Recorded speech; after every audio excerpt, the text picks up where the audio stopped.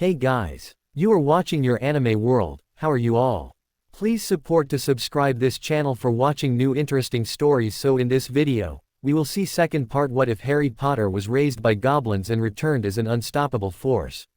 Here is short summary. Raised by goblins and trained from childhood, Harry arrives at Hogwarts with no scar, full knowledge of the prophecy, and power far beyond his years. Backed by the Goblin Nation, and even Hogwarts itself, he's no longer the boy they expected, but a force ready to reshape the wizarding world. But before we start, if you want more stuffs like this, then please support to subscribe this channel and share with your friends. Let's start the video. It was a red-faced Harry and Hermione who were sitting in their history class. Professor Hobson had a goblin memory displayer, and a crystal that contained the memory of Centurion Crow speaking from the steps of Gringotts. The player was a black pyramid-shaped object that the crystal slotted into the apex of, projecting the scene in about 1/8 scale, with sound. The scene ended as Ragnarok headed back into the bank. All eyes were once more focused on a stoic Harry. That attention was never going to last though, not with the beautiful Professor Hobson in the class. The reason I have been showing this scene to all my classes is not to embarrass a certain pair of Ravenclaws, rather to show history in the making. Now I want to hear your answers to what you thought was historic about this event. As our acknowledged experts, Centurion Crow and Miss Granger will be asked to cover any points we may miss. Morag's hand was first to shoot up, quite an achievement considering all the boys were desperate to please their favorite professor. Hermione was the first non-goblin ever to witness a Centurion ceremony. Do you have a memory crystal with that on it, Professor? Correct, Miss McDougal, and sorry but no. Those ceremonies are wrapped in mystery and secrecy. Perhaps Mr. Crow could tell us something about it after we finish this.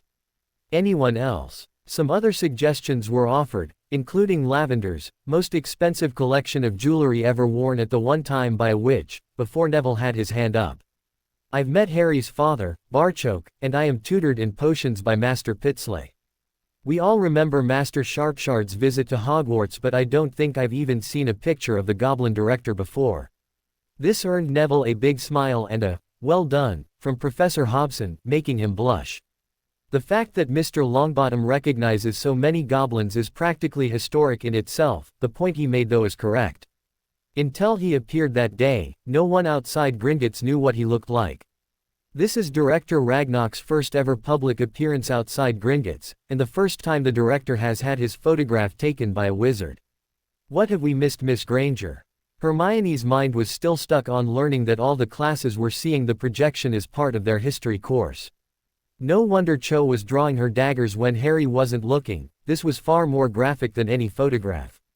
She would need to ask Harry about these projection pyramids. Her mum and dad would be blown away watching this. She snapped back to reality and had an answer already. Well, apart from being the youngest warrior ever to be granted Centurion status, Harry is also the first warrior not goblin born to achieve this great honor. Once more correct, but not exactly what I was looking for. Okay, Mr. Crow, it's left to you to tell us why this was really an historic occasion. An historic occasion that could one day affect us all. He didn't disappoint. Madam Bones talking with Director Ragnarok is the first official contact between the Ministry and the head of the Goblin Nation in over 350 years. This drew a loud reaction from Amelia's niece. What? How is that possible? It's actually quite simple, Susan. The Ministry decrees we must contact them through the Department for the Regulation and Control of Magical Creatures. For Gringotts leaders to officially contact this department would mean we accepted them classifying goblins as mere magical creatures, something I can guarantee you will never happen. Susan Bones at least had an inkling of how the Ministry worked, and wondered how the goblins had gotten around this problem. She asked and Harry once more supplied the answer. Oh, every month the bank clerk with the lowest Gringotts approval rating gets to take a folder full of documents to the Ministry. Since nothing has been done about the past points raised, or complaints made, we are not even sure if anyone actually reads them. Every month now, at least one of those documents will be bogus. A recipe for dragon stew, the best technique for cutting toenails, complete with clippings as proof, that kind of thing. There was even a competition at school once to see who could come up with the best idea. The winner was chosen to be that month's bogus entry. The Ministry think they're fooling us while we're quietly having a chuckle.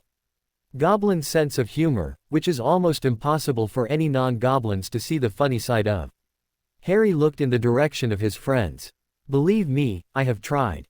I think modesty is also preventing Centurion Crow from elaborating on a point we touched on. The entire Goblin leadership was standing publicly and squarely behind his appointment to this post. The message this very public display sends out is that the Goblins support a child born to a witch and wizard being appointed to one of the highest posts in their nation. That, boys and girls, is history right there.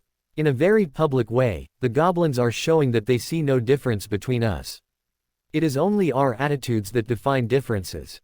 Draco was desperate for this professor to notice him, so just had to state what he thought was obvious. Professor Hobson, Centurion Crow is different. He is clearly not a goblin. Okay, Mr. Malfoy, let me ask you this, I'll even open the question up to the entire class. Do you think the Goblin Nation would award a Dementor Centurion status? What about a dragon? Griffin? Acromantula? What's an Acromantula, professor? Imagine a tarantula the size of Hagrid and you won't be far away from describing an Acromantula. She was interrupted by Ron Weasley falling off his chair, giving Draco a chance to once more compete for her attention. The answer to all of those would have to be no. It still doesn't tell us why Centurion Crow is different. All those things I mentioned come under the Department for the Regulation and Control of Magical Creatures portfolio, as do the Goblins. She loved teaching for this moment, when you could see young minds begin to make connections for themselves. Now if we can see what's wrong with that, why can't the Ministry? The answer is simple, they don't want to. The British Ministry of Magic is one of the few magical governments in the world where sentient magical beings are still treated like mere beasts. She let this sink into the young minds before continuing. My job here is not to cram a bunch of names and dates into your heads, more to get you realizing that history is all around us every day. A very wise Muggle actually produced a quote that has kind of become my mantra: those who cannot learn from history are doomed to repeat it. We are still going to focus on specific historical events, but dig deeper into each in an attempt to discover what was really going on. Only when you understand that, can you hope to avoid making the same mistakes. The young Swedish professor could see that made sense to her students. She hoped the next bit did too.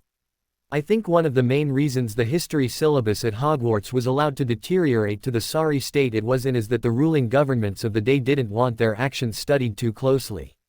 Every history course I've ever seen includes some relatively modern events in it. The professor paused, wondering just how far she could take this with first years. She decided this was something they really needed to know. Over a decade ago, magical Britain reached a condition that was a mere step away from civil war.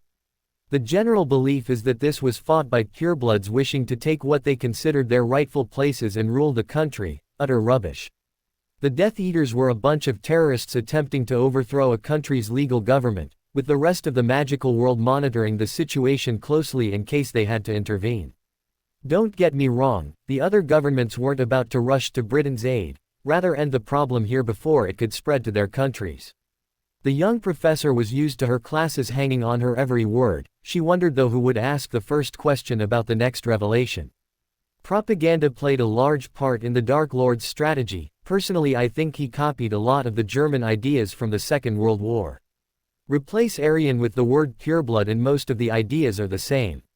Hermione's hand was up in a flash, getting a grin from her teacher.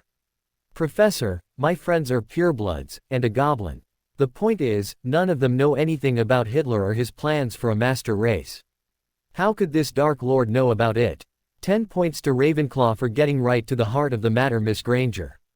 The answer though is surprisingly simple: the Dark Lord is not a pureblood. This caused uproar in the class until the professor held her hand up for silence. When I tell you something, I don't want you to instantly believe me. I want you to do research and actually try to prove me wrong. What you need for that though are facts, not hearsay. She pointed her wand at the board and the name Tom Marvolo Riddle wrote itself. The letters then shuffled to reveal, I am Lord Voldemort. The Dark Lord was nothing of the sort. Being clever with anagrams does not bestow a lordship on you. His mother was an unmarried, impoverished pureblood who died giving birth to her son, but his father was a Muggle. Young Tom spent his pre-Hogwarts years in a Muggle orphanage. Records of his Muggle school attendance and even some report cards still exist. You can check the Hogwarts roll and see he was a Slytherin, head boy too. Neville's jaw matched those of the majority of his classmates, in that it was practically hitting the floor. That was before he turned and spotted Harry sitting there unconcerned. You knew. It's vital that you know your enemy Neville. Professor Hobson had a lot more revelations for this class. Now, having established his true identity, it's important to discover the real aims Tom had. Quite simply, this self-styled lord wanted to rule the world, and would go to any lengths to realize his ambition. Seeing where all the wealth and political power was held, he aligned himself with the purebloods. Not all bought into his claims though, but Tom had an answer for that too. He coined the term blood traitor, classing any pureblood who opposed him as such. Again this drew gasps from her students. Things like this just weren't talked about in mixed company. Traitor is a very emotive word. Even in Muggle Britain, the act of treason could still see you hanged. The Treason Act hasn't been used for over 50 years, but it's still part of their laws. Some of the most eminent magical members of this country were labeled blood traitors, simply because they opposed this maniac. This gave families they had been close to for generations the perfect excuse to stand back and do nothing, while their fellow purebloods were almost wiped out. Families like Bones, Longbottom, Potter, Abbott, and many more, all lost people to this maniac and his followers. There were some moist eyes now as this was history that struck close to home, but Professor Hobson wasn't finished yet. Miss Granger, sorry to keep picking on you, but I need someone with a pre-Hogwarts Muggle education like Tom's to answer this. Can you think of any Muggles who would dress in costumes with masks to victimize a specific group of people? The image popped into Hermione's head instantly. The Ku Klux Klan, they promoted white supremacy. A flick of the professor's wand and a Klan figure was drawn on the board, alongside a Death Eater. Aryan supremacy, white supremacy, pureblood supremacy, are we seeing a pattern here? Tom Riddle is an immensely powerful wizard, and also a very clever one. Taking what he had learned from both sides of the magical divide, he fabricated an entire persona. Here was a wizard who had nothing but almost ended up ruling Britain. No wealth, take someone else's, no old family name, make one up, no blood status, who's to know? He set wizard upon wizard for his own gains and almost wiped out a way of life. Pansy nervously raised her hand and spoke when asked to. Professor, aren't you afraid what could happen to you for saying this? Miss Parkinson, when you're afraid of the truth then you're living a lie. These facts are taught in most of Europe's magical schools. Should Tom or his followers attempt to return, I for one will be standing against them. I will do so of my own free will, though it doesn't help that your ministry would have me reporting to the same department as Centurion Crow here. Now for homework. She stopped because a hand had shot into the air. Yes, Miss Brown. Professor, you said when we were finished, we could ask Harry about the Centurion ceremony. Are we finished? Henrika Hobson had thought the material she was covering today might have been a bit advanced for these students. She was very pleased to see she had reached most of them, though Miss Brown's attention was clearly focused elsewhere. The young professor glanced toward Harry. Centurion, I am not asking you to reveal any secrets, but could you tell us anything, even about the position of Centurion? This is merely a request, please don't feel you have to. Professor, I would hate to trivialize one of the most important history lessons we've ever had. It's quite all right, Centurion, I think the class would appreciate ending the lesson with some lighter material. Harry glanced around the classroom, seeing some tearful and frightened faces. The professor invited him to the front of the class and he went. The position of centurion is an ancient one, they existed long before the Roman armies used the term for a squad commander. It's not really a fair comparison since I don't have a squad of warriors. Professor Flitwick mentioned Order of Merlin and Muggle knighthoods, neither of which is really close. The medieval knights of old are probably the nearest things I can think of to compare a centurion with. We live our lives by a strict code of honor and our blades are always ready to defend the nation. Tracy wanted to confirm what she was hearing. Are we talking about Knights of the Round Table here, Harry, King Arthur, that kind of knight? Well, Merlin was a friend of the Goblin nation, as is Hermione, so I don't think that should be too surprising. This had his best friend blushing as all eyes were now on her. In magical Britain, any comparison to Merlin was a great honor. Lavender though had another question. Do you wear a suit of armor too? I carry my armor with me at all times, Goblin armor is different from the suits you'll see dotted around the castle. Harry suddenly realized everyone would now want to see it. He shook his head before making his way back to his desk and kicking off his shoes. When the robe came off and landed on the desk, Professor Hobson interrupted. "Centurion, just what are you doing? I assumed the class would want to see my armor. I like these shoes and this shirt. I destroyed a few before getting the hang of this. My practice tunic is dragon hide and can cope with the transfiguration." As he unbuttoned his shirt, the witches were now ogling Harry's exposed torso, but not for long. His armbands suddenly started to expand, a metallic lattice began to spread over Harry's body like a second skin. In a matter of seconds, golden chainmail armor covered every square inch of his body, with only his face still exposed. A Hogwarts uniform wasn't designed to let armor grow under it. Shirts tend to rip unless loosened, and shoes burst at the seams. Terry was looking at Harry in awe. "Can you still fight in that? It looks dead heavy and cumbersome." He glanced toward Hermione. "Should we give them a demonstration? I've never fought in a skirt before. You might have to one day, an enemy won't allow you time to change clothes." Henrika established control of the situation immediately, wanting to know exactly what was being proposed before it went any further. "Just what are you suggesting, Centurion?" "Sorry, Professor, I should have asked your permission first. I'm teaching Hermione how to use a sword. I was suggesting a quick practice to show how my armor performs as I fight, with wooden practice swords of course." Hermione took her goblin shield out her pocket, expanded and slipped it onto her arm, just as the bell rang for the end of class. This drew groans of disappointment from the class, though Harry did supply an answer to Terry's question. "The armor isn't really heavy though it is taking a bit of getting used to, it feels a bit like moving in water at the moment. I use it in our sword practice and am building up to wearing it while running. I hope to have it mastered by the Christmas holidays." "Speaking of holidays, Centurion, I'm hearing you might have just changed my summer plans." "Sorry, Professor, that was not my intention. I know you'll be busy at the start but you would be more than welcome to join us near the end of it." "Why thank you, Centurion, that is a very generous offer I might just take you up on. I can just as easily write lying on a beach as stuck in an underground room." As Harry was putting on his robe, he once more received jealous stares, but this time from the boys. He could feel Hermione bristling with indignation on his arm as they left the class, though had no idea what he'd done to deserve it. Neville gave him his first clue. "Are you really going to spend part of the summer holidays with Professor Hobson, on a beach?" Harry decided to go with his usual approach, the truth. "As you've just seen, Professor Hobson is a brilliant teacher. To lure her to Hogwarts, my father had to offer something she couldn't get elsewhere. The professor will be spending her holidays with us in Gringotts." Hermione stopped walking at this, causing Harry to inquire what was wrong. Her reply of, "Nothing," clearly wasn't right. "I thought you'd be pleased. This is what you wanted." "Harry, if this is more goblin humor, I'm not seeing the funny side here. I thought we agreed it had to be an outsider, someone who could highlight the differences.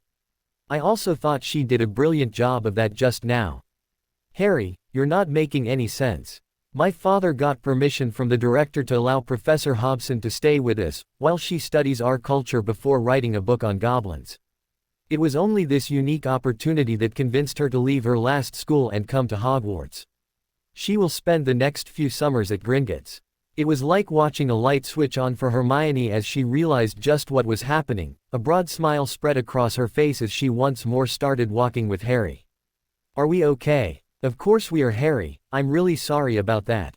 I was just being silly, but we talked the problem out and got it sorted." I think it was watching the rest of the boys practically fall over themselves to please Professor Hobson, and then imagining her coming on holiday with us. I said I was being silly, didn't I? Here was the information Harry was missing, and he was soon smiling himself. Hermione Granger being silly, I don't believe it. It's Professor Hobson's Vila heritage that has all the boys tipping over themselves, it doesn't affect goblins. This raised a number of questions for Hermione, but she chose to leave them for later. The young witch felt she'd made enough of a fool of herself already today. The jealousy had engulfed her without warning or any real cause, on either Harry or the professor's part. She was getting used to other students hitting on Harry, but Hermione thought it may have been triggered by the fact she could never hope to compare with the stunningly beautiful professor. The very idea of being on a beach with the witch sent shivers of dread through her young body. A smiling Harry on her arm was quickly banishing those thoughts away, and showing them for what they were, pure silliness. They reached the Great Hall and had hardly sat down when they discovered just how quick the Hogwarts rumor mill actually operated. Roger appeared to have been delegated to ask the question that every male Ravenclaw suddenly wanted to know the answer to. Harry, did you really invite Professor Hobson on holiday with you? Again Harry went with the truth. She's working on a project for my father over the holidays. Since we'll be on a beach, I didn't see anything wrong with inviting her along too. One of the sixth-year boys shouted down the table to Harry. Is your father looking for anyone else to help with the project? I'll work for free. This generated some laughter, though Roger summed it up perfectly. Merlin, Harry, if you thought you were popular before, this is going to eclipse everything. What's getting out of Snape's potions class compared to time on a beach with Hottie Hobson? There was no laughter this time, just a lot of wizards letting their imaginations run away with them, and a lot of witches scowling at them for doing so. That Harry sat unconcerned chatting with Hermione and Padma over lunch settled the last of his best friend's nerves, and left Hermione wanting to hug the life out of him. There were no smiles in the private conversation Harry had later that night. Getting Goblin suspicions confirmed by Hogwarts meant that there was now a fair bit of planning to be done. The twins were rather upset when they discovered their eldest brother was in the castle but would miss their game against Slytherin. Sorry guys, but I am working. If the game's still going when our lesson finishes, I'll certainly be there to cheer Gryffindor on. They both looked to Harry for help, only to be disappointed. Sorry too guys. Training comes first. Your brother is a brilliant teacher and we need all the defense training we can get. Bill led the four friends out the hall just as the Quidditch captains were calling on their teams to make their way down to the pitch. The door of the classroom had hardly closed when Harry turned to his three friends. I'm sorry for deceiving you like this, but there is no lesson today. There's a mission I must carry out inside Hogwarts and, with the entire school out at the Quidditch pitch, this is the perfect time. Hermione was on him in a flash. This obviously has to be secret, but please tell me it's not dangerous. Cursebreaker Weasley and I are going to look for something. The only danger we can see is the possibility there may be some magical traps around the object, something that he deals with on a daily basis. Oh good, that means we can come and help. Bill started laughing. And that is why I don't gamble with goblins. Harry here wanted to bet me that would be your response, but I wasn't buying into that. While this was greeted with a smile from Hermione, Padma wanted to know exactly what they were signing up for, and just what they were looking for. The item is the diadem of Rowena Ravenclaw. This drew gasps from the two female claws. Padma found her voice first. I'll say this for you Harry, you don't do things by half. Spotting Neville's confused appearance, Padma helped their Gryffindor friend out. It's a tiara, Neville, something like the one Hermione wore to the Centurion ceremony. Our Harry here is conveniently ignoring the fact that it's been lost for centuries, and believe me, people have been looking for it. The Centurion here expects to get his hands on it while a school Quidditch match is taking place. Rather ambitious, don't you think? This drew a smile from Harry. Not if you know what room it's in. Apparently, though, the room is vast, and full of junk. We can split into 2 teams of 3, but only Cursebreaker Weasley is to go anywhere near the item. This again drew Hermione's attention. Why, is it dangerous? It could be. The last person to handle it was Tom Marvolo Riddle. We're taking no chances and it will be sent straight to Gringotts to ensure it's safe. Neville had a couple of questions of his own. Is the castle okay with you removing it, and how do you make 2 teams of 3 when there's only 5 of us? Hogwarts told me where it was, Neville. Harry didn't need to answer the next part as Professor Hobson entered. Hermione couldn't stop running her free hand up and down her new robe.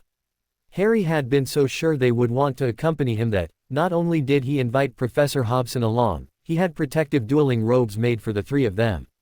Like Harry's tunic, they were all made from dragon skin. Her other hand was of course on Harry's arm. That they had stopped and Harry was currently talking to a stone wall had Hermione slightly worried. She should have known better. Hogwarts, your champion needs access to the room of hidden things. A large oak door appeared to melt out the stonework and they entered a cavern full of everything. This was where Bill took charge. Padma, Neville, you're both with me. Everyone get your dragon skin gloves on, and be very careful. If you see a tiara, do not approach and under no condition is anyone to touch it. Henrika, send up red sparks if any of your team spot it and we'll come running. Let's do this search in an orderly fashion so that, should we run out of time today, the search can continue when the next Quidditch match is scheduled. Hermione's eyes were scanning the vast cavern, and not just for a tiara. There is hundreds of years worth of stuff in here, some of this could be valuable. Harry noticed her eyes were fixed on an old bookcase as she said this. Yes, and some of it could be dangerous. This is a mission, Hermione, you need to focus. She nodded in understanding as they began to search the part of the room assigned to their team. Professor Hobson playfully nudged her before asking in a conspiratorial whisper, is he always this intense? Oh no, Professor, this isn't Harry being intense. Wait until we meet a troll, then you'll see intense. Henrika was laughing at the young witch's comment, that was until she discovered Hermione wasn't joking. Perhaps she should have studied her job description more closely before accepting this post. Bill was beginning to think they would have to wait until the Ravenclaw-Hufflepuff match at the end of the month before resuming their search when a spray of red sparks lit the roof of the chamber. The trio quickly headed in the direction the spell had been cast from. The other team were standing well back, heeding Bill's warning, but Padma headed straight for it. Harry and Hermione were physically holding her back while Bill scanned the area. It's emitting a powerful compulsion charm, I want everyone further back. The three friends and Professor Hobson soon had Padma out of range, earning an embarrassed apology. I'm sorry, I just don't know what came over me. How come I was the only one affected? Harry answered while watching the curse breaker work. Hermione's bracelet would protect her, as would my armor. Neville's got his mind on other things. Neville was standing beside Professor Hobson with a goofy grin on his face, enticing giggles from both girls. Those stopped as Curse Breaker Weasley appeared to have disarmed any traps. He reached out and grasped the legendary item. As he put it into the container he'd brought with him specifically for this purpose, it was then slipped into his bag. As they were leaving the room, they found the Grey Lady and the Bloody Baron waiting on them. Harry immediately bowed to both. My lady, your mother's diadem has been found. It will be taken to Gringotts where the disgusting taint will be removed from it. Once restored to its former glory, it can make a triumphant return home. The ghost smiled for the first time in living memory. Hogwarts is very pleased with the actions and deeds of her champion. A burden I have carried for centuries will soon be lifted. The House of Ravenclaw is in your debt. There can never be a debt between us, my lady. That I am considered worthy for the house your mother founded is all the payment I will ever need. Bill was glancing around anxiously. Harry, I think I should get this out the castle at once, before a meddling old headmaster pokes his crooked nose in.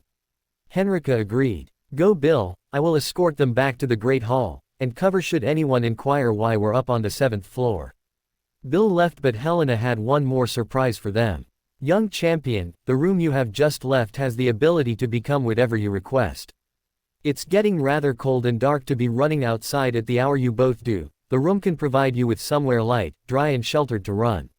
You mean the room can change to whatever I want? It's the room of requirements, so called because it can change to meet the user's requirements. You just need to tell the room what those requirements are. Harry bowed deeply once more. That truly is a gift beyond measure. I offer you my thanks, Lady Helena. The Quidditch match was over and the Great Hall was full by the time they made it down. From the celebrations coming from the Gryffindor table, it was easy to see how the result of the game had gone. Neville was in no danger of being teased about missing the match, walking into the hall in his new dueling robes was not the reason though. It was the professor at his side that halted any inclination to tease. Even the Quidditch-obsessed Oliver would admit spending the morning with Professor Hobson was preferable to watching a mere school game. Minerva was sitting in her school apartment, drinking a cup of tea while reflecting on the busiest and most revolutionary term she could remember at Hogwarts. That this revolution could be laid at the feet of a green-eyed Ravenclaw was beyond doubt. Revolutionary was really the only word to describe the effect he'd had on Transfiguration. It was still a week to the Christmas holidays, yet her first years were already well into second-year Transfiguration tasks. That they didn't use any of the prescribed spells, or the specified wand movements left her unsure of what the future held. Here was a class who would ace the practical tests but all fail the written papers, simply because they didn't use any of the prescribed coursework. They spent their time studying and practicing the actual magic involved, rather than writing essays on procedures they didn't use. Since even the slowest in the class were now well ahead of where they would normally be on her usual teaching schedule, what possible grounds did she have for objecting? Not that Minerva had any intention of doing so.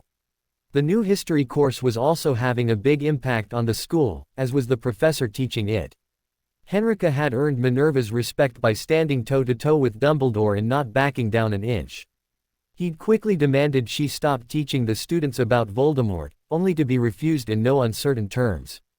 "I'm here to teach a curriculum pre-approved by my employer before I started. I will not have my students failing exams because the headmaster decides I should not pass on the relevant information to them. I would also like to point out that neither you nor Hogwarts are my employer. I work for the Lily Potter Foundation. Should you wish to change anything, you would need to contact them. I believe the foundation is currently administered by Gringotts' senior accounts manager, Barchoke."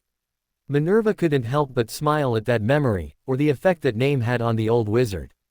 "Albus had stormed away after that, thwarted again," was the phrase that came to Minerva's mind. She had also noticed the young witch keeping the company of William Weasley when he was in the castle, much to the chagrin of the students.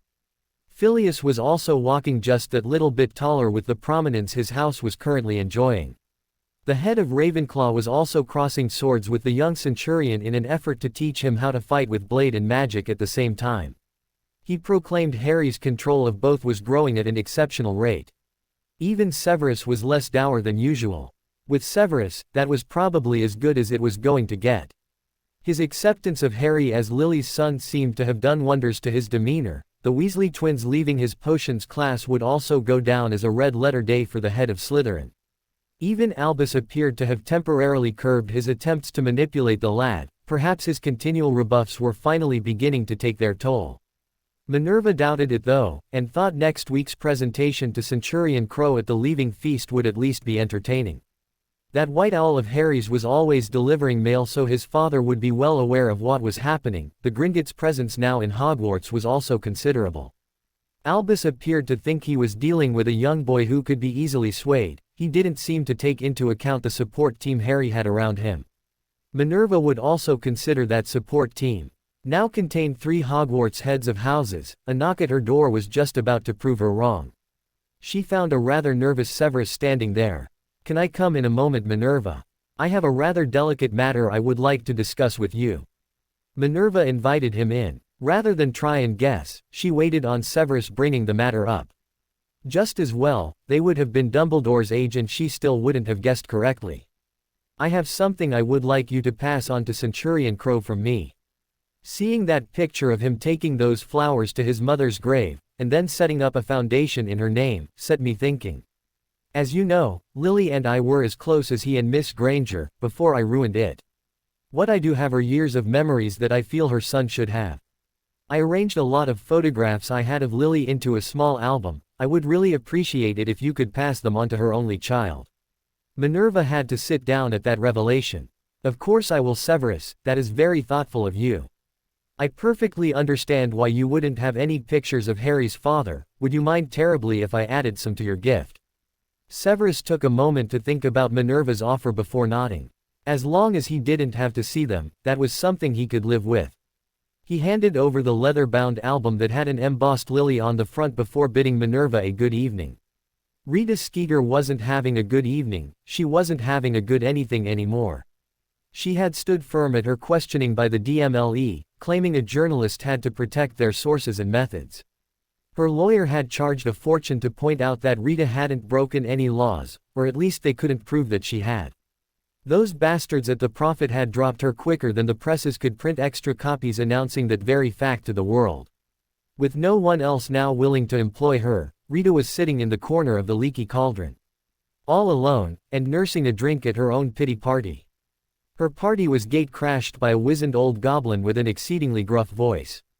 "You can sit there for the rest of your life feeling sorry for yourself, or you can pick your skinny ass up and get back at the bastards who did this to you." Rita sharply snapped back at the old goblin. "I don't recall asking for your opinion." A smile with many missing teeth now greeted Rita. "I wasn't offering my opinion, I was offering you a job." This instantly focused her attention, as did the small sack of money Whitefang dropped onto the table. You possess an ability to obtain information no one else can get. The person I'm working for would like to see you use that ability on certain targets. He even has a project that involves writing. You interested? The money rapidly disappeared into Rita's robes and she was soon following Whitefang out of the pub. Harry entered the Great Hall for the leaving feast, and walked right into a storm of protest. The reason for this storm wasn't hard to ascertain. Harry was in his dress tunic and carried his helmet under his arm. A blue cloak, cape, trimmed in bronze, completed his ensemble. Hermione was of course on his free arm. The source of this tropical depression of protest wasn't too difficult to spot either. The robes the headmaster was wearing would probably be deemed as too outlandish by Elton John. Mr. Crow, that is not proper Hogwarts uniform. It's Centurion Crow, and this is proper attire for someone of my station to receive an award. To dress otherwise would be to demean both the award and the occasion. Dumbledore wasn't so easily swayed. He tried a different tactic. This award is being presented to you as a Hogwarts student, surely school uniform would be more appropriate for this occasion. When I was offered this award, it was presented to me as being a school occasion. On arrival though, I can't help but notice the Minister of Magic is here, along with the press. Your inclusion of these outsiders alters this event to a formal occasion, which requires formal dress. Your alternative is to ask the outsiders to leave and then I would gladly change. You can't have it both ways, headmaster. Harry gave a rather wry smile at the dilemma he'd just dropped on Dumbledore. In anticipation of you changing the conditions of the award presentation, I dressed appropriately. Albus decided to put his foot down. After all, this boy was a mere student and he was the headmaster. I'm sorry, but I must insist you go and change. We will hold the beginning of the feast until you return. From previous experience, he should have realized how well this tactic worked on Harry. Albus discovered his mistake pretty quickly. I am also sorry because, if my dress uniform is unacceptable, I will of course leave, though I won't be returning tonight. For a centurion to receive an award in the presence of a national leader, and not be in the proper uniform could be construed as an insult. Therefore, it is with regret I must decline your award. The first flash of the photographer's camera captured forever Dumbledore's expression as he was once more publicly told, no, in his own school. He also had no idea things were about to become much worse as his planned positive publicity perished right in front of his twinkling eyes. Harry had plans for a ceremony of his own design. Hogwarts, your champion begs an audience. The four house ghosts made their way to the front of the hall as Harry donned his helmet. He then reached into his bag that Hermione was carrying. Master Flitwick, could I have a moment of your time please? The diadem of Rowena Ravenclaw was sitting on a blue and bronze velvet cushion that Harry held in his outstretched arms. The tiara captured light from the hall and reflected it back in a kaleidoscope of colors as Rowena's fabled diadem majestically sparkled on its journey to the front of the now hushed hall. He knelt before the ghosts and offered the diadem up like a royal crown. What was lost has been found, what was tainted has been cleansed. Your champion returns this precious artifact to its rightful home. The great bell of Hogwarts rang out once more. This though was no dawn of doom, here was the sweet chimes of celebration that spread throughout the entire castle. The Grey Lady made no attempt to hide her delight. Hogwarts is jubilant at your achievements, young champion, as am I. Professor Flitwick, can I ask you to accept my mother's diadem on behalf of her house? We will make arrangements for it to be publicly displayed so everyone can have a chance to see it, before it returns to its rightful place in Ravenclaw Tower. Albus stood there, still as any statue, as the press practically fell over themselves in their desire to ensure they missed no detail of this unbelievably historic event. That this story was not the one they originally thought they would be covering mattered not a jot to them. It was glaringly obvious though that this wasn't a view shared by the minister. Cornelius' complexion almost matched his famous bowler hat as he sat there experiencing the worst thing in the world for a politician, being totally overlooked and ignored. What was really concerning Albus was the bold and reckless move of broadcasting this event to the country. He knew exactly what Harry meant by tainted. Here was the Horcrux that must have been hidden inside the castle, hidden right under his nose for all those years. He considered this a reckless move, very publicly. Providing the Dark Lord with proof at least one of his Horcruxes had been discovered and destroyed. That this had all happened in his school, again without his knowledge, worried Albus a lot more than the bad press they would get for Harry refusing his Hogwarts award. Dumbledore was actually hoping that, in the furore over the diadem's return, this little fact may be overlooked. Albus almost overlooked Harry's next move. Even as he watched it though, the headmaster wasn't sure if he actually believed what he was seeing. Harry approached the staff table and bowed deeply. Potion Master Snape, it is our custom that a precious gift should be reciprocated in kind. I could never dream of matching the gift you gave me and can only hope you'll consider this worthy. A slim but obviously ancient book passed between the two. The normally sneering persona of Severus Snape vanished like a wisp of smoke. This version wore a look of wondrous astonishment, currently matching the one displayed by Harry's still speechless head of house. Severus was also struggling for words. Where, how, this was thought lost forever. How in Merlin's name did you find a copy of this? A smiling Harry was reminding himself to thank Master Pitsley the next time they met. Like the diadem, sir, it's all a matter of knowing where to look. This had given Severus the time needed to regain his composure. He respectfully stood and performed the Centurion salute before replying. Centurion, to the both of us, the subject in question is precious and irreplaceable, but this is still a priceless gift. I thank you and think she would be very proud of the young man her son is becoming. Harry took no insult at being described as a young man, instead accepting the compliment in the spirit it was offered. He sincerely returned the salute. That is more than enough for me, sir. I wish you a Merry Christmas. He strode past Dumbledore once more, not even acknowledging the headmaster before offering his arm to Hermione and leaving the feast supposedly being held in his honor. Padma and Neville were hot on their heels, with the vast majority of their classmates deciding to show their support and follow on behind. Harry was heading for the room they now used when training in the morning. Harry, asking a corridor wall for a room in which to hold their Christmas feast, saw some funny looks heading in his direction. These were followed by gasps of astonishment as a door simply appeared. This was nothing though to their reaction upon entering the room. It sparkled and shone like some fairy tale ice palace, thankfully without the expected severe drop in temperature. The massive table constructed of this, warm, ice was rapidly filling with food from the Hogwarts kitchens. The barrel of ale immediately caught Hermione's attention. Is that what I think it is? My father sent it with Curse Breaker Weasley. He figured that since you loved it so much, our friends probably would too. It's been hidden in the kitchen since last weekend. You knew what the headmaster was going to attempt today. Hermione offered this more as a statement than a question. I have my sources, Hermione, and those sources warned me what he was up to. He didn't want it known that the Sorting Hat was passing what went on in Dumbledore's office to Lady Helena, keeping Harry one step ahead of the headmaster's plans. Padma was standing there with her mouth open. This looks nothing like the room we were in the last time. You should see it for our training in the morning, it's brilliant. Hermione, I don't care if the room was dripping with diamonds and gold, nothing will get me up at that time to do exercises. Harry was busy inviting everyone else into the room. Grab a seat and help yourself to some food. Neville, Terry, Michael and Anthony, can you guys give me a hand dishing out some goblin ale for everyone? Terry just about summed the rest of the first year's thoughts up. Merlin, Harry, you certainly know how to throw a party. I was sure you would have something up your sleeve, but all this in ale too.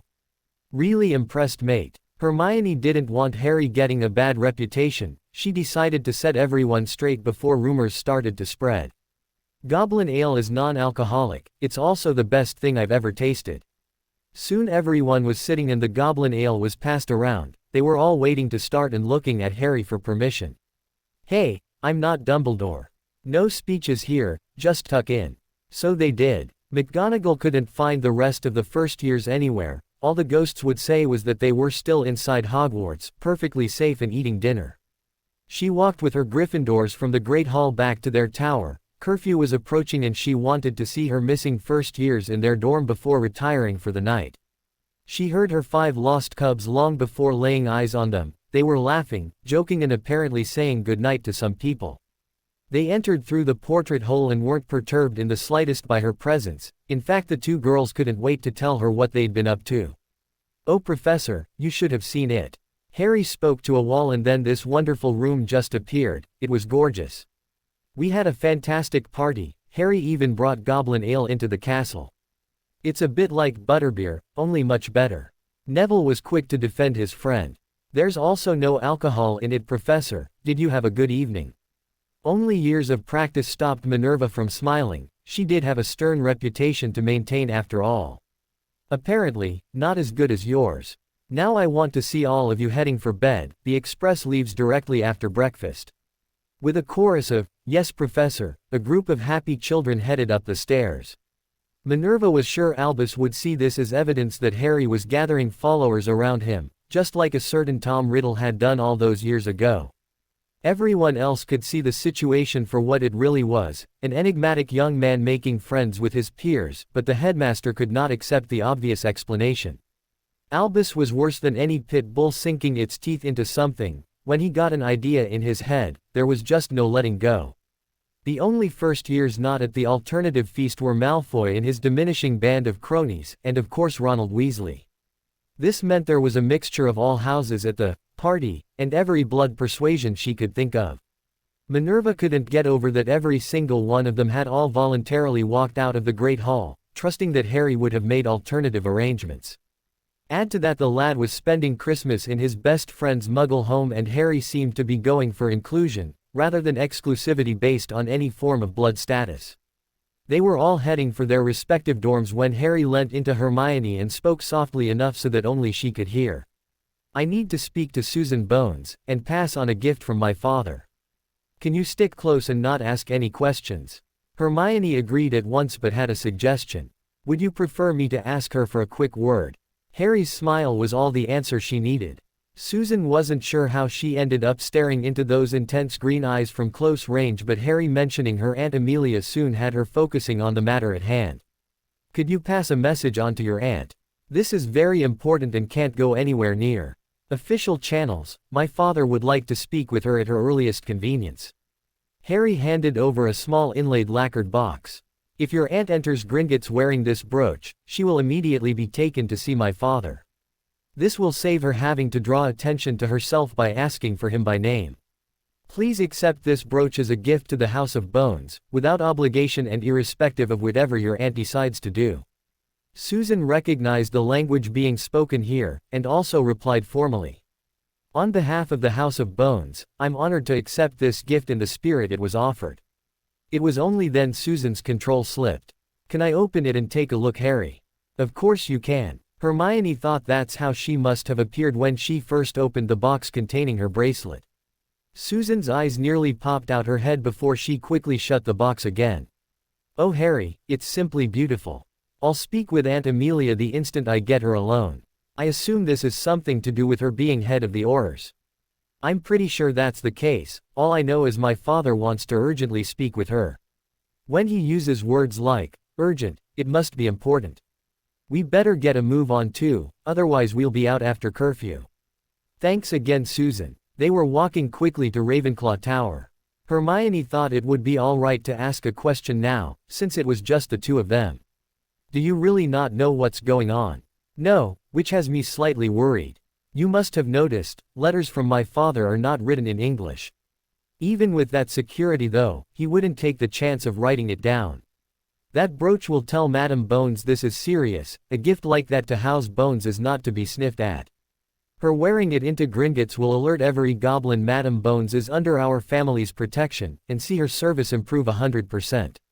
My father will probably fill us both in later." The journey home on the express couldn't have been more different from the one that delivered them to Hogwarts. Gone were the two lonely children reaching out to one another. In their place sat a young witch and goblin who were sharing the compartment with their friends. This time, there was no searching up and down the train looking for the boy who lived. Everyone on the train knew who Harry Crow was, and Hermione Granger too. Now, when someone popped their head into the compartment, it was to wish them a good holiday and Merry Christmas. When it was once more just the four of them, Harry broached a subject he'd been struggling with. "Padma, I know that, like me, you don't celebrate Christmas. I wanted to experience the full thing though, so I asked Cursebreaker Weasley to explain it to me. I love the idea of getting small gifts for your friends." This met a wave of protests that Harry only stopped by holding his hands up for silence. "Hey, this matched the only written reference we could find to these customs. We could understand the gold bit, it was the frankincense and myrrh that had us really confused. Harry was once more interrupted, but this time by Hermione almost choking with laughter. Every time she looked at Harry it would start again, only him offering his handkerchief allowed the witch to get control. Thinking she must look a sight was enough to do it. Anyway, before being so rudely interrupted, Hermione showed her maturity by sticking her tongue out at him. I was about to ask for your help with a problem. It wasn't the gifts as such that caused the problem, rather who to get them for. You three were of course top of my list, then I hit problems. I got our Ravenclaw year mate sweets but it was Parvati that gave me the biggest headache. He now had two young witches staring intently at him, which left Harry wondering if he'd gotten it wrong again. She's not just Padma's sister but her twin. I feel quite bad that we seem to have monopolized all Padma's time, and now she's spending the holiday with us too. I've gotten Parvati a gift yet I'm trying to avoid there being any misunderstandings why I did it. I'm still not 100% sure what I got wrong that morning after the troll but Parvati's tears were real enough. I need help in avoiding a problem like that again. Padma glanced toward Hermione and her smile gave the unnecessary permission. She leaned over, hugging and then kissing Harry on the cheek. Harry, that is so thoughtful, thank you. If you want, I could give it to her and avoid any problems. It was a relieved Harry who reached into his bag and handed a wrapped present to Padma. She left to find her twin sister. Harry pulled another package out his bag and handed it to Neville. We won't see you until after Christmas so I think it's best to give you this now. Neville opened the package to find a small goblin-made sheath knife. It had an ivory handle and a 3-inch razor-sharp blade, all enclosed in a reddish dragon hide sheath. It can be used to take plant cuttings or preparing potions ingredients. It's brilliant Harry, thanks a lot. Hermione was smiling and shaking her head at the same time. Harry, you continually surprise me. He smiled back at her. That's a good thing, right? Ginny was waiting with Bill on the platform, her new dress not quite long enough to hide the fact her knees were shaking with nerves.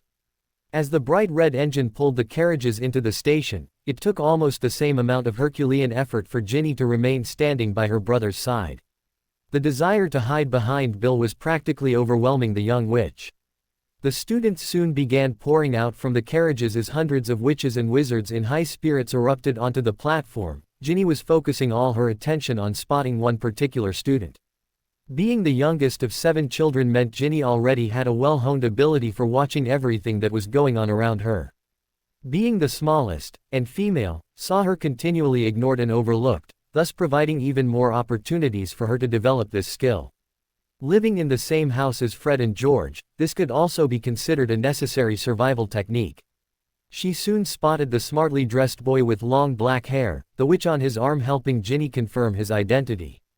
She also noticed the Indian witch and another wizard who were remaining close. A stunningly beautiful Chinese witch practically ambushed the group as she attempted to claim Harry's attention.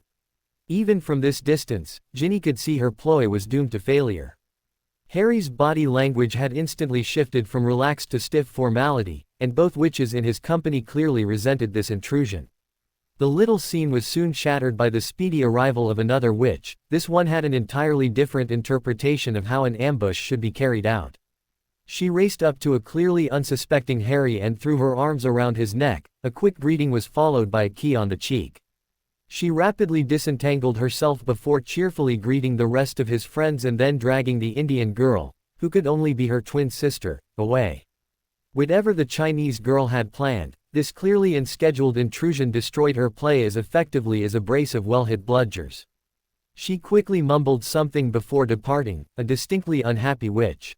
Saying a much more heartfelt goodbye to their other friend saw the pair start to make their way toward them. Even now, though, the number of people who warmly greeted the pair as they passed was impressive. A redhead witch, who was clearly more developed than little Ginny Weasley, waving and smiling as they passed each other also had the effect of allowing Ginny to finally say goodbye to her fantasy.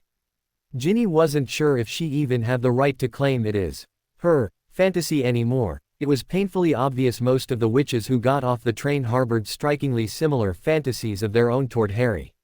She wondered how the girl on his arm coped with all the clearly unwanted attention. Ginny knew her Weasley temper would see her wanting to curse anyone who so blatantly flirted with someone she considered as hers.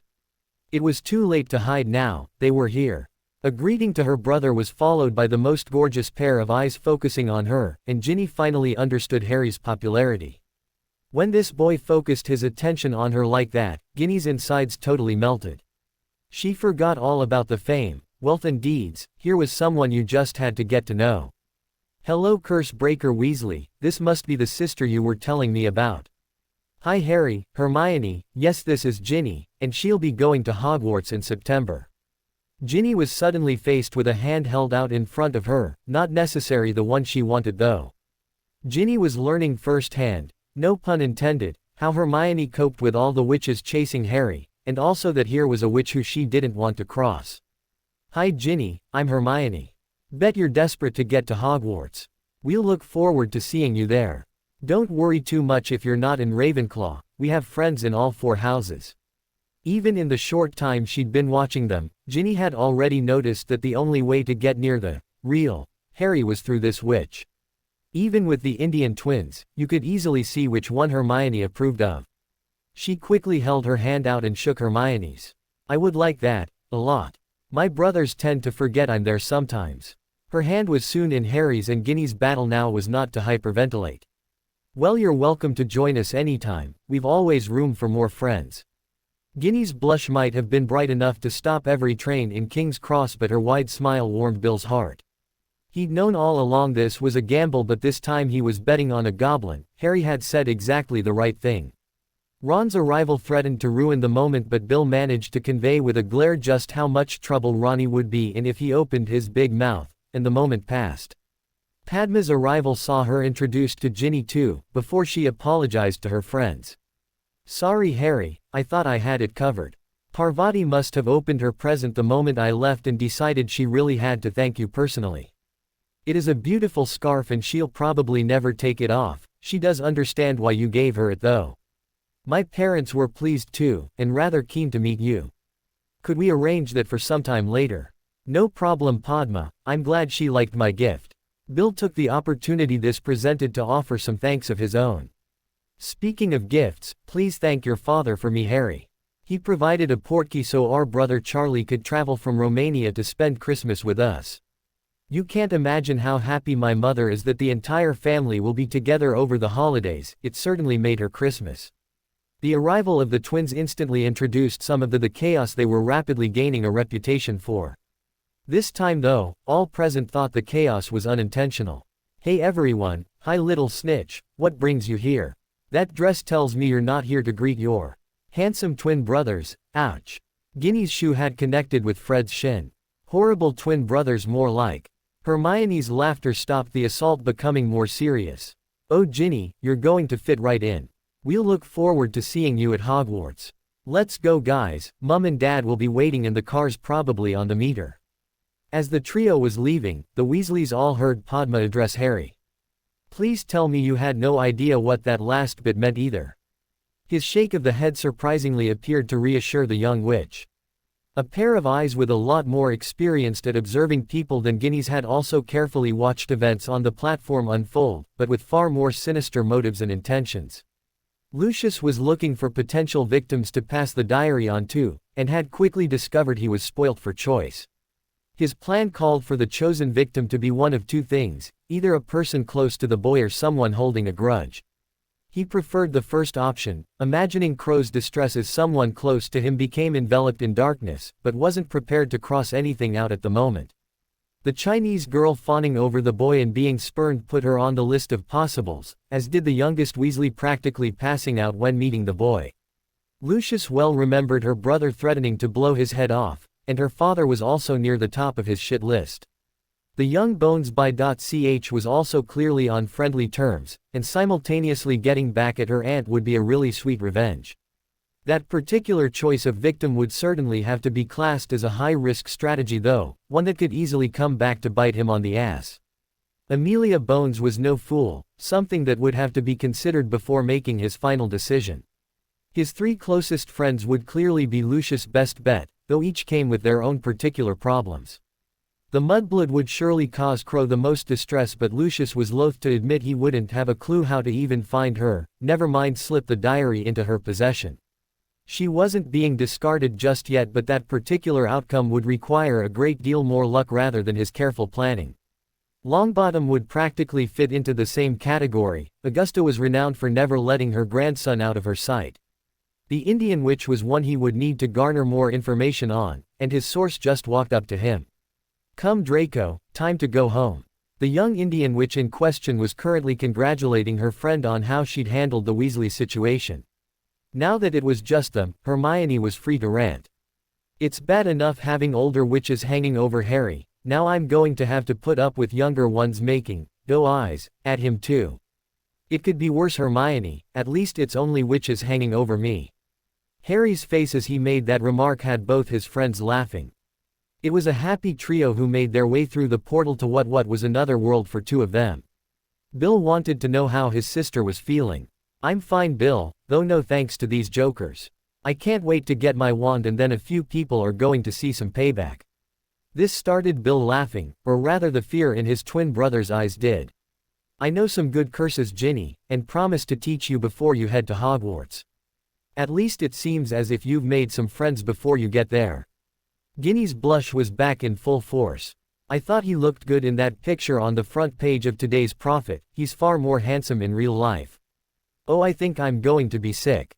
Bill was in like a shot. He'd worked too hard to get Ginny to this stage to let anyone's jealousy ruin it now. "That's probably because you've been eating like a pig again, Ronnie. Harry's on the front page of the Prophet for returning a priceless Founder's artifact to Hogwarts, and you're still on probation for another 6 months.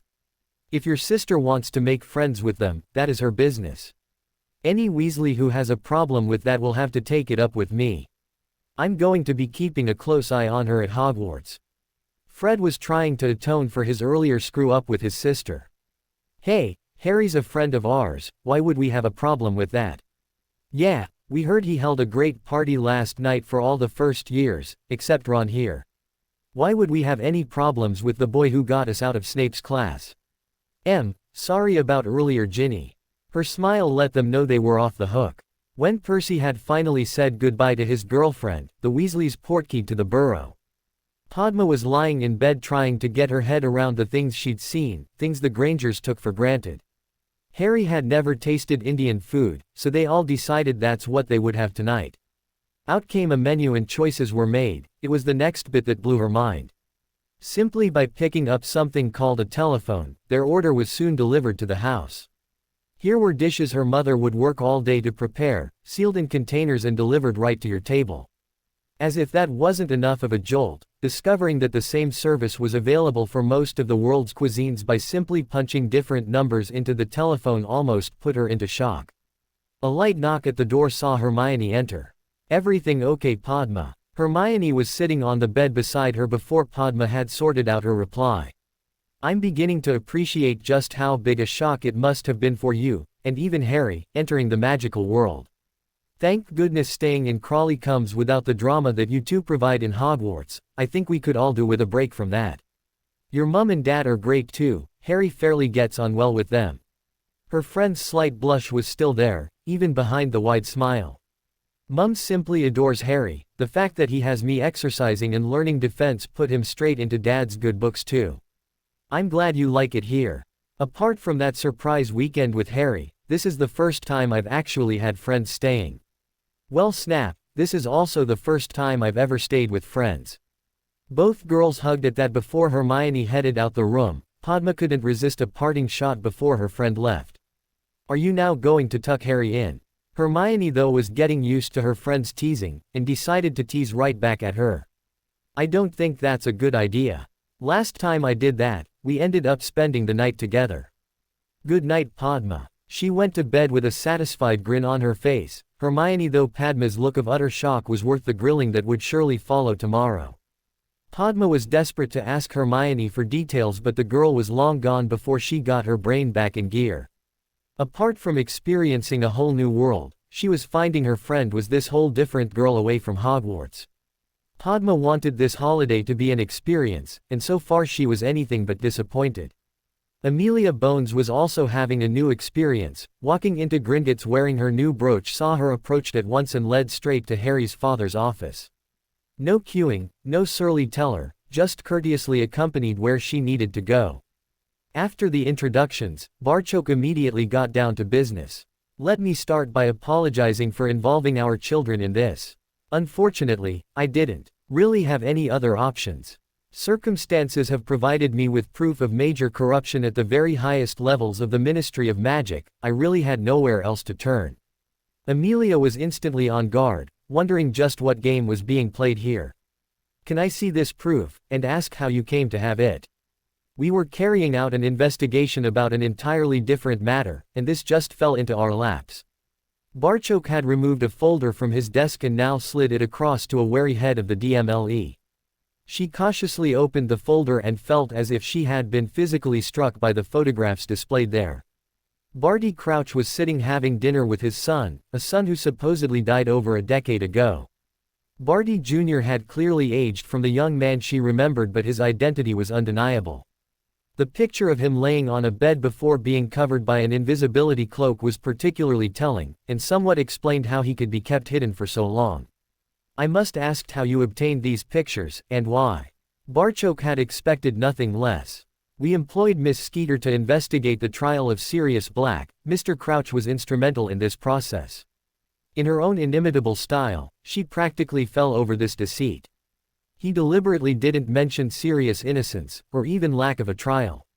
If Amelia Bones was half the witch he thought she was, discovering Sirius never received the due process of law should see her heading back to Gringotts, if only to find out just what the hell they were up to.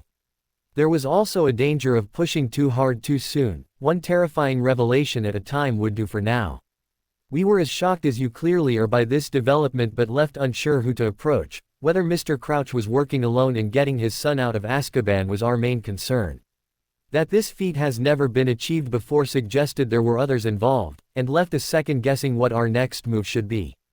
Had we contacted the wrong person, his son could simply disappear and relations between our nations could disintegrate to an all-time low.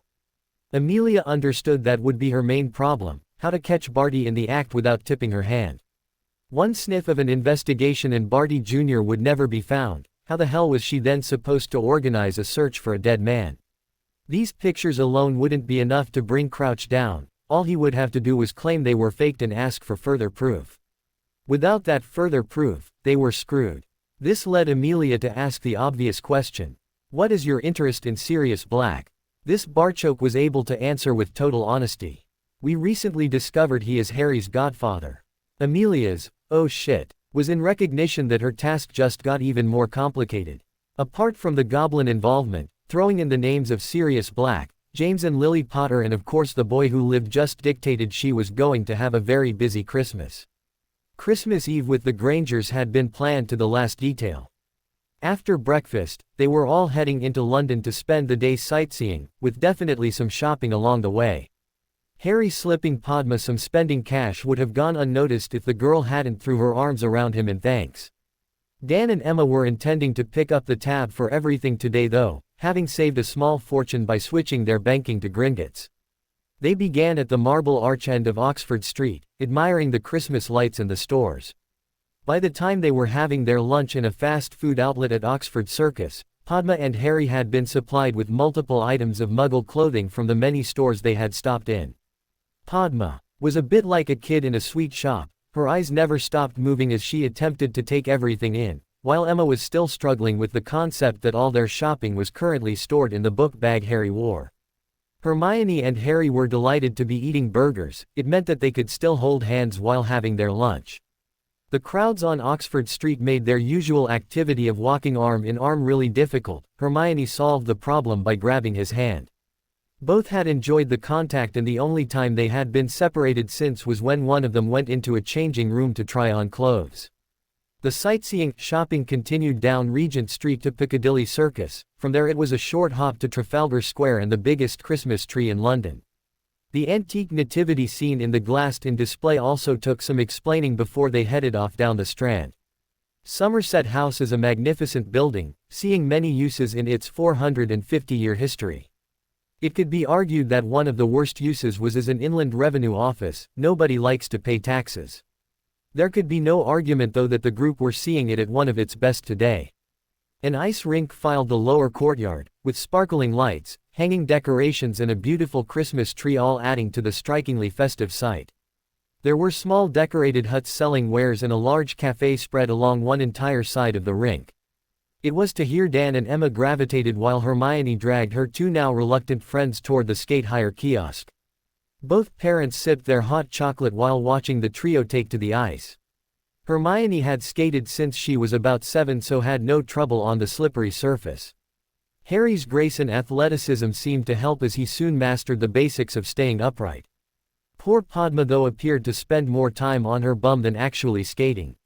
Now that Harry was mobile, he and Hermione each took one of Padma's arms and the trio were soon making their wobbly way around the rink. The three friends who later ran up to Dan and Emma all wore that look only achievable by kids having fun in the cold: red cheeks, sparkling eyes and wide smiles. After more hot chocolate all round, they then made their way over to Covent Garden where Dan had already reservations booked at a lovely Italian restaurant. It was a happy and certainly full bunch who caught the train back to Crawley. It was on the train home Hermione asked a question that had just occurred to her. "Mum, Dad, are we going to church tonight?" Emma and Dan had talked this over, and decided to give it a miss. "No honey, with Harry and Padma not celebrating Christmas, we were." Dan never got to say any more as Harry interrupted. "Excuse me, Dan, please don't change your normal celebrations because of us. We would both be delighted to come along, that's if we're allowed." Hermione squeezed his hand, since it was still held in hers. "Everyone's allowed in church, Harry. We usually go to the midnight service on Christmas Eve, do you really want to come?" It was actually Padma who answered. "I certainly want to go, I hope to experience as much of this way of life as possible." Plans were quickly made to go home and just chill for a few hours before getting ready for church. Hermione was soon advising both her friends what clothes they had bought today would be suitable for the occasion. An occasion they were now all looking forward to. Amelia wasn't looking forward to telling Susan she was going to be working over Christmas. She had really missed her niece since the young witch left for Hogwarts, and was not happy about missing Christmas with her only family. That had also been her dilemma when arranging her response to those photographs. Amelia needed people she could trust at her side but also required the entire situation to be kept ultra quiet. If someone had a spouse and kids, keeping it quiet that they had a mission on Christmas Day would be so much harder to do. Gossip like that would be all over the ministry in no time. This led her to take the potentially dangerous decision of keeping her team small. She was banking heavily on the element of surprise. Amelia had no intention of telling her team of just 4 Aurors what they were going to be doing, not until they were ready to leave on the actual mission. The head of the DMLE understood she was putting her career on the line here. Barty would demand, and certainly get, her head on a silver salver if she didn't pull this off properly. They needed to catch Barty Jr. or she was ruined. That the same convicted, and supposedly deceased, Death Eater assisted in placing 2 Aurors in the permanent spell damage ward of St. Mungo's was all the motivation Amelia needed to undertake this high-risk plan. Frank and Alice Longbottom never got the chance to sit and have dinner with their boy. She fully intended that the Crouch father and son would both pay for their crimes.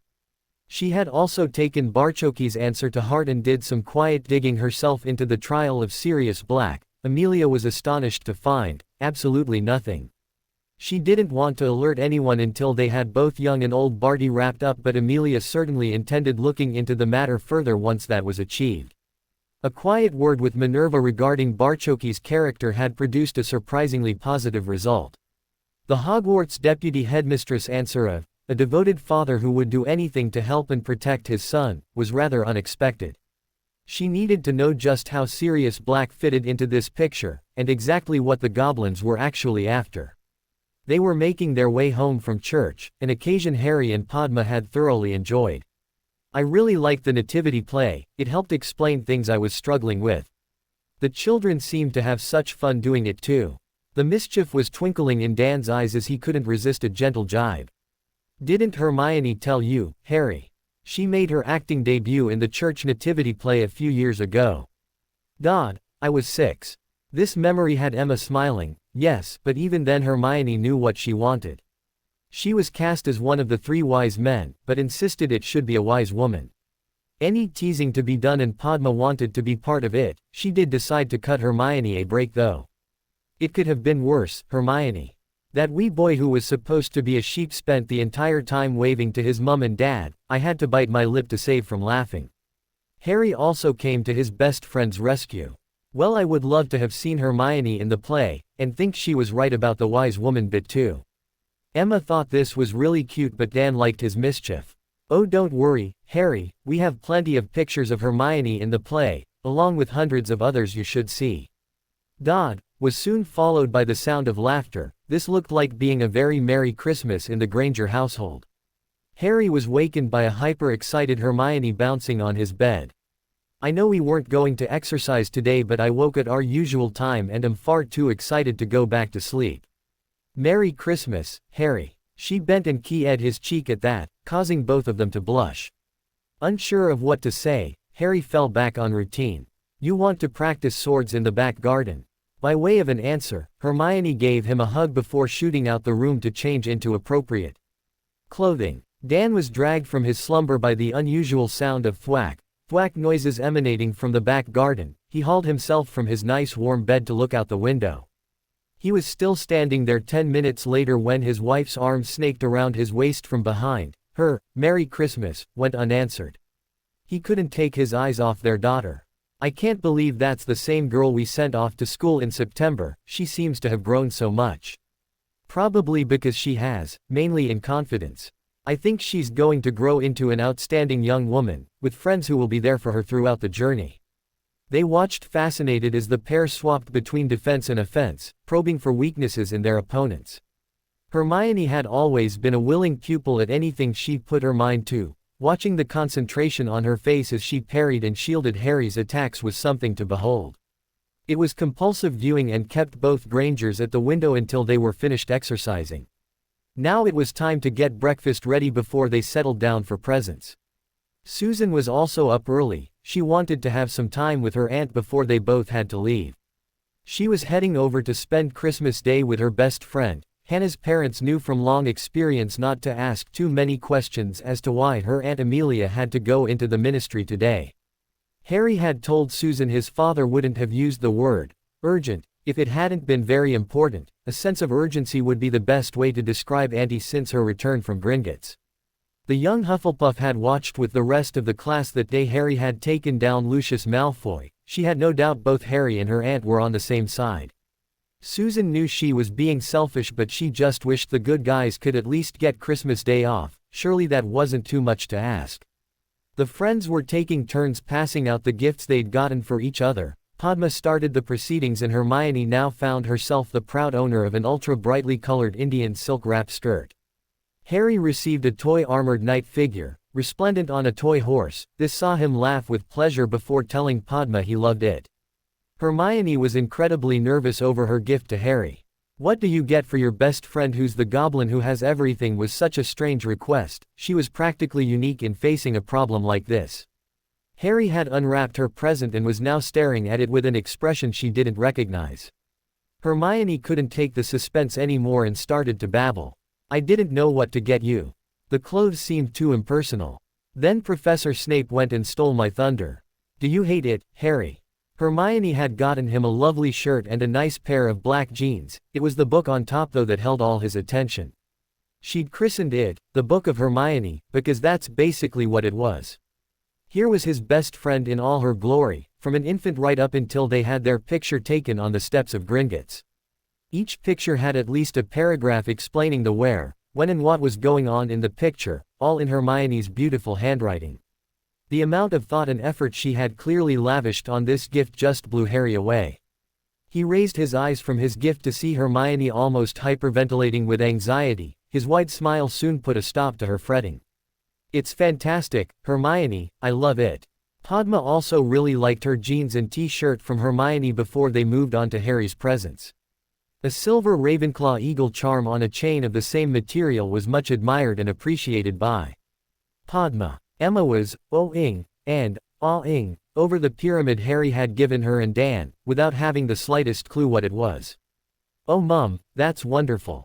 Did you include that memory crystal Professor Hobson showed us, Harry? That, and a few others. I thought your mum and dad might like to see inside Hogwarts. This earned him a hug from Emma as he nervously waited on Hermione opening her gift. The witch in question was also nervous. The parcel was long and quite heavy.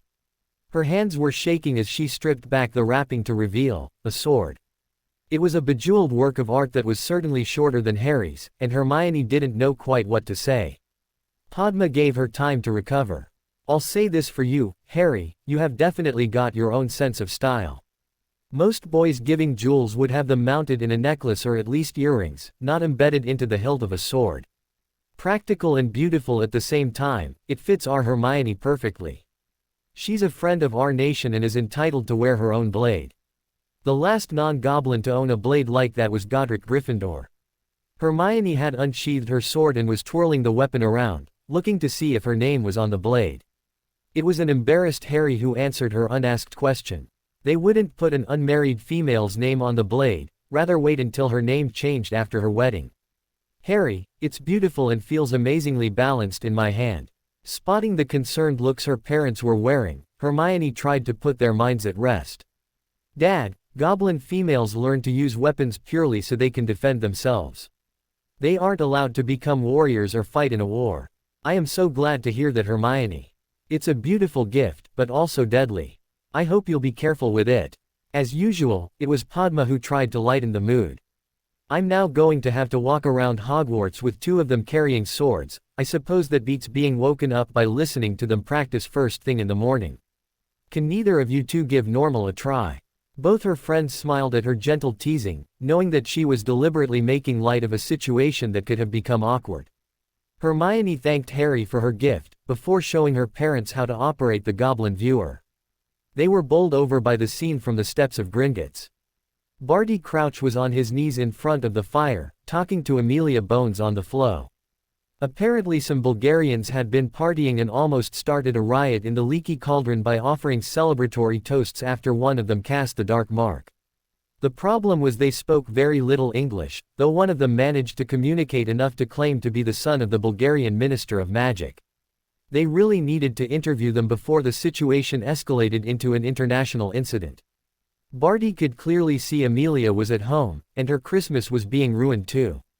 He had just agreed to go into the ministry when the windows suddenly imploded. Barty whirled around and froze in surprise as Amelia Bones jumped through the shattered frames before firing a stunner at him. "Shaq, go. Your team upstairs while we sweep down here. Or Tonks, keep that flow connection open and monitor the situation." Amelia and Mad Eye were in full Auror garb as they rushed through the downstairs portion of the house. For Amelia, arriving in the kitchen and seeing the table set for two was a big boost. The head of the Aurors swiped her hand over each of the chairs and felt elated when it smacked into something solid. She closed her hand over the invisibility cloak and dragged it off, much to the distress of a now sobbing house elf. "Barty Crouch Jr., you are under arrest." Amelia then stunned the unresponsive wizard for good measure before producing magic-inhibiting cuffs. "Mad Eye, get Shaq and Gawain back down here, and make sure Barty Sr. is going nowhere without us. Tell Tonks to head for the ministry and wait for us there. I want these two questioned today before anyone can interfere." Amelia could feel the adrenaline coursing through her veins. She was getting too old for this shit. Jumping through blasted-out windows was a game for younger Aurors, but it had worked perfectly. Seeing two Amelia Bones had frozen Barty for the second they needed to take him out. She'd noticed Mad Eye hit him with a stun or two as they passed. All her team now knew what was at stake here today and were determined there would be no slip-ups. Phase 1 had been a resounding success. Now all they needed to do was discover just how far the corruption had spread in the ministry. They weren't out of the woods yet. They could all still find themselves without jobs before the new year if enough of the wrong people were implicated in this.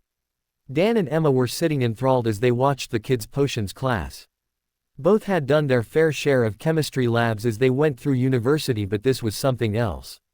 Yes, they were using cauldrons, but the precision needed for the ingredient preparation and brewing was a million miles away from making a pot of soup. Here was a branch of magic they could understand, sort of. They were interrupted by a couple of Gringotts owls delivering a rather large book that contained details of the Potter properties. This had Hermione really excited. "Oh wonderful, now we can look through your houses and start planning where we want to go this summer." Padma couldn't help but notice the Potter crest on the front of the book. She was also a pureblood and the hat didn't sort her into Ravenclaw for nothing. Harry, how can you access these? Don't you need to be head of your family first? The hush that descended with that question worried Padma. Guys, you know I can keep my mouth shut. This is obviously something you don't want made public. Padma, you know we trust you, but this just brought up something I hadn't thought of. How to invite you and Neville on holiday with us, without alerting the world that I've taken on my head of house. Does this mean you've made your choice, Harry? No, Padma, it just means that I'm the only one who can make that choice. My father didn't want anyone attempting to gain control of me, with the Potter family ring on my finger. That can't happen now. I won't say a word, Harry. This drew a smile. I know, Padma, I have no worries about that. Now that you do know, can I have a word with you, in private? Emma watched as Harry led Padma out into the back garden. Here was her first chance since this morning to talk to her daughter alone. You okay, love? To say the least, a rather unusual present Harry got you. Her daughter smiled back at her, not for a goblin mum.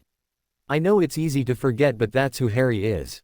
His most prized possession is his knife, it never leaves him.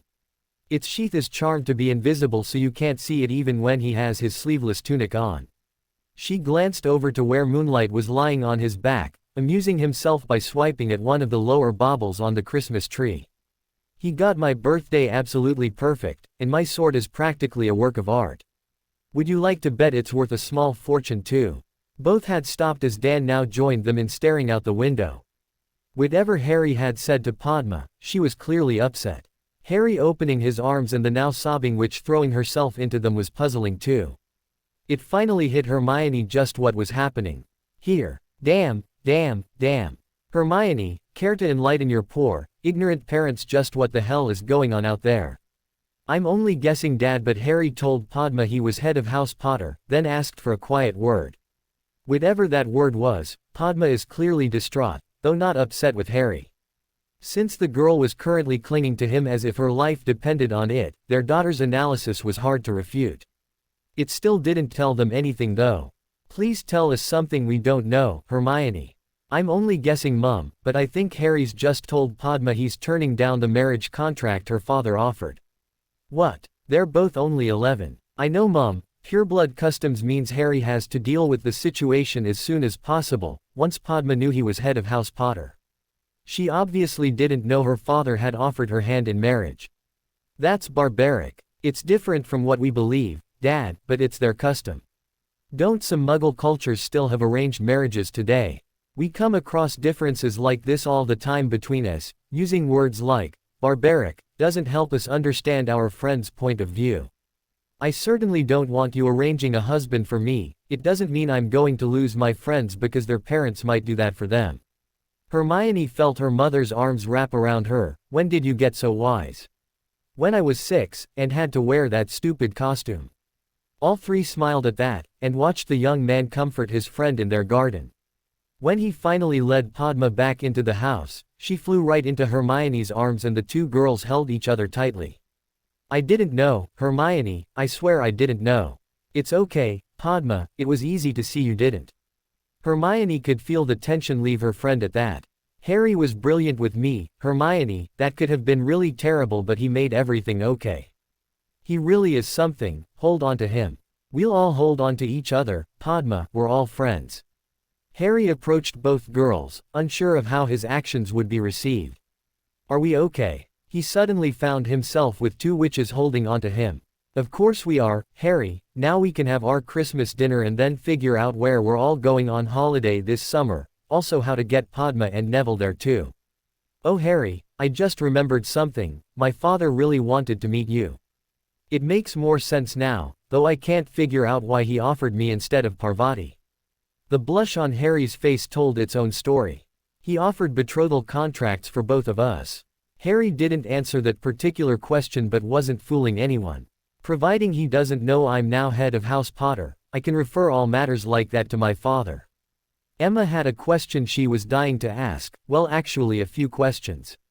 Is it customary for the girl not to know that her father had offered a betrothal contract on her?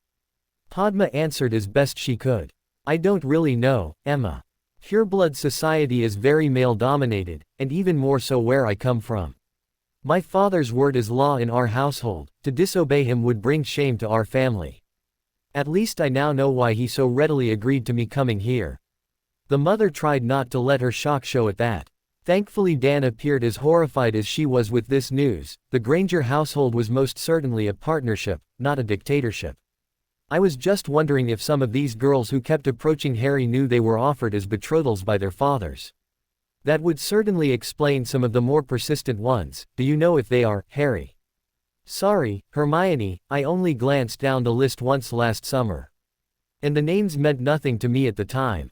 I only remembered Padmas because they were twins. My goblin upbringing dismissed that option immediately. This sounded something that Dan wanted to hear. Why would your upbringing automatically rule that out? Glares from his wife and daughter soon had him explaining further. I'm not attempting to be judgmental here, just gather information on different cultures. Goblins only have one mate, Dan, and that mate is for life. My father's wife died in childbirth, with his baby son passing soon after. He wouldn't even consider taking another wife, no goblin would. This drew a smile from the dentist. Those views are pretty close to the ones we hold, Harry. That was the only reason I asked. Hermione has entered this whole other world where everything appears different. Like you, we're trying to understand as much as we can about those differences. Emma thought the entire day needed rescuing to get back to the fun they were having. One of those differences is Christmas dinner. I'm pleased and also terrified that I'm cooking the first Christmas dinner for both of you. She was laughing at this but still rather nervous. She'd asked Hermione if her friends had any special dietary requirements, only to be told they ate whatever was in front of them. It would soon be time to see if that was true. Cornelius was not a happy minister. Only Amelia telling him that if he didn't come to the ministry immediately, he may not be the minister much longer, got him up from his Christmas dinner. There was no Christmas cheer as he greeted his head of DMLE in her office. Amelia, this better be good or you could find yourself back on an Auror patrol. Cornelius, if we don't get this right, both of us could be out on our ear by the new year. She handed him one of the pictures Barchok had supplied, and watched the color drain out his face. Is this genuine? Since I have both of them currently in our cells, the answer would have to be yes.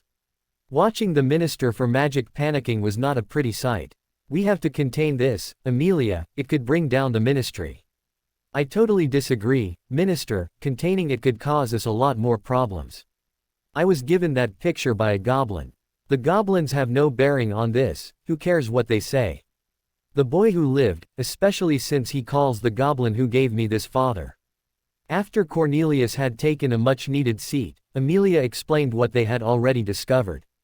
We immediately questioned the prisoners using truth serum. I needed to know who else in the ministry was involved in this. Thankfully, the answer was absolutely no one. Barty's dying wife extracted a promise that he would get their son out of Azkaban. It was her who took her son's place and died in his cell, still under the influence of Polyjuice potion. Barty has since kept his son in line by repeated use of the Imperious Curse. The minister let out a huge sigh of relief. Crouch's guilt was undeniable, and the ministry were mostly in the clear. That was until the obvious question hit him. How and why did this photograph end up in goblin hands? Barchok told me they were carrying out an investigation into the trial of Sirius Black. I did some quiet digging myself and couldn't discover anything. Questioning Barty gave me the answer. I couldn't find anything because there was nothing to find. Sirius Black was sent to Azkaban without a trial. That wasn't what worried Cornelius, rather the reasons behind the goblin investigation. Did you ask why they were inquiring about Black? I did, and you won't like it any more than I did. Amelia went over to a sideboard in her office and poured a couple of brandies from the decanter she had there. She handed one to Cornelius before giving him the bad news. Sirius Black is Harry Potter's godfather. The minister was grateful for the brandy, it fought off some of the icy chill that had just crept up his spine. Please tell me you have some good news for me, Amelia, or at least some idea how we get ourselves out of this one. My Susan told me what happened at the leaving feast. I'm surprised you let Dumbledore con you into that, Cornelius. This change of tack threw the minister. What do you mean? Harry may attend Hogwarts, Cornelius, but we heard from Dumbledore's own lips that the boy will have nothing to do with him. He was trying to use your presence to ingratiate himself with the boy. Harry's answer was predictable to anyone who even slightly knows the lad.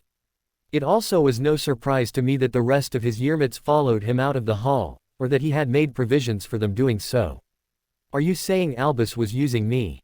Albus Dumbledore uses everyone for his own ends, that the famous boy who lived won't even be in the same room as him must be driving the old coot crazy. The Goblins declared Dumbledore persona non grata over a decade ago. Harry may consider himself a goblin, but he also has his own personal reasons for doing the same.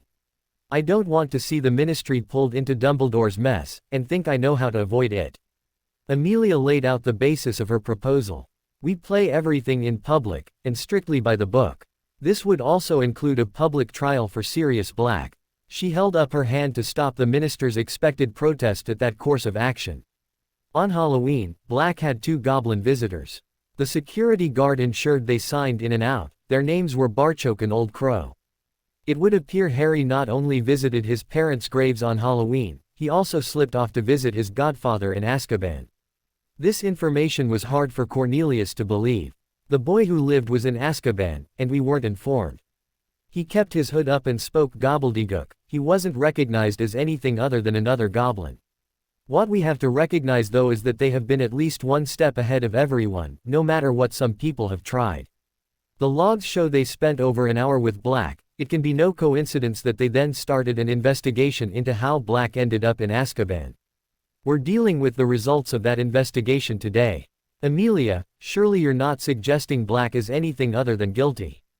I really can't imagine them expending all this effort just to get Black's Azkaban sentence legally confirmed. Neither of us had anything to do with him ending up in Azkaban, but we've just been given the perfect opportunity to align your ministry firmly on the boy who lived's good side. You call an emergency meeting of the Wizengamot for tomorrow. I'll get Black and the boy here.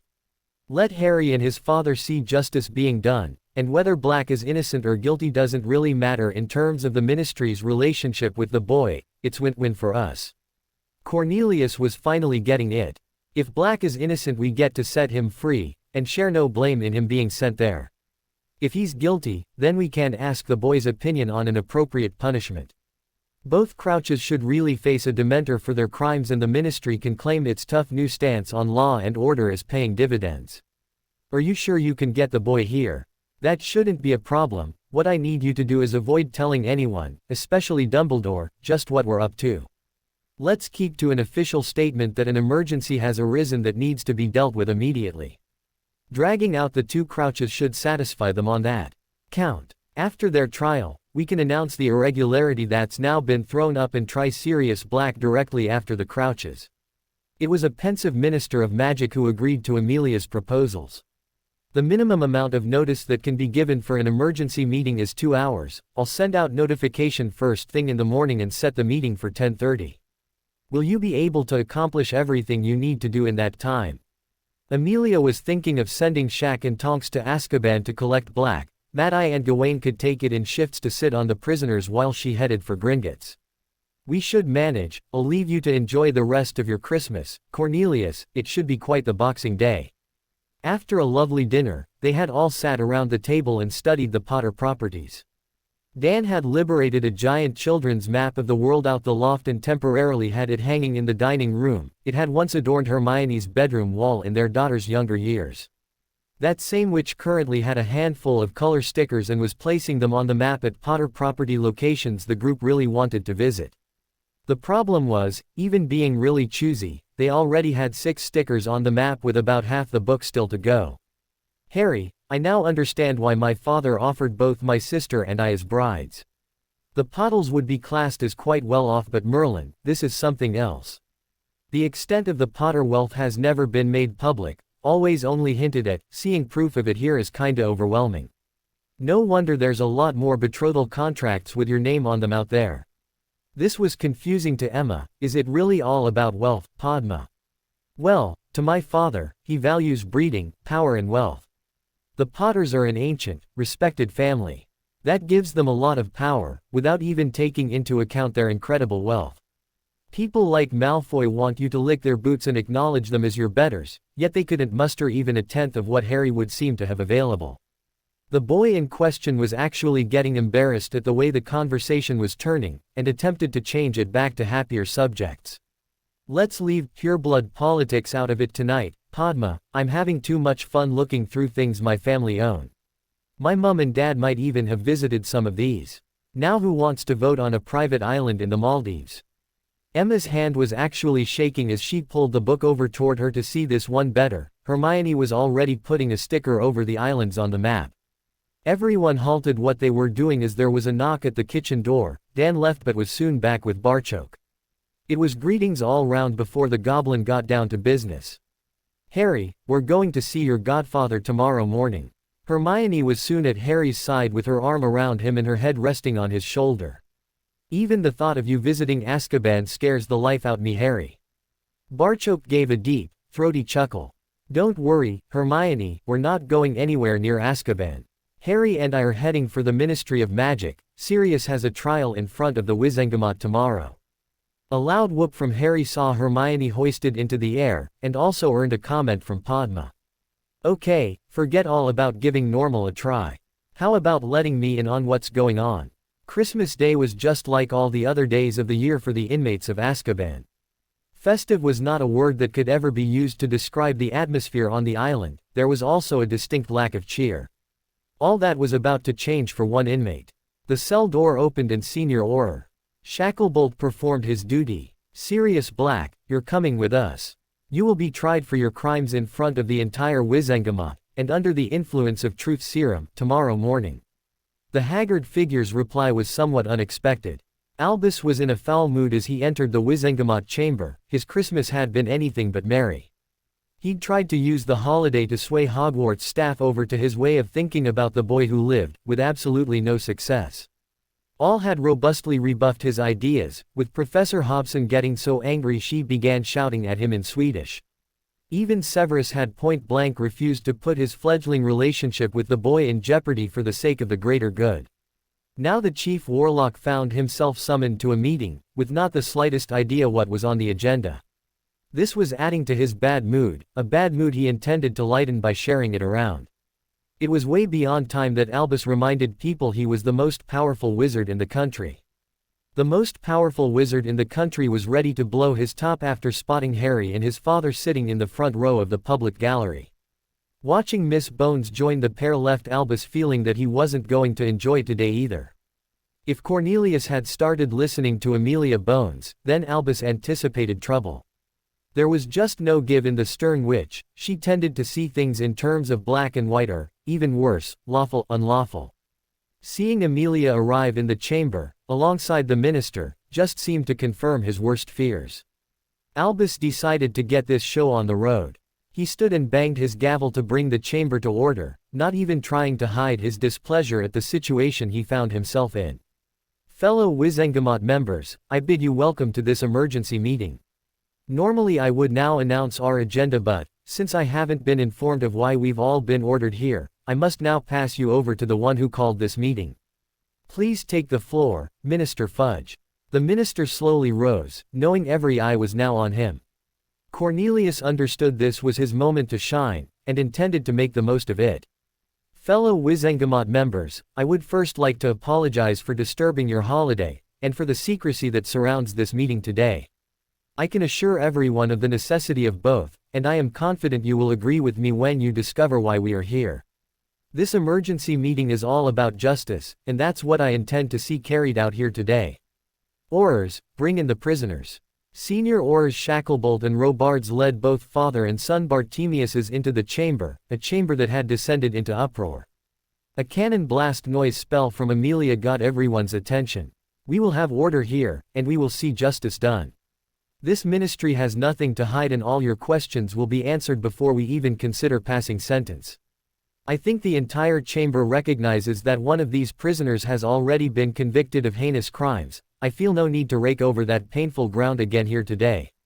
That judgment and sentence still stands. Amelia watched as Augusta Longbottom regained control of her emotions, and nodded her thanks for that. This would be painful enough without having to relive Frank and Alice's torture. That nothing was going to be swept under the rug seemed to appease the Wizengamot, for now. They would wait and see how things went before passing judgment on the Crouch family. Shaq applied the truth serum to Barty Sr. and led him through the story of how his son came to be chained into the seat beside him. The chamber listened, enraptured as the tragic tale of an embittered man and loving mother descended into criminality. Barty brought his story right up to date by informing the chamber about Amelia Bones jumping through his destroyed window on Christmas Day before stunning him. Susan was sitting there feeling 10 feet tall with pride at her aunt's deeds when Harry leant over and whispered to her, "Sorry for ruining your Christmas, it couldn't have been any fun on your own." "Oh, that's all right, Harry. I was with Hannah, and this is what Auntie does. I wouldn't have it any other way." Amelia now opened the questions up to the chamber, though Shaq would still be asking them of the prisoner. Hearing that a couple of people had stumbled on the secret over the years, only for Barty to obliviate them, was a discovery that stripped any last semblance of sympathy away from the man. That he'd kept his son under the imperious curse for the last decade meant Barty Sr.'s fate was well and truly sealed. Barty Jr., having been held under an unforgivable curse since stepping out of Azkaban, didn't really have anything to add to the proceedings. As no one really wanted to hear him spout Dark Lord dogma, he was sentenced as an escaped prisoner from Azkaban. Both he and his father were to have a key by a Dementor administered before nightfall. This time it was Susan's turn to lean over and whisper to Harry, "I think I would rather be thrown to a dragon than face a Dementor. At least with the dragon, it would be over with quickly." As the father and son were being led away to face their sentence, one of the members asked Amelia a question the head of the DMLE wasn't sure she wanted to answer. With Barchoke and Harry sitting there though, she was trapped into providing one. "Madam Bones, how did you come by the information that led you to raid the Crouch residence on Christmas Day? Our friends from the Goblin Nation provided some quite compelling proof of just what was going on in the Crouch residence." Albus was on his feet, knowing that goblins always expected to be paid. "Can I ask just why the goblins were interested in wizarding affairs?" "Actually, that leads us nicely on to the next part of our proceedings.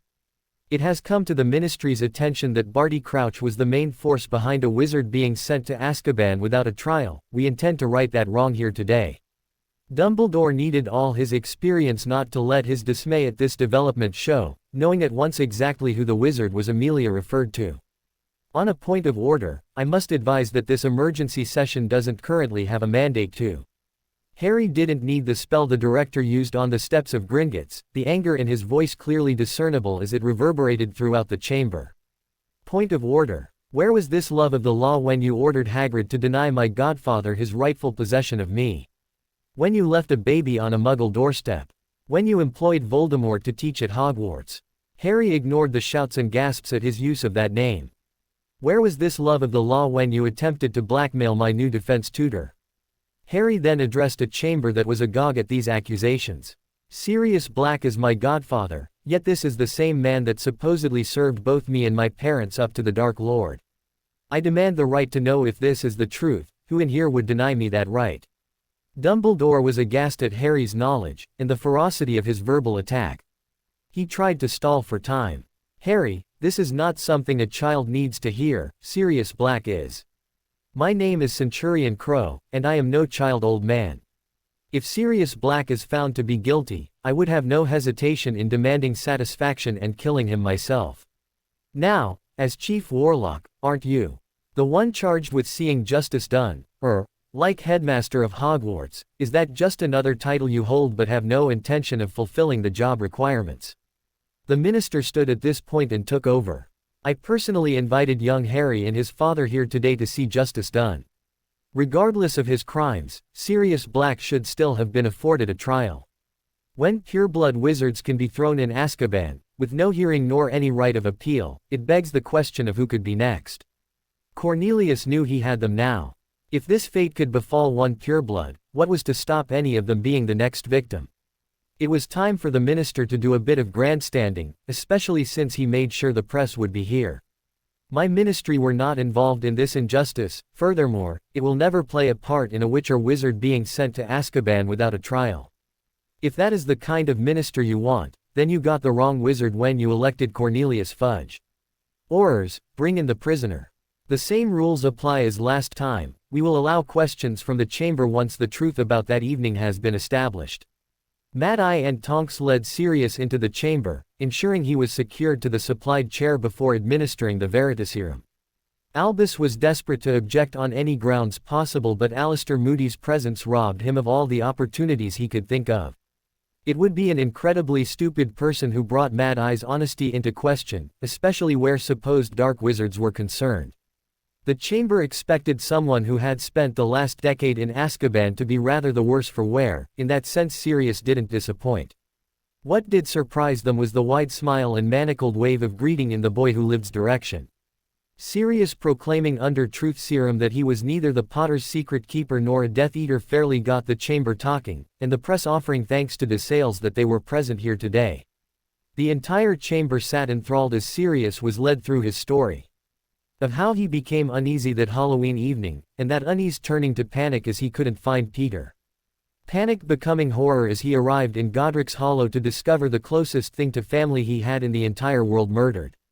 His world shifting out of kilter when Hagrid refused to hand his godson over, and his need for revenge on the betrayer, eventually leading to him being illegally incarcerated in Azkaban.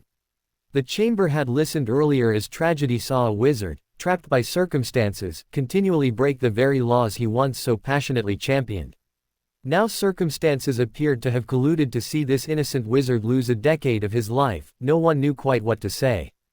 Harry though had a question he would like to hear Sirius publicly answer. Minister, would it be possible to ask my godfather just who cast the Fidelius charm on my parents' home?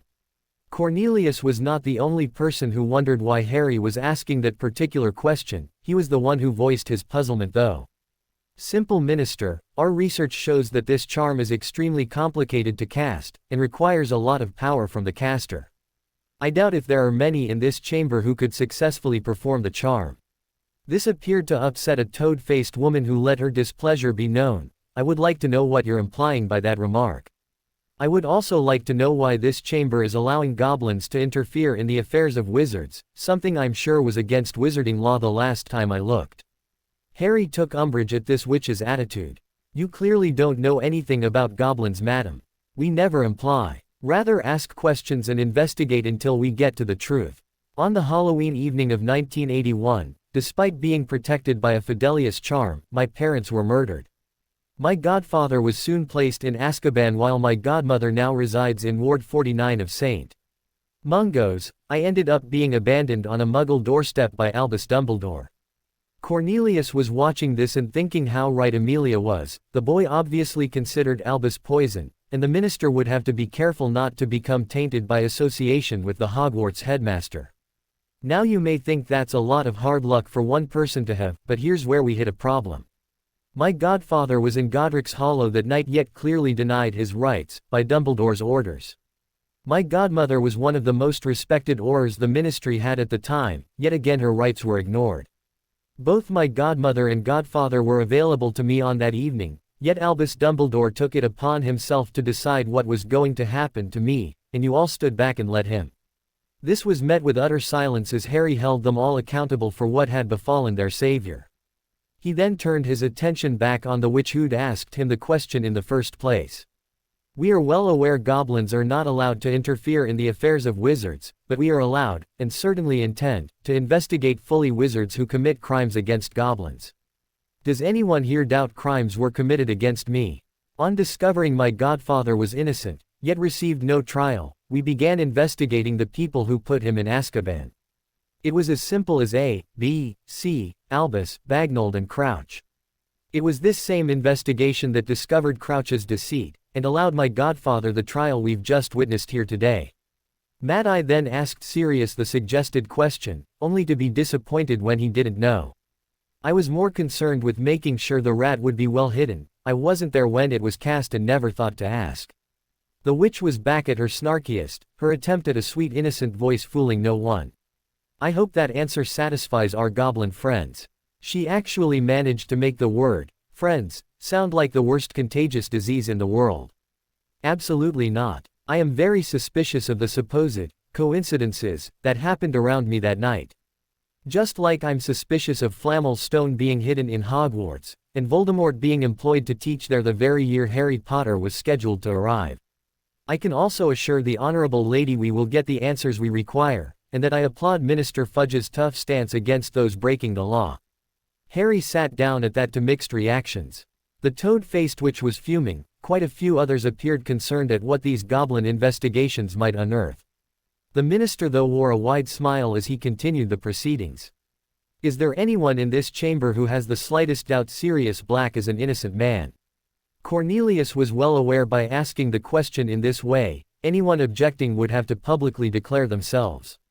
In a vote, they could have cast their opinion in secret. Since there are no objections, I declare Sirius Black a free wizard. Madam Bones will investigate this matter further, including a recommendation for recompense over wrongful incarceration, and report back to this chamber at the first meeting of 1992. A warrant shall be immediately issued for the arrest of Peter Pettigrew. His order of Merlin is of course revoked. I declare this emergency session over and would like to thank everyone for attending during this holiday period. The manacles were removed from Sirius, and he stood as a free wizard for the first time in a decade. He looked toward his godson, who quickly got the nod from his father.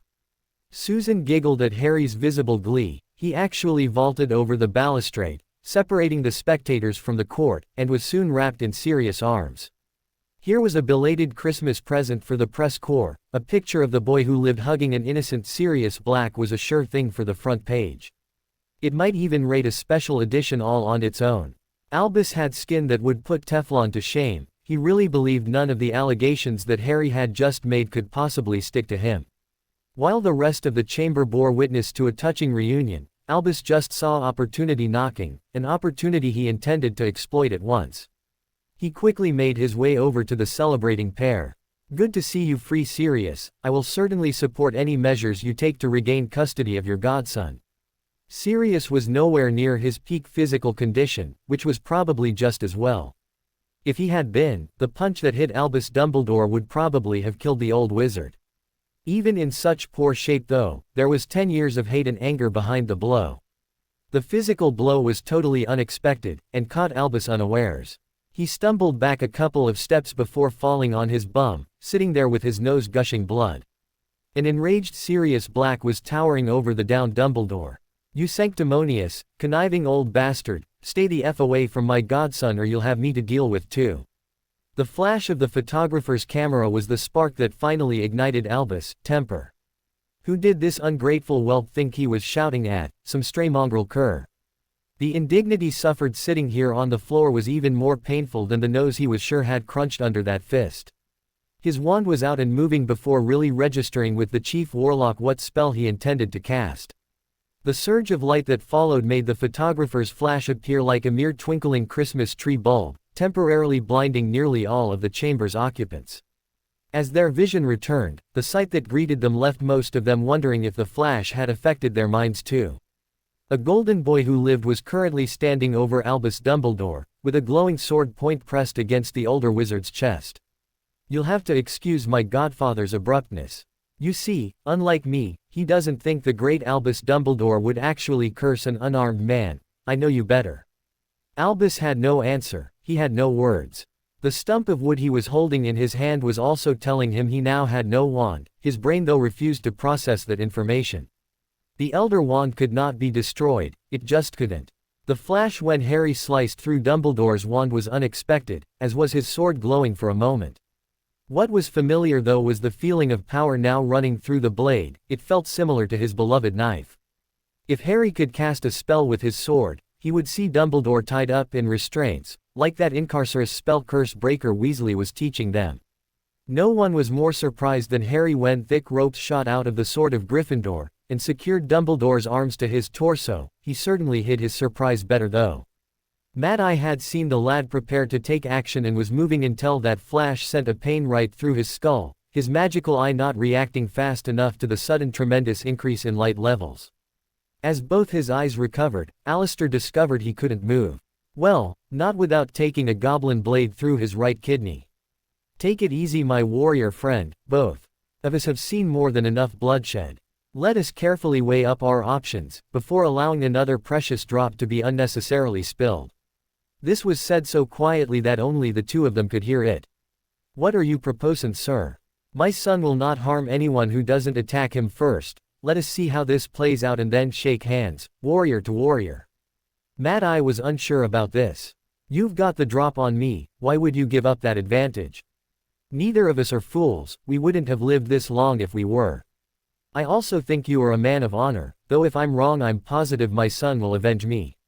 The grizzled old Auror was left questioning both his eyes as the lad cast a spell, wordlessly and with a sword, wrapping Dumbledore up like yesterday's leftover turkey. As Harry turned to talk to Black, Mad Eye slowly raised his empty hand.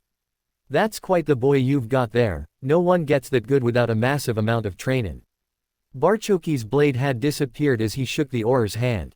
My son is a dedicated warrior, his appointment to Centurion status was earned entirely on merit. Moody kept his ear to the ground and had heard of this lad's feat of taking down a fully grown mountain troll. There were also whispers circulating regarding his encounter with Lucius Malfoy. Alistair was honest enough with himself to admit he'd taken both stories with a pinch of salt, not anymore. The lad's movements had been fluid and lightning quick, he could have sliced Albus open if the lad wanted to. Yes, he was undoubtedly young but clearly carried himself with a maturity that was way beyond his years. With Bones influencing that idiot Fudge and this lad on board for the fight, not forgetting that sneaky goblin father of his, Moody felt better about their chances than he had in years. Shit, he was almost optimistic. His glance at Albus filled him with regret. The old wizard's time was over, he just didn't know it yet. Albus Dumbledore's policy of blanket forgiveness really stuck in the ancient Auror's craw. Burying your people while letting the murderers walk free was no way to win a war, and Alistair had always known their war wasn't over. Sirius made his way over, with his arm on his godson's shoulders. A godson who'd sheathed his sword and lost the golden armor. The now free wizard had known at once what Dumbledore was attempting, and had enjoyed slamming that door, and his fist, firmly in Dumbledore's face. He now intended to publicly end any speculation on the matter. The knowledge that Harry and his adopted father already had it covered just added spice to the mix. It was great to be free and be a marauder again. Barchoke, I would like to thank you for the wonderful job you have done in raising my godson. I would also like to say publicly that I have no intention of disputing your position as his parent and guardian. I do hope you will allow me to play some part in his life though. The goblin bowed to the ragged figure before throwing something else into the mix. Lord Black, our door will always be open to you.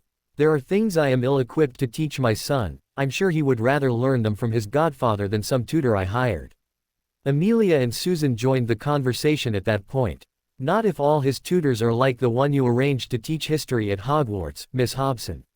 I understand the young professor has made quite the impact since arriving at the castle. Harry, I was really impressed by your armor, I've never seen anything like that before. Susan spoke before realizing what she was saying. I now see what you mean about your tunic adapting.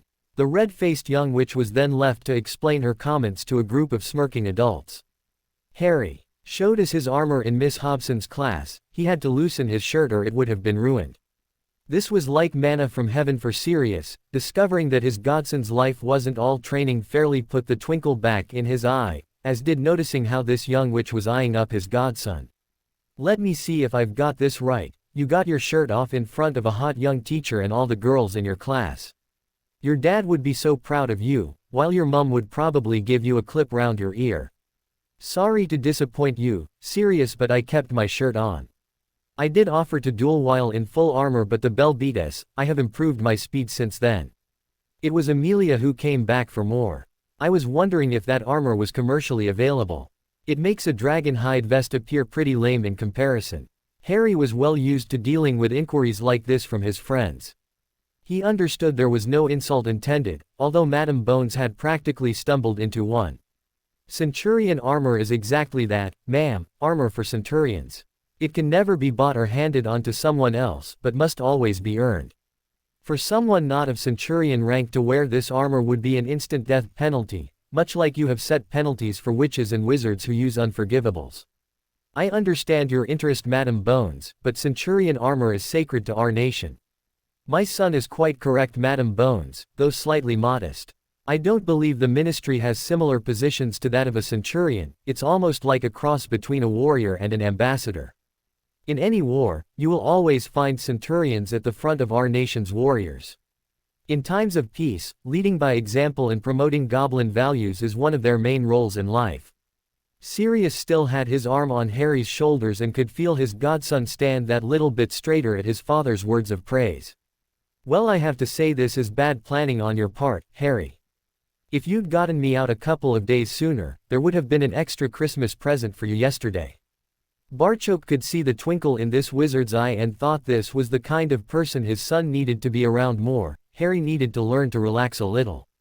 Since he's spending Christmas with two girls, Sirius, I don't think he would have missed a present from his godfather too much.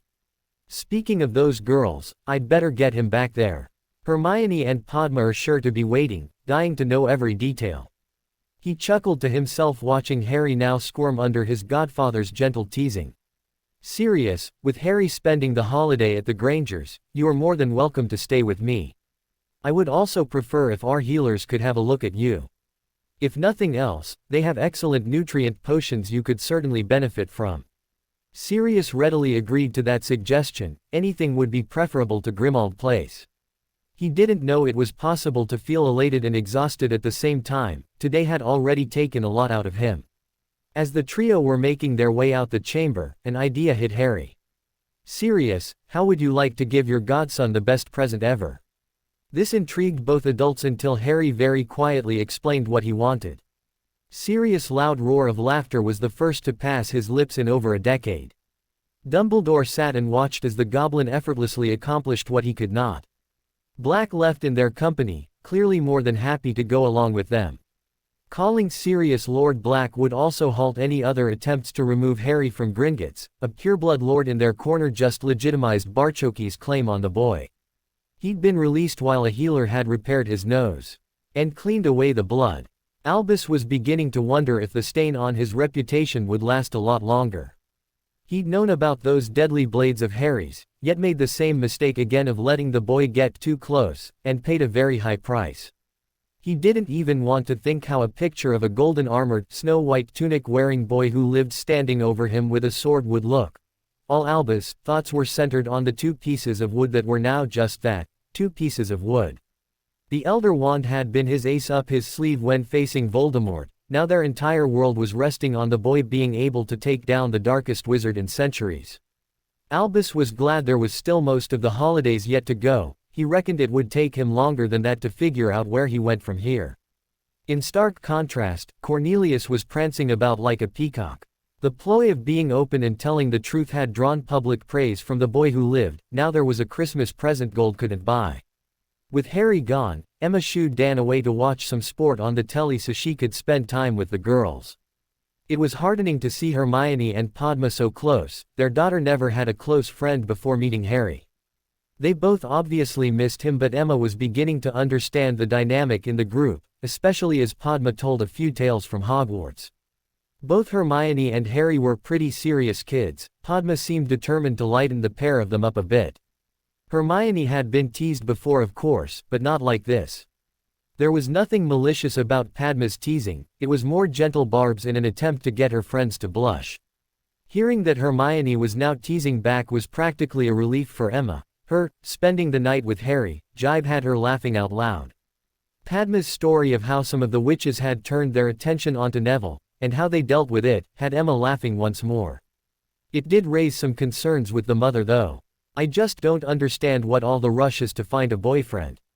Kids who are not even into their teens shouldn't be worrying about potential husbands. While Hermione agreed with her mum, she tried to explain what Padma had told her in a way that might make sense. Mum, you and Dad met at university when you were studying dentistry. How many universities in Britain offer that course? Oh, at least a dozen. Why? In magical Britain, there are no universities. No primary schools, just Hogwarts, nothing else. Apart from a few who might be homeschooled, the students that we meet there are the total population of witches and wizards our age. Emma now had a new concern. No further education. Where do the doctors, lawyers and the hundreds of other people you need come from? When you decide on a career, it's almost like an apprenticeship program. You learn the basics for owls, then you have NEWTs to qualify for whatever career apprenticeship you want. Street. Mungo's trains its own healers. The Ministry of Magic has a wide variety of jobs and there's always private firms too. Even Gringotts employs and trains a few witches and wizards. Emma was starting to get some idea of just how rare it was to have a witch in the family. She now understood that Hermione's year group had been conceived and born during a war the Grangers were thankfully unaware of at the time, thus resulting in their smaller than usual number of students. That there was only one magical school for the entire country was mind-blowing. One hospital, one government building, one center of commerce and only one magical village. With families living practically in isolation, was it any wonder they went a tad mental when they all got together at school? It still sounded a bit like a cattle market to the mother, but she was learning from her daughter not to voice those thoughts. "What do you think of this, Padma?" She took a moment to ponder before answering her friend's mother. "I think being friends with Harry has had a big influence on all of us. We know he has a big decision to make before he turns 17, I know the way he's handling it has certainly had an effect on me. Harry's determined to see what different cultures have to offer before even considering making a decision. That's not something I had thought possible before. There's an entire world out there I know nothing about, and I'm in Ravenclaw because I love to learn. Maybe in a few years I'll start worrying about finding a potential husband, before my father finds one for me, but I intend to enjoy myself with my friends until then." "Would your father really do that?" Emma realized that was a stupid question straight after she asked it. Her father had already tried to arrange a marriage for both twins to Harry. "If there isn't a wizard my father approves of at least dating me by the time I'm 17, then he will take the matter out of my hands. That's assuming he hasn't already offered me to someone else." That this was totally alien to the Grangers went without saying. Hermione had already stated though that she had no intention of losing her friendship with Padma over the matter. "Mom, I've noticed in the magical world that couples seem to marry younger than non-magicals probably would. Harry's parents married right after graduating Hogwarts, so did Neville's. My father was almost 30 when his parents arranged a marriage contract with my mother's family, she was 17. Padma's casual acceptance of the situation was something both Granger girls were really struggling to deal with. Harry's arrival soon had the girls racing to meet him, desperate to find out how the trial had gone. His detailed and lengthy explanation had the rest of them waiting on tomorrow's prophet being delivered. Amelia was sitting with her niece, enjoying a lazy breakfast and smirking at the prophet. The theme their two front-page pictures appeared to have in common, apart from Harry being in them, was that both would have been considered unbelievable less than 24 hours before. It was hard to decide whether the boy who lived hugging Sirius Black was more shocking than a golden Harry holding his sword on a bleeding Albus Dumbledore. The newspaper then went to great lengths to explain the history behind each picture, accurately and honestly reporting exactly what had been said in the courtroom. Amelia wondered if this new standard of journalism was as a result over Goblin complaints about their catastrophe in the cemetery story, or simply that yesterday's events didn't require any sensationalizing. The actual facts of the matter were easily sensational enough on their own. Amelia was about to discover that, as far as her niece was concerned, the answer was neither.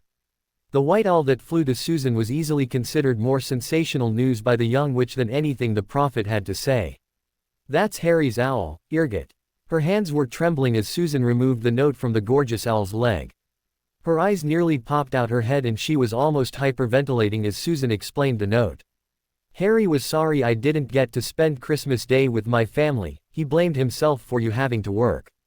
Harry's offering to make it up to me with a Muggle shopping trip, with Hermione, her mum, the Potter twins, and Hannah's invited too. Can I go?" Just looking at how excited her niece was over this opportunity meant there was no way Amelia could say no. Susan squealed before diving for the flow, only to come rushing back to speak to the owl. "I'm just going to check if my friend can come too, I'll be back in a minute and then could you take my answer back to Harry?" Amelia smiled as her niece shot back out the room to contact Hannah. Mrs. Granger was certainly going to have her hands full, taking 5 young witches shopping. The burrow may have been full to capacity but it was unusually quiet. That was a situation that could never last for long. The Daily Prophet was laid flat on the table as the entire family crowded around, all trying to read it at the same time. In the hubbub created by 9 Weasleys all then attempting to get their opinion across at the same time, no one noticed the rat slipping out of Ron's pocket. The prophet was also being devoured, along with breakfast, at the Granger household. Both activities were disrupted by the arrival of a Gringotts owl. The majestic bird flew straight to Harry. His reaction on reading the note was even more extreme than the young witch who received a letter from him. Harry was on his feet, jumping up and down while punching the air in loud celebration. Not even Hermione had seen him this demonstrative before. Good news, Harry. The best, Hermione, simply the best. Harry had to take a couple of deep breaths to calm down slightly before he could give his best friend a proper answer. Remember I told you Sirius inherited a house from his family, and wanted us to spend some time there. His family were rather dark, so my father offered Gringotts services to sweep the house for any dark items. I can't quite believe it, but they found another item tainted like the diadem. That taint has also been dealt with. That's good, but I don't remember you being this excited when we found Ravenclaw's diadem.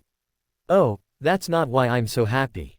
Sirius was apologizing for the lack of birthday or Christmas presents while I was growing up. I gave him a suggestion of how to make up for it. He's giving me the best present I could wish for. Everyone now wanted to know just what that present was. Harry didn't keep them waiting. My godfather can do something for me my father can't. Lord Black can officially refuse all the betrothal contracts on his godson's behalf. Sirius is going to wait until after the holidays to send out the letters, just in case Padma's father decides she should then have to go home. This news was met with 4 blank faces, leaving Harry to wonder if he'd done something wrong. Is that okay? Padma and Hermione sprang out their chairs and were soon cuddling a relieved Harry, leaving Dan to chuckle. I think that means it's okay, Harry. The group portkeyed into Gringotts where Barchoke warmly greeted them. They were also welcomed by a bathed, barbered and certainly more becoming Lord Sirius Orion Black. It's a pleasure to meet you all, especially Harry's friends. It was difficult not to tease his godson, since he was standing there holding a witch's hand, but Sirius managed to resist. He'd spent hours chatting with Barchoke about their favorite subject and had quickly discovered how close Harry was to a certain Miss Granger. Sirius was desperate to discover more about his godson. I understand you all have plans for today, but was wondering if we could have dinner together tonight. I've hired a private room from Tom in the Leaky Cauldron and we could spend an hour or two getting to know one another this evening. Dan and Emma thought this was a brilliant idea, with the 3 kids all showing great enthusiasm for the plan too. It was quickly confirmed as a date. He then addressed his godson. I know you're meeting more of your friends today, Harry, please invite any of them along that want to come too. The more the merrier has always been one of my mottos. Barchoke then handed Emma an envelope thick with cash. Harry wanted the shopping trip to be on him. I know you already bought my son practically a new wardrobe, and both of us are really grateful for that. Today though, we'd like it to be our treat. Emma was left with no other option but to graciously accept before they headed off to the Leaky Cauldron, where the rest of their friends would be joining them. Neville and his gran, the formidable Lady Longbottom, resplendent with her signature stuffed vulture hat, were already in the pub. That their friend didn't rush straight over to greet them alerted the other 3 there was something else going on here. His gran marched over and bowed to Harry. Centurion Crow, the House of Longbottom would like to thank you, your father and the Goblin Nation for righting a great wrong. Our house is in your debt. Harry understood it wasn't polite to interrupt someone in a situation like this, but he felt compelled to do so. Madam Longbottom, please don't. I told Neville back in September he was the nearest thing to family I have. There can be no talk of debts between us. That was also my godmother the Death Eater attacked. Goblins look after family, Madam Longbottom. My friends and family call me Harry. I would be honored if you would do the same. There was a hint of moisture in the proud old witch's eyes as she stared at the young man in front of her. Thank you, Harry. I can see Neville has made some good friends in his short time at Hogwarts. My godfather has invited us all to dinner here tonight. We would certainly be delighted if you and Neville could join us. One glance at her grandson was all she needed to know this was something he really wanted her to say yes to. Neville had been missing his friends, so Augusta quickly agreed. This seemed to be the cue that Neville had been waiting for. He dashed from behind his grandmother to greet his friends. Ramrao Pottle exited the flow to see one of his twin daughters in the company of potentially 2 of the most powerful young wizards in Britain. That his other daughter, still wearing her gift from Harry, was also joining the group for today pleased him greatly. Hearing that they were invited to meet Lord Black for dinner tonight was a golden opportunity that couldn't be turned down. He and Smeagol would certainly be taking up that offer. Discovering mere minutes later that Madame Bones and her 2 charges would also be joining them had Ramrao's head in a spin. Since their move to Britain, the Pottles had constantly faced hostility from the country's pureblood elite. They guarded their patch jealously, and it had been made very plain that he and his beautiful wife were not wanted. Their twins were like both halves of his beloved wife. Smita was as serious as Padma or as flighty as Parvati, depending on her mood and the circumstances. That they didn't get invited to parties and balls because they weren't British, was just another form of bigotry as far as the Pottles were concerned. That his wife loved parties and dancing was the only reason that their snubs bothered him. Every day, Ramrao woke and thanked both their families for bringing Smita into his life. He loved his wife more than life itself. He also loved his daughters, and that was the main reason he had offered the betrothal contract to Harry Potter. The wife of Lord Potter could be of any descent or blood purity, the Lady Potter would demand respect. That both his girls now owed this young man a life debt was something that he might bring up later at dinner, but not before talking it over with Smita first. He may be the voice of the Pottle family, but only a fool didn't listen to good advice, and his wife always gave good advice.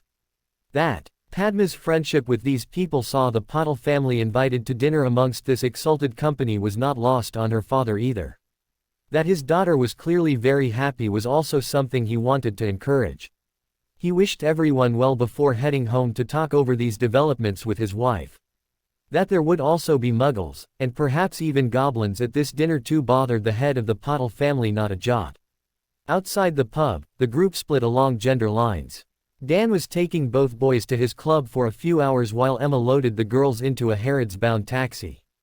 Emma decided it would be better containing the young witches to the one store. In London, that meant Harrods. They could easily spend the day there, with the menfolk meeting them later for lunch. The instant the group entered the store, Padma had to take her twin aside and try to talk her down. Parvati was so excited, there was a real danger of her releasing accidental magic. But Padma, just look. I see it, Pav, but you need to calm down and then we can both enjoy it. We've got hours to shop before meeting the boys for lunch. Then more shopping before heading back and having dinner with everyone. It was really comical to watch her sister's eyes almost bulge out her head. You mean we can actually buy some of this stuff? Padma, I don't have any of their money. This drew a smile from her twin. I do, and Harry's father gave a pile to Emma for our shopping too. I was going to get some perfume for Mum, and maybe slippers for Father. Will you help me choose? This was exactly the right thing to say. Parvati had Padma by the arm and was dragging her deeper into this Aladdin's cave of treasures. Hannah and Susan's jaws were practically on the floor too, drawing a giggle from Hermione. Probably just as well Parvati doesn't know this is only one floor of the store. It was Susan who recovered first. You mean there's more? There are 7 floors. Mum, we're going to head up to the fashion section. Will you keep your eye on the twins? Hannah was also recovering from the shock. Mrs. Granger, just mention fashion section to Parvati, she'll be along to join us in a flash. Hermione led both girls over to the escalator, drawing another comment from Hannah. Now this is what I call a moving staircase. Why can't we have these kind at Hogwarts? Hey, you should give being in Ravenclaw a try. We've to climb up to the top of that tower umpteen times every day. Hermione led them unerringly to the right department, and watched their chins hit the floor again. Harry's father gave my mum cash to pay for this today. So, anything you see you like, just sing out. This was way too much for Susan. What if you like it all? Hermione's giggles once more rang out. Let's go and have a look at some tops, unless you want to check out the lingerie section before the boys get here. Dan led Harry and Neville into the child-friendly diner on Harrods' 4th floor, only to be mobbed. Well, only for Harry to be mobbed by 3 exceedingly happy young witches. Parvati had her arms wrapped around Harry and kissed him on the cheek, before passing the bewildered boy onto the redhead. Thank you, Harry, thank you. This place is simply amazing. Neville was chuckling at his friend's discomfort. That was before a hyper-excited Parvati gave him the same treatment. What was that for? I didn't do anything. I didn't want you feeling left out. Following that same logic, Susan and Hannah hugged and kissed Neville too, after Harry though. Emma slid out the booth to the table next to it where Dan joined her. Harry was soon sitting between Hermione and Padma, while Neville found himself squashed into the other bench seat between Parvati and Susan. Both were sitting very close, using the excuse they needed to squeeze up so Hannah could fit on the seat too. Hermione asked Harry how he got on at her father's club. His frown signaled not too well. It was okay. We spent ages learning safety protocols, then had to wear earmuffs and special glasses, all to put a few holes in a piece of paper. I was kinda expecting more, if that makes sense. Hermione realized that, after some of the spells they had been learning from Professor Weasley, shooting paper targets would seem a tad tame. I'll ask Dad to give you a demonstration of just what guns are capable of before we head back to Hogwarts. It's not just paper targets you can put holes in, and from a far greater distance than you can cast a spell. Harry left that for now, keen to discover how their morning had gone. He'd loaned Hermione his bag, and that was the only reason they weren't currently drowning in shopping. He'd actually thought about getting Hermione a bag of her own for Christmas. He liked carrying her books though, so scrapped that idea. Emma ordered a range of starters, burgers and shakes all round. Both parents couldn't contain their smiles at the sight of their daughter sitting eating lunch amongst her friends as they all caught up with each other. That they were witches and wizards didn't matter to the two dentists, that they were Hermione's friends was all that counted. Neither would admit that they had practically given up on this ever happening for their daughter. It was a blessing Sirius had hired a private room. The youngsters hit the leaky cauldron like a tsunami, their excitement and exuberance sweeping everything in their path. It was a knackered and somewhat relieved Emma and Dan who trailed on behind them. Of the 7 kids they'd been in charge of, 4 of them had never set foot in a Muggle shop before, with Harry and Padma faring only slightly better on the experience scale. The Granger parents felt a bit like a sheepdog must at the end of a hard day working in the hills, ready for their dinner and then curling up to sleep. Seeing everyone else was already in the room, Emma attempted to apologize. Sorry for being late everybody, the store was still open and we practically had to drag this lot out. It was said with a smile as all the guests could see their charges had really enjoyed themselves. Amelia Bones headed straight to Emma and offered her a chair. You have the look of someone who could use a drink before dinner. What would you like? Oh, a glass of red wine would be lovely right about now. The words had hardly left Emma's mouth when her requested drink appeared on the table right in front of her. While she was contemplating how that happened, Amelia had more to say. I want to thank you for what you did for the kids today. It's easy to see they all enjoyed it. I don't know how you managed to keep an eye on them all day. It was easy, Auntie, we were only in one store. Providing we didn't leave it, and trust me we didn't want to leave it, we could look about at all this amazing stuff. The information Susan had missed telling was supplied by Hannah. This one store was bigger than all of Diagon Alley put together. It was 7 stories high and sold everything from entire kitchens to pairs of knickers. I've never seen a shop sell a complete room before. At this, Emma had to intercede. The girls did hit the lingerie section. I tried to ensure their purchases were all age appropriate but don't know if things differ in your society. You might want to check what they bought first. A stunningly beautiful Indian woman, wearing a gorgeous pastel green sari, was now beside them.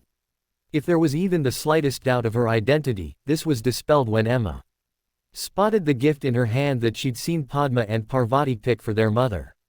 Hello Mrs. Granger, I'm Smita Patil and I would like to thank you for what you've done for my girls.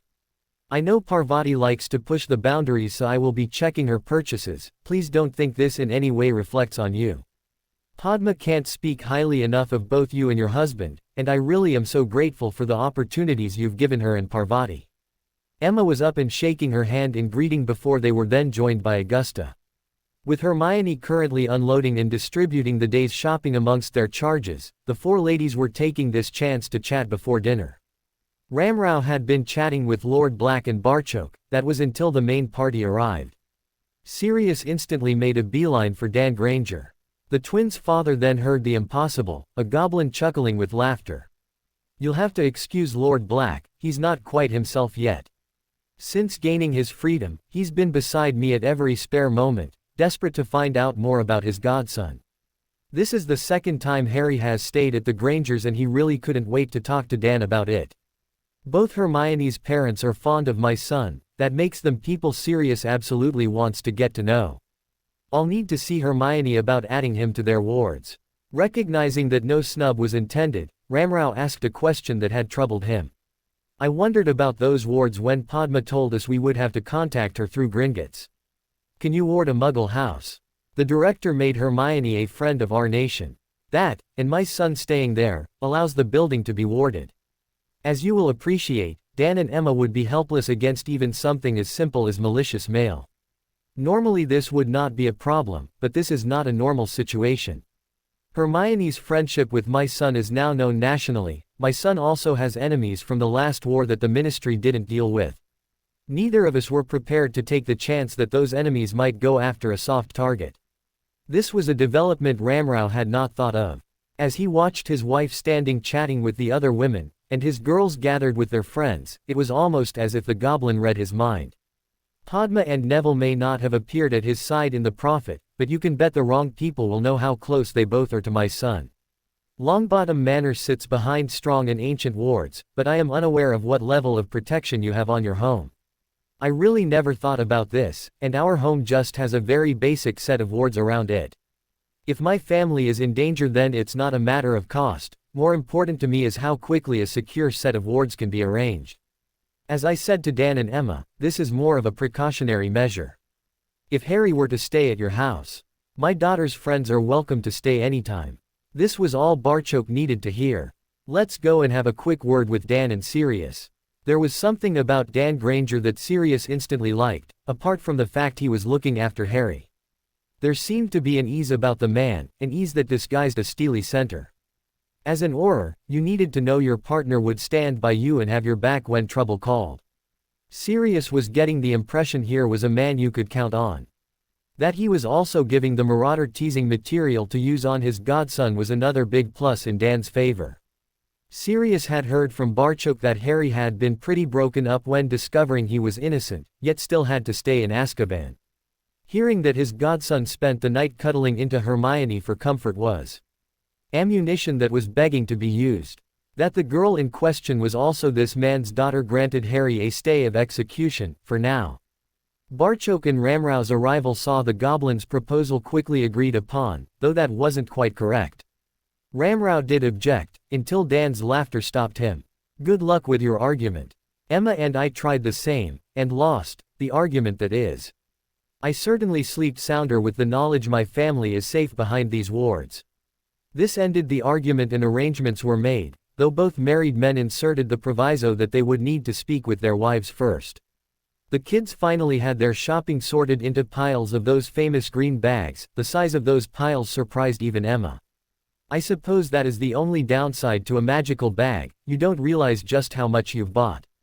It was a flabbergasted Amelia who summed up the other parents' mood. I can't allow you to pay for all that, please let me at least make a contribution. Amelia, the only thing Dan and I paid for today was lunch. Harry wanted the day to be on him, and his father gave me the cash. I still have some left to hand back, I just needed a seat first. Barchok waved her attempt to return anything away. Please pass anything left to the three of them, they can spend it over the rest of the holiday. This was a golden opportunity for Sirius to solve another of Harry's problems. He didn't hesitate. Living up to his, more the merrier, motto, the Marauder waded right in. Speaking of holidays, as Harry's godfather we can now access the Potter properties. His father and I are planning on seeing Harry spend most of the coming summer exploring some of these, with the Grangers of course.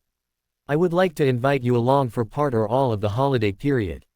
The large smile on Harry's face was all that Sirius was focusing on, he didn't notice anything else. Harry, Hermione and Padma are currently working on a summer itinerary. Once that's settled, we can then sort out details of who's interested and when. It was an even more excited bunch who sat down to dinner, all the younger members clearly wanting to spend some of the summer together. Sirius was sitting across from Harry. Watching his godson be happy with his friends was helping Sirius recovery almost as much as those wonderful goblin potions. It also wasn't hard to spot the hierarchy within his group of friends. Harry clearly thought Hermione was in a class of her own, and treated her as such. Barchok had said they were inseparable. Sirius now got to see this phenomenon firsthand. Padma and Neville obviously came next. Again, his information gleaned from Harry's father was that they had been friends since their first week of Hogwarts, and only gotten closer since. The marauder reckoned their friendship with Padma must be really important to them. He could see no other reason for Parvati being there. Perhaps being in this company might eventually round off some of her more annoying habits, like emitting nerve-jangling squeals of joy at the smallest thing. Sirius was sitting next to the girl's father, a man who clearly had something on his mind. If you don't ask Ramrao, I won't know what answers you're looking for. Forgive me, Lord Black, I realize this is not something one brings up at the dinner table. I was wondering if there were any other duties you were taking over concerning House Potter. Ah, I see. Ramrao, I will give you the information you're looking for, if you can promise it won't leave House Potter. That promise will apply until I get around to dealing with the entire matter, probably about the end of January should do it. Receiving a quick agreement, Sirius told the concerned father the truth. My godson has been raised as a goblin and, while I would much rather not have spent the last decade in Azkaban, I have absolutely no problem with Harry's upbringing or his father. Goblins don't use betrothal contracts, believing their children should choose their own spouses. Harry has asked me to give a negative reply to every betrothal contract with his name on it. As his godfather, I aim to respect his wishes. It wasn't hard to see the disappointment in the father's face. Sirius attempted to make up for it. I found that the friendships I made at Hogwarts were the strongest of my life so far, and a blind man could see those four are close. I have no way of knowing what will happen as the years go by, I just know it won't include a betrothal contract. This actually did cheer Ramrao up. A blanket refusal meant his girls were being treated exactly the same as every other witch, and Padma was clearly close to these two boys. It was strange to see the quieter of their girls being the one who was the center of attention, something Parvati was clearly struggling with. He was sure Smita would have picked up on this, and would be having a chat with her when they got home tonight. Sirius though wanted there to be no misunderstanding of his role in Harry's life. Ramrao, I'm Harry's godfather, but it will be to his father he will look for advice first, and that's the way it should be. I'm trying to build a role for myself here, the best that I can hope for is a favorite uncle, something along those lines. My role will be to assist Barchok and Harry in any way I can. This is Harry's decision, backed by his father and carried out by me.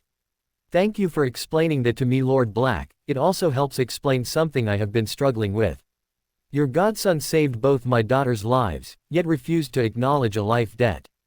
Padma explained that goblins always help their friends and family, therefore there could be no debt. I am finally beginning to get my head around this extraordinary young goblin. Sirius let out a sigh. If you've done that, you're way ahead of me. It seems no time at all from when I was berating James's attempts to change Harry's nappy. I went from that to the young person we see before us. It's not the time locked in Azkaban I mind so much, more the years it cost me with my godson. Dan was sitting on Sirius' other side, and had heard every word. Why don't you come and stay with us over the new year? It would give you time with Harry, and allow us all to get to know one another better. Since moving all our banking to Gringotts, we can now afford to take a longer holiday at the summer. Dan glanced knowingly across the table. I think we're going to be seeing a lot of each other over the coming years. Sirius was overcome at the kindness he was being shown here, and since being set free. That this kindness was not related to him being the new Lord Black, rather because he was Harry's godfather, just made this kindness that little bit more special in the Marauder's eyes. He nodded acceptance before his voice would work again. I'd like that, Dan, I'd like that very much. The dinner guests had graduated into 3 groups. The 7 kids were easily the largest, and the loudest. The ladies all formed another group, the occasional bout of laughter informing the room that they were having a good time. The menfolk stood back, surveying the room while chatting about Sirius Day in court. Both Dan and Ramrao were desperate to hear every detail from Barchok and Sirius. Those profit pictures were iconic. It was almost 10 before goodbyes were said and everyone headed home. Getting ready for bed, Dan could see something was troubling his wife.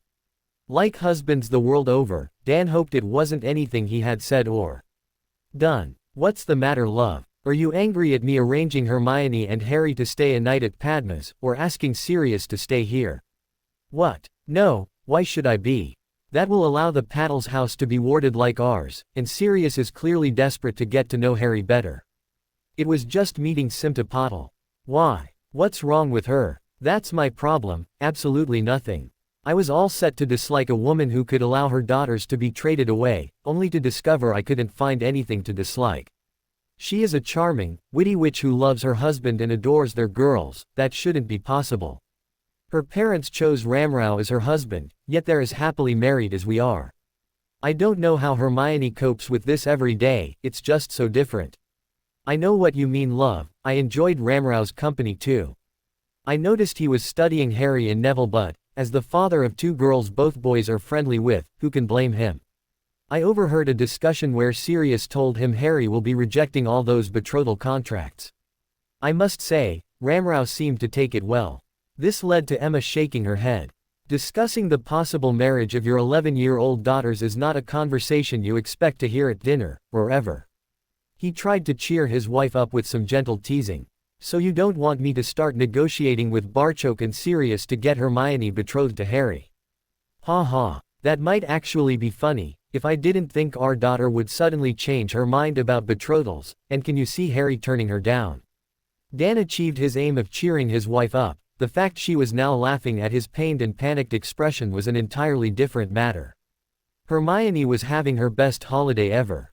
She'd never had friends before, never mind have them stay over. Sirius' arrival had also brought a lot of laughter to the Granger household. The man was a bigger kid than his godson. That same godson was currently holding her hand as she showed both Harry and Padma around Crawley. This was something else she would normally avoid like the plague, going into Crawley without her parents. She had put those dark days behind her though and was enjoying showing the local sights to her friends. It was now time for Harry and Padma's first trip to the cinema. Hermione thought they would both get a kick out of the Addams family. As they waited in the queue, the hated voice that Hermione hadn't heard for 6 months was like a hard kick to the gut. She should have known things had been going too well. Oh look, Granger's parents must have gone to rent a friend for her Christmas. A packy and a poofter, I suppose that's all you're worth. The despised chorus of derogatory laughter that followed these witty insults triggered an automatic response from Hermione, sending the young witch straight into her shell. That was until Hermione felt Harry squeeze her hand, and remembered she was no longer that lonely and scared little girl. Who's the comedian, Hermione? Clearly not someone who knows you very well. This stopped the laughter of the 5 boys who had approached them, though one had a comment to make. Oh look, Big D, it can talk, and I didn't see Granger pull the string at his back. Harry had never seen the acne-cursed boy before, but recognized the type. In any gang, there was always one who would instigate trouble, usually while standing safely behind others. The sarcasm was fairly dripping off Padma's answer, not intimidated in the slightest by the odds they were facing here. She wasn't about to take that particularly hated insult from anyone. Oh Hermione, why don't you introduce us to the local wildlife? Did they actually have names, or just numbers on their collars? Hermione was drawing courage from having her friends beside her. She was finished giving in to bullies. Padma, Harry, meet Dudley Dursley and his friends. I used to go to school with them, and they make Ron Weasley seem intelligent. Well, coming up with the nickname, Big D, must have taken a lot of effort. He also looks as if he eats as much as Weasley too. Hermione was delighted by the support Padma was giving. Something about this though had made Harry stiffen beside her. Hermione looked at her best friend to see his eyes boring into Dudley. She'd seen that look before. It was usually followed by his knife being drawn as he got ready for battle. While the group of boys were figuring out if these Chess had just dared to insult them, Harry asked a question. Dursley, your parents wouldn't happen to be called Vernon and Petunia, would they? Hey Big D, your fame has spread. The pretty boy has heard of you. This generated some laughter but just increased the intensity of Harry's stare. There couldn't be too many Vernon and Petunia Dursleys, with a son about the same age as him. He asked one more question to be certain. Did your family used to live in Little Whining? Oh shit Big D, you've got your own stalker. The putz with the plooks seized any opportunity to escalate the argument. Yeah, just a pity your stalker's gay. Shit, his hair's longer than my sister's. Harry had never mentioned his family by name, but his questioning was just a little too specific for the Dursleys to be anything other than his hated aunt and uncle. Hermione also knew the Dursleys, and had no problem believing they would do that to a baby. Dudley Dursley had been the bane of her pre-Hogwarts life, Yet his parents refused point blank to see their son as anything but a perfect little gentleman. Neither little nor gentleman were words that could really be associated with the obese bully.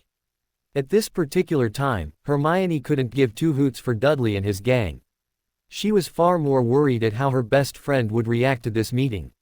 Hermione swung in front of Harry, with both hands now placed over the arm where his knife was stored.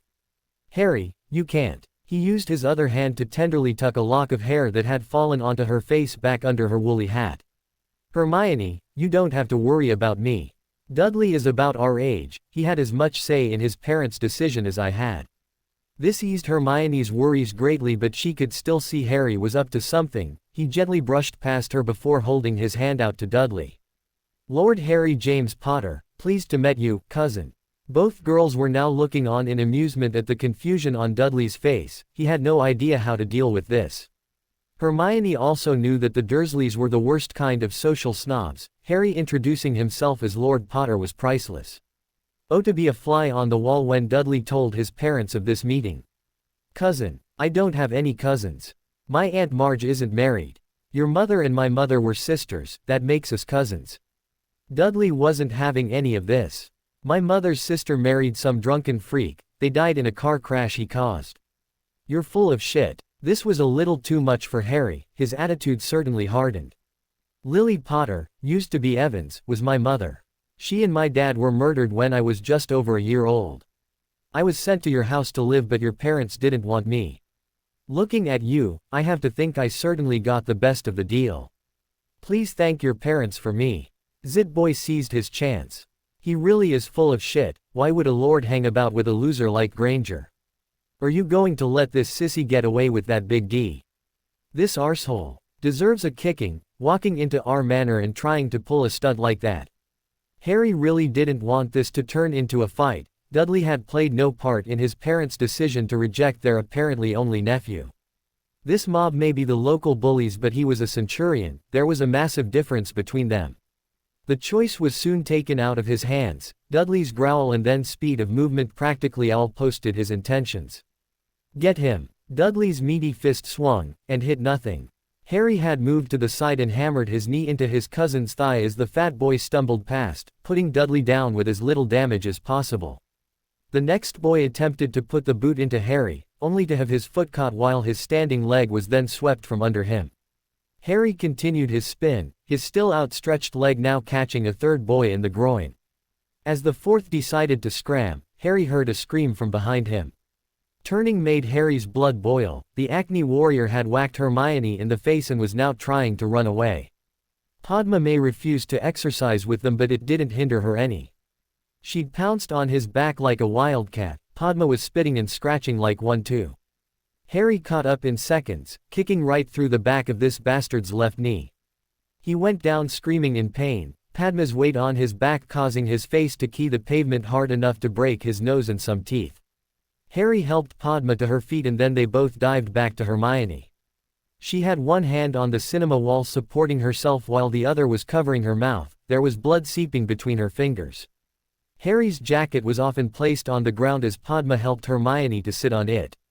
She was obviously in pain, but the shock of someone actually punching her was also having an effect. Harry was sitting next to her, wrapping Hermione in his arms. "I'm sorry, Hermione, I had him tagged as the least dangerous of the bunch. I can't believe he did that, far less think he was going to get away with it." Hermione's mumbled, "He's done it before," saw Harry having to grab Padma. She wanted to go and have another hit at the git. Hermione was surveying the scene of devastation displayed in front of her. Dudley was attempting to get up but appeared to have no control over his right leg. Jake was flat on his back and groaning while Johnny was curled up into a fetal position, clutching his groin. By far the worst was Tony. His leg appeared to be lying at an unnatural angle while his nose was bleeding all over the pavement. The siren indicated they were going to have to give the cinema a miss. It looked like someone had phoned the police. Dan opened the door to find a policeman standing there. His female counterpart was helping the three kids out the back of the police car that was currently parked in their drive.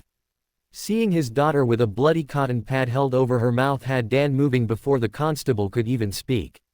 "Mr. Granger, may we have a word?" "Constable, I insist you both come inside." Just give me a moment to see my daughter is all right first. Harry was standing beside Hermione, with his arm protectively around her shoulder. Dan made no attempt to move the lad, instead gently lifting Hermione's hand away from her mouth.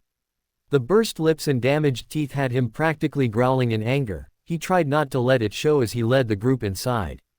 The three kids sat on the sofa with Hermione in the middle. Her mother was soon kneeling in front of her with their first aid kit.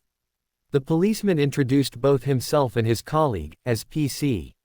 Murphy and W.P.C. Johnston, before supplying information on what had happened. There was an altercation outside the cinema between these three and a group of 5 boys, all involved were around the same age. We would like to ask some questions and thought this would be a more comfortable situation, rather than dragging everyone down to the station. Your daughter also refused any treatment, saying both her parents were dentists. The WPC then took over. Counting your daughter, there were 5 injuries, one of which was serious enough to require hospitalization. Because of their age, we have asked them nothing more than names and addresses. Both Lord Potter and Miss Pottle gave this address too. Dan didn't understand why Harry had used his title, or the name Potter, but was just going to play along. Both Harry and Padma are friends of my daughters from school, all 3 attend the same private boarding school in Scotland. They are spending their Christmas holidays with us. This is Harry's godfather, Lord Black. Are there going to be any charges here? Do I need to call our lawyer? P.C. Murphy shook his head. At the moment, this is just a preliminary investigation. You are welcome to call your lawyer, but that's not really necessary at this point. As Emma was cleaning Hermione's mouth, Sirius could see his godson's barely contained rage. He would bet his fortune the boy now in the hospital was the same person who injured Hermione. Harry, can you tell us what happened? We were waiting to go into the cinema when a group of 5 boys approached us. They immediately began hurling insults. I hope you didn't rise to them. Dan would hate to think his daughter had gotten a sore face because of some taunts. No, Dan. I discovered one of them was actually my cousin. I offered to shake his hand. They took this as some kind of insult and attacked. The one who hit Hermione was behind me. I'm really sorry. WPC. Johnston was noting all this down. Would the person that struck Miss Granger be Mr. Dillon? This saw Emma explode. He hit you again. We shall be back round at his parents' tonight. Mrs. Granger, you might want to leave that for now. Mr. Dillon was taken away in an ambulance. I don't think his parents will be home anytime soon. Can I ask if any of the 3 children practice some kind of martial arts? It was Dan who answered the policewoman's question. Harry runs to keep fit, but the only sport I know he practices is fencing.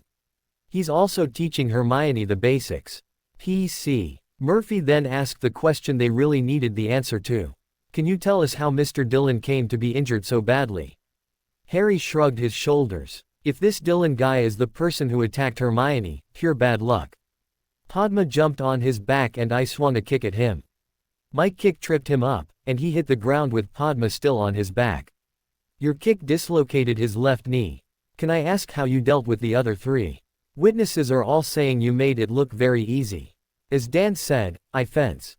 That doesn't help you in a fight, not one without a sword anyway, but it does really sharpen up your reflexes. I didn't use any special fighting techniques, I was just quicker than they were, especially Dursley. Hearing that name, along with the other arseholes, was enough for Dan. Constables, there is some well-documented history between my daughter and these boys, though this is the first time it has involved the police. Street. Andrews Primary School should have all the records. My wife and I were certainly down there often enough complaining about the bullying situation. With Hermione now at boarding school, we assumed the harassment problems would stop. It would appear we were wrong. Hermione now had tears rolling down her cheeks, though not from the pain in her mouth. They thought things would just be the same as before, they didn't. Reckon on my friends standing by me. I've never done a thing to Tony, yet that's the second time he's punched me in the face. No one doubted Harry's conviction when he declared it wouldn't be happening a 3rd time. This brought WPC. Johnston back to an earlier point. Was Mr. Dillon the boy you claimed was your cousin? No, that was Dursley. Was there any animosity there? No, not from me. Dursley didn't even know I existed, so not from him either. Well, not because of that anyway. His parents apparently said mine died in a car crash, a crash my drunken dad caused. Sirius was ready to storm out and find the Dursleys, but Harry stopped him. Sirius, my father has already taken care of it. The documents the Dursleys signed ended any and all claim on me. They stopped being any family of mine there and then. The WPC continued her questioning. You said your parents died, yet mentioned your father. I was adopted when just over a year old. I usually go by the name of Harry Crow. The Dursleys wouldn't recognize that name, so I used the one I was born with. My adoptive father is one of the top bankers in the City of London. Please let us know if we need to contact his lawyers. PC. Murphy didn't want to get caught in any crossfire between the police station, a couple of lords, and any lawyers a top banker would know, especially over a preteen scuffle in the street. Since there was no hint of any kind of weapon being used, and the only injury requiring hospital treatment would seem to have occurred accidentally, he was pretty confident of the outcome. I don't see our superiors wanting to take this any further. Individuals may want to press charges, but I think that then would become a matter for lawyers and the courts. What we have heard here matches statements taken from others in the cinema queue. The five boys approached and flung a few insults these three didn't physically respond to. Lord Potter here was seen to hold his hand out, just as the large boy was observed throwing the first punch. Because of their ages, all of them will be taken home by a constable and their parents informed of what happened today. They will receive an official warning over the matter, and find themselves now having their future behavior would be all the action we would intend to take on this incident. WPC. Johnston put her notebook away before saying any more. Personally, I agree with Lord Potter. I can't see those boys bothering Miss Granger again. Crawley isn't exactly a large place, all their peers will soon know what happened. 4 of them ended up on the ground as the 5th ran away. I don't think they will be bullying anyone for quite a while, and we will be watching to ensure they don't. As Dan showed the constables out, Emma was going for their coats. We'll need to take you down to the surgery, love, there's too much damage for us to fix at home. I would like to thank you two for standing by Hermione again. Hermione's voice was slurred, but it was to Harry she aimed her words. This is not your fault, Harry. You've taught me to look after myself, and how to deal with jerks like that. Then I went and broke the first rule. I was too busy watching you, I never even noticed him until the punch hit me. He always was the sneakiness of the bunch. You and Padma made sure he won't be doing it again. I took my eye of him too, I should have been watching out for you too. Padma was having none of that. We take extra defense lessons every week so we can look after ourselves, Harry. Professor Weasley will give us hell when he hears what happened. Hermione and I are more than a match for him. We simply weren't paying attention, the very first thing the professor taught us to guard against. Dan was putting his coat on before adding his own views. The Dylans are every bit as obnoxious as the Dursleys, they won't take you putting their little angle in hospital lightly. We can expect a visit before too long. Sirius was spoiling for a fight. Let them come, I hope they bring the Dursleys with them. Sirius, I think we should let my father in on this. Gringotts can help, and our healers will easily fix Hermione in minutes. My portkey can take us all there. Dan and Emma both knew how much work, and pain, would be involved in fixing Hermione's injuries. Stitching the inside of your daughter's mouth before attempting to repair broken teeth was not their idea of a fun evening. The group headed for Gringotts. Albus felt as if he'd been punched in the mouth. Alistair Moody was in the castle and he didn't even know about it. What's more, it was obvious the old Auror wasn't here to see the Hogwarts headmaster. Albus accidentally came across the group leaving Minerva's office, with Phileas clearly involved in the discussion too. Bill Weasley is a good place to start, but they will eventually need more. When they reach the stage where they're ready to learn how to fight dirty, tell the lad's father to contact me. Alistair, what are you doing in Hogwarts? Leavin'. That was all the answer Albus got as the group pushed past him, leaving the headmaster to wonder just how far his star had waned. That picture in the Prophet had seriously damaged his reputation, and focused people's attention on the allegations Harry had made. This situation would take a bit of recovering from, but he had one thing on his side: time. Harry was only halfway through his first term and Albus needed to learn from the numerous mistakes he'd made since the lad entered the castle. He was also casting envious glances around him at the successes inside Hogwarts, in an attempt to emulate them. Severus Gift may not have both the Hogwarts potions master and Harry on the best of terms, but at least it signaled a cessation of hostilities between them. At this moment in time, that was the best Albus could hope for from Harry. Personally handing the lad something that belonged to James Potter should at least start the healing process between them. He was also loath to admit that Hogwarts' new history professor was a stunning success. Albus may be loath to admit that fact, it didn't mean he wasn't going to attempt to copy the feat. Hiring a famous defense professor should achieve his aims on 2 levels. Hogwarts would have a competent professor at the defense helm, and then Harry wouldn't need William Weasley's services anymore. Albus was going to need every bit of the time he was sure he had. Easing himself into a position where Harry trusted him wasn't going to happen overnight. Albus was currently aiming for 4th year, that should still give him time enough to influence Harry the way he wanted, for the greater good of course. Emma couldn't believe the change in her daughter, and she wasn't referring to the miraculous healing the goblins had performed on Hermione. When this had happened before, she had been shattered, almost afraid to leave the house. Here she was, chatting and laughing with her friends as if nothing untoward had happened earlier today.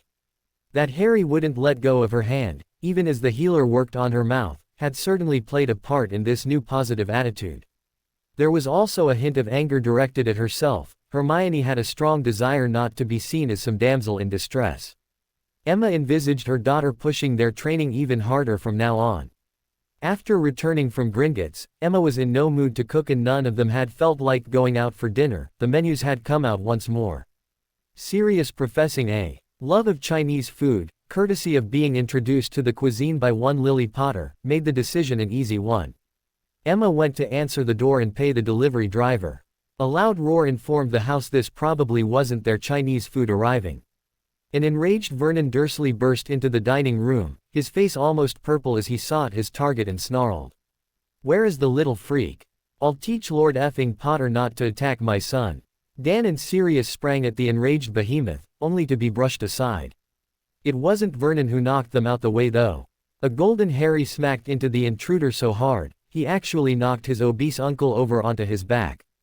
Dursley's veins on his forehead were visibly pulsing with his volcanic temper, but at least he had stopped bellowing like a constipated bull elephant. The cause of this sudden silence though was currently a matter for debate.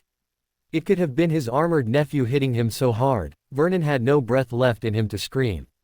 Then again, Harry kneeling on his chest with a golden gauntlet squeezing his obese uncle's throat would certainly have to be factored into any calculation regarding his clearly enforced silence. Betting favorite though was the wicked goblin knife, a knife which was currently held rock steady by Harry's other hand about an inch from Vernon's left eyeball. Petunia Dursley then ably demonstrated that her younger sister inherited all the intelligence in their family by proceeding to start hitting Harry with her handbag. "Leave my Vernon alone, you bully. Beating up my poor little Dudekin's not enough."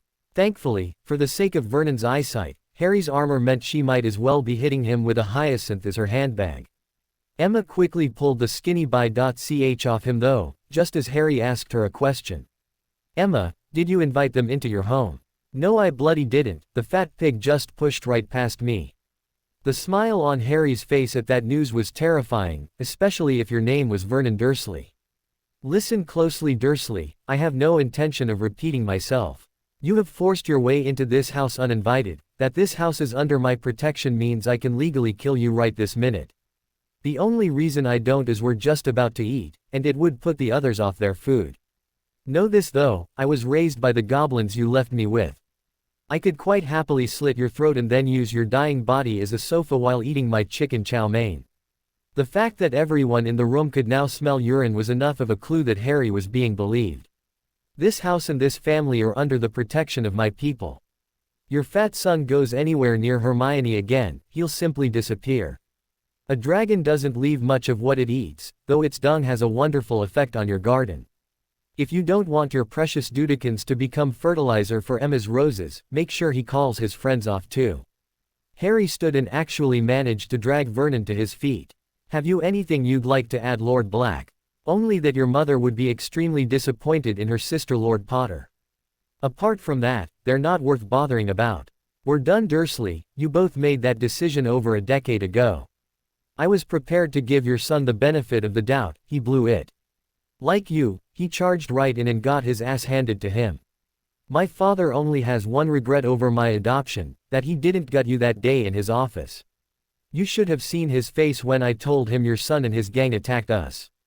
He's very fond of Hermione too, so the name Dylan is probably joining yours on his shit list. Dan had a final word for the now clearly frightened couple. You have no idea what you're dealing with here. Any of those kids could have wiped the pavement with your son and his gang of thugs. Take Lord Potter's advice and stay well away. His father is not a goblin you want to mess with. Dan and Emma marched both Dursleys out their house, returning to see Sirius casting cleaning charms on the carpet and that an unhappy Harry had shed his armor. Are you okay, Harry? No, Emma, I'm not. This is the shirt Hermione gave me for Christmas, and now I've gone and ruined it. The girl in question slipped the shredded shirt off her best friend, leaving Harry bare from the waist up. Hermione then took out her wand and cast a reparo spell at the garment, leaving it as good as new. This saw her hoisted into the air by a now delighted Harry. Looking at Harry's bare torso saw a question being asked by Emma. Harry, you're clearly quite a strong young lad. How the hell did you manage to drag that fat idiot up off his ass? Harry put Hermione down but didn't put his shirt back on just yet. When the director placed my armor bands on me, he said, may they bring strength to your arms in times of strife. Centurion armor is known to add strength to a warrior's sword arm, but I am the first non-goblin ever to wear this armor. When it's active, I've discovered I can ask my magic to make me that little bit quicker or stronger. In my armor, I could probably hold my own arm wrestling Hagrid. His armor once more covered his body as he proceeded to demonstrate by lifting the oak dining room table. Knowing he and Sirius would struggle to accomplish that feat between them, this led to Dan shaking his head. I was already struggling with the whole wizard-goblin thing, now I've got Iron Man and the Hulk to add to the mix. The look of confusion this comment was met with by Harry brightened Dan's evening. Oh, I need to introduce you to Peter Parker too, I've got quite the collection. Hermione and Emma's groans left Harry not knowing what to expect. The doorbell ringing saw Dan going to answer it this time, with Sirius standing right behind him. They all enjoyed a lively dinner while Dan informed Harry about the wonderful world of comics. Hermione saw Harry lying on his bed, studying a Spider-Man comic her dad had given him to read. Their eyes met and both voiced the exact same question. Are you okay? This saw Hermione smile and sit on the bed beside her best friend. I'm fine, Harry, your healers saw to that. I'm more worried about how you are, after meeting the Dursleys. It took a minute for Harry to put his thoughts into words. Disappointed is probably the best description of how I feel. I had dreamed of confronting those people for years, reality didn't come anywhere near my dreams. Having already met the sun, I should have been prepared for the disappointment. Hermione's hand slipped into his before he continued. I think Sirius said it best, they really aren't worth bothering about. They are no family of mine, and I happen to think the family I do have are brilliant. You've had the unfortunate experience of growing up beside Dudley, for that I'm really sorry. That's not your fault, Harry. I agree, none of the Dursleys are worth bothering about. I also know you were holding back today, that couldn't have been easy. Actually, it was a lot easier than you might think. I'm a Centurion, Hermione, that means what I do reflects on that position.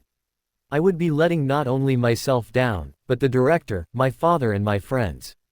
Being a Centurion is a great responsibility, even more so for me with the background I have. There are both goblins and wizards waiting to see me fail, I hope to keep them waiting for a long time. Revenge on the Dursleys is certainly not worth that price. I think I understand, Harry. I also happen to think the friends I have now are brilliant too, and would hate to let them down. This led to some blushing smiles before Hermione changed the subject. How are you getting on with Spider-Man? I don't really understand it. What's a radioactive spider? I've never heard of that species, do they have them at Hogwarts?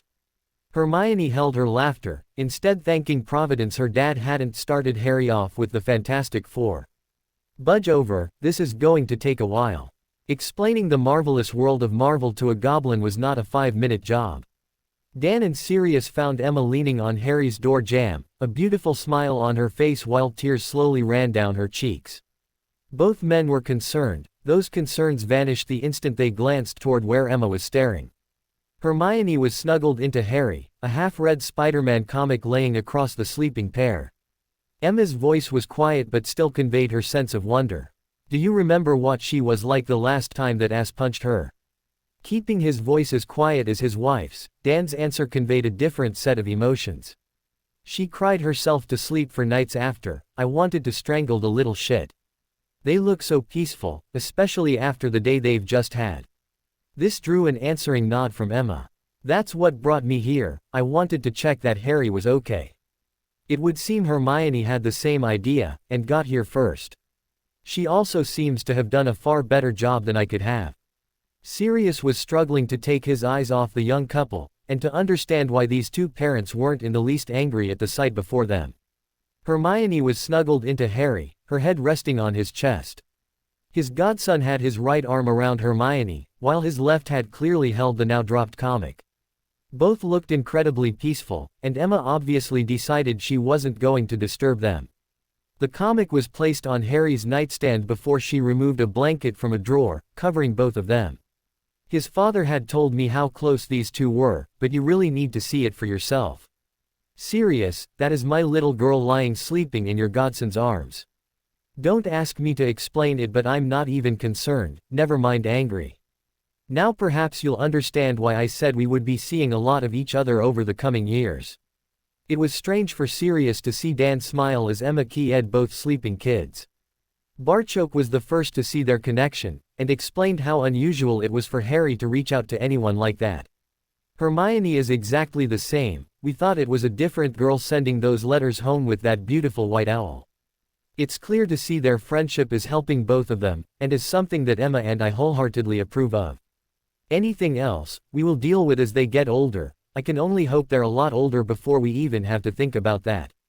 Dan, I am so out of my depth here, I have absolutely no idea of what to say or do. In all honesty though, the two of them lying there so peaceful, so content is one of the most beautiful things I've ever seen in my life. Emma was now gently shooing both of them out the room. I agree, Sirius, and so does Big Bad Dan here. He's just annoyed about having spent years working on his protective father routine, only for some boy to render it obsolete before he even got a chance to use it. He adores your godson as much as I do, Dan's just not ready to admit it yet. Dan quickly changed the subject. Never mind that, what are we going to do about the Dursleys, and the Dylans? We both know Petunia and Vernon are barely tolerated in Crawley. That obnoxious horse faced by .ch talks about everyone behind their backs. Well, I intend to make sure our version of the truth gets out there, and is the one being believed. Sirius was amazed at how this woman could go from being so tender and gentle with the kids, to now ready to rip the Dursleys to shreds. Dan though had a question. Our version of the truth. Well, it will be mostly true. How we were sick of the bullying and sent Hermione to a private boarding school, a school where she met her best friend, Lord Harry James Potter. An orphaned child who the Dursleys refused to care for, despite him being their only nephew. I also intend to let it be known that Tony Dylan punched our daughter in the face for the second time, and got his injuries running away. I'm sure Barchoke could provide us with receipts for the exclusive and private medical treatment Lord Potter arranged for his best friend, just to make the Dylans think twice about running to a lawyer. Okay, that's all mostly true. Dan knew how protective they both were of Hermione. Emma apparently had just extended that protection to include Harry.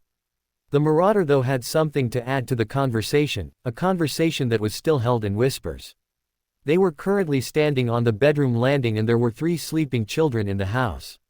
You may think that's enough, but I doubt if Barchoke will. I am sure the Dursleys have trouble coming their way soon, these Dylans too if they start anything. You two were obviously concerned with Hermione, but, as Harry said earlier, Barchoke was every bit as angry as his son over her injury. After quiet goodnights were mumbled, the adults then all made their way to their respective bedrooms. It was a slightly hungover, and very nervous Vernon who answered the door next morning. It was almost a relief seeing an irate Callum Dylan standing there. He led the man into the kitchen where he'd just left his 3rd cup of coffee. Dudley was also there, sitting in his wife fronts and eating his large breakfast. The reason for his lack of attire was instantly obvious. His mother was currently rubbing lotion onto a wicked bruise that spread over most of his hip and thigh. This was all Callum needed to see. he was barely containing his temper as it was. "I've spent most of last night at the hospital, Deirdre is still there. Tony spent hours in surgery, they had to rebuild his knee and wire a cracked jaw, that's not counting his broken teeth and nose. My son looks as if he's been hit by a bus and the police had the nerve to say they won't be pressing any charges. They're claiming my Tony attacked the Granger girl, and his injuries were accidentally inflicted as he tried to run away. I was planning on heading round there to give the Grangers and their guests a piece of my mind. I stopped by to ask if you wanted to come too." Vernon's large body gave an involuntary shudder at that suggestion, and he decided that the coffee wasn't helping in the slightest. He pushed it away and went for the Glenfiddich, returning with the bottle and 2 glasses. Vernon poured one for himself and indicated for their visitor to help themselves to a seat and a drink. "Callum, we were round there last night, it wasn't pleasant." Vernon needed a swig of his 12-year-old single malt before he could continue. "We know of the boy who did this, how could we not? He's Petunia's nephew. Over 10 years ago they tried to dump the brat on us after his parents were murdered, we wouldn't stand for it and put him up for adoption. That was why we moved to Crawley, in the hope they wouldn't find us. Petunia and I decided last night it was time to move again.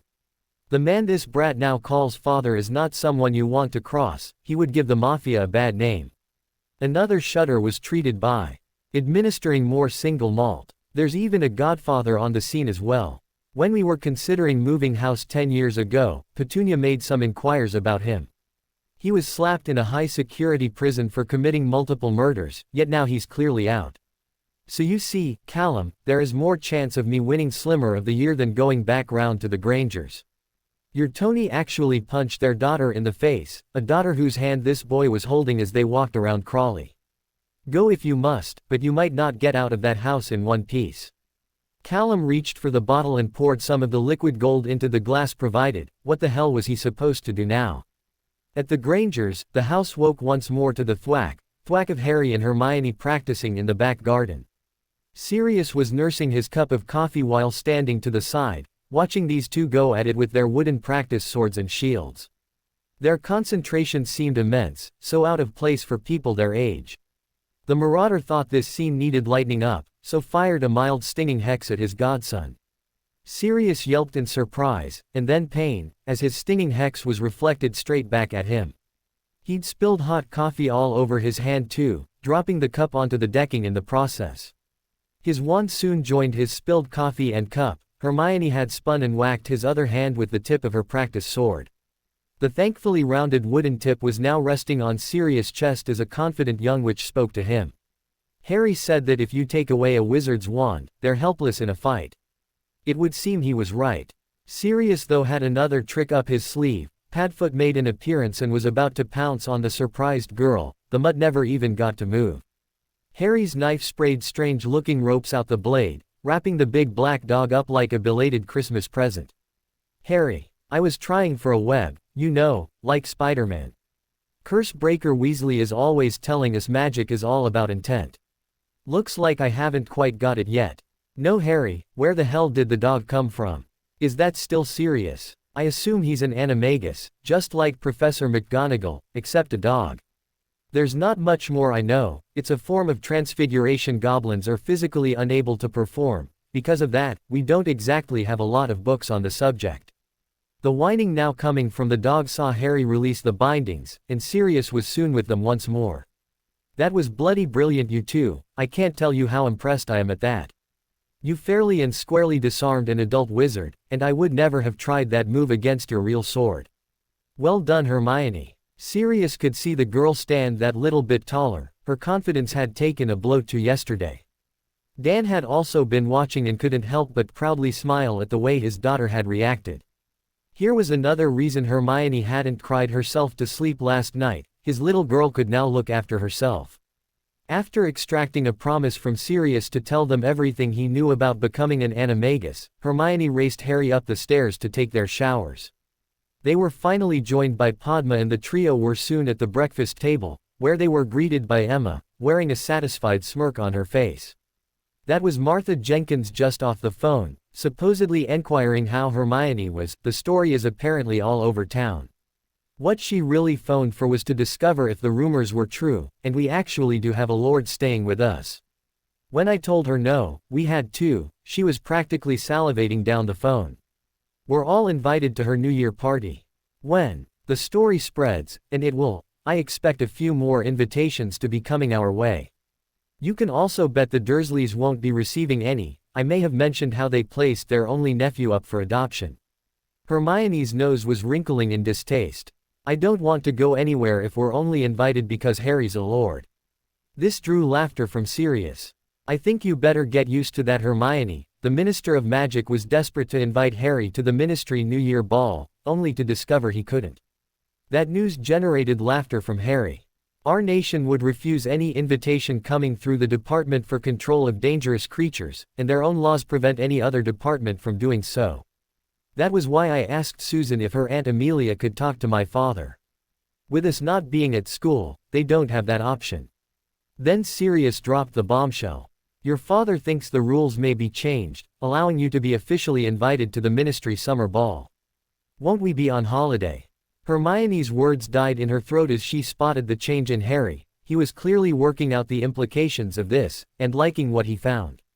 Hermione, this is huge, even bigger than huge.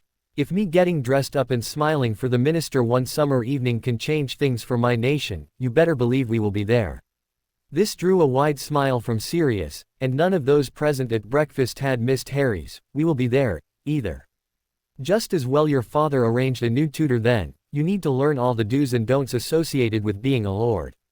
Augusta Longbottom has probably been instilling this into Neville since he was old enough to listen. We still want him to attend lessons though, we'll need 4 when practicing dancing and such. This certainly held the girls' attention, though Harry's thoughts had gone off in a different direction. There was something fishy here, and who did my father get to teach us this? Sirius couldn't contain his smile. Me. You're getting Lord Sirius Orion Black teaching you all about wizarding traditions and customs every weekend. Neither Dumbledore nor the Ministry will dare object to this. Merlin, both would probably pay for it out their own pockets. You still get Bill in the morning for defense, and then me in the afternoon. There is so much I need to teach you. Sirius had his wand out underneath the table as the 3 kids listened intently. It was time for a payback prank to make up for getting his ass handed to him earlier. Harry could practically feel the heat generated from having a blushing witch sitting either side of him. He was struggling to determine the cause, until he looked up. Mistletoe. Hermione was bright red as she asked her question. You know what that is, Harry? Yeah, a parasitic plant. Why would you want it in your house? Padma tried to help her friends. When a boy and girl are under mistletoe, it's customary that they key. Harry shrugged his shoulders and keyed Padma on the cheek, turning then to do the same for Hermione. Padma's blush got even deeper. Not a key like that, Harry. Harry already thought Sirius was setting him up. He'd drawn his knife while turning round to key Hermione. Hearing this decided his course of action. Wheel, that leaves only one option. Harry transfigured the mistletoe into a live bat, a bat that immediately chased his godfather. Sirius, not being able to fire off offensive spells indoors, had to race out the back garden before being able to deal with the creature. Dan and Emma had sat enthralled at this drama being played out before them. They now fell about with laughter. Harry leaned over and gently keyed Hermione on the lips. Neither of you need mistletoe, you are both beautiful witches. Sirius surveyed the scene from the back door and thought Godfather Zero Godson too. He actually couldn't be happier with that score. Clearly he wasn't going to have to teach his godson how to woo witches. Harry may be blushing, but his godson was already way ahead of either Padfoot or Prongs at the same age in his dealings with the farer. Dan had just watched a boy key his daughter but still couldn't stop laughing. Harry had reversed Sirius' prank brilliantly. Anyway, it wasn't every day you got to see someone chased away from their breakfast by a live bat. The kids were only going to be here for a few more days, but Dan was willing to bet those days would be ringing with even more laughter. Smeeta could hardly believe the reaction they got when stepping onto platform 9 3/4. It spread like ripples in a pond. Within seconds everyone knew they had arrived. Padma had tried to prepare her for this, but mere words didn't prepare you for an entire railway platform stopping and staring. Harry and Hermione had stayed at the Pottle House last night, allowing their home to be warded and leaving Ramrao and Smita to get everyone to King's Cross. Her daughter had also explained that they would be showing a united front, this being the first time they had appeared in the wizarding section of Britain since those trial pictures of Harry were published after Christmas. Padma and Hermione had their dueling robes on, with the Muggle-born witch wearing her sword for the first time in public.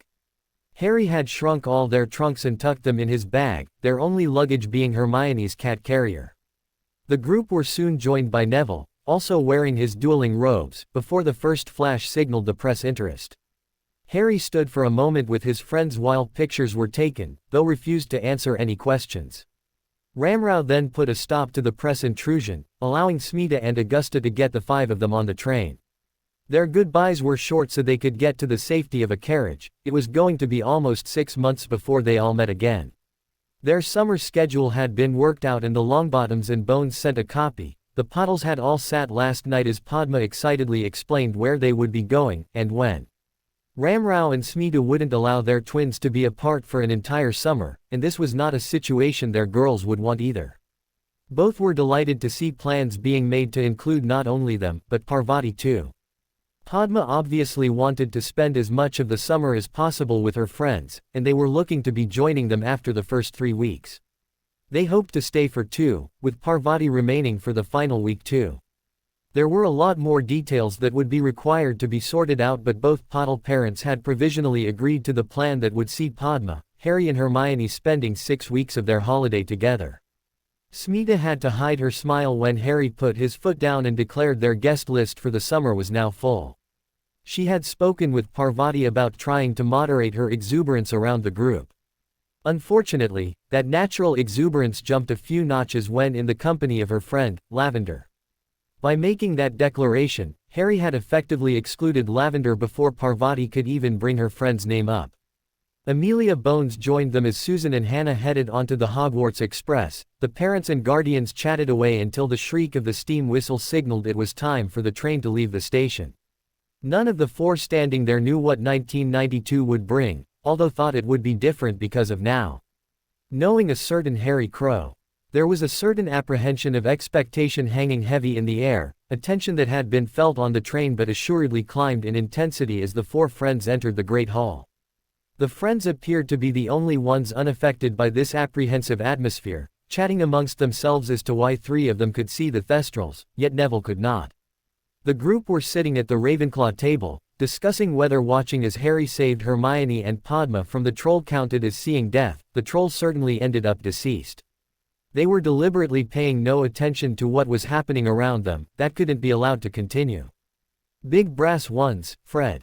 Brass. Our Harry here wouldn't settle for anything so coarse and common as brass. Pure diamond, hardest substance known to man. Ah, gentlemen, well, Fred and George, how was your holiday? Obviously not as exciting as yours.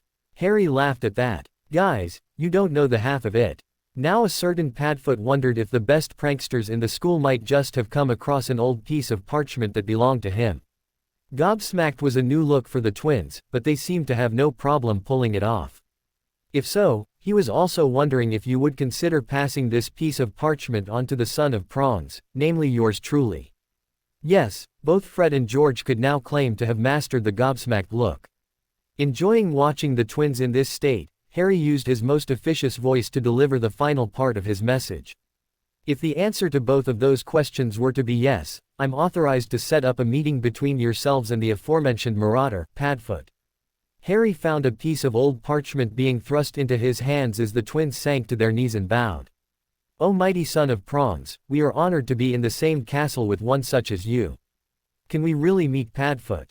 This was too much for Harry and he started to laugh. How does Saturday grab you?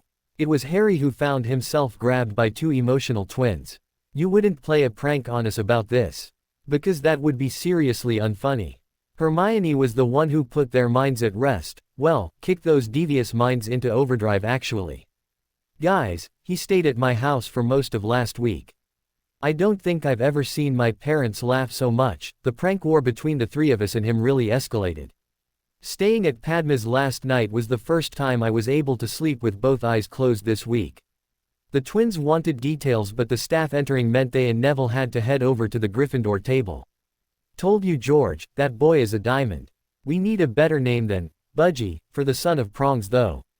Roger, like most of the hall, had been watching Harry. It really doesn't bother you that Dumbledore is going to be sitting just up there? If it did, Roger, I wouldn't have returned. My issues with the old man are still the same as they were in September. There may be one or two more questions I would like a truthful answer to, but, apart from that, nothing has really changed. You really think holding a sword to Dumbledore changes nothing? For me it doesn't, Harry honestly answered. The man pulled a wand on an unarmed member of my family, not something I was ever going to stand there and allow. Problem dealt with and over. I'll bet Dumbledore wants to forget all about it too. This saw Roger shaking his head. I never thought I would agree with the Weasley twins, but definitely Diamond, Harry. When Dumbledore stood, welcomed everyone back and began the feast, it was like pulling the plug in the bath and the tension began to drain from the castle. It would appear Harry was right, and the headmaster wanted nothing more than to forget all about that humiliating picture. It was a different picture that had sent tempers soaring at Malfoy Manor. The sight of Crow wrapped in the new Lord Black's arms put the final touch to what had already been a pretty dismal Christmas. Normally, the Malfoy family would have to decide which parties or balls they would grace with their presence. This Christmas they hadn't received one single invitation, not even to the annual Ministry New Year ball. With no gold to even consider holding one of their own, and dreading facing the possible indignity of no one bothering to attend if they had, it was easily the worst Christmas of Draco's life. Then to see any hope of receiving the black inheritance disappear, on the front page of the Prophet no less, was just kicking someone while they were down. It was now obvious why his mother could never access the black vaults. Sirius must have named someone as his heir.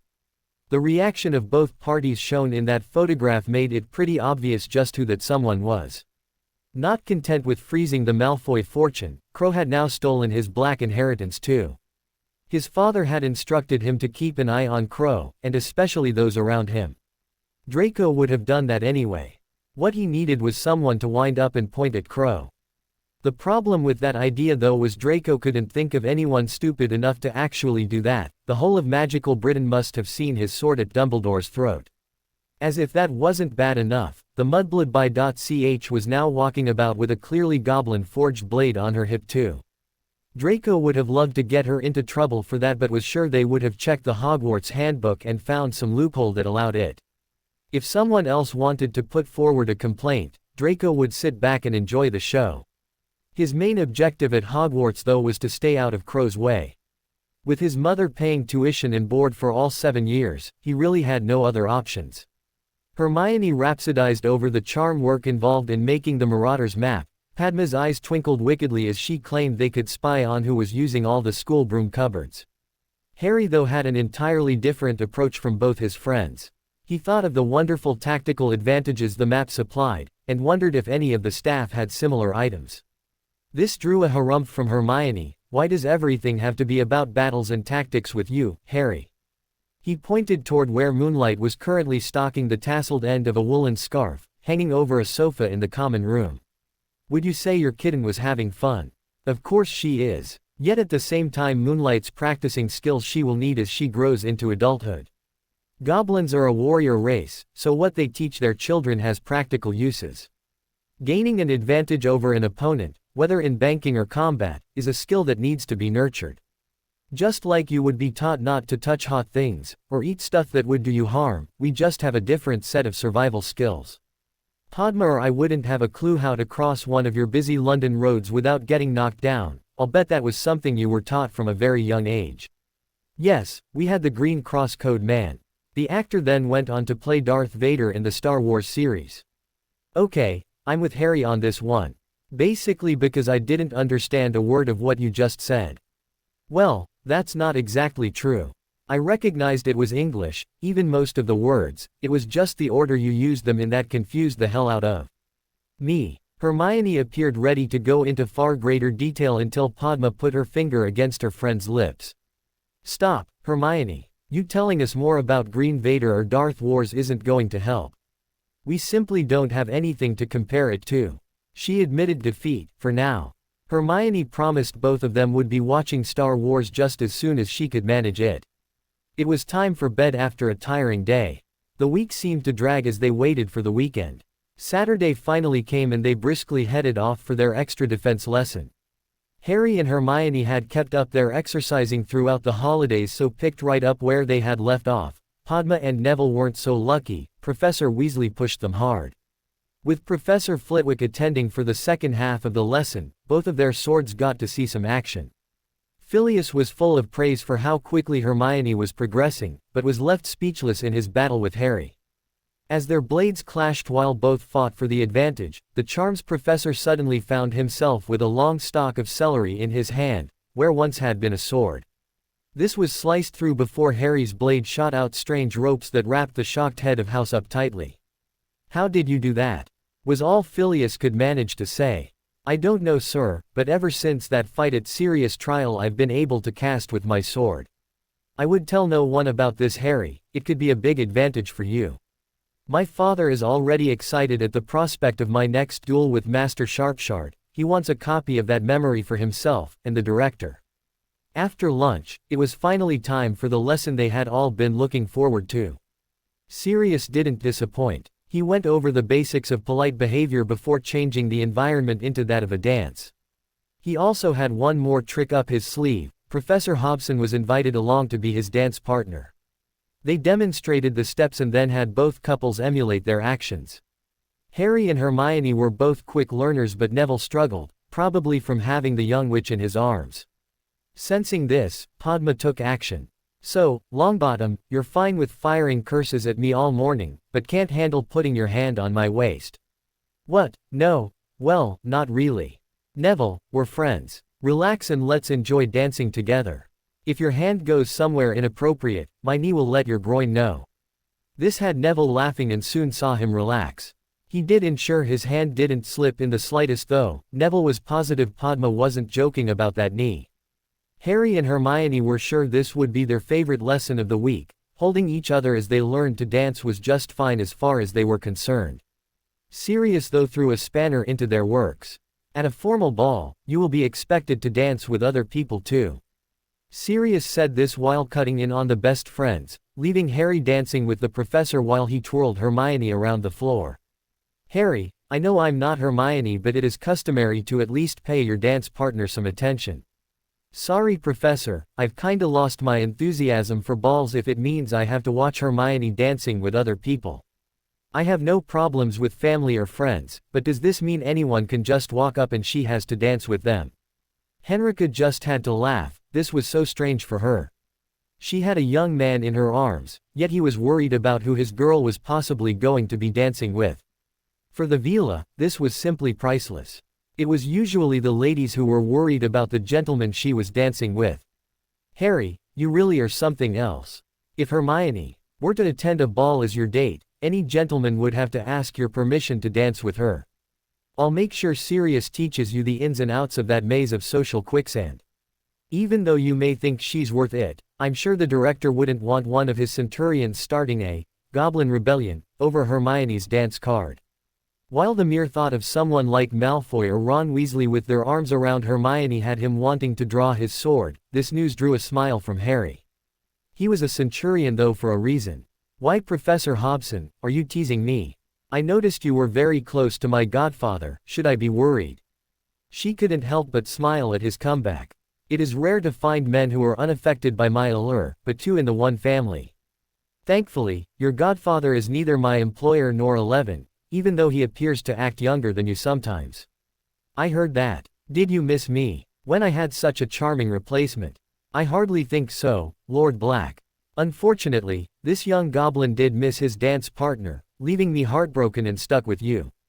This was all said with a smile as the dancing resumed with the original couples intact. "You seemed sad when you were dancing, Harry. I thought every male in the castle wanted to be in Professor Hobson's arms." She was explaining that there are rules for balls and dances. "I didn't like the idea that whoever wants could just come along and we would have to dance with them. Sirius will need to teach me the rules before I end up having to fight duels for telling folk to get lost. There must be a polite way of refusing without having to draw my sword. I'll just have to learn it." Hermione found her head resting on his chest. "My protector from trolls, even those in dress robes. We really do need a better name for you than Budgie, I think. swift, fits the bill, and it's still a bird. I think we need to swiftly dance with Padma and Neville, before Sirius decides to split them up. Neville's just beginning to cope with Padma, Professor Hobson would blow his mind. Harry enjoyed dancing with Padma, and could see Hermione and Neville having fun together too. He could imagine a group of them going to a dance and having a ball together. Harry began to relax after realizing things were nowhere near as bad as he first thought. It was a happy group who left the room of requirements, to find Dumbledore waiting for them in the corridor. Sirius, Henrica and especially Harry were all instantly on high alert. Dumbledore attempted to be as non-threatening as possible as he held out the parcel in his hands. Albus needed this to work and had studied what he was going to say closely. He'd noticed the lad always referred to Barchoke as his father, while James and Lily were mum and dad. Even a little thing like this could be the difference between making a connection with the lad or being rebuffed again. Harry, your dad left this with me. I think it's time it was returned to its rightful owner. It was with great caution Harry took the offered parcel, he even used his knife to slice through the wrappings. The shimmering material the parcel held drew an audible gasp from Sirius. Harry, that's your father's invisibility cloak. He got it from his father, it's been in the Potter family for generations. His face could have been carved from stone, but Harry was living up to the twins' billing. The young centurion's eyes were like diamonds, diamonds that were cutting into an uncomfortable Dumbledore. Can I ask how this came to be in your possession, Headmaster Dumbledore? For the life of him Albus couldn't understand the hostility that was simply pouring off the lad. What had he done wrong this time? I asked your dad if I could borrow the cloak to study it, I never got the chance to return it. At that, Harry turned his back on the headmaster. He needed information from his godfather. Sirius, my father says my mum and dad were a very smart couple, would you agree with that? Your dad was very smart, Harry, but your mum was simply brilliant. Then please help me understand, Sirius, because this makes them appear like a couple of idiots. Why would these two clever people give up a potentially life-saving tactical advantage, just so Albus Bloody Dumbledore could study it? Harry's hostility had switched to absolute fury, and only one person had any hope of containing the explosion. His best friend had her hand back on his arm and speaking in the gentlest voice she could. Harry, we don't understand what you're trying to say. Can you explain? He seemed transported to another time and place. It was also as if he and Hermione were the only two people in the entire world. Quick as a flash, Harry had the cloak around her shoulders. Lily, take Harry and go. It's him. Go. Run. I'll hold him off. Hermione was instantly caught up in the moment too, mesmerized by the intensity in those green eyes. I don't think I can leave you, you can't ask me that. You must, our son will need one of us. Harry's forehead was now resting on Hermione's as he pleaded with her, before leaning back and flicking the cloak's hood up. Hermione may have disappeared, but no one was looking in her direction anyway, all eyes were on Harry. It took 3 attempts before Sirius managed to get his throat to actually make some noise. Dear Merlin, Harry, do you remember that night? The young lad was bereft of emotion as he glacially answered his godfather with words he'd not spoken since being a scared little child, being wakened from a nightmare. Not Harry, please not Harry, stand aside you silly girl, stand aside now. Not Harry, please no, take me, kill me instead. Not Harry, please, have mercy, have mercy. An invisible sobbing girl smashed into her best friend, shocking him back to the present. Harry noticed there wasn't a dry eye in the corridor, even Dumbledore had tears on his cheeks. That didn't stop Harry focusing on the old wizard, though his rage was back under control. My mum and dad could have gone anywhere in the world, yet they stayed in a cottage and hid behind an obscure spell. They had a means of escape yet handed it over to you. These are not the actions of the smart people everyone tells me they were. There is not one shred of doubt both of them loved me, my dad and mum gave their lives so I could live. As their son, I swear I will get to the bottom of what happened that night, and any part you played in it, Headmaster. I thank you for returning my property. It was disconcerting, and downright weird, seeing a pair of arms that had emerged out of nowhere and circled around Harry's torso. Just as Harry seemed to have his arm hanging suspended in midair, right about where the sound of sobbing was slowly stopping. Sirius, I'm not really up to dinner with the twins, and you did promise. I'll see you for lessons tomorrow. Harry walked away, whispering to a still invisible Hermione as he went. Padma was holding onto Neville and crying too. Henrika was watching them closely. Sirius didn't know whether to cry or hit someone. Dumbledore nearly made his mind up for him. Sirius, surely you don't think I had anything to do with. I wouldn't believe Albus bloody Dumbledore if he said tomorrow was Sunday.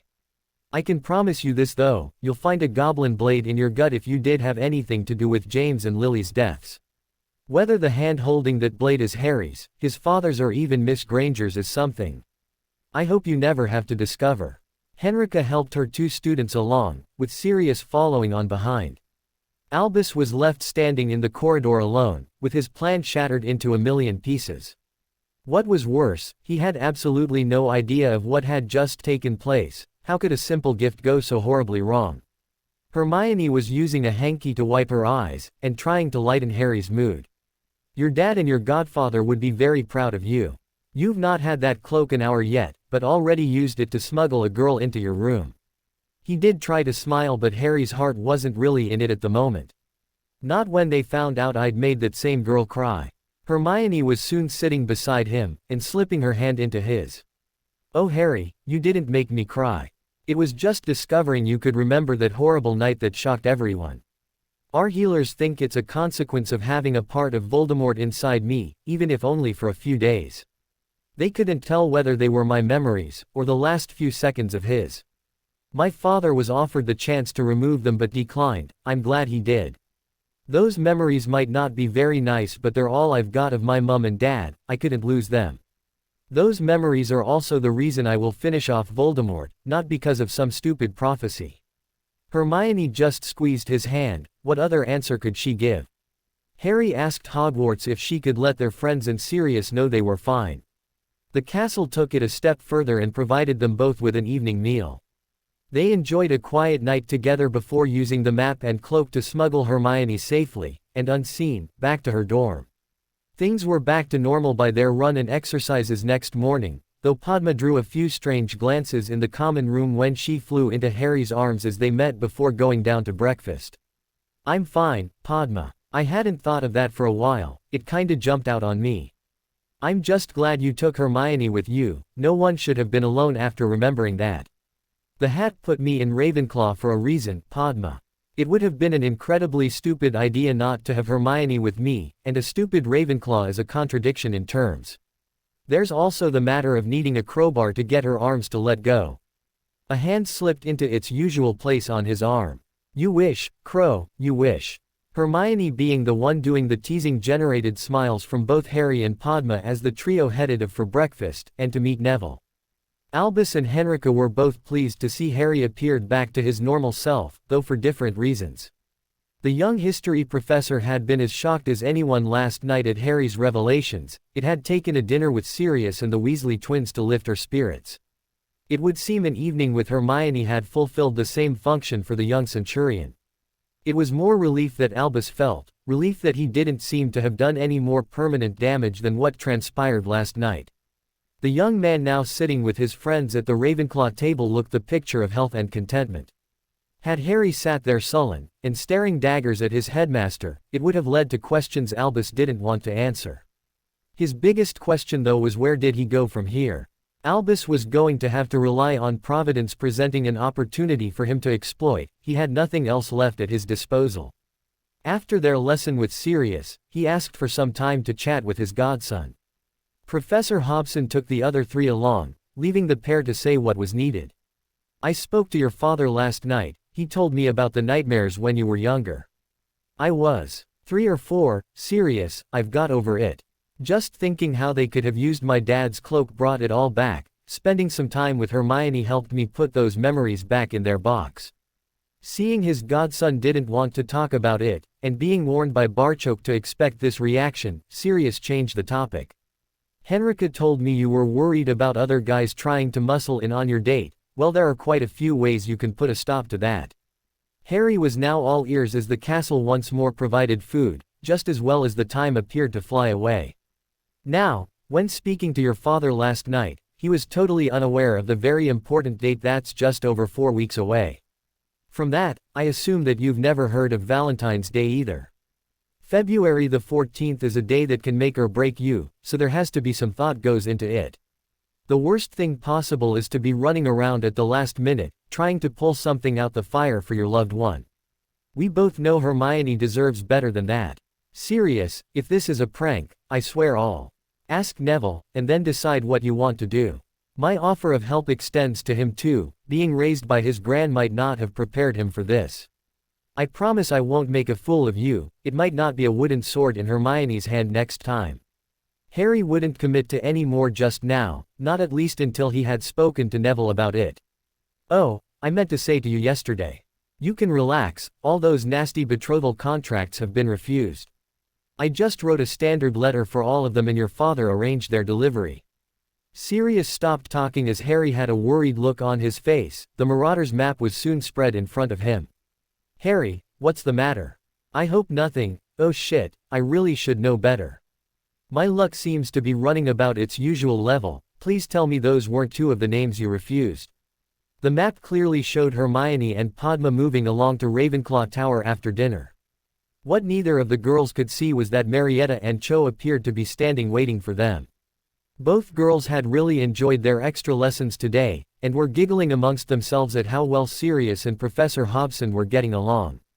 It already seemed a sure thing that Sirius would be there if and when she joined them on their summer holiday. They were also sure Sirius could cope better upon seeing the beautiful in a bathing suit than Neville would. It was also wrong to giggle at the thought their friend's head might actually explode from embarrassment. That didn't stop them giggling though. It was only after they were spoken to that the girls noticed they had company.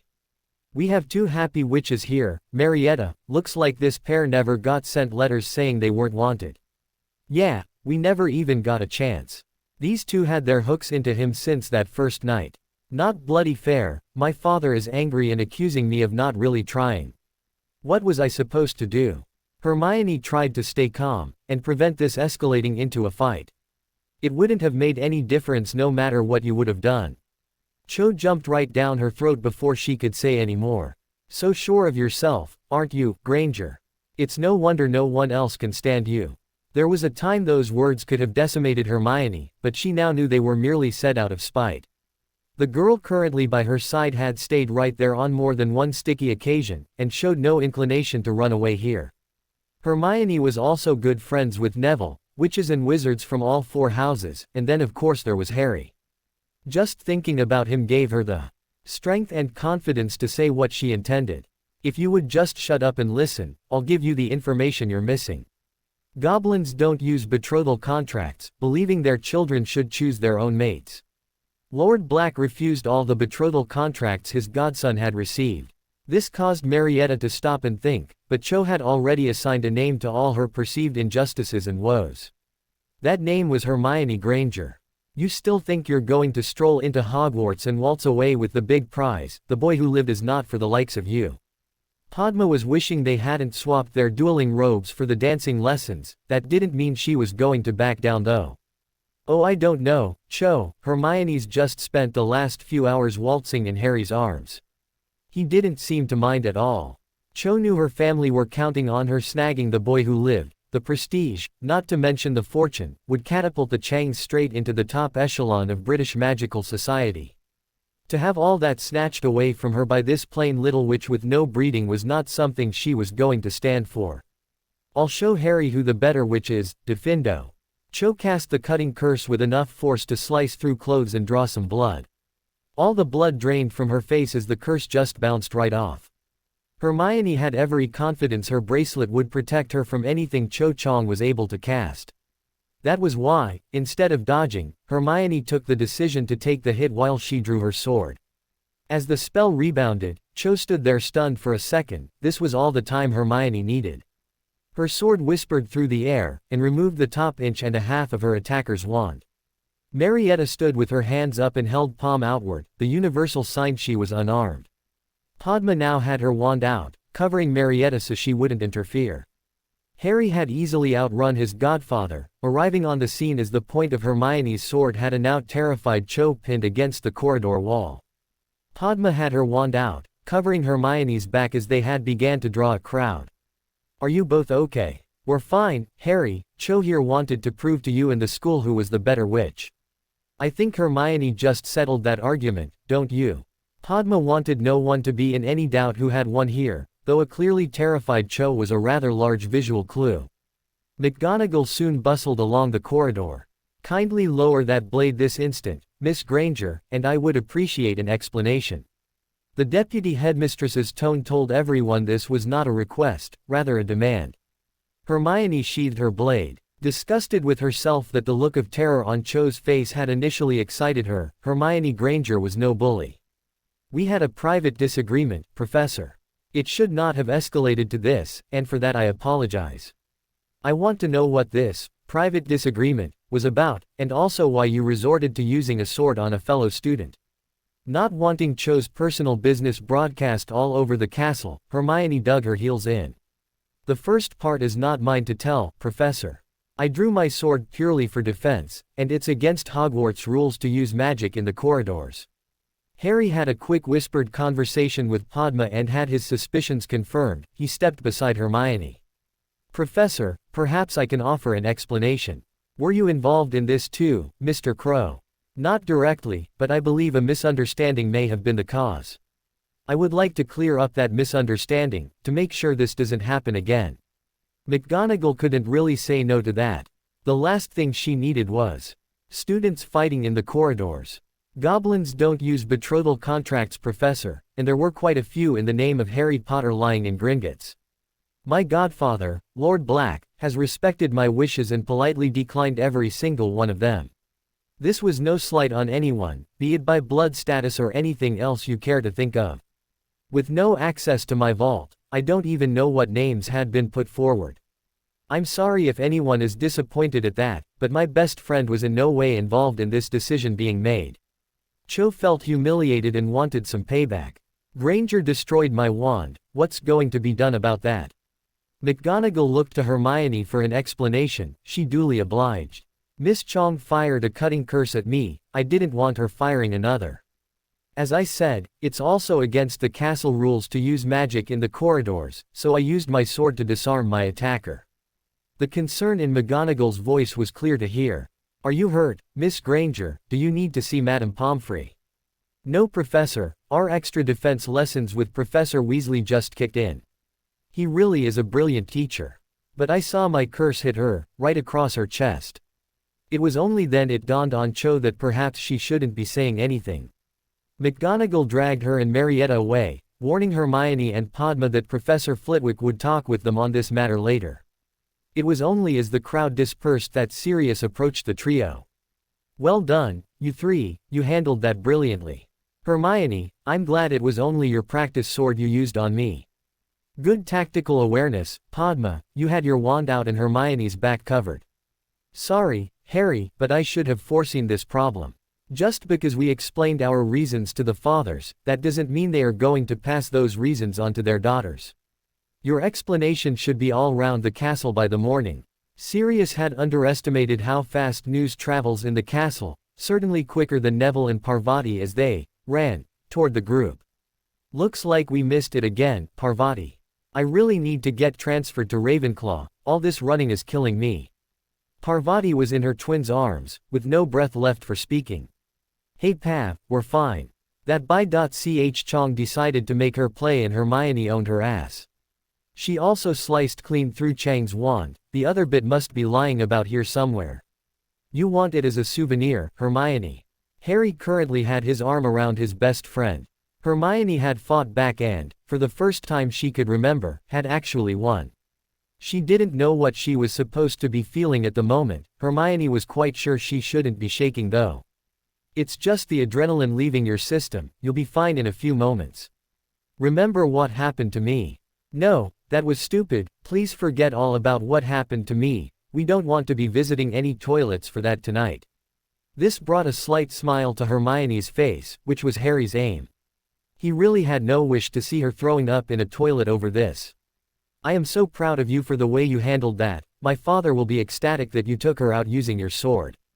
Your mum and dad will be over the moon too, I can see a few more Spider-Man comics heading in my direction over this.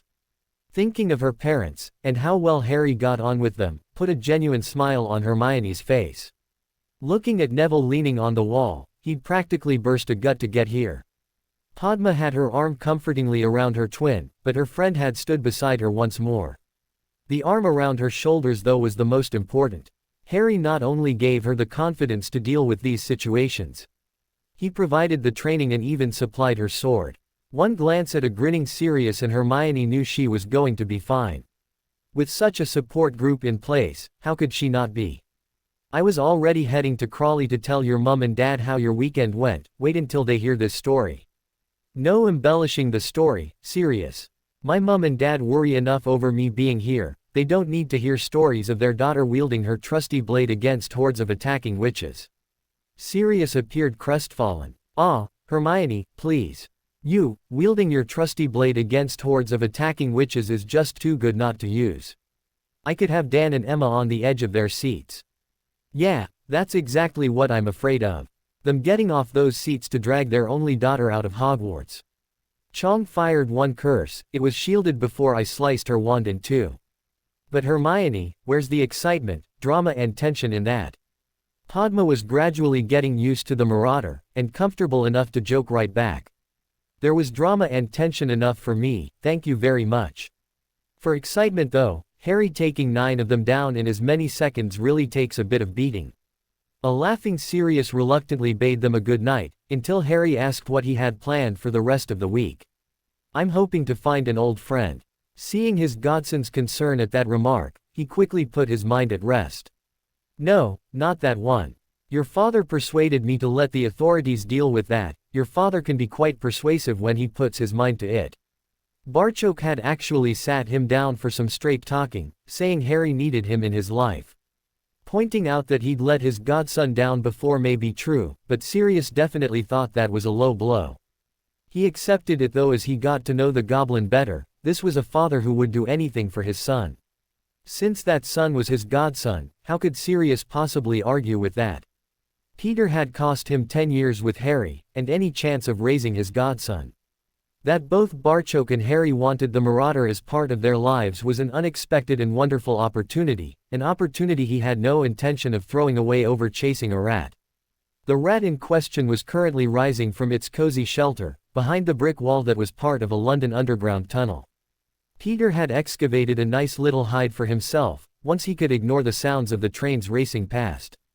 He was less than 100 yards from Leicester Square Underground Station, and within a quarter of a mile of both Diagon Alley and the Ministry of Magic. Not that he wanted to go to any of those places, information though could be as vital as food. There was no shortage of food available to him, not if you were prepared to rake through the bins. This was no problem to Peter, spending so long as a rodent had dulled what little piece of self-worth the wizard known as Peter Pettigrew had. Once he had dreams of grandeur and power, only for that power to be corrupted into him being forced to betray his friends. The former Marauder had then surprised himself at how well his play had worked against Sirius. While Black had spent a decade in Azkaban, he'd lived a life of relative luxury as a young boy's pet. Peter had even spent the last 4.5 years living in the Gryffindor dorms, bringing back memories of happier and more innocent times. That all changed when Sirius Black had been freed from Azkaban, forcing Peter to flee his safe haven. Only the involvement of Harry gave him time to escape. Had they plastered all over the front of the prophet that he was a rat animagus, Peter doubted if he could have made it out of the burrow. What was that? News though in comparison to the boy who lived holding a sword to Dumbledore. Peter thought he was safe for the moment, how long that would last was anyone's guess. He was a 30-year-old wizard who'd now spent a third of his life living as a rat, and who knew how much longer that would have to continue. The dark mark that was burned into his arm all those years ago changed his life forever, and not for the better. Harry's declaration regarding his betrothal contracts actually made it into the prophet. Instead of buying him breathing space though, every witch in Hogwarts took this as an invitation that the boy who lived was still there for the taking. Not quite the effect he was hoping for. The lessons with Sirius were paying dividends too, unexpected ones. Harry could now see that his actions had painted a large target on Hermione's forehead with the other witches in the castle. His task now was damage limitation, while standing squarely beside his best friend. A part of him hated that he'd caused Hermione all this trouble, a much greater part couldn't imagine a life without his wonderful best friend in it. Now he had to walk the tightrope between making Hermione's Valentine's Day special, and not heaping more scorn on her from the other witches. Harry was coming to rely on his godfather's advice more and more, something that pleased both of them. Hermione's takedown of Cho had won her deserved respect across the castle, as had her attitude afterwards. Hermione had taken the view that Cho was understandably upset at her betrothal refusal. The second year had reacted without thinking, and also out of character. Giving Cho the benefit of the doubt saw Hermione claim the moral high ground, leaving her opponent with no other option than to apologize. After Professor Flitwick had investigated the matter by speaking with all 4 witches involved, Cho found herself in detention for a month while Marietta merely lost house points for initial poor judgment. News that Harry would be spending his summer hopping around the world, along with his invited friends, was soon common knowledge.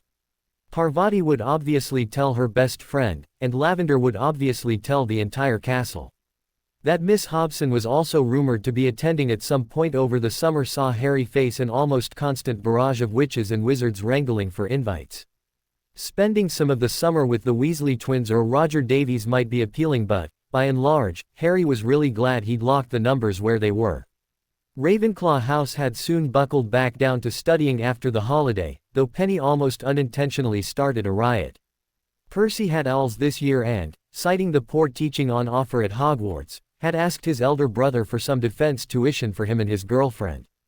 Penny getting extra defense tuition, from the same teacher the first years raved about, saw Bill Weasley inundated with requests to join these classes. This saw Bill approach Minerva about the possibility of running an OWL revision defense class on a Sunday afternoon, only to be asked if he could do the same for Newt-level students on a Saturday too. Bill had to get back to Gringotts about that. Barchoke was looking for a favor from Minerva, so was delighted to have this carrot to dangle in front of her. There was also the added bonus of even more Gringotts influence inside Hogwarts Castle to be considered, something that would surely get right up Dumbledore's crooked nose. Since the favor Barchoke requested was permitted under Hogwarts rules, providing the proper forms were completed, Minerva was delighted to comply. The notices of Extra Owl and Newt defense tuition would be posted in the common rooms before the end of the day. She expected there would be a large uptake. Minerva couldn't remember when things had run this well inside Hogwarts, nor when the students had gotten a better education. The goblin influences in history, potions and defense were certainly having a positive effect on the castle. Even the Weasley twins were often observed studying that wonderful potions book Master Pitsley provided. The Minister of Magic could hardly contain his excitement while waiting on the department head he'd just summoned. Cornelius had been lying in the bath last night when his eureka moment struck, and he didn't even wet the floor. The ministry needed a way to officially contact the goblins, a way that he would be able to justify to the Wizengamot, and he may just have found it. He, Cornelius Fudge, Minister of Magic, solving problems, this was exhilarating. Why did he ever listen to people like Malfoy or Dumbledore in the first place? A knock at the door brought the man he wanted to talk with into his office. "Come in, Arthur, take a seat. There is something I'd like to run past you, though I must emphasize this needs to remain top secret at the moment." Arthur Weasley could only nod in agreement, having no idea what Fudge was up to. The whole Crouch Black matter was only solved by the goblins passing messages onto Amelia's niece through young Harry. I think we would both agree that's a pretty unsatisfactory method of communication between governments. What I'm proposing will see your department abolished. Arthur's heart sank at that. How was he supposed to go home and tell his little girl she couldn't go to Hogwarts now? And replaced with one which handles all our liaisons with both the Muggles and the Goblins. I have you earmarked to head this new department, but only if we can pull this off. Arthur felt as if he was on an out-of-control broom. He'd just corkscrewed to the depths of despair before racing to the dizzy heights of a possible promotion. Of course there had to be a catch. "Minister, I could hardly be considered a goblin expert. You know as much about goblins as I do, but you have an amazing resource at your disposal that I don't. Your eldest son not only works for Gringotts, he's a personal tutor of Harry's at Hogwarts. Minister, my son takes his work for the goblins very seriously. The chances of him passing on any information are nil." Very admirable of him, Arthur, and exactly what we're after. The Ministry aren't looking for Goblin secrets to be exposed, rather that a dialogue between us can hopefully be established. Both of us know how difficult this could be to get past the Wizengamot. It would be political suicide if the Goblins weren't on board first. I need your son to pass this general idea to the Goblins and discover what they think about it. Unless we get positive feedback, this conversation never happened and the matter ends here. Having Bill sound the Goblins out on this idea was something Arthur approved of. He also understood the minister's stance on saying nothing just now. To push this through the Wizengamot, only for the Goblins to then reject it, would end the careers of everyone involved in this new measure. I hope we can count on your son's discretion to act as a go-between. The Ministry and the Goblins need to agree on this deal before we go anywhere near the chamber with new legislation. This could be potentially a massive step for both leaderships. Well, what do you think, Arthur? The more Arthur thought about it, the more excited he became. I think it's a brilliant idea, Minister. I would like to have at least the framework in place by summer. If we can invite Centurion Crow to the Ministry summer ball, the Wizengamot would then face public pressure to vote in favor of these new measures. Arthur left the minister's office with his head spinning, not least because it was Cornelius Fudge who'd come up with this idea. He needed to contact Bill at once. Hermione was a bundle of nerves this morning. She didn't know what was going to happen, and that always worried her. It wasn't as if Hermione was an expert on Valentine's Day. She'd never received a card in her life. She was hoping for one today though, but understood that Harry being a goblin might scupper that actually happening. Hermione would certainly not stoop to dropping any hints. Having Harry at her side for the day was more than enough for Hermione, but she knew every witch in the castle would be casting their eyes in her direction today. She had of course gotten Harry a card, but even that presented a dilemma. What if she gave him the card and he hadn't gotten one for her? It wouldn't be much of a Valentine's Day if Harry spent it berating himself for not getting her a card. Harry solved all her problems the moment they met. Giving Hermione a hug, followed by a key on the cheek, was a good start. Happy Valentine's Day, Hermione. Would you do me the honor of spending the evening with me? This left Hermione a very relieved but now puzzled witch. Don't I spend every evening with you? Ah, but not like this. Harry's mischievous smile would melt hearts of stone. So, do we have a date? The use of the D word had Hermione's head in a spin. She quickly agreed to anything before they headed off to exercise. Hermione handed Harry his card before they went down to breakfast, and emulated his hug key combination from earlier. It was only when she stepped back that Hermione noticed the beautiful yellow rose that was now pinned to her robes. How? When? Magic, Hermione, simply magic. Hermione sat at breakfast with her rose pinned to her robes and a permanent smile on her lips, much to the indignation of Padma. How can you sit there grinning like an idiot with that happening beside you? Glancing to her other side revealed a long line of elves delivering cards and presents to Harry, causing Hermione to shrug her shoulders. I've already given Harry my card, and he's taking me on a date tonight.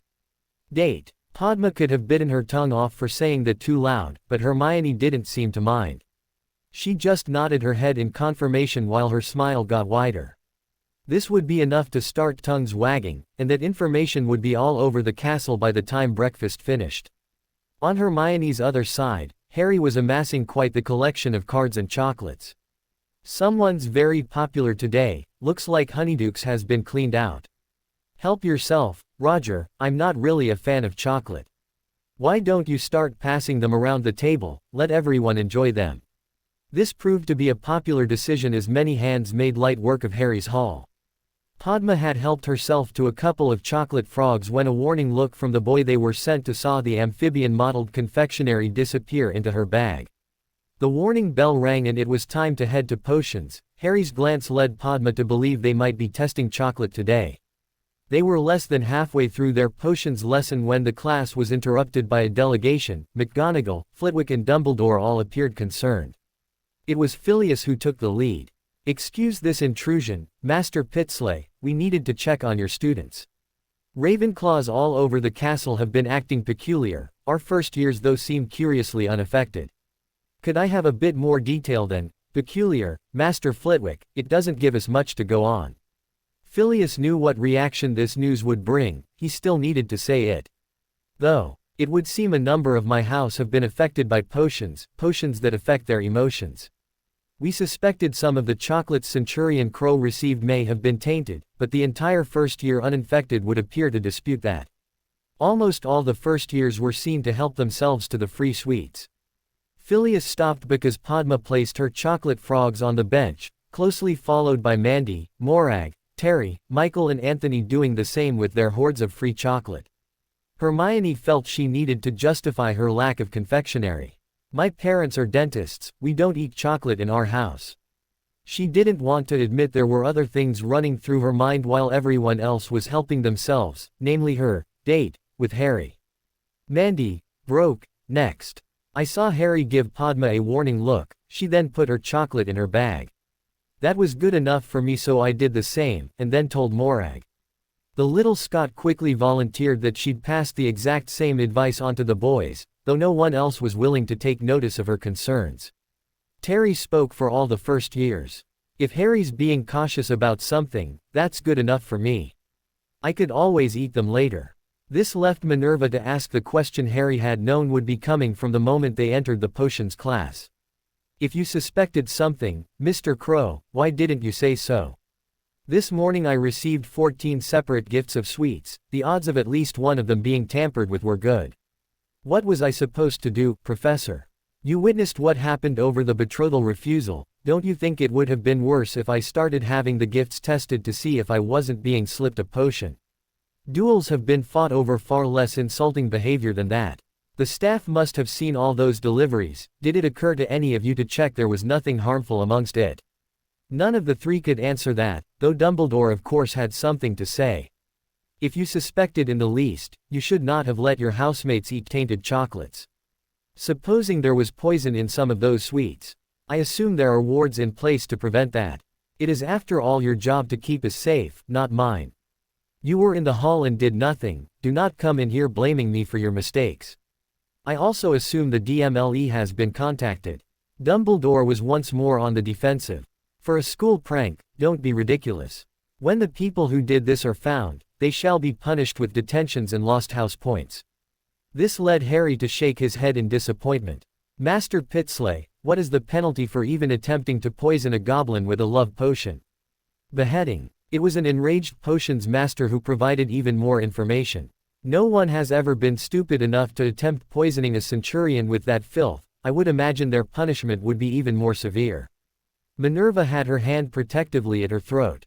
How do you get more severe than having your head removed? It was Harry who gave her the answer. It depends who or what is doing the removing. A goblin blade would be clean and quick, a dragon might decide to chew on you a bit first. Are you going to contact the Aurors, headmaster, or shall we do this the goblin way? Once the process of goblin justice has been started, it can't be stopped until it reaches its conclusion. The goblin potions master was already having all the chocolate, meticulously labeling and bottling each sample.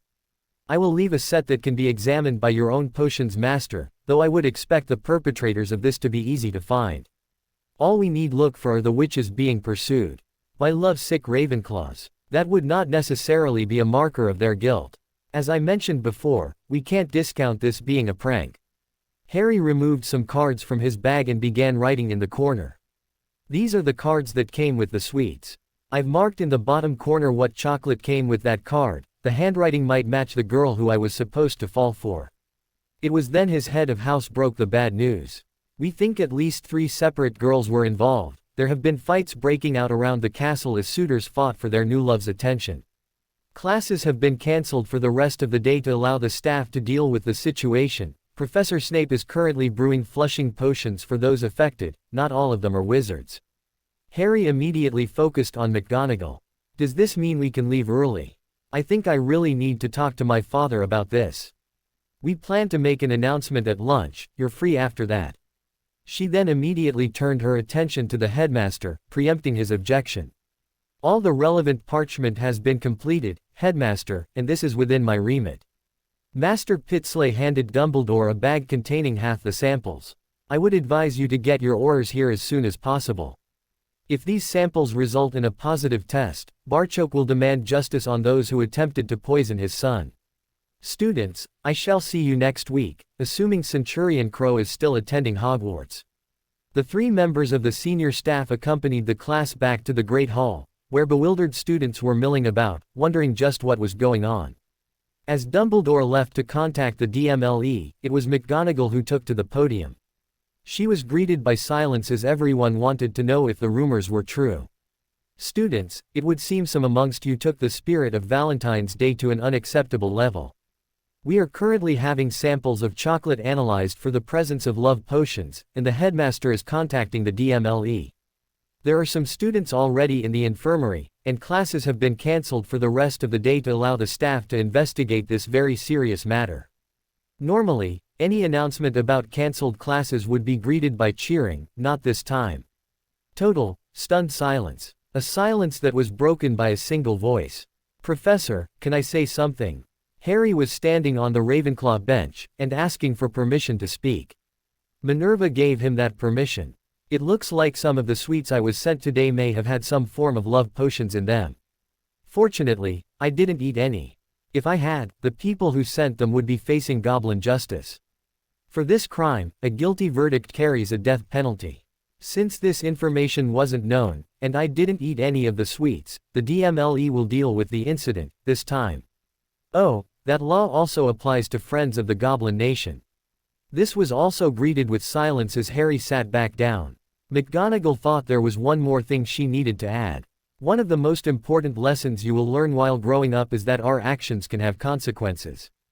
This may be a prank that went horribly wrong or something more sinister, either way, there will be consequences. It's only how serious those consequences are that have still to be determined. Ingesting multiple love potions can prove fatal as they compete for dominance inside the victim's body. Thankfully, it would appear we have been spared that terrible fate this time." Lunch appeared on the table, but there didn't seem to be much appetite for it, only Ron Weasley was eating with his usual gusto. Harry took Hermione's hand and led her out the hall, pausing only to let their friends know they would see them later. "I'm sorry, Hermione, this is not the day I had planned for you. Can you grab a dress, and whatever you need to go with it? We can get ready at my place later. I need to get to my father before he explodes." "No problem, Harry, but why the serious rush? You didn't eat any of the chocolate and are perfectly fine, or am I missing something here? You know goblins only have one mate, and that mate is for life." Hermione was nodding at this but still missing the point. Can you imagine how a society with those beliefs would react to a potion that could cause goblins to break sacred bonds? Nothing is hated in the nation as much as these potions, except perhaps those who would use them. This is an aspect of Valentine's Day Sirius didn't mention to me. So you didn't know your sweets had those potions in them? Hermione, only a fool would eat something when you didn't know who sent it. To then test the gift would be a great insult. I suspected they might be pranked, nothing like this though. Oh, I'd better warn you, my father can be quite scary when he's really mad. What you need to remember though is he's not mad at us." This drew a smile from the girl. "Don't worry, Harry, my mum and dad can be the same." "So, where are we going tonight?" Harry's father was currently in a meeting with the director, a meeting Ragnarok appeared to be enjoying. "So Barchoke, it would appear your ploy has not only borne fruit, it's providing us with a whole orchard." He tried to insert a note of caution. "We're still far from equals though. Placing goblins on a par with muggles is not such a step up in the eyes of a lot of purebloods, they think muggles are little more than beasts too."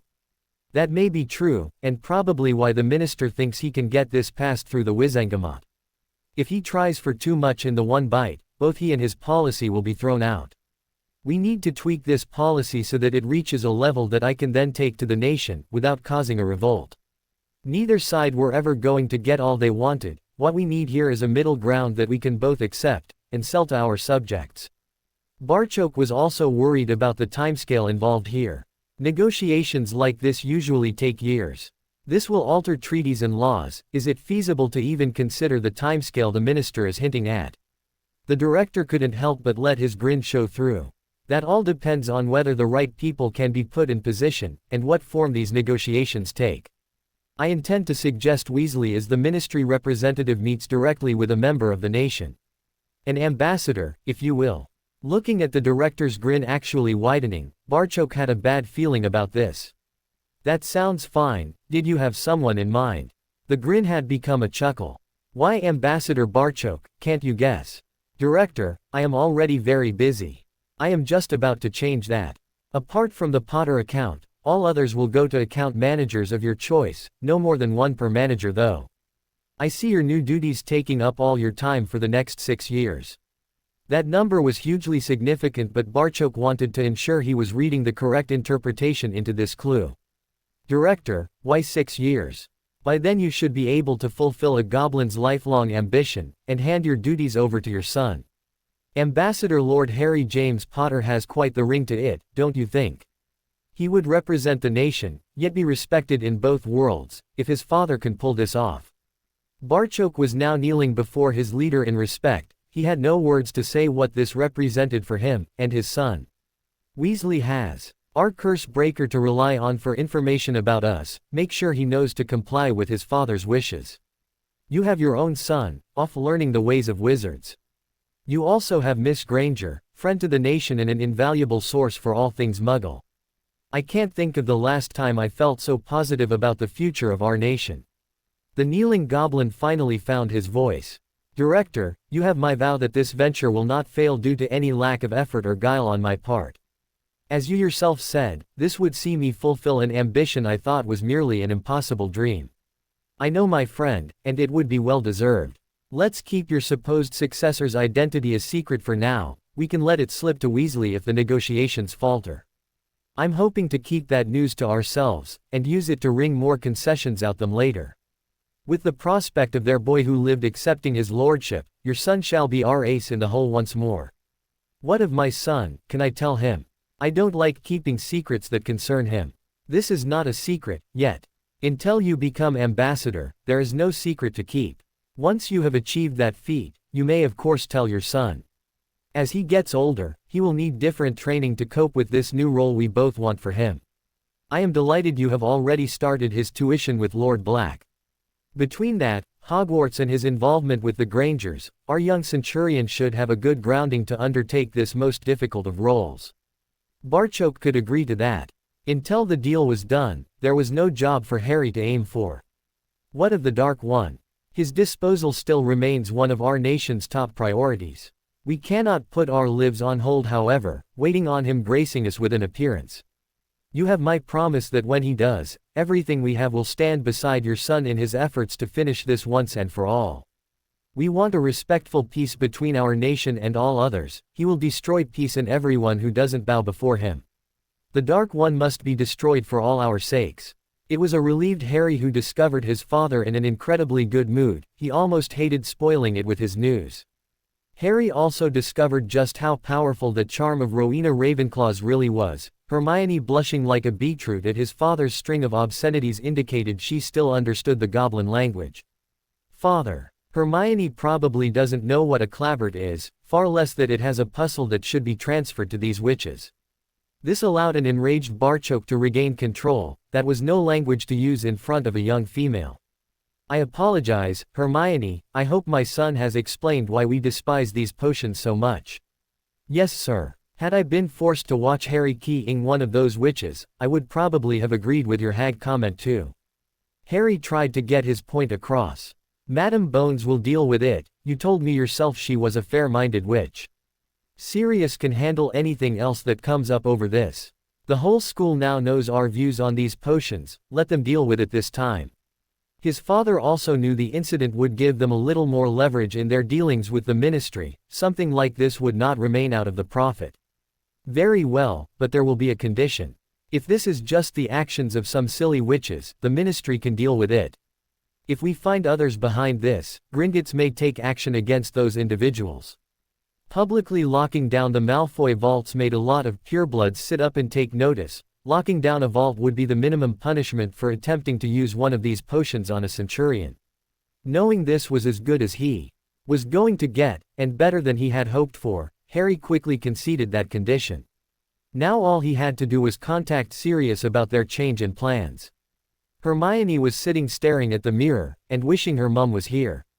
She had applied some makeup to her face in an attempt to highlight her eyes. The effect was rather panda-esque. The knock at her bedroom door saw the last person Hermione expected entering, and they were dressed as if for a date too. Professor Hobson, what are you doing here? This drew a smile from the witch. Hermione, when we're outside Hogwarts, it's Henrika. Did you really think we were going to let a couple of first years loose for an evening in London? You're coming too. Oh, this is great. Do you know where we're going? Harry won't say. Must run in the family, his godfather wouldn't tell me either. All I know is that it involves dinner and dancing, and we had to pop here to pick you both up. Can I help you get ready? Hermione was extremely grateful for the offer, and quickly accepted. She trusted Henrika not to steer her wrong. Too many young girls just can't wait to grow up. It's you Harry's asked on a date tonight, not someone you think you need to be. Enrica's wand left Hermione's face free of makeup, and her complexion glowing with health. I can use a Velas spell to help you though. Hermione watched in utter amazement as her frizz was slowly replaced by soft curls. You have got to teach me that. And you have got to get moving, I left some nervous wizards to come and get you. Hermione watched Harry's face light up as she entered the room. She was concentrating on that so much, the well-known voice surprised her. Doesn't even look at us, Neville, probably never even noticed we were here. Padma, Neville, what are you doing here? Well, since Mr. Longbottom asked me to spend the evening with him, I said yes. Neville gave me a card and asked just after you two left. Oh, this is brilliant. Do you have any idea where we're going? Harry was right by her side. Now Hermione, why would you want to spoil the surprise? It's time to go anyway. The three couples caused quite a stir as they left Gringotts to head for the leaky cauldron. Hermione was reminding herself that the cauldron didn't do dancing, but was still relieved to discover they were merely passing through. The limo sitting outside couldn't have been for anyone else. Harry opened the door for her as the surprises just kept coming. She found herself engulfed in some very familiar arms. Mum, Dad, you too. Hermione was now looking forward to her night even more. There was barely time to bring everyone up to speed on what had been discovered at Hogwarts. Two fourth-year girls had done it purely as a prank, both only wanted a key from the boy who lived on Valentine's Day. They received a week's suspension from Hogwarts, were put on probation for a year and then escorted home by Aurors. Both girls were mortified at the trouble they had caused, and the trouble they were now in. A third-year Slytherin had received a package from home, a package she was told to send to Harry. The Aurors were currently visiting her parents. The limo soon dropped them at their destination, the Thames Embankment, just along from the Houses of Parliament. All the ladies were delighted with their surprise, a dinner dance cruise along the Thames. They were soon shown to their table, a table that had a fabulous view of London by night. Even Dan and Emma were impressed. This is wonderful, Sirius, how did you think of it? I didn't know you were so well up on our world. I'm actually not, Emma, I just remembered something from many years ago. James and Lily did this one Halloween, it was getting too dangerous to go out and celebrate in our world at the time. Come to think of it, I'm sure we celebrated Harry's birth 9 months later. Sirius' attempt at embarrassing his godson failed miserably, no one minded though after witnessing the result. The expression on Harry's face was one of wonder and amazement. My mum and dad did this. Maybe even sat on this very boat. His friends and family got to see Harry with all his defenses down, Emma though this was the first time she had seen this side of the lad. The mother also couldn't fail to notice that her daughter was, if anything, even closer to her best friend. When Sirius had approached them with this idea for Valentine's Day, they had both quickly agreed. Dan may think his little princess was too young to be even thinking about a date. The fact that he was going to see Hermione again quashed any argument before it got started. After a lovely meal, the band had barely began playing when Harry asked Hermione to dance. Padma and Neville were soon following them onto the dance floor as Dan slipped his arm around his wife. I just can't get over how confident she looks, or how well they fit together. Sirius, Henrika, you've done a wonderful job in such a short space of time. The young professor may be having to keep her Veela allure as screwed down as tight as she could, but Henrika was still enjoying herself. It's an absolute pleasure to teach such willing pupils. I sometimes help Bill with their defense lessons too. Harry is an extremely motivated young man, and his friends have a fierce determination to keep up with him. I think your daughter fears being left behind. Even in the short time I've known them I feel confident in saying that will never happen. Watching as the young couple waltzed around the dance floor, it was hard to refute that claim. Hermione held her birthday on the astronomy tower as the most romantic event in her life, that would have to be changed. Dancing in Harry's arms on a ship sailing down the Thames on Valentine's Day was simply unbelievable. She had hoped for a card, and Harry had made her feel like a princess. So, do you like your surprise? Oh Harry, I absolutely love it. Thank you so much. Well, this is just the first part of it. We're all staying at your house for the weekend, give your mum and dad a chance to see our lessons too. Curse Breaker Weasley will come to your house in the morning, and you'll need to add a certain history professor to the ward access. Professor Hobson will be there in the afternoon. I think Sirius and her are getting quite close. Hermione's eyes now glistened with unshed tears. That these were happy tears was never in doubt.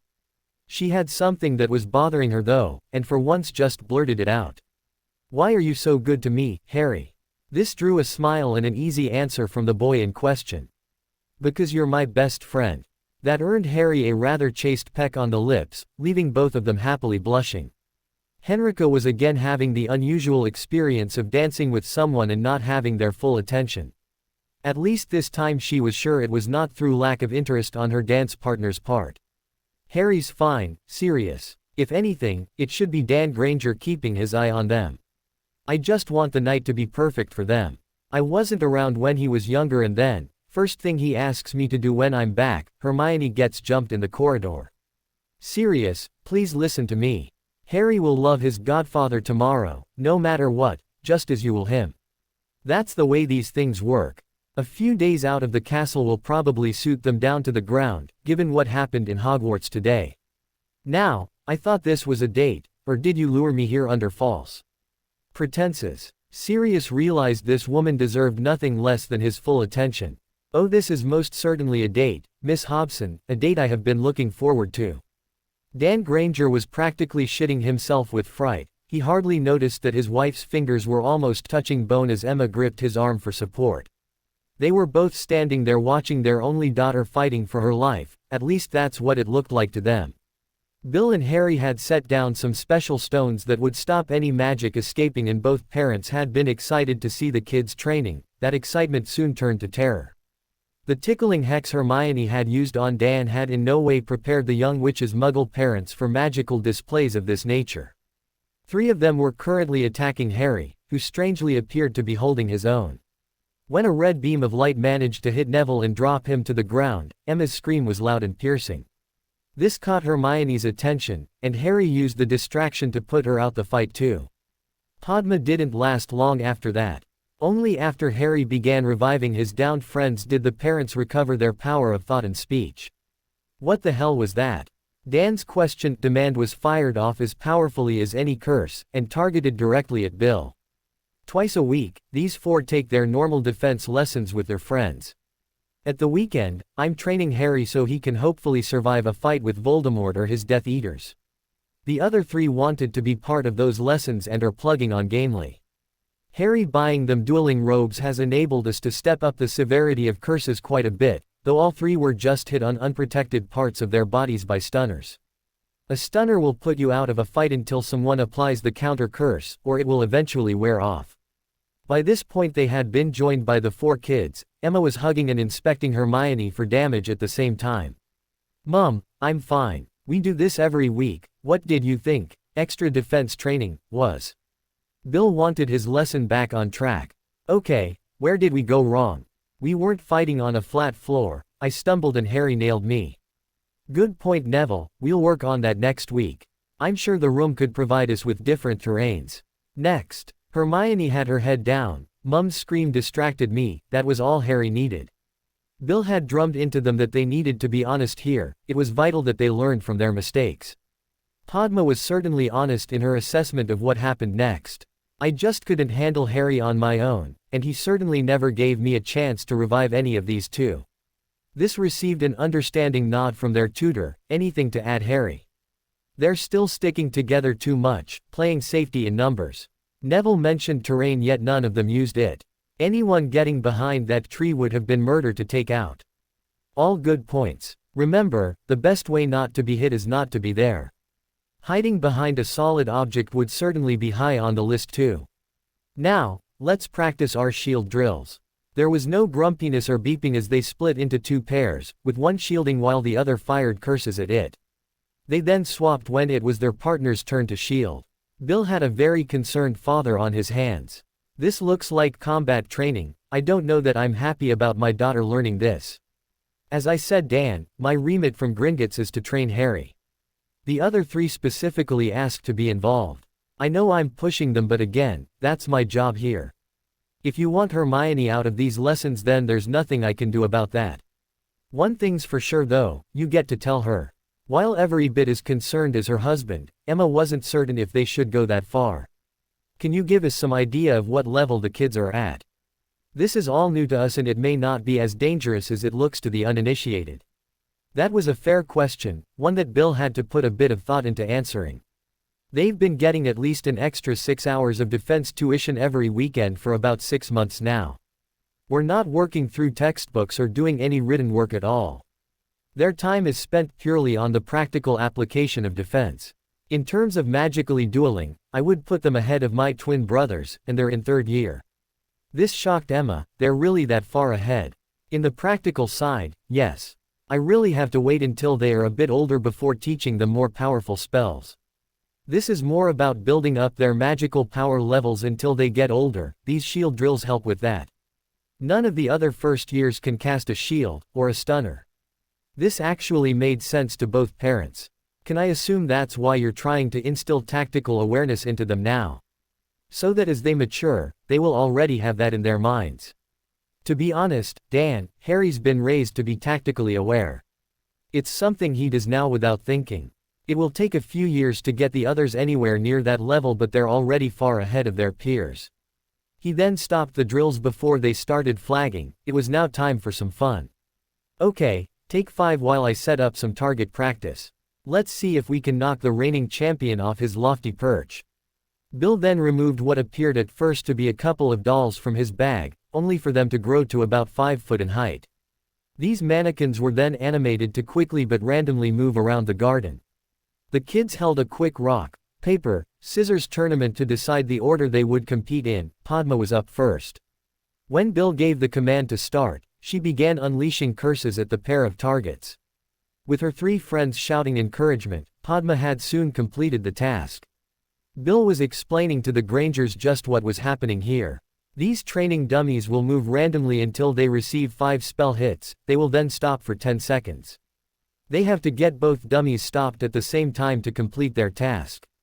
This teaches accuracy, speed of casting, and also awareness. They need to know how many times they've hit each target, otherwise the first dummy could be moving before they've got the second one stopped. Well done, Padma, you just broke the 2-minute barrier. This saw the delighted witch being congratulated by her friends. It was now Harry's turn. When the call came to begin, Harry's hand was a blur as his knife seemed to appear from nowhere and began spitting out curses. Dan now understood both boys being quite underwhelmed that day at his shooting club, a rather unusual reaction to having a gun in your hand for the first time. Compared to this though, it was no wonder the small paper targets neither excited nor grabbed Harry and Neville's attention. Dan didn't need to hear a time to know that Harry had completed the task quicker than Padma. What he did next though surprised the hell out of him. Harry's knife disappeared as his sword was drawn. Knowing he had only a few seconds before they reanimated, Harry gave it his best effort. A web shot out of his sword and captured the 2 mannequins, but that wasn't the end of the matter. His sword directed the webbing to the tree and the dummies were hanging suspended by webbing from one of its lower branches. Having been attempting this since Christmas, Harry gave out a loud victory whoop of delight. This left Emma shaking her head. And that is why you shouldn't give a young boy who can perform magic Spider-Man comics. His tutor though was very impressed. That is a very effective way of putting someone out a fight, Harry. If you can hang them high enough, then anyone releasing the prisoners will also have to catch them before they hit the ground. Otherwise, they could be permanently out of the fight. The shooter in Dan saw him coming at this from a different angle. Why did you use your sword? It took precious seconds to swap from your knife. A happy Harry was being congratulated by his friends. Hermione had watched him practice that spell every morning in their training. This was the first time he'd pulled it off. Dan's question made him stop and think. I have a lot more power when I cast with my sword, but I lose some of my speed of casting. This was roughly what Dan expected Harry's answer to be. Your knife is a pistol while the sword is a rifle, can you cast further with your sword? Hermione understood at once what her father was alluding to, but none of the other wizards, which are goblin there, had a clue what Dan was talking about. A rifle is a much bigger gun than the pistols you and Neville would have used. It not only carries a lot more power but has a far greater range. If your sword acts the same way, you could put someone down before they got close enough to use their wand on you. Their tutor could also see the benefit of that but again needed to get his lesson back on track. That's something that we'll need to wait until you're back at Hogwarts to discover. Trying it here would take us outside the wards. Can I have my dummies back please? Neville is up next. He also broke 2 minutes before a rather nervous Hermione was ready to go. She needed to show her parents that these lessons were a great benefit to their daughter. Her fencing lessons were improving her reflexes and her hand-eye coordination. This was reflected in her display. Again, Dan didn't need a stopwatch to know Hermione was faster than both Padma and Neville. Harry hoisting her up in the air was a big clue that this might actually be her fastest ever. He'd told that ass Dursley that any of the kids could have made mincemeat out of Dudley's gang. His daughter had just proven beyond doubt to her father that she actually could. This was a proud moment for Dan, one that made up for the terror he felt earlier.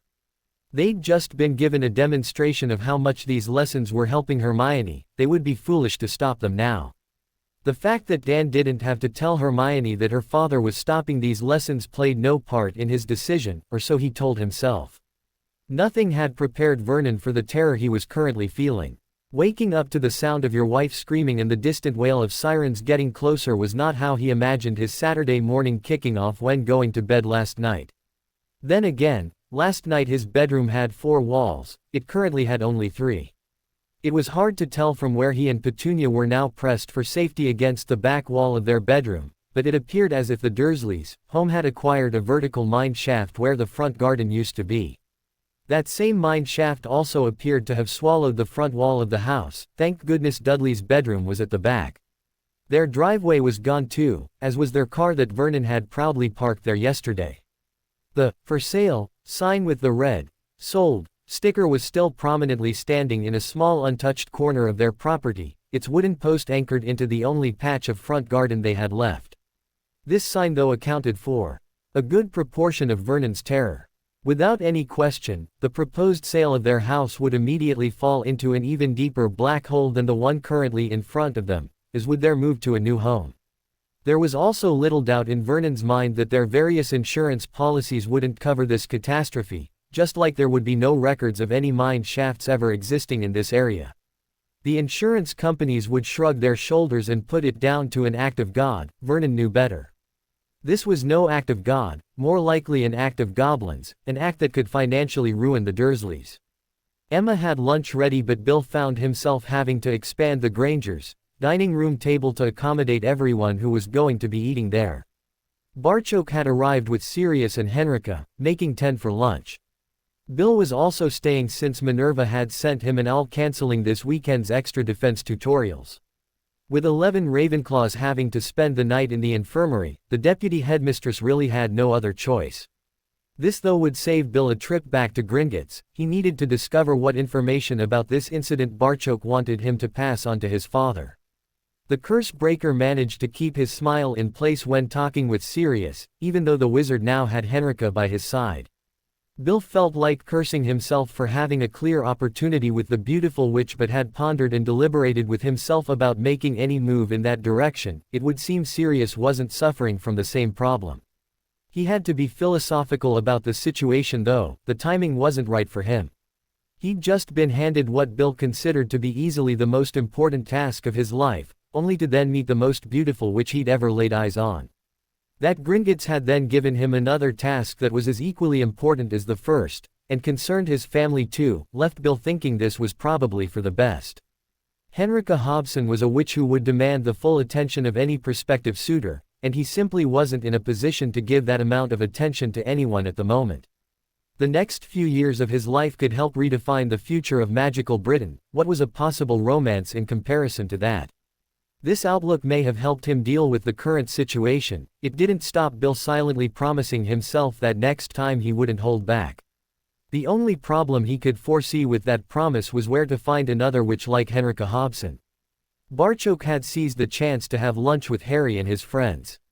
This also gave him the opportunity to bring everyone up to speed with exactly what was happening, and let Cursebreaker Weasley know this information was safe to pass on to his father.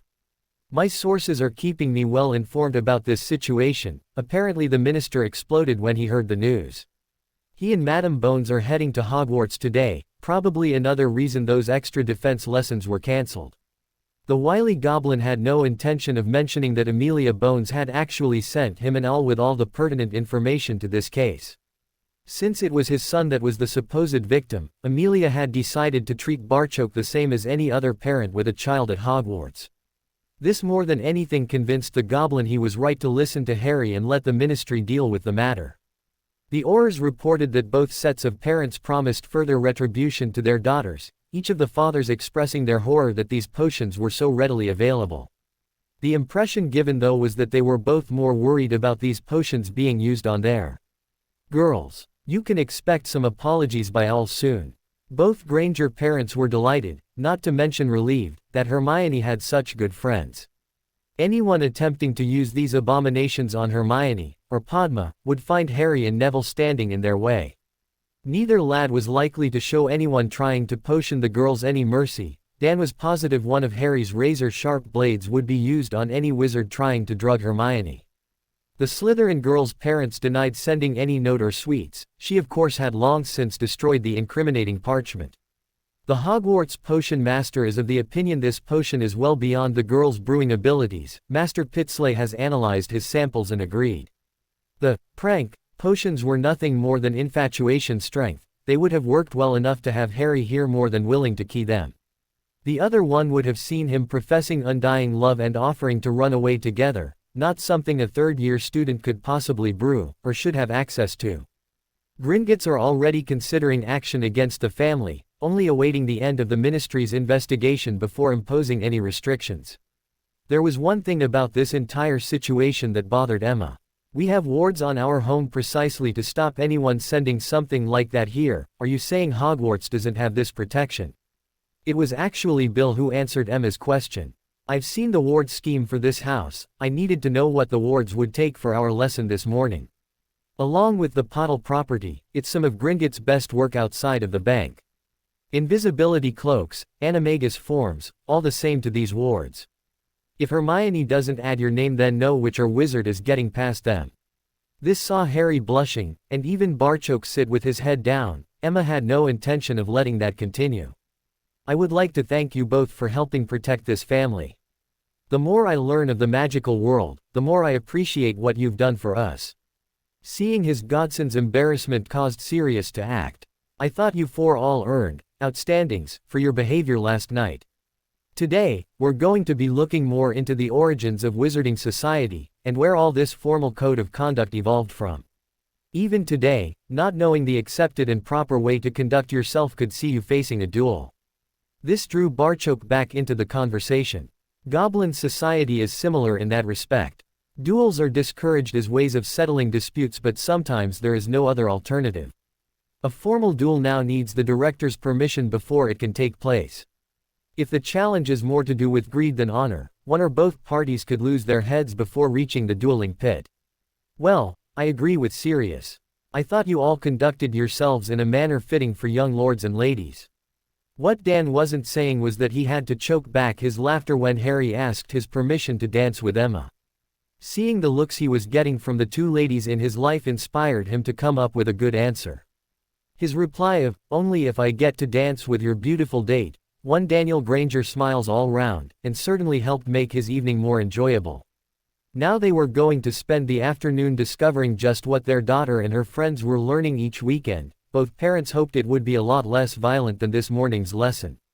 As this was not only Neville's first time at the Grangers, but first time in a Muggle house too, they were having takeaway and a movie tonight. Hermione didn't think Neville was ready for a trip to the cinema just yet.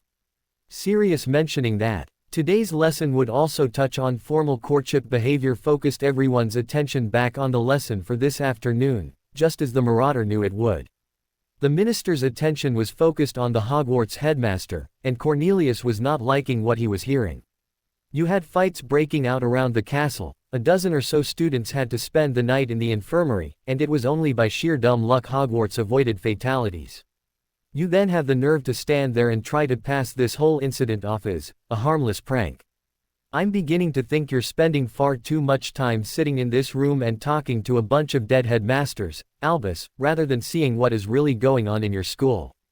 I resent that accusation. Cornelius wasn't for backing down and came right back at Dumbledore. And I resent the fact that I'm here on a Saturday, trying to sort your mess out. These students are in your care, isn't it about time you started providing some? I don't need to be lectured about my responsibilities by you. Visions of his grand scheme to get closer to the boy who lived being torn apart by this incident were fueling the minister's rage. Then perhaps it's time you started carrying them out, or passed them on to someone who will. We all know it's only a matter of time before this appears in the press, and the lad's father is also sure to react. I need to know what you are doing about this situation, and I need to know now. With Albus taken aback at this never-before-seen version of Cornelius, Minerva provided the answer. All three girls got an immediate 1-week suspension, with a year's probation to follow. We all consider Miss Bull to be a far more serious case, but, like the ministry, we can neither prove nor disprove her claims that she was instructed by her parents to carry this out. As to preventing this ever happening again, wards are not my field of expertise, so I wouldn't even know where to start. Amelia offered a suggestion. What about contacting the Goblins for advice on the school's wards? As Harry will be here at least 9 months of the year, they may consider lending their expertise. This suggestion didn't sit well with the headmaster. The parents would never stand for handing over the very security of the castle to the Goblins. Once again, Albus found himself rudely interrupted. You're forgetting, Albus, I'm one of those parents. I would have no concerns about the Goblins updating the Hogwarts wards. I do have serious concerns about the level of protection currently provided. If things don't improve, I'm also seriously considering moving Susan elsewhere. I can assure you there will be other parents thinking the same way about their daughter's safety. The headmaster was beginning to think he was receiving the good or bad or treatment as Cornelius picked right up where Amelia left off. The only problem with that analogy was that both the minister and the head of the DMLE appeared to be auditioning for the role of bad or, with the good one dispatched straight to the rubbish tip. The situation would be much worse if it was a witch who had received these potions. I understand Harry is very protective of his best friend. I hate to think what would happen if it was she who had been targeted. Amelia's concern was there for all to see. That's precisely my point, Cornelius. With the current configuration of Hogwarts wards, we have no way of knowing if anyone else received potions like this. With the staff sitting back and doing nothing, unless the situation explodes right in front of them, it hardly inspires confidence. Minerva had a confession to make, one that wasn't going to be well received. I contacted Harry's father about this incident, and wards were mentioned. Barchoke indicated to me that the Goblins wouldn't be prepared to help Hogwarts, at least not while Albus Dumbledore is headmaster. 3 of the people currently in the headmaster's office thought that wasn't too unreasonable. Albus though had a different opinion. Even with his own son attending Hogwarts, the Goblins wouldn't help. Where is this caring father I hear you talking so much about now? His deputy though had an answer for her boss. Barchoke knows Hogwarts herself will protect Harry from anyone trying to slip something into his food, and we saw how well his son handled the situation where he didn't know the source of those chocolates. Barchoke also pointed out that it's our responsibility to keep the students safe, not his or Gringotts. Barchoke will take any necessary action to protect his son. That's as far as he and the Goblin Nation will go while Albus is headmaster. Albus has been banned from doing business with Gringotts for over a decade. They are not about to rush to his aid now. Neither the politician or the lady of the law saw anything wrong with that argument. Albus once more disagreed. The Goblins are again interfering in wizarding affairs. This is something that needs to be brought before the Wizengamot. The minister hit that on the head immediately. It wasn't the correct time for his solution to be aired in the chamber. Where are they interfering? When did refusing to work with Albus Dumbledore become interfering in wizarding affairs? As usual, Amelia told it like she saw it. If you were to take this to the chamber, it could start a movement to get you out of the castle. Your standing isn't exactly at its highest point at the moment, and that's before this latest screw-up hits the prophet. The members would probably think having their family protected by goblin wards while they attended Hogwarts would be a fair trade-off to get rid of the current headmaster. A headmaster who seems to blindly lurch from one crisis to the next. Susan is the last of my family and I would certainly consider that result a fair trade to have her protected. Albus was wondering how long his run of bad luck could continue. Every time he thought things couldn't get any worse, they promptly did. Had he known about the meeting that would be taking place that evening, Albus might have realized there was still a long way for him yet to fall. Rita was shown into the usual office, nervous to hear how her latest journalistic efforts had been received. She liked the word, journalistic, because that's precisely what she had been doing, conducting herself as a journalist should. She was quite proud of the parchment sitting on this goblin's desk, it was easily her best work. His first sentence though sent her hopes crashing. Miss Skeeter, we will not be sending this to the prophet. Quite simply, it's much too good for them. Good doesn't do this work justice, it's nothing short of brilliant. This left me in a bit of a quandary though, what's the best way to use it? Tell me Miss Skeeter, have you ever considered writing a book? She was an animagus, not a metamorphagus, but Barchoke would swear her eyes turned the shape and color of a couple of galleons. I would like that very much. This could be massive for Rita. Any book featuring the information she was digging up on Dumbledore could be a bestseller, add in The Boy Who Lived plus you know who and it would be an instant hit. She decided to see just how much this goblin wanted her work, praise didn't pay the bills. I think we should talk about an advance on prospective book sales, a possible percentage of the profits and I insist on editorial control. I don't want my discoveries diluted down so as not to upset some powerful people. Miss Skeeter, I can assure you we hope to upset some powerful people. Provided you can supply proof of your claims, we will print the book as potent as you wish. On the strength of the material you've already provided, I would be quite happy to discuss an advance on the book. I am considering purchasing a printing press so that the entire project can remain top secret. The first that anyone will know of this venture is when we announce the sale of Dumbledore's unofficial warts and all biography. The goblin could see he had what he wanted, Miss Skeeter was well and truly hooked. It was time for Barchoke to reel her in. I think a percentage of the profits is also something we can agree on here, we both need to get more information before settling on just what that percentage should be. She quickly agreed to that too. For a shot at becoming a best-selling author, Rita would probably have agreed to anything. Barchoke was thinking that Gringotts' share of the profits from this Albus Dumbledore exposé would probably pay for the printing of Professor Hobson's book on the nation too. This would certainly place a smile on the director's face. Dumbledore publicly slaughtered, the nation moved even further into the limelight and a profit being made in the process. For a goblin, it didn't get much better than that. He made it plain to Rita that she was under no pressure to rush the rest of her research. They put an initial figure of 6 months on her having the first draft completed. They also discussed a possible release date, with Halloween looking favorite. September 1st was considered but the Witch and Goblin agreed that the extra 2 months would give them time to do it properly. That was more important to both than rushing something out to meet a deadline they'd just pulled out the air.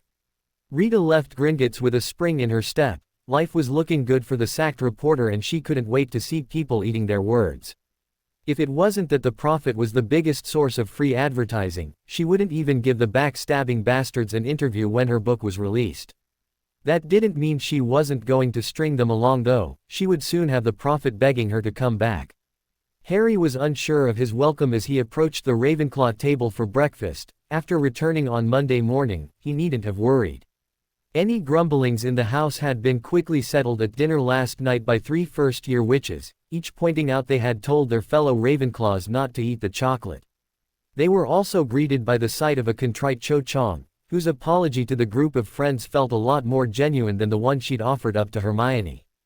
This actually confused the new arrivals. I didn't know there were any Ravenclaws involved in sending me those chocolates. There wasn't, Harry, and I didn't. I ate some of the chocolates that by.ch Bull tried to slip you. I found myself skipping class and stalking that Slytherin along to Transfiguration, only to jump into a fight with 2 5th years and a 6th, all of whom had the same potions-fueled idea. You can probably guess I got my ass kicked, but those flushing potions we had forced down our throat were a lot worse, to our bodies and our egos. Harry was bemused to where Cho was going with this, as were most of their house, currently watching this while enjoying breakfast. The little second year didn't keep them waiting long. Lying in the infirmary gave me the time to consider my behavior toward you, and I wasn't proud of it. I could have been one of your friends, instead I became a whining spoilt little brat, determined to claim your undivided attention. For all the trouble that I've caused. I'm really sorry. Cho then left to get ready for her first class, leaving Penny to try and offer some form of explanation to a stunned table. I was one of those fifth years fighting over Bull, and I was absolutely disgusted with myself. You actually know what you're saying and doing, but have no control over those actions, or even your emotions. The potion has a total grip of you, everything you say and do is centered around pleasing the new most important person in your life. I understand where Cho is coming from, everyone in the infirmary did a lot of thinking over this. As bad as Valentine's Day was, we all recognized it could have been so much worse. Had that been a boy who had slipped me the same potion, I would have done anything to please him. Penny was a very popular figure in Ravenclaw, and everyone felt her pain as a visible shudder of revulsion passed through her. It was also obvious most of the witches present shared in her fear of these potions. This incident had brought crashing home just how vulnerable they all were. Neither was it missed by anyone in the castle that it took Harry's insistence to have the Aurors involved. The very thought of what these potions could do was bad enough, without it then being classed merely as a school prank and swept under the rug. The story had broken in yesterday's prophet and led to a flock of owls from concerned parents, all desperate to know their children were okay. Madame Bones announcing her intentions to bring a motion before the Wizengamot that would class these potions as liquid forms of the Imperious Curse was a measure that certainly got the full backing of everyone inside the castle. The practically unanimous opinion of the students was that anyone using one of these potions deserved to have their ass flung straight into Azkaban. Having just returned from a fabulous weekend, the quartet couldn't miss the stark contrast from the fun and laughter of Crawley to the depressing atmosphere currently inside Hogwarts. Penny was usually such a bubbly witch, a witch who took her prefect duties very seriously. All the first-year claws thought of her as a friend and confidant. Harry was discovering that these potions were loathed by witches almost as much as they were by the goblins, but it took him being attacked by these disgusting things to get something done about it. Once more, the nation was influencing the wizarding community through the boy who lived. Harry also thought there was a quick and simple way to lift Penny's spirits. He would worry about the expense later. As you now know, we goblins find these potions repulsive and consider them our unforgivables. So much so, our potion masters weren't content with just developing an antidote. They invented a preventative elixir that neutralizes most of these potions' effects on you, an elixir that offers the drinker months of protection. A victim would still know someone had slipped them a love potion, and even who the chemical attraction is keyed to, but you'd remain in control. More importantly, you'd still have enough control to fight back or seek help. I'll contact my father and ask if Master Pitsley can bring some on Friday. One dose should protect you until at least the summer holidays. The tears welling in Penny's eyes were in stark contrast to the smile breaking out on her face. You would have to drink the elixir in front of Master Pitsley though. We won't take the chance of this formula slipping into anyone else's hands. The last thing we need is for these brewers to develop a potion that can get around our elixir's defenses. Marietta, could you tell Cho the offer is open to her too? Harry quickly indicated to his friends that he intended to have them protected as well, getting broad smiles from Hermione. And Padma. Hermione's bracelet provided some protection but the elixir was better. A nod to Lisa, Morag and Mandy was greeted with wide smiles too. Offering the elixir to Parvati, Hannah and Susan was also something Harry would do before the morning was out. The prophet being delivered then drew everyone's attention to the newspaper. As expected, the follow-up to the potions incident was front-page news. The ministry were reluctantly forced to admit there was nothing they could do, except pursue the suppliers of these vile potions. A statement from Gringotts was more forthcoming. They pointed out that, while they understood that the ministry needed evidence to prosecute, Gringotts were under no such obligation when it came to deciding who they were willing to conduct business with. There was no question that a member of the Bull family had attempted to attack a centurion, by use of an illegal potion to ensnare him. This was more than enough for the bank to withdraw all services to the Bull family, and demand a settlement of all outstanding loans and debts. There was absolutely no sympathy for the Bull family at the Ravenclaw table, and not much in the rest of the castle either. Miss Bull would convince her parents she needed transferring out of Hogwarts before the end of her week's suspension, an action that again lifted the spirits of those inside the castle. The Weasley twins also had a plan, or rather a prank, to lift Hogwarts' spirits. As a side issue, it also gave their headmaster a chance to experience firsthand what it was like to be controlled by a potion. Fred and George had also been present when Dumbledore had fought against the involvement of the Aurors. Both were certain he wouldn't call them for this. Working with Master Pitsley had seen their potion's ability advance by leaps and bounds, and finally the once untouchable Albus Dumbledore was now within their grasp. A hush settled over the hall as Dumbledore climbed onto the staff table and started cavorting about on his knuckles and toes. His chimpanzee noises were clearly audible. McGonagall lifted her plate off the table and onto her lap, still eating her breakfast while sitting back and watching the show. This set the tone of response from the rest of the professors, and her approach to the situation was copied up and down the staff table. Henrika had just returned that morning with the 4 first years, and this impromptu entertainment was topping off a wonderful weekend. She could easily imagine Sirius, Barchoke and Master Pitsley sitting around the memory she was going to be sending and pissing themselves laughing, as some unknown individuals made a monkey out of Dumbledore. It was an impassioned Amelia Bones who presented her case to the assembled Wizengamot. This really was something very close to her heart. Attempting to change centuries of accepted abuse was never going to be easy though. When the first protest came, it was from an unexpected quarter. Amelia had counted on the backing of all the witches in the Wizengamot. Apparently she was wrong to make that assumption. Oh, how she hated that hem, and the false, high-pitched little girl voice that wasn't fooling anyone. Apart from clearly failing the long, slim part of the criteria, Dolores Umbridge was pure barracuda. I am having difficulty understanding Madame Bones' concern over this matter. Didn't I read in the Prophet the other week that, due to her association with this crow creature, her niece was now taking some goblin concoction that supposedly protected the girl from unscrupulous wizards? Dolores' smile never reached her eyes. Here was the fabled wicked witch who would attempt to ensnare children into her gingerbread house, only to cook their bones in her cauldron. A false sweet and innocent facade hiding the real evil behind, but not fooling those who knew what Dolores really was. She smilingly twisted the proverbial dagger her question had just thrust into the heart of Amelia's proposal. One is then left to wonder about the motive behind this motion. Could it be to bring further publicity to what is nothing more than a very minor matter, thus allowing her goblin friends to make even more gold from selling this protection myth to frightened fathers of young witches? Amelia was livid. Her years spent as an Auror had taught her not to waste time and energy by fighting against that anger, but to use that very same anger to aid her in battle. There was no doubt Amelia was now embroiled in a battle she intended to win. Umbridge was not only going down, Amelia was going to bury her for getting personal and introducing Susan into the argument. Wizengamot chamber decorum now allowed Amelia to get personal in her rebuffing of this by Ch's argument. The head of the DMLE intended to take full advantage of that. Although Susan is my niece, I have raised her since she was a toddler, as both her parents were murdered by Death Eaters. I look on Susan as my daughter and of course want to protect her, just as any parent would. It is perfectly understandable that Madame Umbridge doesn't have the maternal experience to comprehend this emotion.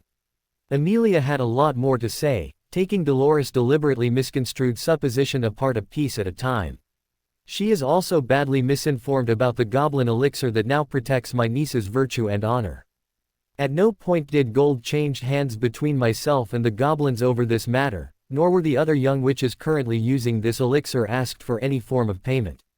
Harry is one of the most honorable people I have ever met, and he just wanted his friends protected from this vile and very real threat.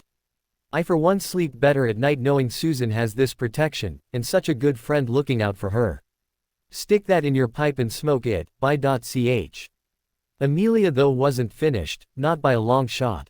Her anger had just sparked a piece of inspiration that might provide a method for swinging everyone behind her proposal. Her voice may have been steady, but Amelia's determination to end a perceived wrong shone through. Before us is a motion to criminalize these potions that don't just affect and control witches. For generations, stories have been smugly and almost jokingly bandied about of witches using these type of potions to get a wizard interested in their charms. This behavior has almost become socially acceptable in our society, but it is every bit as wrong as a wizard using these disgusting potions to take advantage of a witch. This bit of truth shook the chamber out of its apathy. Amelia had just made this real for them. She pressed home that advantage. Imagine, if you will, waking up beside a person you would never willingly take to bed. Amelia's attention was currently fixed on Dolores, and not by accident. Now, that is, add in a ring or a child conceived while under the influence of these potions and you have an instant recipe for disaster. Amelia's stare had now focused the chamber's attention onto Dolores. This was unwanted attention that saw Umbridge become red with rage, as wizard after wizard drew the conclusion Amelia had hoped for.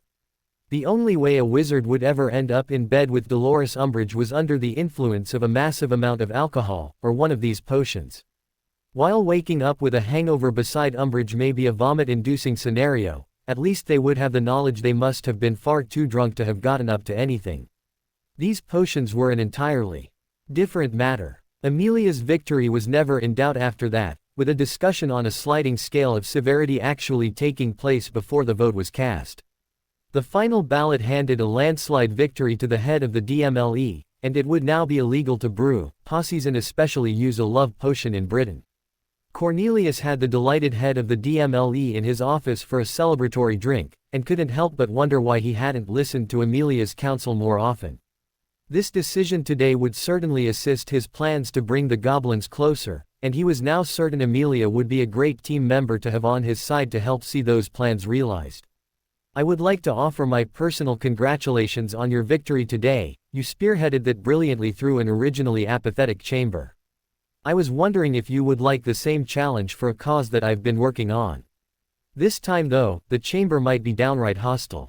The minister could see he had piqued her interest, and attempted to make the offer irresistible.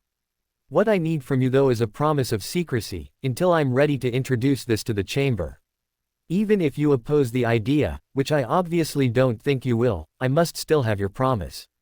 Asking to have the head of the DMLE on board meant there was no way this could be something that was even slightly dodgy, and her promise of silence only lasted until the motion was introduced. Okay, Cornelius, I'll bite. Just what are you up to? The minister waited until she'd actually given her word before passing on the information. I want to shut down Arthur Weasley's department, and make him head of a new one that handles all our relations between the ministry, the muggles and the goblins.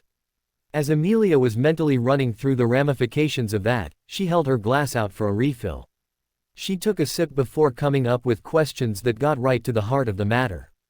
Weasley is an inspired choice. Old pureblood family, loves muggles and has a son who's employed by Gringotts, and also teaches Harry. I'm assuming you're using that connection to sound out the goblins about this proposal. Their responses appear to be very positive, and so far they've not demanded anything that would break the deal. We've been asked to recognize an ambassador who would handle all their dealings with the ministry. Weasley would be our representative. This made perfect sense to Amelia. For the ministry to accept an ambassador from the goblins would be the wizards and witches of Britain acknowledging they were a sovereign nation, a large leap up from considering them beasts. With some Wizengamot members thinking muggles and goblins were equally beneath them, Cornelius might actually have a chance of getting this through the chamber without too much of a fight. Can you tell me anything more? Barchoki's name has been put forward as their first ambassador. This started Amelia laughing. Oh, that is just priceless. Have you a timescale in mind? I was hoping to introduce this at the end of June. A motion that changes laws and charters must sit in the chamber 40 days to allow proper time for discussion, and give any opposition time to build their arguments. During those 40 days I'm gambling on Harry attending the ministry summer ball, putting public pressure on those hoping to scupper the motion. Finishing off her drink, Amelia gave Cornelius the bad news. Harry won't be in Britain at that time. I've seen his summer plans, because I'll be joining him for part of those holidays. It was now Cornelius' turn to finish his drink. He thought for a moment before being totally honest with his head of DMLE. Amelia, without Harry at that ball, I don't think I can get the votes needed to pull this off. You clearly have information I don't. How can I get Harry to the ball? The problem might be his guests. Harry's invited them on holiday with him. I don't know whether he'd leave those guests and return to Britain, just so he could attend a ministry ball. The minister was basically thinking out loud now, he needed this to happen. What if we invited his guests too? Just who are we talking about? I see a couple of problems with that. The Bones, Abbots, Longbottoms and Pottles shouldn't pose any political trouble, neither would Sirius Black and his date. Harry probably wouldn't even consider attending without Miss Granger, but it's her parents and Barchoke that will be the main obstacles. Can you swing a pair of Muggles and a Goblin attending the ministry's premiere event? Fudge didn't get to be minister without being able to put a political spin on just about anything. What if we gave the group their own table? Add in the Weasleys as the ministry representative, you would be there as Harry's invited guest. Do you think the Grangers and Barchoke would be accepted for the opportunity to attend the premier magical event in Europe this summer, a ball with the boy who lived as the guest of honor? The Goblins made him a centurion for chasing a ghost out of Hogwarts, it's now the ministry's turn to honor our savior. We could even hold it on his birthday, and come up with some kind of gift or award to show how much the Potter's sacrifice means to us. What do you think? I think you have the beginnings of a great idea. Rather than trying to heap honors onto Harry, I think you may have more success if you honored James and Lily. Yes, by all means include Harry in any award, but this spreads it around, and may make the evening more palatable to everyone attending. The minister loved that idea. We get to honor James and Lily Potter, as well as Harry Crow. That would certainly pacify some of the more traditional families who usually attend. Both knew what Cornelius meant by more traditional, but now they were left to decide what form the award would take. They still had time, so decided to ask Barchoke for his opinion. Change days indeed when a goblin was being consulted on a prestigious ministry event. Amelia hadn't actually said she was on board for this adventure. As usual, she let her actions speak for her. Severus intended to let his actions speak for him too, or rather his inactions. Despite repeated prompting from Albus and Lucius, he wanted nothing to do with Harry Crow.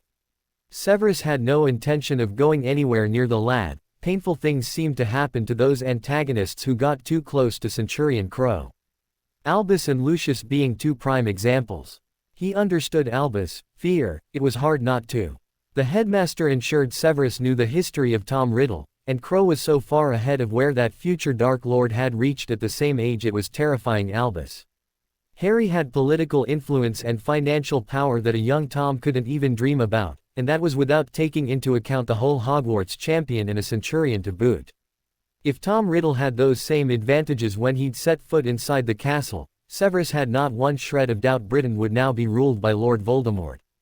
Today's prophet emphasized the casual power wielded by this 11-year-old. The law had just changed because Harry Crow had been sent some potion-scented chocolates by Owl. He neither ate the chocolates nor asked for the law to be changed, the ministry just tripped over itself in its haste to appease the boy. What Severus was struggling to understand was the way Albus kept trying to peddle the same old shit in Harry's direction. After repeatedly being slapped down for that very action. What made it worse though was his repeated efforts to get Severus to join him in this fatally flawed campaign. He wondered if Albus getting his own way, unopposed for so long, left him unable to adapt when things suddenly stopped proceeding as he intended they should. The headmaster was unquestionably a learned wizard, yet appeared to be blinkered where Harry was concerned. When his scheming didn't work, there was no plan B, just a different variation of the same shit plan that had already spectacularly failed. Even his godson, Draco, had learnt to leave Crow alone, yet Albus seemed incapable of grasping the same lesson that was blatantly obvious to a preteen boy. Perhaps the headmaster suffered from a simple case of arrogance. Albus Dumbledore knew better than everyone else, so therefore he must be right. It didn't really matter to Severus what it was, he still wanted no part of it. What Severus really struggled to understand was the puzzle of why the Sorting Hat had placed the boy in Ravenclaw. His mother was still the brightest witch Severus had ever met in his life. While he may have called the lad's father a stuck-up arrogant bullying bastard of a git, stupid was not a term you could associate with James Potter. Harry though, while undoubtedly very bright, was easily the most Slytherin child to come through Hogwarts since Salazar opened his house to students. His godson was supposed to be a Slytherin, yet Severus shuddered to think what Draco's attitude would be like with even a tenth of Harry's power and fame. Harry on the other hand quietly went about his business, cultivating close friends and associates while destroying enemies with an efficient ruthlessness Salazar Slytherin would have been proud of. Crow ruled the first years without even trying or apparently meaning to do so, the entire year group following him out the Great Hall from the Christmas feast being the best example Severus could think of. On the other hand, Dumbledore's popularity had slipped to a level Argus Filch would be hard-pressed to match. That picture in The Prophet with Harry standing over a bloody Albus Dumbledore was a massive blow to his public persona. Even though the newspaper clearly stated it was Sirius Black who had knocked Albus to the floor, it was the image of Crow standing there with his sword pinning Dumbledore down everyone remembered. Severus was certain that those blasted Weasley twins were responsible for making Albus go ape, purely due to the fact Crow and his friends had just returned to the castle that very morning. With no proof, and the headmaster's already noted attitude to pranks and potions, Minerva wouldn't even allow him to take points from her house. It was now obvious to everyone that the headmaster was losing control of the school, and wouldn't be in the castle much longer if he didn't modify his behavior. This presented Severus with an even greater dilemma: what to do if Albus got booted out of Hogwarts.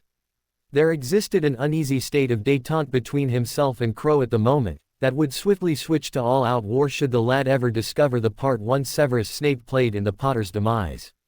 The potions master was sure being barred from Gringotts would be the least of his problems, keeping his head attached to his neck would be his #1 priority. Albus wanted Severus to stay in Hogwarts, but all bets would be off if there was a new headmaster in charge. His mind was made up: if, when Dumbledore got kicked out the castle, Severus would then make his own escape. Should Crow manage to get Albus out of Hogwarts, even defeating the Dark Lord might not be beyond this lad's growing capabilities. After that, Magical Britain would swoon at his feet, and give him anything he asked for. Crow requesting Severus Snape's head on a stick was a distinct possibility. He needed to get said head onto the other side of the planet before that happened. The magical world might not know a lot about goblins, but asking one you'd wronged for mercy was simply a waste of breath, probably your last breath too. Sirius was out of breath by the time he'd climbed all the way up the hills, his dragon-hide boots standing up to the journey through this desolate landscape better than the rest of his attire. He could have apparated by line of sight, but Sirius didn't want to make the person he was here to see any more nervous than he had to. By making his way up the hill, Bloody Mountain, on foot, he would have been visible for ages, and recognizable for at least the last half a mile. He approached the lone figure carefully, making no sudden movements and keeping his empty hands in plain sight. "You're a hard person to find, hidden away in this wilderness. Well, at least I know you're still a marauder. What a prank, putting a wolf in charge of the sheep. How's it going, Shepherd Lupin? You look like shit. At least I'm dressed for the terrain, and the weather. Who the hell picked your clothes? My beautiful girlfriend, it's supposed to be the latest fashion. She's a Swedish vila who's taken pity on an old dog, and my tail has never stopped wagging since. If you think I'm going to say anything other than, yes honey, to whatever she wants, then you're crazier than you look, Moony." The ragged and weather-beaten man replied with a sarcastic laugh. "Well, I certainly considered me being crazy as one option when I saw you tripping through the heather. The old-timers told me this would happen if I spent too much time up here by myself, seems they were right. Humor a crazy old werewolf and tell me how you managed to get your badly tailored ass out of Azkaban. Harry and his father sprung me."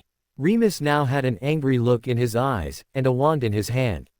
Harry also sliced clean through the wand of the last wizard who drew on me. "You have no idea how proud I am to say it was Albus Dumbledore he faced down. I've even got the pictures to prove it."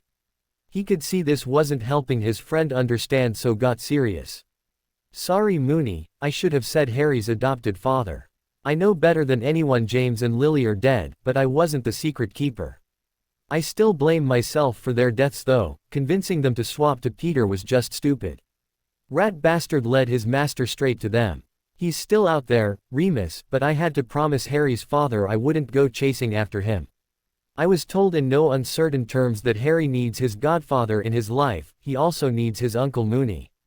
Now I know this is real, my imagination could never come up with a story half as crazy as that. Sirius, if this is your idea of some bullshit prank, I swear I'll kill you myself. Marauder's honor, Moony. Henrika really is a beautiful Swedish villa. Mooney sprang at Sirius and soon they were hugging like long-lost brothers, which is effectively what they were. To 11 and 12-year-olds, anyone out of their teens was considered old. By that method of reckoning, Professor McGonagall was ancient. Using this same measuring scale, the small stooped witch currently standing next to their Transfiguration professor must be Methuselah's mother. It was Neville who provided the witch's identity to his three friends as they took their usual seats in Transfiguration. That's Griselda Marchbanks, she's a friend of my Grand's. She is also head of the Wizarding Examination Board. I wonder what she's doing here. Owls and NEWTs don't start for nearly 5 weeks, and were only first year. This caused Hermione to stop as if she'd been pole-axed, earning concerned glances from her friends. I can't believe exams are just over 4 weeks away, and I forgot all about them. I haven't even started revising.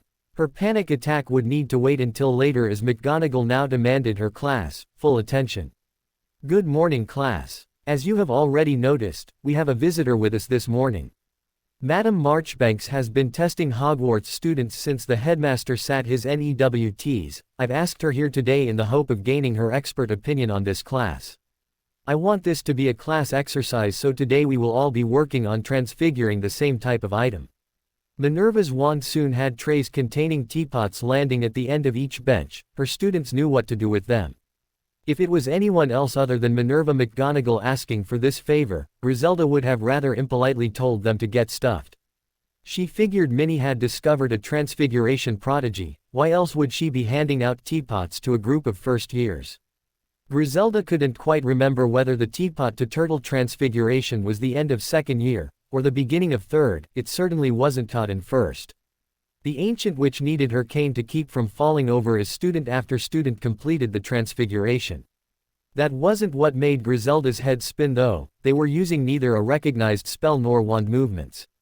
Minerva soon had a chair configured for her guest before turning back to her class. Very well done. Now, as a treat, I want you spending the rest of the lesson using your imagination to see what else you can transfigure that teapot into.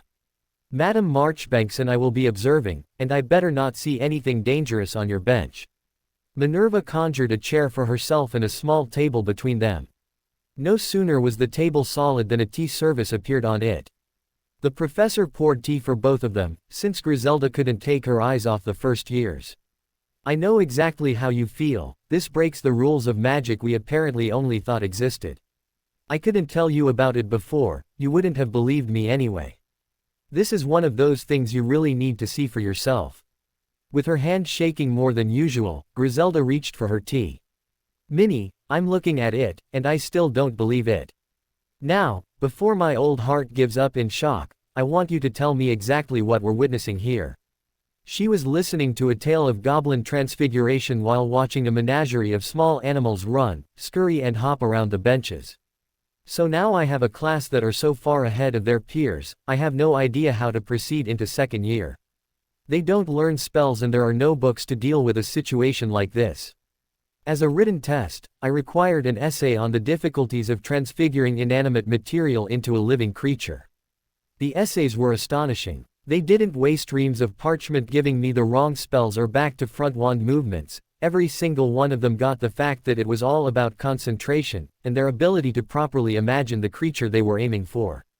Madame Griselda Marchbanks didn't become the head of the exam board because she was stupid, the old witch caught on at once. Strip away the spell and wand movements, that's all there is left. Exactly. This leaves a very big problem though. This is easily the best class one have ever taught, but every single one of them will fail the current owl and newt exams. They'll ace the practicals, then fail miserably at the written part, because it's information they don't need to know. I could have them conjuring items in their second year, because every session is spent with a wand in their hand. Do you plan on rolling this out through the school? No, for a few good reasons. I'm having to learn a different way to transfigure myself. It will take a while longer to get the harder spells down.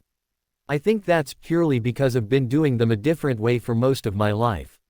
It's not easy to concede there's a better way to do something that you're a certified master of. I can't ignore what's right in front of me though. There are students in this class who would struggle with traditional methods. You can see for yourself how quickly they're picking this up. Griselda found it impossible to refute what was right in front of her eyes. Minerva though wasn't finished. I'm hoping you can help me with the other reason.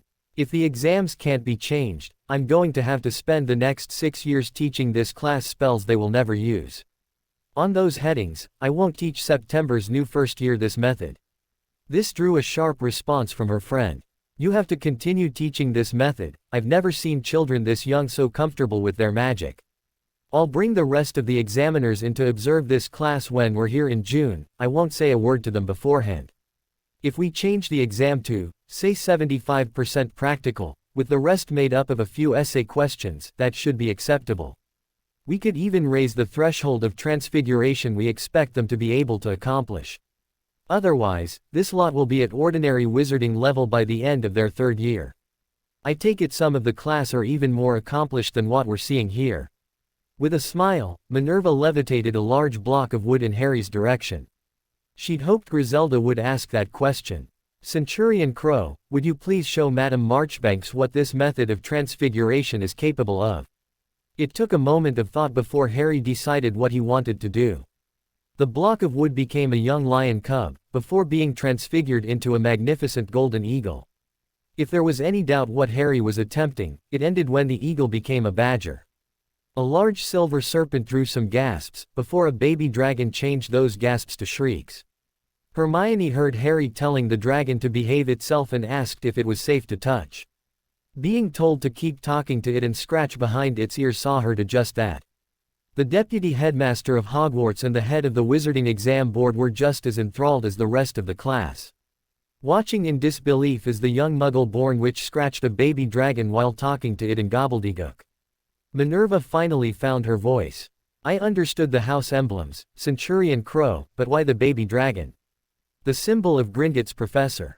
I may have been sorted into Ravenclaw but I'm still a goblin. Hermione removed her hand and, when no one else appeared interested in emulating her feat, Harry returned the dragon to the block of wood he started with. The bell signaled the end to the quickest lesson Griselda could ever remember. The time had appeared to fly past. She watched as student after student transfigured their creation back to the original teapot, and placed it on the end of their bench as they left. There were no bags to pack, no books or parchment to put away. Stow their wands and leave, that was all they had to do. Excitement buzzed around the ancient witch's body. She casually told the tale of being Albus Dumbledore's examiner for his NEWTs. What she didn't often mention was that those exams were still the same ones sat by today's young witches and wizards. Do the same shit for over a century and it was hard to get excited about it. Here was something new, so new it practically blew her mind. Minerva, you have to continue this. They've 4 years yet before they sit owls, that gives us plenty of time to bring in a new exam. If Hogwarts has another 4 years worth of students, trained in this method, following on behind, the ministry will be forced to change the exam. The professor could see the sense in that argument. It was one she wouldn't have considered though without Griselda's backing. I want you to keep me informed of their progress. This class will be our test group and I want them closely monitored. Gauging their abilities will be necessary for setting the exam criterion. If, as I suspect, the transfiguration they perform in that exam is of a far higher standard than currently required for owls, publicizing that should quickly kill off any opposition. She could hardly wait to bring the rest of the examiners to see this class. It had been at least a couple of decades since Griselda had felt like that about spending the beginning of June inside Hogwarts. They had no sooner left the classroom than Harry broached the subject that had got Hermione hot and bothered before class started. He was worried his best friend was regretting all the time they spent together, and would now want to spend that time studying for exams. What made it worse in Harry's opinion was that these were exams he was sure they would both ace. You seemed worried about our exams, Hermione, surely you know you'll be top in all your classes. Harry, you're miles ahead in defense, potions and transfiguration. Neville has green thumbs to go with those green fingers of his and Stargazer Potter here has us all beat in astronomy. I might get top in charms and history of magic, but that's hardly all my classes. Isn't that enough? It was a serious question, a question that deserved a serious answer. Although the question had come from Padma, she could see the concern in Harry's eyes. If he thought for 1 second she was going to stop hanging around with her best friend to go on some revision crusade, he was badly mistaken. It was more surprise at Neville mentioning exams, and me not realizing how close they were. Before Hogwarts, I would have had a chart on my wall at home, with a color-coded revision schedule all worked out, since April. We spent April hammering through our extra lessons, and getting another upgrade to our potions books. Not once did I even think of exams. Neville was confused, not a new state for him when with his friends but one that he'd been experiencing less of late. You say that as if it's a bad thing, Hermione. Oh, it's certainly not a bad thing, it was more a surprise at myself. Before Hogwarts, exams were all I had, only books were my friends. I think it just hit me how much I had changed, and I'm very happy with those changes. I'm still going to try and beat Harry to be #1 student in our year, but I can live with it if he wins. This got a chuckle out of Neville. Well, we've certainly got enough experience of it. He beats us every weekend in defense. I know what you mean though, my gran barely lets me out of her sight at home. I've never had friends before either, so Hogwarts has been unbelievable for me too. Well, I've enjoyed it as well. Being in a different house from my sister has allowed me to be myself, instead of everyone looking at us as if we were two halves of the same person. I know George and Fred play on that aspect a lot, but sometimes I think they are the same person. Parvati and I are very different. I need to catch her before lunch, I'll see you guys then. As their friend headed off, a smiling Harry thought he'd changed the most. He didn't mention that though, they had far more important things to talk about with Padma gone. Okay, now we've sorted that out, what are we going to do for the twins' birthday? We can use the room again for a party, I think we better check with McGonagall first this time. Both agreed with that idea before Neville aired his thoughts on the real problem. I think the way Harry handled it at Christmas was the right idea. Getting Parvati a gift as Padma's sister. I like Parvati, I just don't want her getting the wrong idea and hanging all over me because I wish her a happy birthday. Both Harry and Hermione were in total agreement with that. Padma meant a lot to all three of them and her twin sister had to be taken into consideration. With Hogwarts' help, a party for both would be easily arranged, and they had Sirius or Irga to acquire any gifts they needed to buy. Since Lavender would have to be invited, any plans toward a surprise birthday party died then and there. The Gryffindor would have the story spread all over the castle within hours of being told, so there was no chance of her keeping it from Parvati. With a general invite to all students of first year, Minerva couldn't find a reason to refuse their plans for a party. That she, Phileas and Henrika were all invited to made it an easy decision for the deputy headmistress to reach. Usually birthday parties would be held in the celebrating students' common room. With the twins being sorted into different houses, that option was not available in this instance. Harry and Neville made their way from the staff table, the Ravenclaw smiling while the Gryffindor searched for the courage his house was noted for. Both boys made their way to identical Asian witches, with the same task in mind. Harry knew he was getting off lightly while Neville wished for the umpteenth time the hat had placed him in Ravenclaw with his friends. Padma, we know it's your birthday tomorrow and wanted to hold a party in the room. McGonagall just gave us permission. A shriek of delight pierced the great hall, and probably a few eardrums too. All eyes were drawn to where Parvati had Neville in what could easily be described as a headlock, while she jumped up and down in excitement. You made Neville tell Parvati. Hey, he's the Gryffindor, I'm not brave enough for that. We're asking all of first year, we'll have our dinner there Saturday night. Some of the professors will be there too, and Sirius of course. The young witch's eyes sparkled with moisture as she answered her friends. That will be wonderful, and thanks for including Pav. No problem, her birthday is the 2nd of May too. Harry thought he was getting better at cracking jokes as both Padma and Hermione began laughing. It was only when he spotted Parvati out the corner of his eye, heading at speed straight for a certain centurion, he realized the joke was on him. Harry, bracing himself for the worst, just saw the two girls laugh harder. The excitement of a party swept through the great hall, infecting every house. This presented a problem for Draco, what to do. He'd kept his distance from Crow, no more antagonizing but certainly no socializing either. Now he was being forced to make a decision. Tales of the great time had by those who followed Crow out the hall at Christmas had Draco wanting to attend, but his pride was in the way. It was only thinking about the instructions his father had given that allowed Draco to circumvent his prideful obstacle. His father wanted information on Crow, so Draco could put this down as a spying mission. Of course, he would have to pretend to enjoy himself, otherwise he would stand out like a sore thumb. A spy needed to be unobtrusive and inconspicuous. Draco intended to blend right in. Ron Weasley had no such dilemma. There would be cake, he was sort of invited.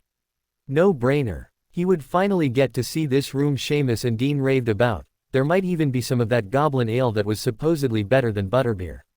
Ron finally had something to look forward to that wasn't related to Gryffindor playing Quidditch. Albus watched on, a mere observer as the castle slipped a little further from his grasp. His opinion was neither sought, nor did he think it would be listened to. For Albus Dumbledore, being ignored was a new experience, and not in any way a pleasant one. Sirius finished their lesson early to allow the girls plenty of time to get ready for the party, and so he could have a private talk with his godson.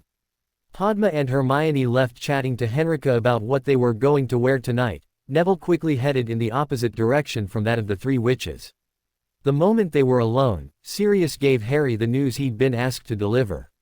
Your father had a visit from Amelia Bones yesterday, and wants to come to Hogwarts tomorrow to talk with you about it.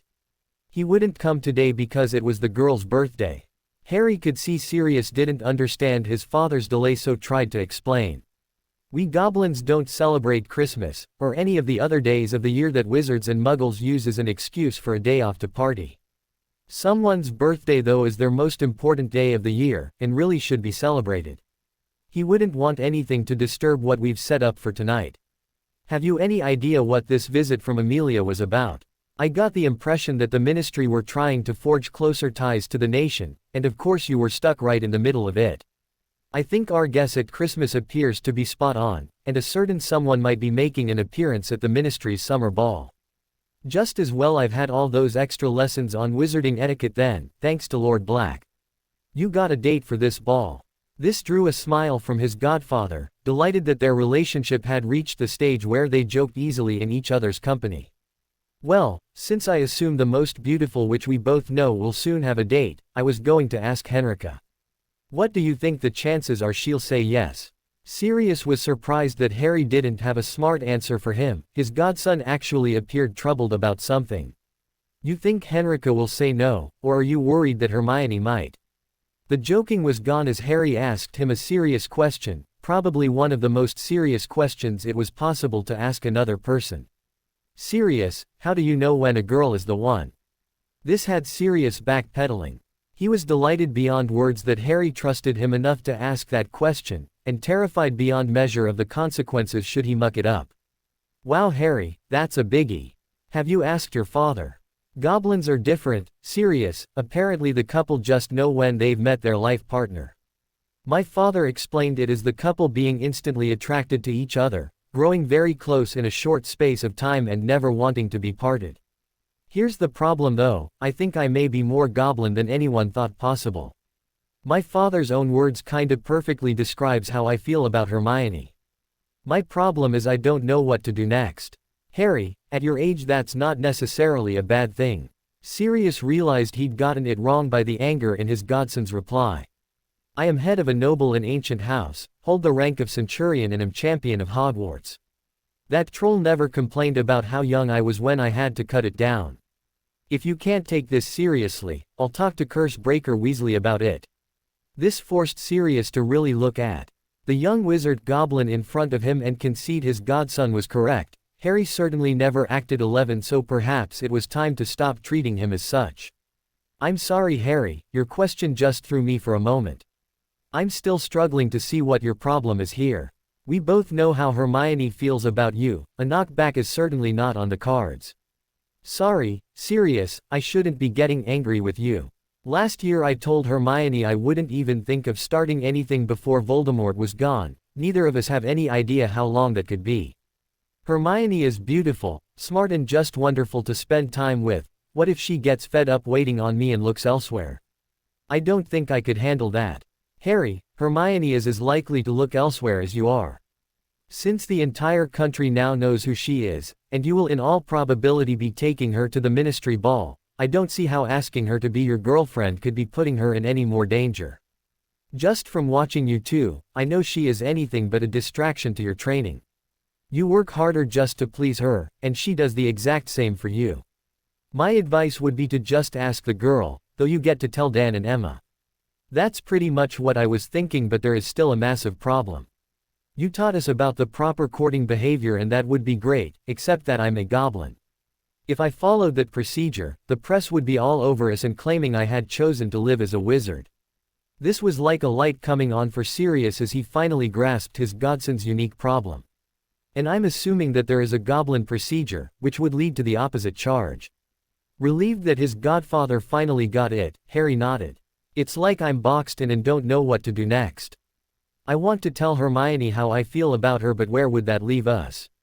I think you should tell her, and explain the problem. There is a third option that you're forgetting about, though I'm sure Hermione will soon bring it to your attention. The look of longing in Harry's eyes meant Sirius couldn't leave his godson hanging a moment longer. You're overthinking what is basically a very simple problem, with an even simpler solution. If the magical and goblin options aren't available, surely there must be a muggle method for girls and boys to get together. Just ask Hermione to be your girlfriend, no magical or goblin courtship, nothing formalized. The only difference I can see happening between you two is that everyone would then know you were a couple. Do you think Hermione would be happy with that? Harry, I think your young lady would be ecstatic with that. I've watched the two of you together and can clearly see this is something you've thought about. A word of advice from your godfather though, best friend to girlfriend is such a huge step. At this stage, you really need to take your time before making any further commitment. I'll be happy as long as Hermione agrees to become my girlfriend, anything else we'll deal with as time goes by. Since September, I've had witches coming on to me from all directions, and none of them can hold a candle to Hermione. She can make me feel happy and wanted just by holding my hand. The smile now on Harry's face had Sirius giving himself the proverbial pat on the back. He should have known pride comes before a fall.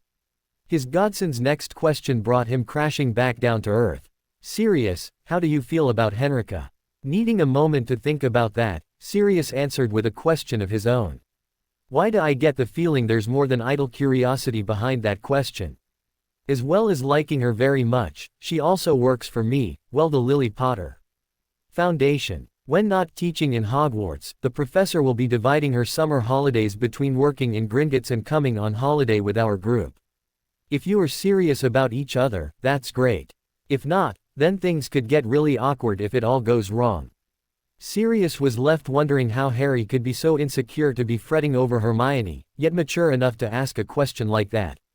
Sirius hadn't even thought about the consequences Harry was mentioning, being happy at the moment, just taking things a day at a time. It was, though, time for total honesty with his godson. Harry, after 10 years in Azkaban, I'm not the same young wizard who went into that shithole. Am I serious about Henrika? I honestly don't know. Could I become serious over one of the best things that's ever happened to me? That would have to be a big yes. I'm gonna take my own advice to you though and take time to work my feelings out. I honestly think if we decide this couldn't go any further, we'll both split as friends. That's really the best I can say at the moment. His godson was smiling again, so Sirius was left hoping he was 2 for 2. We all like her, Sirius. I know that ever since Valentine's Day, Hermione and Padma treat her more like a big sister or favorite aunt when we're not in class. I would hate for it to become awkward if you guys fell out. I'm pleased you approve, and there is someone else I would like you to meet. I finally tracked down my friend Moony. Remus was the Gryffindor prefect with your mum as well as being a marauder with your dad and me.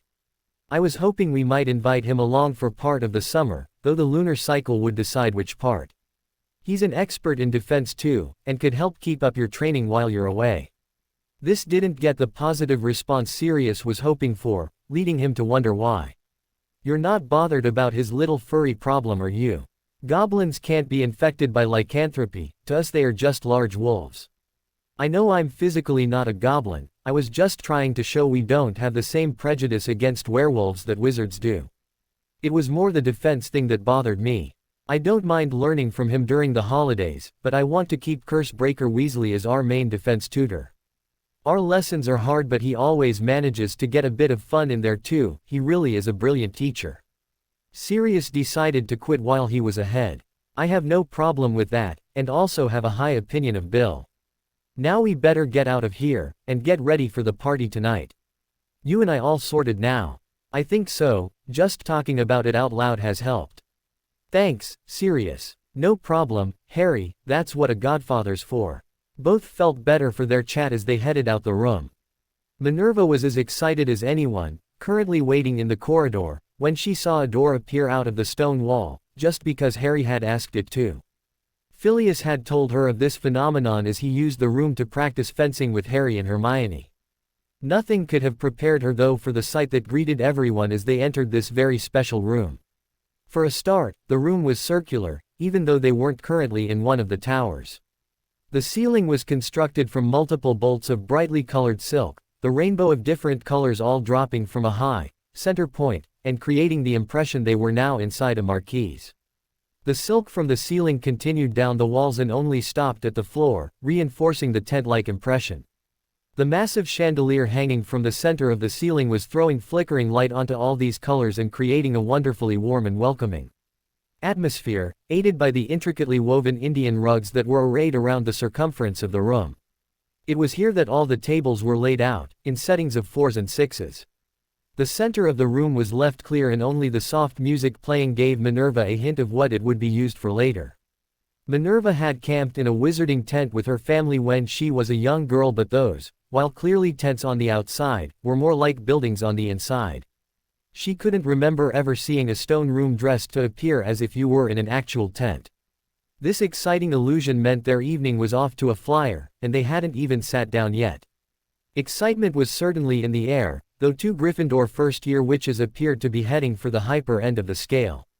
Padma grabbed her sister and Lavender by the arm and dragged them toward a table that seated 6, being quickly joined by Hermione, Harry and Neville. Minerva found herself sitting at a table set for 4, with the other professors and Sirius, while the students gravitated toward tables with their housemates. Minerva was somewhat surprised to see Draco Malfoy in attendance tonight. There was no surprise that he, Pansy and the other 2 boys ended up sitting at a table for 4, away from the other Slytherins. There was a surprise though when Hermione stood up to say a few words. "We're all here to celebrate the birthday of our friends, Padma and Parvati Patil. The plan is to have dinner, followed by dancing, until we have to leave for curfew. Let's get started by singing the traditional song. Happy birthday to you." As everyone sang the song, a large birthday cake, complete with 2 sets of 12 candles already lit, appeared on the table the twins were sitting at. With one side dressed in Ravenclaw colors, and the other Gryffindor, the girls moved to their respective ends of the cake. When the song finished, Parvati and Padma blew their candles out to much cheering. That was also the sign for dinner to appear on all the tables, along with jugs of goblin ale. When Hermione handed Padma her gift, the birthday witch was overcome. "Guys, I thought organizing this party was my present, this is too much. Hey, remember our friend who thinks birthdays are the most important day of the year? I'm beginning to agree with him. Happy birthday, Padma." Hermione then handed over a present to Parvati. The Gryffindor witch tore the wrapper off to reveal a glossy magazine, the like of which she'd never seen. "I know you like the fashions in Harrods, and I've seen you reading Teen Witch Weekly from cover to cover.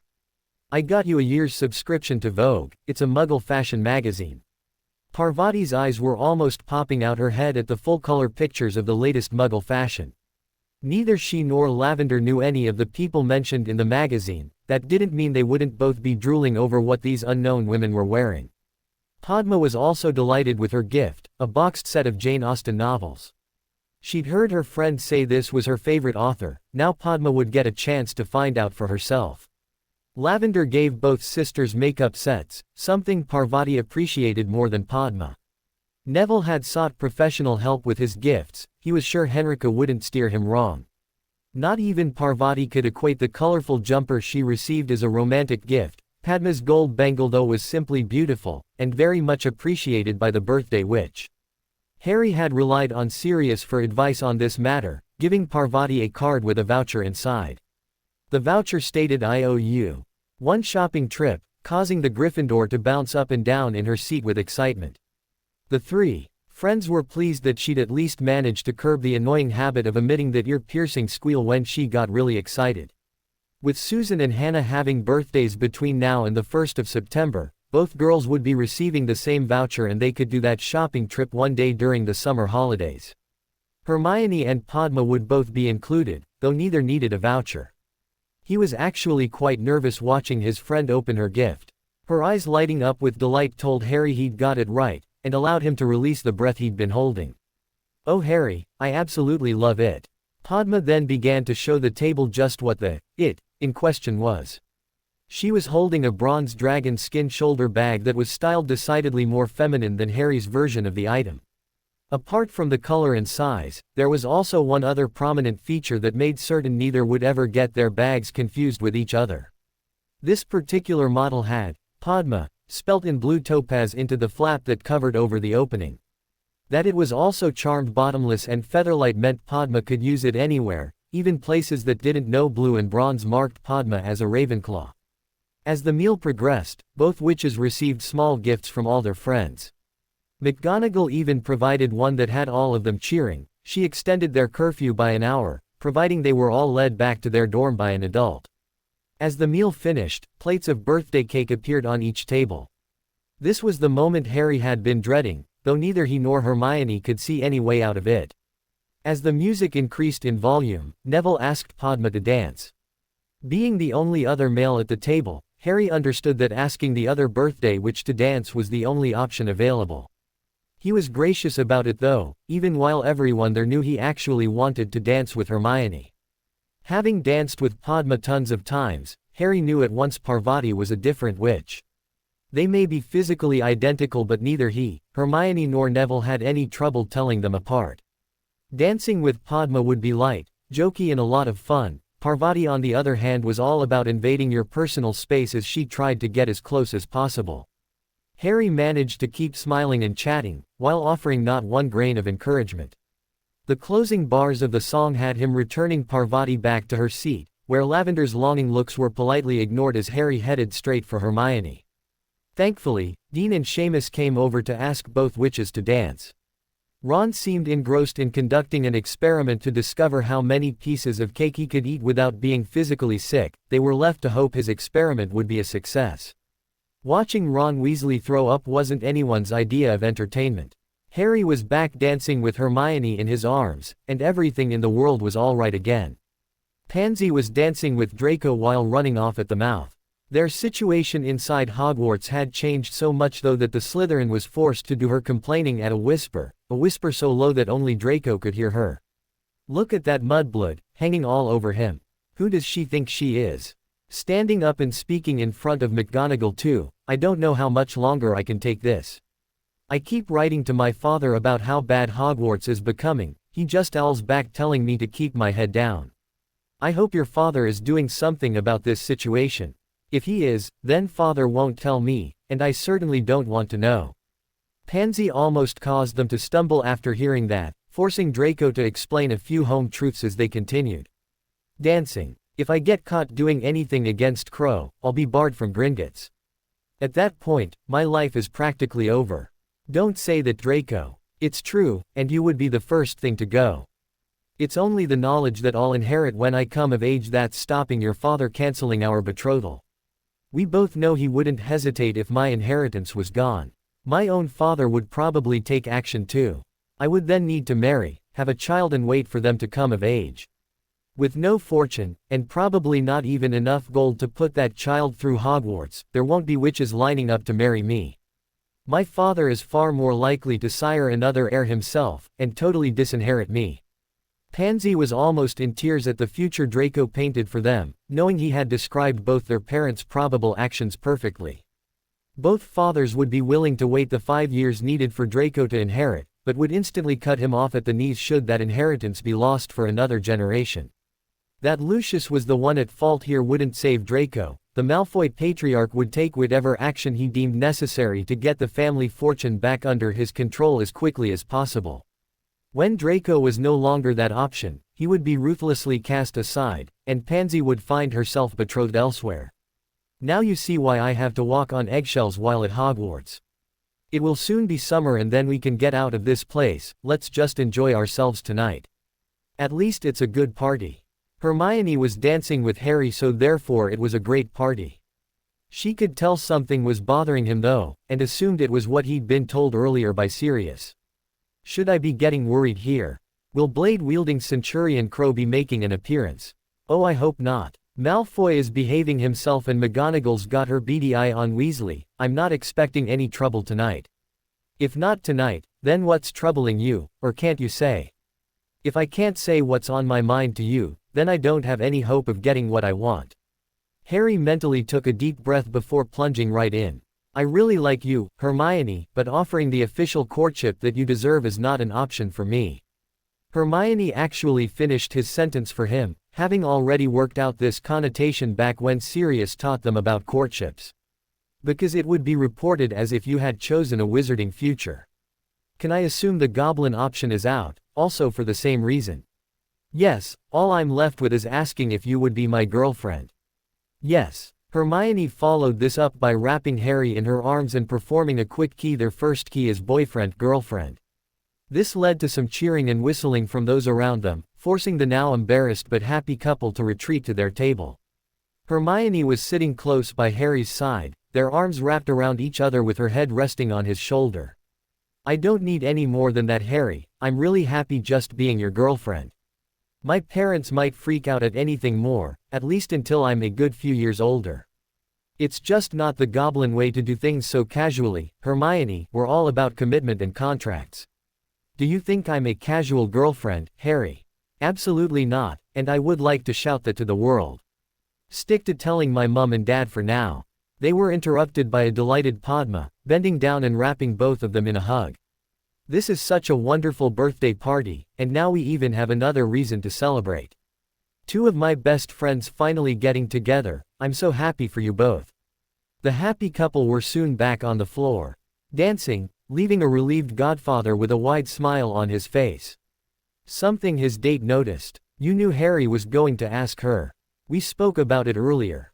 Harry wanted to offer Hermione more, but couldn't because of his circumstances. Sometimes I see Harry as a mini James, then he'll act in a way that is just so Lily. Sometimes though, Harry Crow is pure goblin and throws me totally. That lad is an enigma I need to solve to be a proper godfather figure, and your research for your book about goblins will surely help. Are you applying for the role of my unpaid research assistant? Henrika had asked the question jokingly, but could see Sirius was not taking it as such. What's the matter, Sirius? Deciding once more that honesty would be his best policy, Sirius spoke about what had been on his mind since this afternoon. Your name came up in my discussion with Harry today. It felt like your brother was asking me what my intentions were toward you.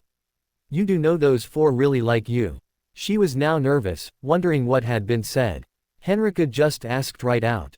And what did you tell your godson about your intentions toward me? I told him the truth. 10 years in Azkaban has a way of changing you, in ways I'm still not comfortable with. After an incident at the Grangers over Christmas, I watched Harry and Hermione fall asleep together. They looked so content and comfortable. Emma just tucked them in and left them sleeping. I went to my room and cried myself to sleep, overcome with the sheer beauty of the scene. There hasn't been much beauty in my life, and then I met Henrika Hobson, the single most beautiful person it has ever been my pleasure to meet. She now relaxed in Sirius' arms as they continued slowly waltzing around the room. Whatever was coming next, it was not the end of their fledgling relationship, and anything else they could work at. So, what I'm trying to say is that, until I can get a grip on this different person that's inhabiting my body, I don't know what else I have to offer you. I realize you may have far better offers available. A pair of incredibly soft lips pressing against his stopped Sirius saying any more. So, you just talked yourself into the position of an unpaid research assistant for the summer. Your duties will include following me around and taking notes, helping collate those notes, and making sure I don't get sunburn when we lie on these promised beaches to begin writing my book. There may have been a number of applicants for the post, but yours was the only one I seriously considered. This may just be a temporary position at the moment, but who knows what awaits us in the future. We both may find ourselves with permanent contracts a few years down the line. This which really took Sirius' breath away. When I said you were a beautiful person, I wasn't just talking about looks that could stop a bludger in flight. You have a beauty that comes from inside, and shines through everything you say and do. I've watched as you helped Hermione and Padma grow more confident in themselves, and getting Neville over his shyness and crush is nothing short of miraculous. That you're then prepared to spend time building a broken down wizard back up to what passes as normal for me. I may have to stay close to you for many, many years. Enrica's smile now rivaled the chandelier for brightness. One step at a time, Sirius, one step at a time. Minerva was delighted to spot two of her prefects when they all left the room. Hello, Professor, we were wondering why the first years were out past their curfew. That's why Penny and I were looking for them. 10 points to Gryffindor, Mr. Weasley, and 10 for you too, Miss Clearwater. I like my prefects to show initiative, and I'm very pleased with you too. Now, if you will escort your charges back to their houses, Professor Flitwick and I will see to the Hufflepuffs and Slytherins. The groups of excited first years were soon being led away, but not before both Potter sisters had thanked everyone for coming. That Harry and Hermione had added a light key to their saying goodnight and morning greeting hugs was the only noticeable difference to their behavior. Now they were a dating couple. Their friends didn't react any differently either. Hermione was usually on Harry's arm as they made their way around the castle. Both Harry and Hermione felt different though. Moving their relationship from best friends to a dating couple had both of them grinning like Cheshire cats. Even spotting a sour-faced Master Sharpshard, waiting with his father and curse-breaker Weasley, couldn't spoil their mood. Master Sharpshard tried his best though. One lucky scratch and your father, and the director, seem to think you can take me. After your father has completed his business, you and I are going to cross blades, Crow. That fancy little knife of yours won't save your ass today. Harry opened the room, a room that now had a private area set up in one corner. That this area had an armchair and a sofa confirmed to Harry that the room understood what he wanted, even before he knew himself. Father, last night Hermione agreed to become my girlfriend. Can we include her in these discussions? I don't want to have any secrets from Hermione and hate to see her worrying that I might be heading into trouble. You told me my mum and dad shared everything, that's what I've always wanted too. Both Barchoke and Hermione were taken aback by this. His father nodded though, mentally deciding just how much to tell them both as they made their way over to the seated area. Bill started Padma and Neville working while the large goblin master of the blade stomped up and down, doing a passable impression of a bear with a sore head. Barchoke stared into the young witch's eyes, desperately trying to impart the seriousness of what she was about to hear. Hermione, what we speak of here this morning is effectively government secrets. Harry knows this, and must trust you implicitly to even suggest you sit in on this. I just want to make sure you understand, knowing these secrets can be a burden that can't be shared. I'll be able to talk about it with Harry though, that will be more than enough. Every time I see another task in his eyes, I worry over how I'll be able to help him. Now I'll not only know, but hopefully be able to help plan too. She can see right through my best stoic face, Father, and then worries over what I might have to do.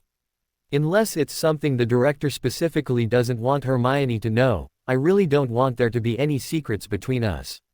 Having made his mind up, and seeing his son had already done the same, Barchoke began to tell them why he was here. Since this situation will obviously involve Hermione, I'm going to tell you both everything. Anything else though, I'll need to get permission from the director. All three were happy with that, so Barchoke began his explanation. Harry grasped at once what effect his father becoming an ambassador could have on wizard-goblin relations and was all set to say yes to everything when his father urged caution. They want to make this ball an evening dedicated to honoring the family who rid our country of Voldemort, with both your parents receiving posthumous awards that will keep their memories alive. The ministry hoped to have a first-year wizard and witch attending Hogwarts in September, entirely funded by the James and Lily Potter Scholarship Fund. They intend to support 2 new students every year for the next decade. Hermione's hand was currently in Harry's. She felt his grip tightening as he heard this news. Her boyfriend's response then made her even prouder of him. Can we get the Lily Potter Foundation involved too? Give the ministry the deserved credit for coming up with the idea, just provide the gold to extend the period to 20 years. I also think we need a panel to decide what new first years get chosen. This has to go to deserving cases. The last thing we want is rich purebloods saving money by having their children's Hogwarts tuition paid. His father agreed with all of that. I think a representative from the ministry, Hogwarts and possibly Sirius representing us until you're old enough should do. Any more members and you would get nothing done. You never asked what they intended for you. I assumed some award for me to stick on a shelf. As long as there are no statues, or anything stupid like that involved, I'll be fine. Barchok was so proud of his son, he decided to paint the full picture for him. Fudge reckons that you attending this ball will give him the votes he needs to pull this off. For all his faults, we believe the minister has a very good chance of achieving this. Should I become ambassador, the director would like my son to follow in my footsteps. He thinks Lord Harry James Potter, Goblin Ambassador, has a nice ring to it. Harry so wanted to jump across the space between himself and his father, hugging him for all he was worth. Here was everything he ever wanted being made available to him. Instead of being faced with an impossible choice, he literally could have it all. I think Lord Harry James Potter, Assistant Goblin Ambassador, has a much nicer ring to it. I would love the chance to work with my father for many years, before he graciously retired to spend time with his grandchildren. Hermione didn't know that this was the Goblin dream. To raise your family to the point where your children were ready and able to take over the reins, while you then spent your retirement telling your stories to all the grandchildren they had provided you with. What she did know though was that even the thought of this outcome made Harry and his father very happy. She supposed Barchok standing and offering the centurion salute to his son was about as near to hugging each other as goblins got. With the meeting now over, Barchok had a word of warning for Harry. Master Sharpshard has been taking a bit of a ribbing from myself and the director. He appears determined to prove your victory was a fluke. He doesn't know about your sword's abilities, and I had to promise the director a copy of this memory. I think Master Sharpshard got one over on Ragnarok many years ago, and this is the director's form of payback. Just be careful, and make it quick. Harry was reminded of the goblin saying that, even on the sunniest of days, a little rain might fall. There was no way any of them expected the torrent that was about to be unleashed. Harry understood at once what his father meant about ending this fight early. He would need to, as Master Sharpshard certainly wasn't in training mode this morning. The object of today's lesson appeared to be showing Harry how much he still had to learn, and teaching him this lesson in as little time as possible. Without his magic, Harry doubted he would have lasted a minute. He did have magic though, and it was time to use it. That he didn't have his knife in his hand lulled his mentor into a false sense of security, a security that was about to be trampled all over. After Harry parried his first two attacks, Master Sharpshard then found himself standing there, not with a sword in his hand, but a bright yellow daffodil.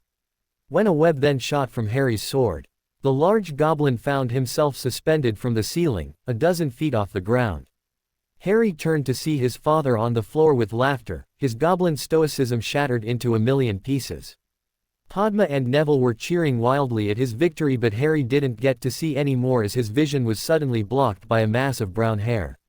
Hermione arrived and hit like an express train. The scream of terror that she then produced was also as loud as any steam whistle. Harry spun to see his mentor of the blade had easily sliced through his web, and was now using the cut section to swing down to the ground like Spider-Man. The goblin surprised everyone by using Harry's method of entrapment as a means of getting swiftly back into the fight. Master Sharpshard had a battle axe in his hand and murder in his eyes. Harry barely had time to push Hermione out of the way before the goblin attacked with a ferocity his student had not faced before. Hermione had not gone far though, and, seeing her boyfriend in terrible danger, didn't even think about her next move. Drawing her sword, she charged at the large goblin. Master Sharpshard was not to be denied though. Hermione's attack was barely a distraction. Her blade was casually and harmlessly deflected away, before a violent kick into her midriff put her out of the fight. Seeing Hermione flying across the room to land in a heap changed something inside Harry. The battle axe slicing through his dragon hide tunic and cutting across his chest barely registered.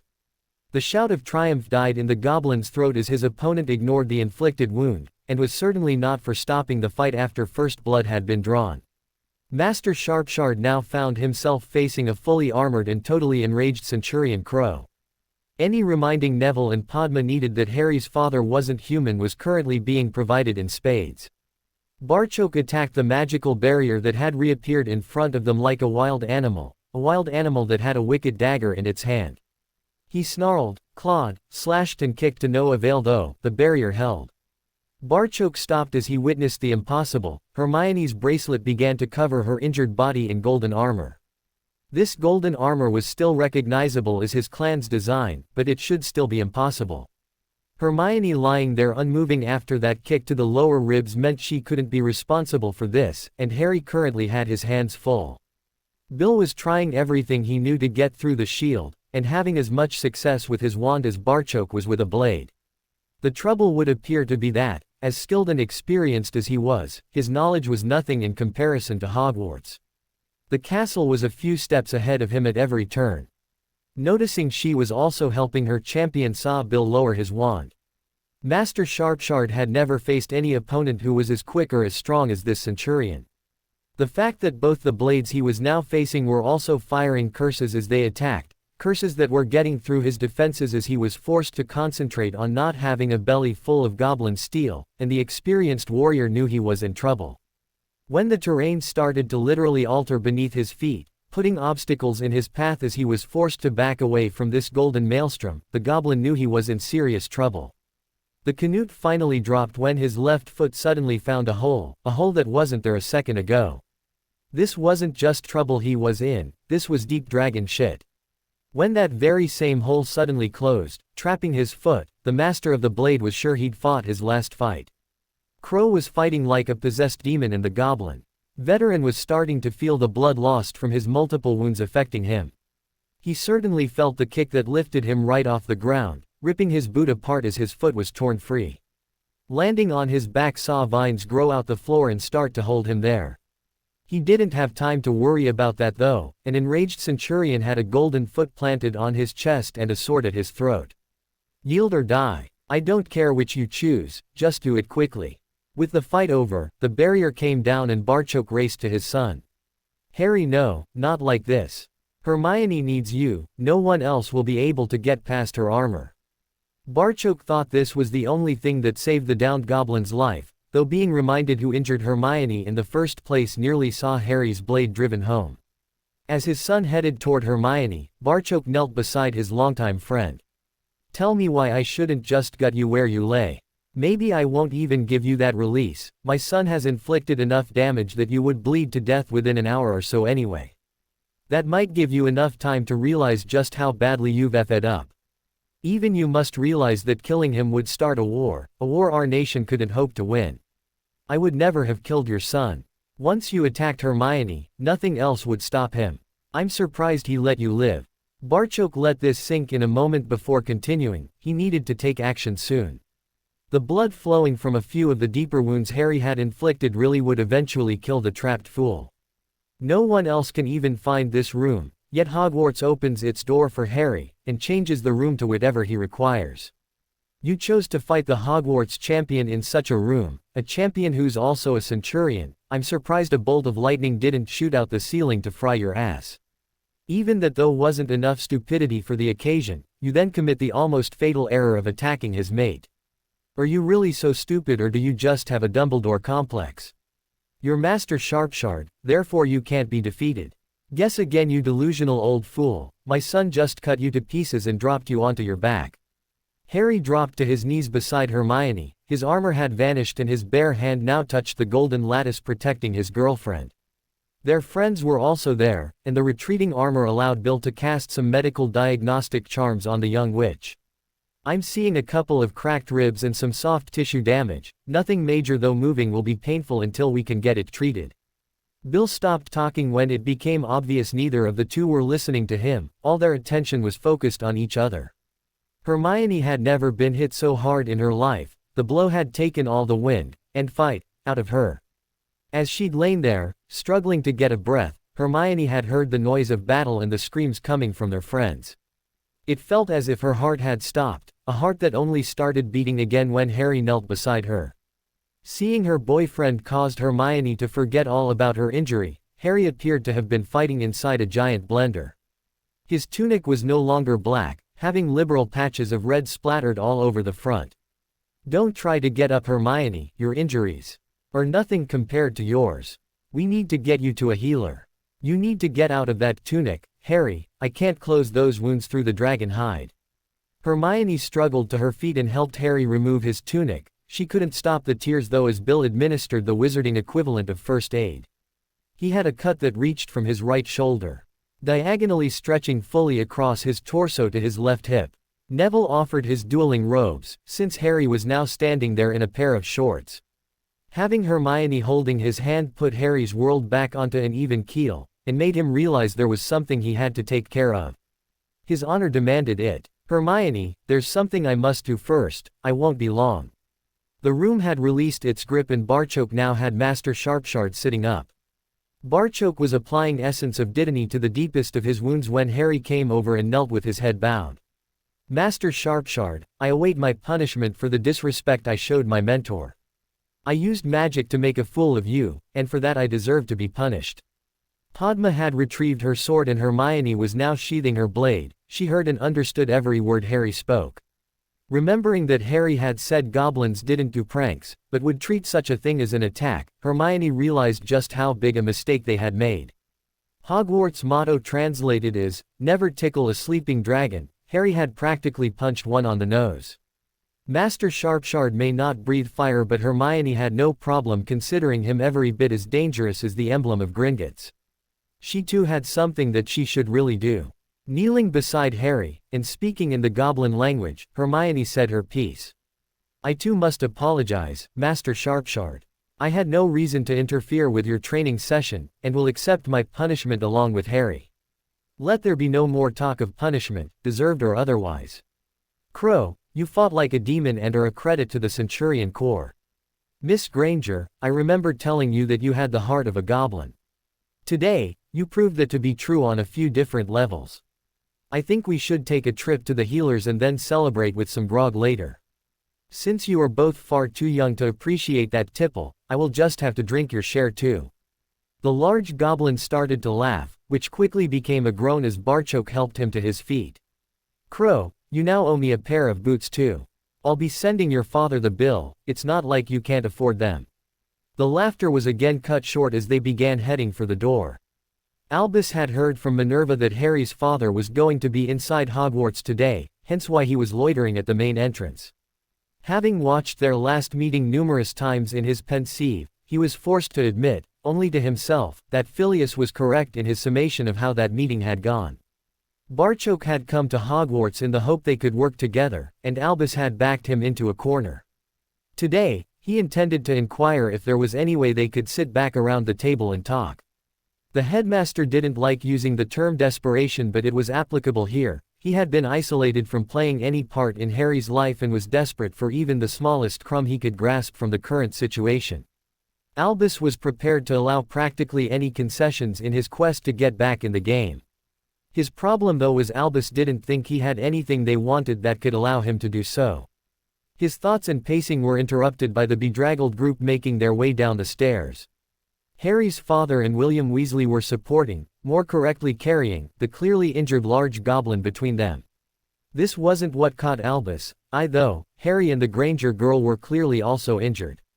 They were supporting each other, with young Longbottom and their Poodle friend showing their concern by hovering next to them. What has happened here? A training accident that our healers will soon remedy. We don't have time to chat, headmaster, so please excuse us. Barchoke was polite, but everyone heard the steel in his tone. Albus though was not for being brushed aside so easily, especially since here was an opportunity to earn himself some positive points. We have a fully equipped infirmary here, and Madame Pomfrey is a highly regarded and widely experienced healer.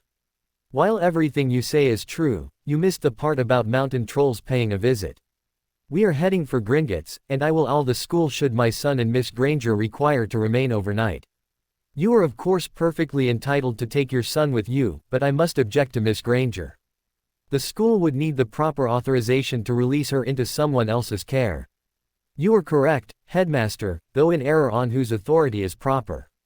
The Grangers are at a distinct disadvantage because they are muggles.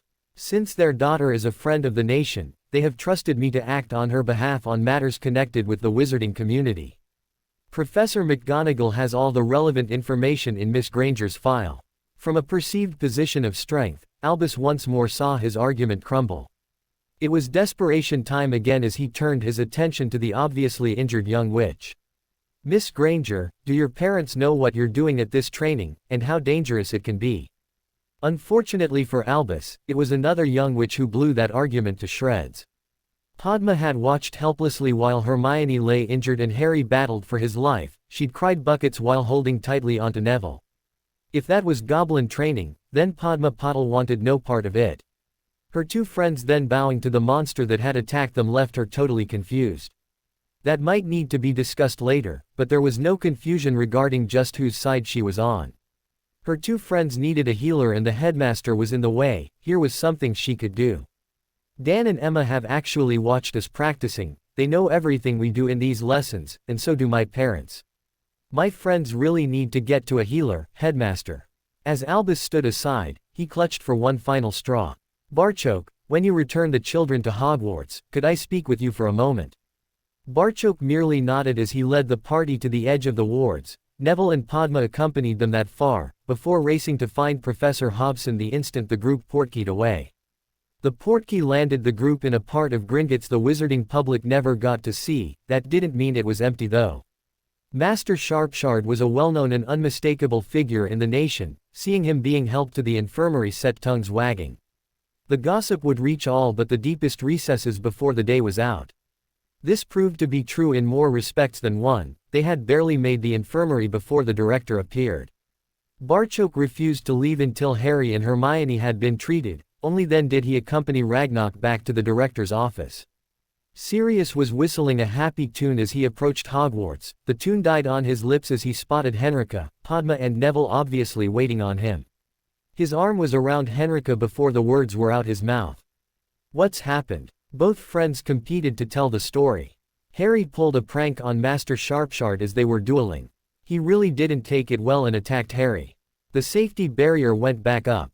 But Hermione was outside it, since she'd ran to Harry. Harry pushed her to safety but Hermione drew her sword. Master Sharpshard didn't care, he just kicked her away. It was left to Neville to finish the story. Padma was still upset by that bit. Harry was furious, he activated his armor and really attacked Master Sharpshard. Harry ignored his own injuries and cut him badly. Harry finally kicked him to the ground and was ready to kill him. It was only the barrier coming down and his father getting over there that stopped him. The concern was clearly evident in Padma's entire demeanor as she completed the tale. Hermione has a few broken ribs while Harry was slashed right across his chest. If they're not coming back tonight, could you ask them to Alice that they're all right? Sirius immediately agreed to that, before hurrying off with Henrika to Gringotts. Their apprehension was instantly quelled as soon as they were escorted into the Goblin Infirmary. Sirius thought if he could bottle the sense of relief he felt when he spotted his godson, sitting on his girlfriend's bed, then he would easily double the black fortune. It wasn't just relief Sirius was feeling, the Marauder was being swamped by a very confusing mix of emotions. He wanted to hug his godson, holding back on the manly tears, yet at the same time he felt like shouting at him for getting into trouble. There was even a large dose of pride stirred in there too. Pride that his godson had defeated the person who had dared to injure Hermione. Sirius was positive it couldn't be normal to feel all these emotions at the same time. He was worried his head might explode from this overload. The two adults took a couple of moments to reassure themselves both Harry and Hermione were fine before Sirius asked for some answers. Hermione thinks I'm spending too much time with my godfather. She says I forgot goblins didn't do pranks. While pleased to see Harry could joke about it, this was one notion Sirius wanted to knock on the head right away. Oh, blame the poor mutt time is it, Miss Granger. I would say this was a pretty extreme reaction to a harmless prank. Understanding that both Harry and Sirius were doing this to lighten the mood, Hermione played along. This was so much better than watching Harry throwing up in a toilet. I wouldn't call transfiguring someone's favorite weapon into a daffodil, before hanging them from the ceiling like some demented Christmas decoration, a harmless prank.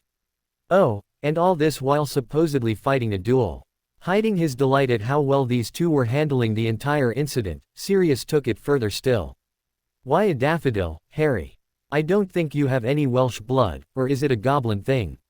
Well, I didn't think a jaggy thistle would be appreciated, and shamrocks are used as the main ingredient in a goblin fertility potion. Handing a shamrock to a male goblin is a deadly insult. Since only Hermione gets roses from me, that left a daffodil. This was too much for Henrika, she couldn't restrain her laughter any longer. She wasn't alone as all four of them shared a laugh. maybe it wasn't such a horrid day after all. There was something Harry wanted to say though, and here was his opportunity. Sirius, I don't know what my father has planned, but can we visit Hermione's before returning to Hogwarts?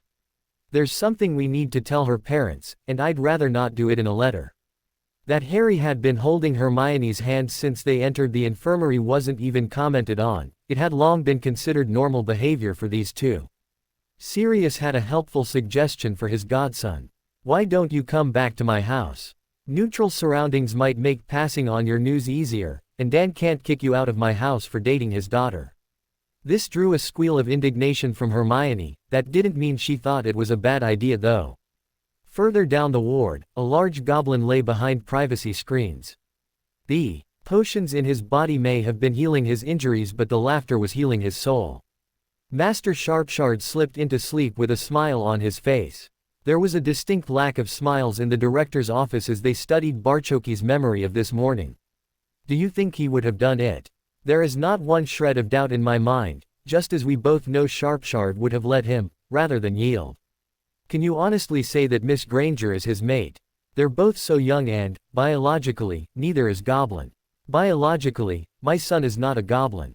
In his head and in his heart, Harry is as goblin as you or I. We define certain acts as being goblin in nature. When have you ever seen anything more goblin than Hermione drawing her blade and springing to Harry's aid? She neither hesitated nor thought about using her wand. Hermione drew her sword and charged Sharpshard. I don't know whether it was Harry, Hermione or Hogwarts who produced that shield around her. It was certainly goblin in origin. The director couldn't argue with any of that. He was still shocked at watching Sharpshard be defeated. He didn't know there were more shocks to come. Barchoke was by no means finished. As his father, I can see Harry has made his decision. It is one I'm very pleased with. I'm really confused though by one of yours. Why did you order Sharpshard to attack my son? He may have just pushed the boundaries far beyond where he'd ever ventured before, but Barchoke didn't care. He needed to know just what was going on here. Their very lives could depend on it. I've been friends with Sharpshard longer than either of us would care to admit. The friend that I know would have laughed his ass off at that joke, not attacked a student like a berserker.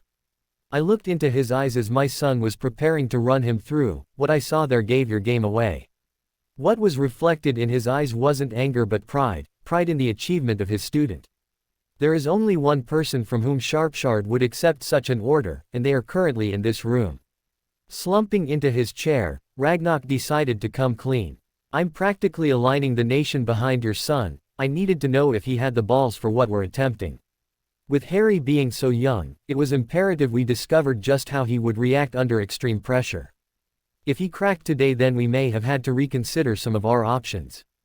That room certainly threw your son every advantage it possibly could. He still had to beat Sharpshard though, something I never thought I would live to see. Barchoke was not some naive young buck. He'd expected the answer to be along these lines. The director continued to justify his answers to this doubting father. Fudge may need his summer ball to get this legislation through his ministry. This will certainly assist me do the same with the nation. Your Centurion son defeating Master Sharpshard will be all over the bank before the end of the day. I distinctly remember predicting he could become a goblin hero. Sharpshard's orders were to provoke your son and see if he had what it took, or if he crumbled. This is beyond what I had hoped for.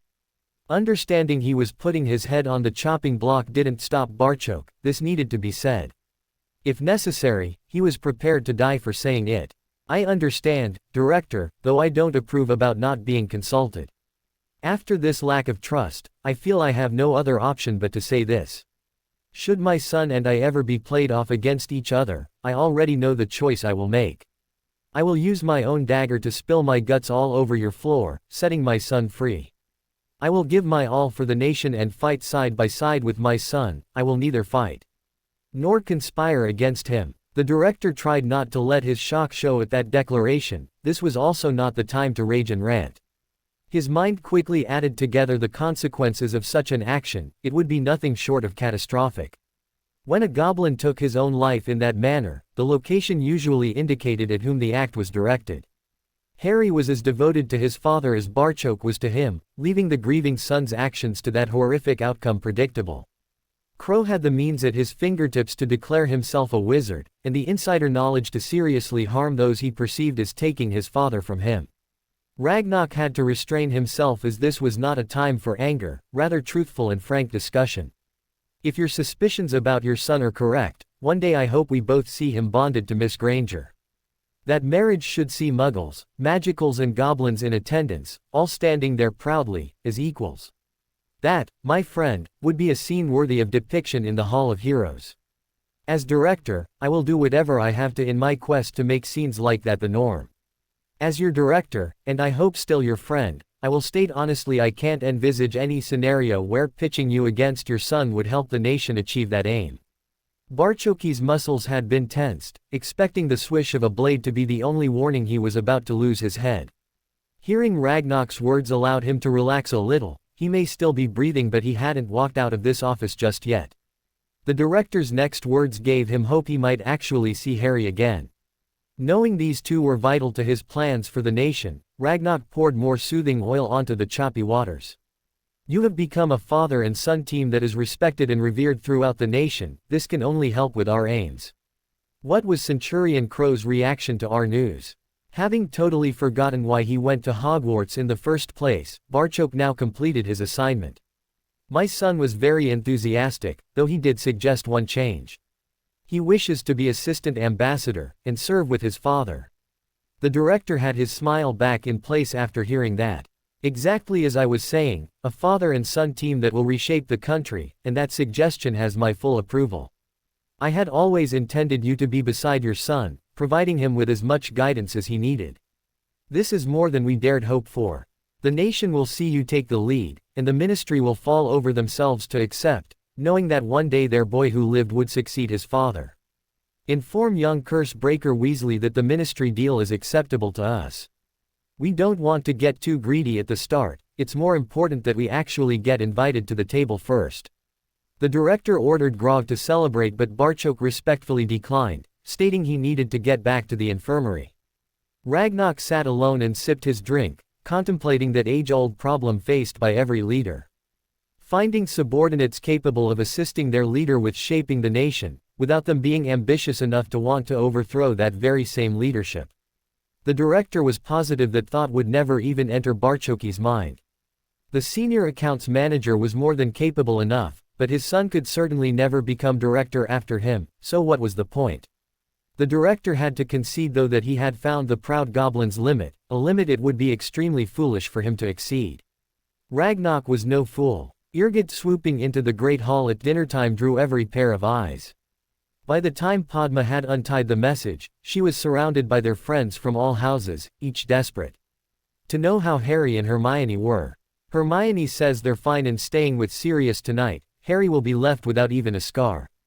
Apparently the goblins are experts in dealing with injuries like that, though Master Sharpshard is having to spend the night in the infirmary.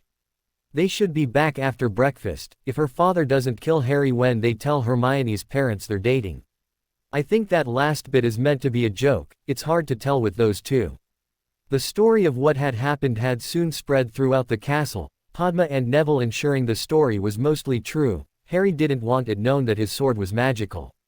When everyone assumed he cast the spells using his knife, they were quite happy just to let them continue with that assumption. I can't believe Hermione charged that massive goblin with her sword. I can't believe Harry put him in the infirmary. It was Neville who tried to put their friends straight. Guys, he was attacking Harry. What did you think Hermione was going to do? Just stand there and watch. Padma knew Hermione and Harry better than any of them. Neither of her friends' reactions had surprised her in the slightest. Scared the shit out of her? Yes. Surprised? No. When Master Sharpshard hit Hermione, Harry got really angry. Trust me on this, you never want Harry really angry with you. Padma was preaching to the converted, but her words reached further than she thought. There were still witches in the castle though the boy who lived was fair game. Boyfriend, girlfriend meant nothing to them, it didn't offer any protection the way a formal courtship would. Padma's words though reminded them of something: when you hunt big game, sometimes you got mauled. Caution would have to be the name of the game, with the smarter witches willing to adopt a wait-and-see philosophy. The hunt wasn't over until the boy who lived married. Albus didn't have to wait, a certain witch headed right for him. Minerva had also received an owl and, as requested, passed a message on to the headmaster. Barchoke will be bringing both students back tomorrow morning, and has agreed to speak to you then. What are you up to, Dumbledore? This was the first bit of good news he'd had in months. Albus just ignored Minerva's lack of respect and answered her truthfully. Nothing more than a chat. Our last meeting didn't end too well. I just want to inquire if there is any way we can move on from there. Do you want to sit in on the meeting? I have classes all morning, otherwise I would. Albus merely nodded, already knowing that fact before he made the offer. Things may finally be moving in a positive direction and Albus Dumbledore just might get himself back in the game. Neither Dan nor Emma paid any attention to the old-world elegance of the townhouse they now found themselves in. Bill had said the kids had been injured and they wouldn't settle until they saw both were fine with their own eyes. Hermione found herself gently scooped into her mother's arms, before being passed on to her father. Harry found himself replacing Hermione in Emma's arms, a sensation he could definitely get used to. Dan was first to recover, and demand some answers. Hermione, you said you were going to be careful with that sword. Charging into battle with it doesn't sound like being careful to me. What the hell happened? The situation got out of control incredibly fast. I just wanted to help Harry, and anyway, we're both fine. They then faced a question from Emma, a question they both knew would be coming. Why didn't you come home? That had us thinking there was something wrong. It was time to face the music, so Harry jumped right in. Well, this way Dan can't throw me out the door when he hears our news. At Padma's birthday party, I asked Hermione to be my girlfriend. And I said yes. Both parents could have easily guessed their daughter's answer, so Hermione's declaration wasn't strictly necessary. Emma's squeal of joy and her hugging both Harry and Hermione left Dan needing to be even more careful with his choice of words. Sirius, could you point me in the direction of somewhere I could have a quiet word with your godson? The marauder tried to keep a straight face. Go right up the staircase and you will find the library on your left. Sirius did have an excuse to laugh though, as both Ravenclaws showed their true colors. You have a library? Was asked in unison. Come with me, Harry, and we'll see if we can find it. Hermione's quick key on the cheek for luck probably didn't help her dad's temper, but meant Harry followed Dan up the stairs with a smile on his face. He'd started the day off facing an enraged Master Sharpshard. Compared to that, well, Dan didn't even have a weapon on him. When Dan saw Harry's attention drawn to all the books, he had to remind himself this was not a normal young boy he was dealing with. This lad was a goblin centurion. Harry had already dispatched a troll and defeated his fencing tutor in defense of Hermione. He was hardly likely to be intimidated by her dentist father, especially since Harry didn't even know what a dentist was. Dan still intended to make his point though. I was led to believe you were not looking for a girlfriend, at least until a certain Dark Lord was no more. Can you tell me what changed? I'll tell you here and now, I think you are both far too young to be even considering becoming more than best friends.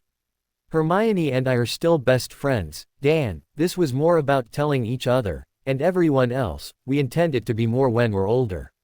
Hearing this was easing Dan's concerns, but he still wanted to know more. Why now, Harry? Why not wait a year or two? Your daughter is beautiful, incredibly smart and so much fun to spend time with. To be perfectly honest with you, Dan, I was terrified that some other boy might sneak in and steal Hermione away. As I said to Sirius, I don't think I could handle that. For the first time today, Dan saw a vulnerable side to Harry. He didn't think there was a snowball's chance in hell that his daughter would be interested in any other boy. Then again, from Harry's point of view, Dan could now see how he reached that decision, and there was that same snowball's chance that his daughter would say no to being his girlfriend. Harry had more to say though. There are things happening that will see Hermione and I front page news again. I can't say what exactly just now, but it won't be dangerous and we hope you and Emma will be there with us. Saying she's my girlfriend might divert some of the jibes that come her way from being on my arm. Does this mean that you're now courting? I thought that procedure meant I was supposed to be consulted first. I couldn't use wizarding or goblin etiquette, that would be seen as me reaching my decision. That's why we're now boyfriend and girlfriend.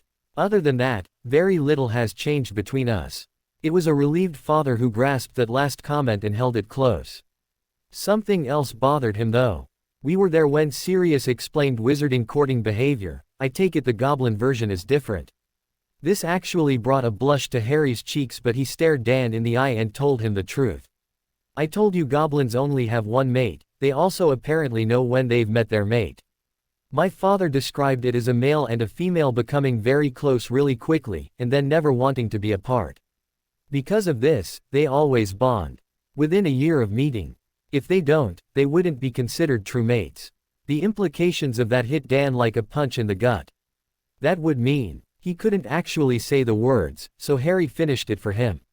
It would mean Hermione and I marrying in August, something neither of us are anywhere near ready for. Again Dan clutched onto that last sentence. Hermione having a boyfriend at 12 suddenly didn't seem as bad when compared to becoming a bride. He also remembered what Hermione said about cultural differences between her friends, and this one was a doozy. Keeping his calm, Dan asked what he thought was a pertinent question. What he really wanted to do was rant and rave about a culture that would see children married before their teens. Do goblins usually find their mates so young? Goblins mature later than wizards, which certainly helped me at school. It would be considered unusual for a goblin under 16 to discover their mate. He was again amazed at how the four of them were such good friends, with such wildly different backgrounds. Dan was also delighted he'd heeded Hermione's advice and not steamed right in there pushing his values at Harry, only to discover he had been jumping to conclusions. So, just to make sure I've got this right, you and Hermione are just a normal boyfriend and girlfriend, normal to Emma and me that is. I hope Hermione will be my girlfriend for a good few years, is that all right with you? Considering the other options, Dan stood and offered his hand. He would just have to wait and see what those years brought. A voice both recognized shouted from outside the door. "Dog, you finished yet? You're hogging the library." He wasn't even going to begin to analyze why his daughter was more concerned about getting into the library, rather than worrying about the talk her father was having with her boyfriend. Dan decided to take this as a good sign, until someone told him otherwise. "We'd better move, Harry, you don't want to get between Hermione and her books. Padma and I are just as bad, I can see us all spending some time here over the holidays." Hermione raced in, grabbed Harry's hand and dragged him toward the shelves full of unread books. Dan headed off to find his wife, hoping she had a better handle on this than he did. He had no intention of mentioning the goblin form of courtship to anyone, ever. Bill was pushing his mother's cooking around his plate, rather than eating it. If this wasn't a sure sign he had something on his mind, ignoring Ginny's questions was a dead giveaway. "Bill, you haven't been listening. I wanted to know about the party last night, did Ron behave himself?" "Sorry Ginny, just had a very busy day. I never actually got to talk to Harry and Hermione today. Master Sharpshard was there and put both of them in the Gringotts infirmary. He was still playing with his food before the fact that there was now total silence at the Weasley dinner table hit home." Bill lifted his head to see the other three occupants staring at him, obviously wanting to know more. Everyone thought the duel was over, but Master Sharpshard came back at Harry. Hermione then got involved before finding herself kicked out of the fight. This enraged Harry, and only his father managed to stop him killing Sharpshard. Both Harry and Hermione were fine after treatment, and heading to spend the night with Sirius. His sister's eyes were almost popping out her head as she asked the question they all wanted to know the answer to. Would Harry really have killed him? "I think so. Anyone harming one of those girls is going to find themselves in serious trouble. You would really need a death wish to attack Hermione. I did hear she's now his girlfriend. Apparently he asked her last night at the party." Bill was carefully gauging Ginny's reaction to this news, and was pleased with what he saw. While clearly not happy to hear Harry officially had a girlfriend, there was no running off to her room in tears. Arranging that meeting in King's Cross was now paying dividends as Ginny had the memory of their offered friendship to cling to. His mother then tried to change the subject. "Those goblins are working you too hard, Bill, we hardly get to see you. The goblins don't pay you gold to sit about and do nothing. Which reminds me, can I have a word with you, Dad? There's something we need to discuss." Father and son took a stroll through the orchard, ensuring they couldn't be overheard. "The goblins are agreeing to everything, and the timescale too. There's one thing I really need to talk about though. Barchoke has offered me the position of his assistant. How would you feel about that, as sitting on the opposite sides of the table?" This actually caught Arthur on the hop, making him stop and think. That would really depend on the motives behind this move. I thought your main duties were to train Harry. Dad, this morning I watched a boy become a man. Harry is a really focused and driven individual, with power and skill to back those up. He's an absolute joy to teach. Today I saw him add a ruthlessness to that mix that scared the life out of me, and also filled me with hope. For the first time I actually believed that young man could fulfill the destiny that's been placed on his shoulders. What does this have to do with you becoming Barchoki's assistant? This drew a smile from his eldest son. There's no hidden goblin plots, Dad, though I think Barchok is hoping you and I can still work behind the scenes so we all get what we want out of this. I have been offered a 5-year contract, after which just about any job I want in Gringotts will be mine for the asking. This is a fabulous opportunity and Barchok has allowed me to tell you the reason behind this offer. After 5 years, they're planning on Harry taking over from me. Eventually he would become the ambassador. The implications of this hit Arthur like a bludgeon in the gut, but one massive question remained unanswered. Will he be taking the position as a wizard or a goblin? I'm pretty sure that will still be Harry's decision. This way though, his father is providing the opportunity for him to have it all. There's a whole wide world out there, Dad, and Barchok seems determined his son will get to experience most of it before he has to make that choice. He has Sirius teaching him wizarding culture. The Grangers are muggles and Harry's grown very close to them. Harry has also been raised as a goblin, so he was facing an impossible choice. My own reading of this is that they are searching for a compromise that will satisfy everyone, including the ministry. This news would have Fudge drooling, bring up another problem for Arthur. How much of that can I tell the minister?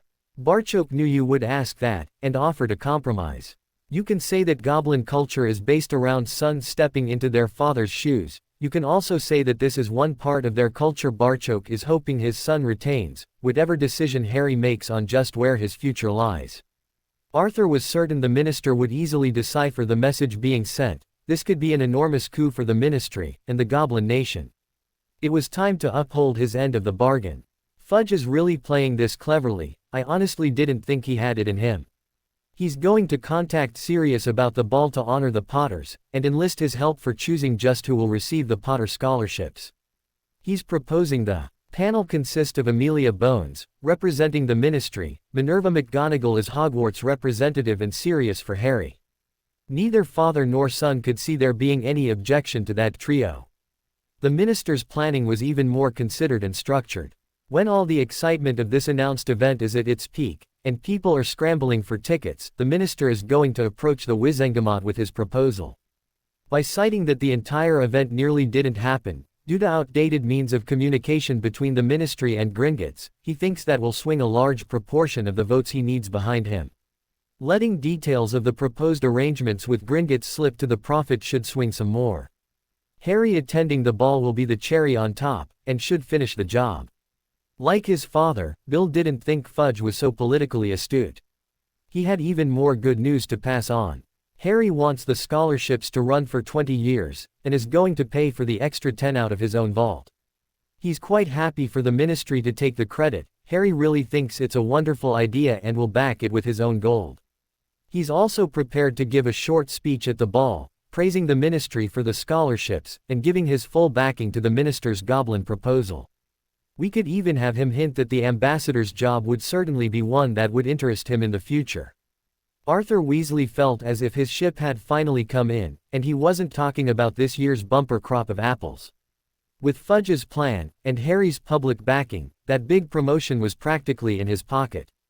No longer would his children attend Hogwarts wearing hand-me-down robes and old family wands. Molly hadn't been pleased when their two oldest children moved away to make careers for themselves. He and Bill were just about to drag the Weasleys up amongst Britain's most prominent families. He couldn't wait to see his daughter's face when he could tell her she would be going to the ministry summer ball, and sitting at the same table as Harry. Arthur was really looking forward to going to work tomorrow. He also wondered how much more ministry goblin policy would be decided while he and his eldest son took an evening stroll in the Weasley orchard.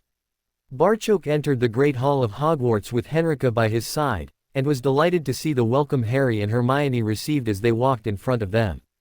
Padma currently had an arm around each of them, and didn't look like she would be letting go anytime soon, despite assurances both her friends were fine. Barchok had been watching fights for decades, and his heart was still in his mouth when Hermione drew her blade and charged. It wasn't surprising then that their friends had been terrified. Albus Dumbledore smiling at you was also a terrifying sight. The headmaster was probably attempting to appear jovial and harmless, his eyes betrayed him though.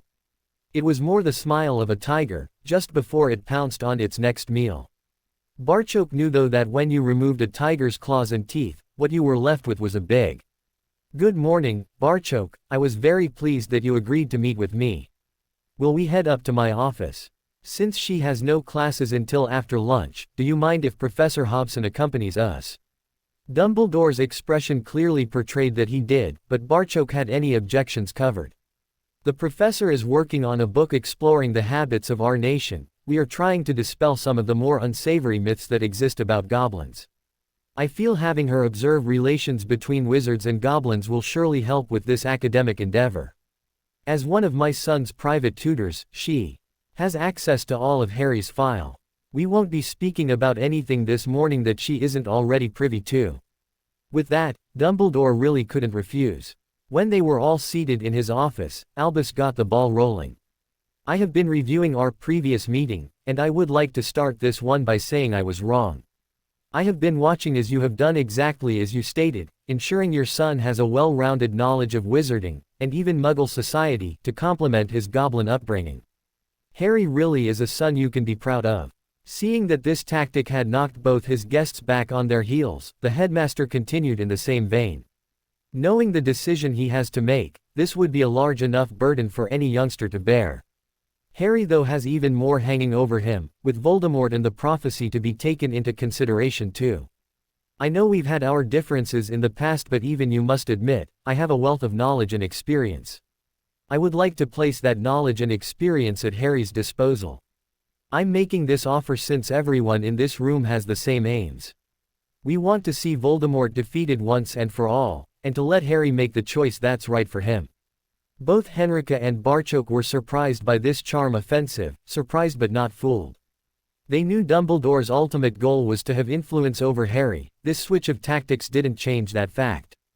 The goblin had certainly come prepared, it was only Barchok's delivery that now needed to be altered. "While I can't help but agree about your experience and knowledge, and certainly on the goals you expressed for my son, the issue standing between us remains the same. A matter of trust, something kind words and reaching agreement on common goals doesn't address. Without that trust, I fail to see how we can progress from our current position." As long as there was no shouting and storming out his office, Albus considered himself still to be in the game. "I realize that trust is something that needs to be built slowly, and I'm certainly not so naive as to expect your full confidence anytime soon. Your son though will be at Hogwarts for another 6 years, my hope is to earn that trust within this timeframe." Now that he had Dumbledore clearly interested, Barchok placed the bait in his trap. "I too agree trust must be built slowly, yet every building needs a strong foundation. There is a piece of information I lack, information I am also sure you have. In exchange for this information, I would be willing to bring you into our Horcrux team, supplying all the details we have on this subject. I see this as being the basis of how we move forward, hopefully to one day achieve the level of trust between us you obviously desire." As tempting as that offer was, Albus knew of the goblins' well-deserved reputation for getting the better of any bargain. The information they wanted from him must be vital, and therefore probably worth more than was being currently offered. "I would like to hear just what this information is you were looking for, before committing myself any further. As you said, headmaster, experienced and knowledgeable, I expected no other answer. We know about the prophecy Madame Trelawney made to you, we even know the where and when it was made. The information we are looking for is how that prophecy ended up in the hands of Voldemort. Madame Trelawney is of course blameless, since a true prophecy is not remembered by the seer who predicts it. That only leaves us with one other name. The canny goblin didn't think Dumbledore could have looked more shocked if he'd dunked the headmaster in hot grog, and then had a dragon breathe on him to singe the old wizard's beard off. Alas, what you ask, I am sworn by oath never to reveal. Surely there must be something else." Barchok shook his head, but in a manner that suggested this wasn't quite over yet. I certainly didn't expect an answer today. This is clearly something that will require some thought. You mentioned a timescale earlier and I think that's what we need here. Let's settle on Harry's birthday. I'll make a point of seeing you on that day. If you are still unable to provide the answer, then we will talk of this no more. You must understand though, your options for assisting my son or I in anything would then be nil. Good day, Headmaster. Dumbledore barely noticed them leaving, still shocked at the question Barchok asked. A quick glance at the master timetable showed Severus free after lunch. He would send for him then. What a choice he was now faced with, protect Severus or gain an in, with the team taking the fight to Voldemort, a team Harry was a massive part of. Thankfully, he had until the end of July to reach a decision. Well, what did you think? They had just passed the gargoyle guarding the headmaster's office when Barchok asked the question. It took Henrika a moment to consider her answer. I know I missed something, I just can't figure out what it was. You left that office far too easily, because I can see how important this answer will be to you and Harry. A throaty chuckle answered the Vila. There is a saying wizards are fond of, but I can assure you it is goblin in origin. There is more than one way to skin a dragon, and I'm gambling on Dumbledore laying himself bare before the end of the day. Okay, there was an image I could have done without. Can I ask why I was in that office? A distraction, and because Harry has herbology. I dangled a carrot in front of Dumbledore's nose, but that's all it was. Harry would refuse point blank to work with the headmaster. He wouldn't even let me enter that office alone with Dumbledore. He trusted you to watch my back. Harry really has a high opinion of you, Henrika. This brought a smile to the Vila's lips. Yes, Sirius told me Harry was quite protective when asking what his godfather's intentions were toward me. He said it was like being threatened by my brother. This certainly drew an amused laugh from Barchok. I fear any wizard going anywhere near Padma is in for a much rougher time of it, unless that wizard is Neville, of course. I get the feeling those two are just really good friends. It might turn to more later, but they just don't have the feel of a couple to me. Harry and Hermione on the other hand. I am well aware of my son's feelings for that particular young witch. It pleases me more than I can say that Hermione returns those feelings. What she did yesterday was incredibly stupid, and yet took astonishing courage. Hermione must have known she stood no chance, yet she charged in there regardless. I honestly think the result would have been different had she not. Now, if you will inform Harry at lunch that everything went well, I shall head off back to Gringotts. The goblin was out the castle before it dawned on Henrika that Barchok hadn't mentioned just how Dumbledore would be skinned. Henrika genuinely liked the little goblin but still had to stop herself counting her fingers every time they shook hands. Barchok was one of the cleverest and yet most devious person she had ever met in her life, who would probably take her counting those fingers as a compliment. Albus once more found himself having to provide a pick-me-up to someone in his office. Severus currently looked as if his legs wouldn't support him. I think you are overreacting, Severus. I'm sure they would understand your point of view. And I think you are getting senile. The only point they understand is on the end of those blades. These are goblins we are dealing with. We've both seen what Crow can do if he gets close enough. No one can stand up to his blades. Black spent 10 years in Azkaban. There will be no forgiveness or understanding from that quarter either. Now tell me again how I am overreacting.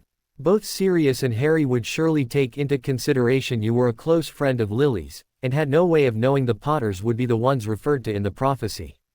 Harry is much more like his mother in that respect. He thinks before he acts.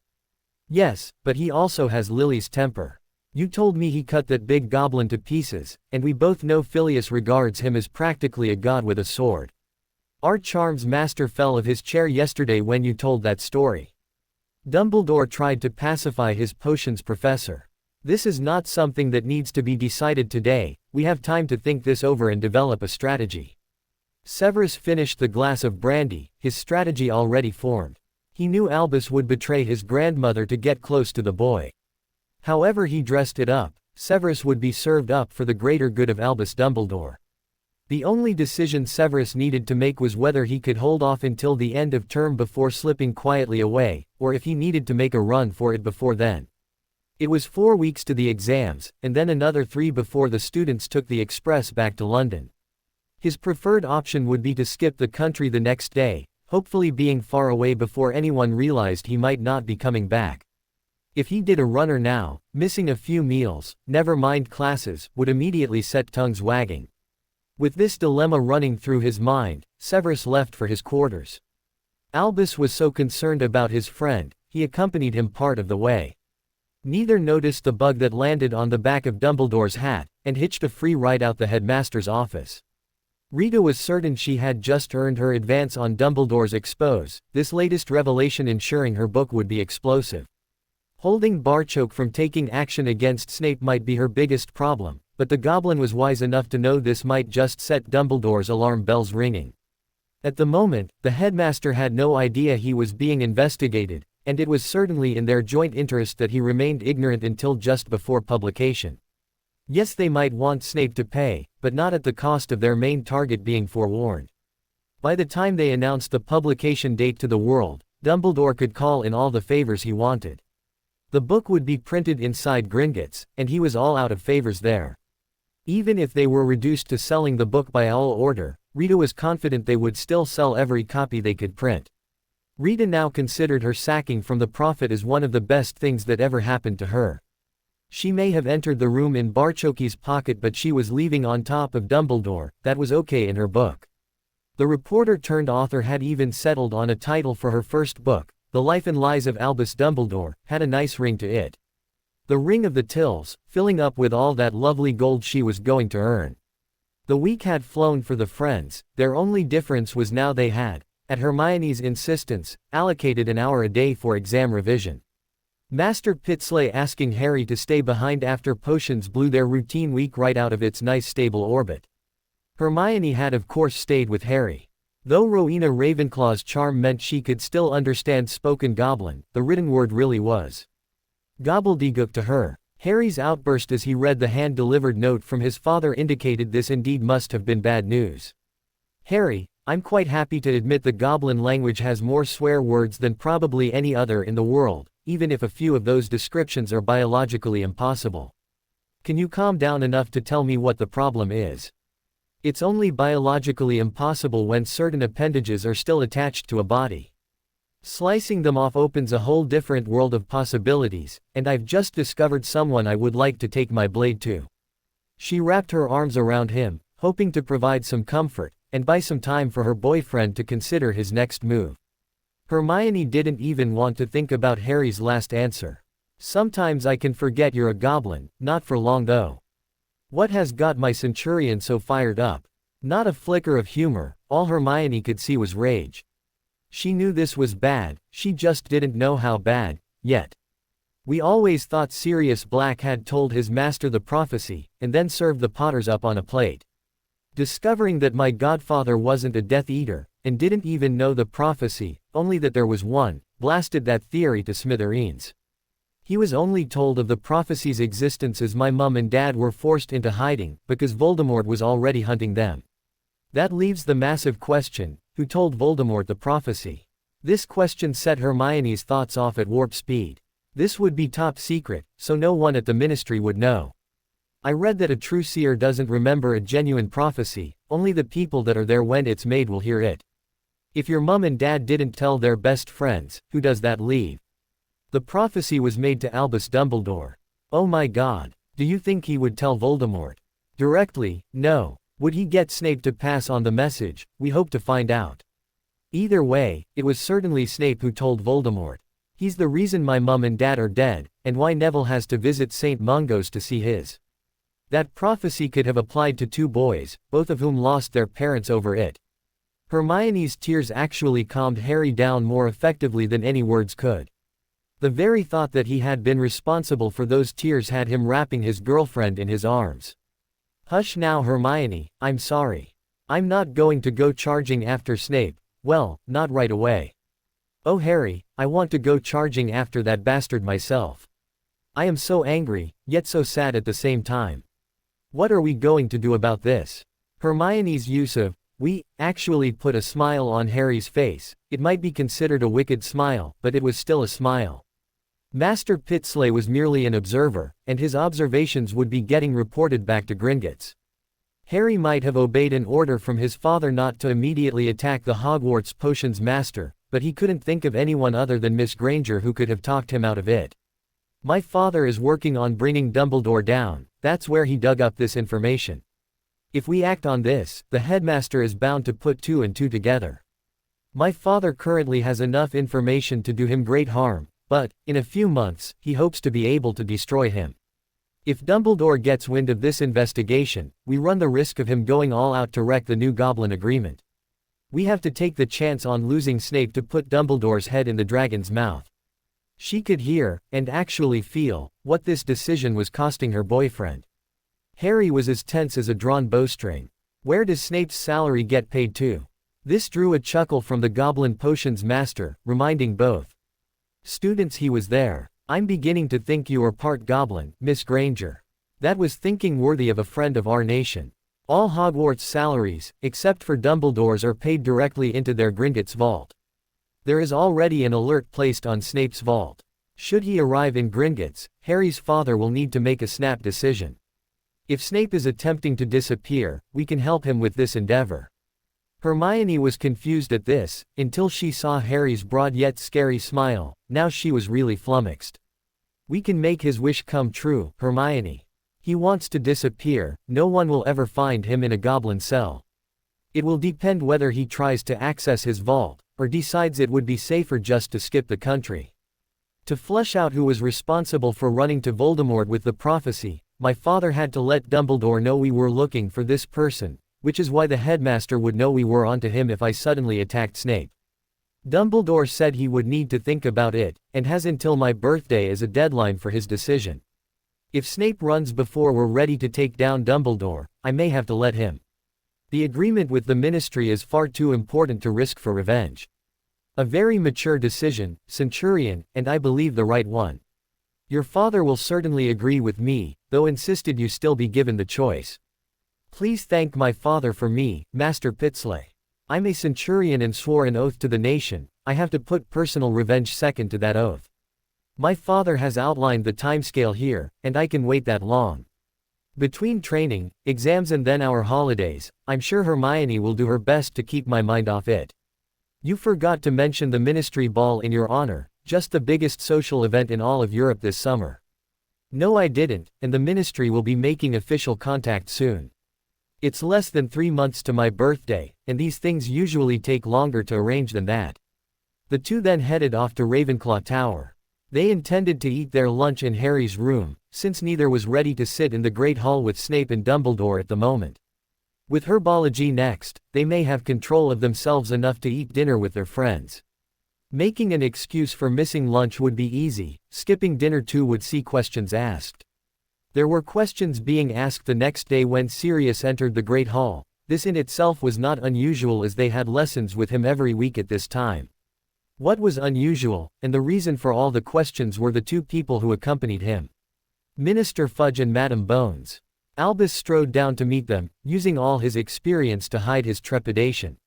He couldn't see anyway this would be good news. Sirius, I was expecting, Cornelius, Amelia, to what do we owe the honor of this visit? The Ministry are considering a new incentive that will affect Hogwarts. We came today to talk with Minerva about lending her expertise to this venture. He wasn't sure whether to be relieved or insulted at the minister's words. Albus intended to at least pretend to be hurt. Cornelius, I am the headmaster of Hogwarts. If the Ministry has any new incentives that affect my school, I demand to be involved. His tone didn't sit too well with Amelia, and she wasn't slow to let him know. This doesn't involve the headmaster, rather your deputy.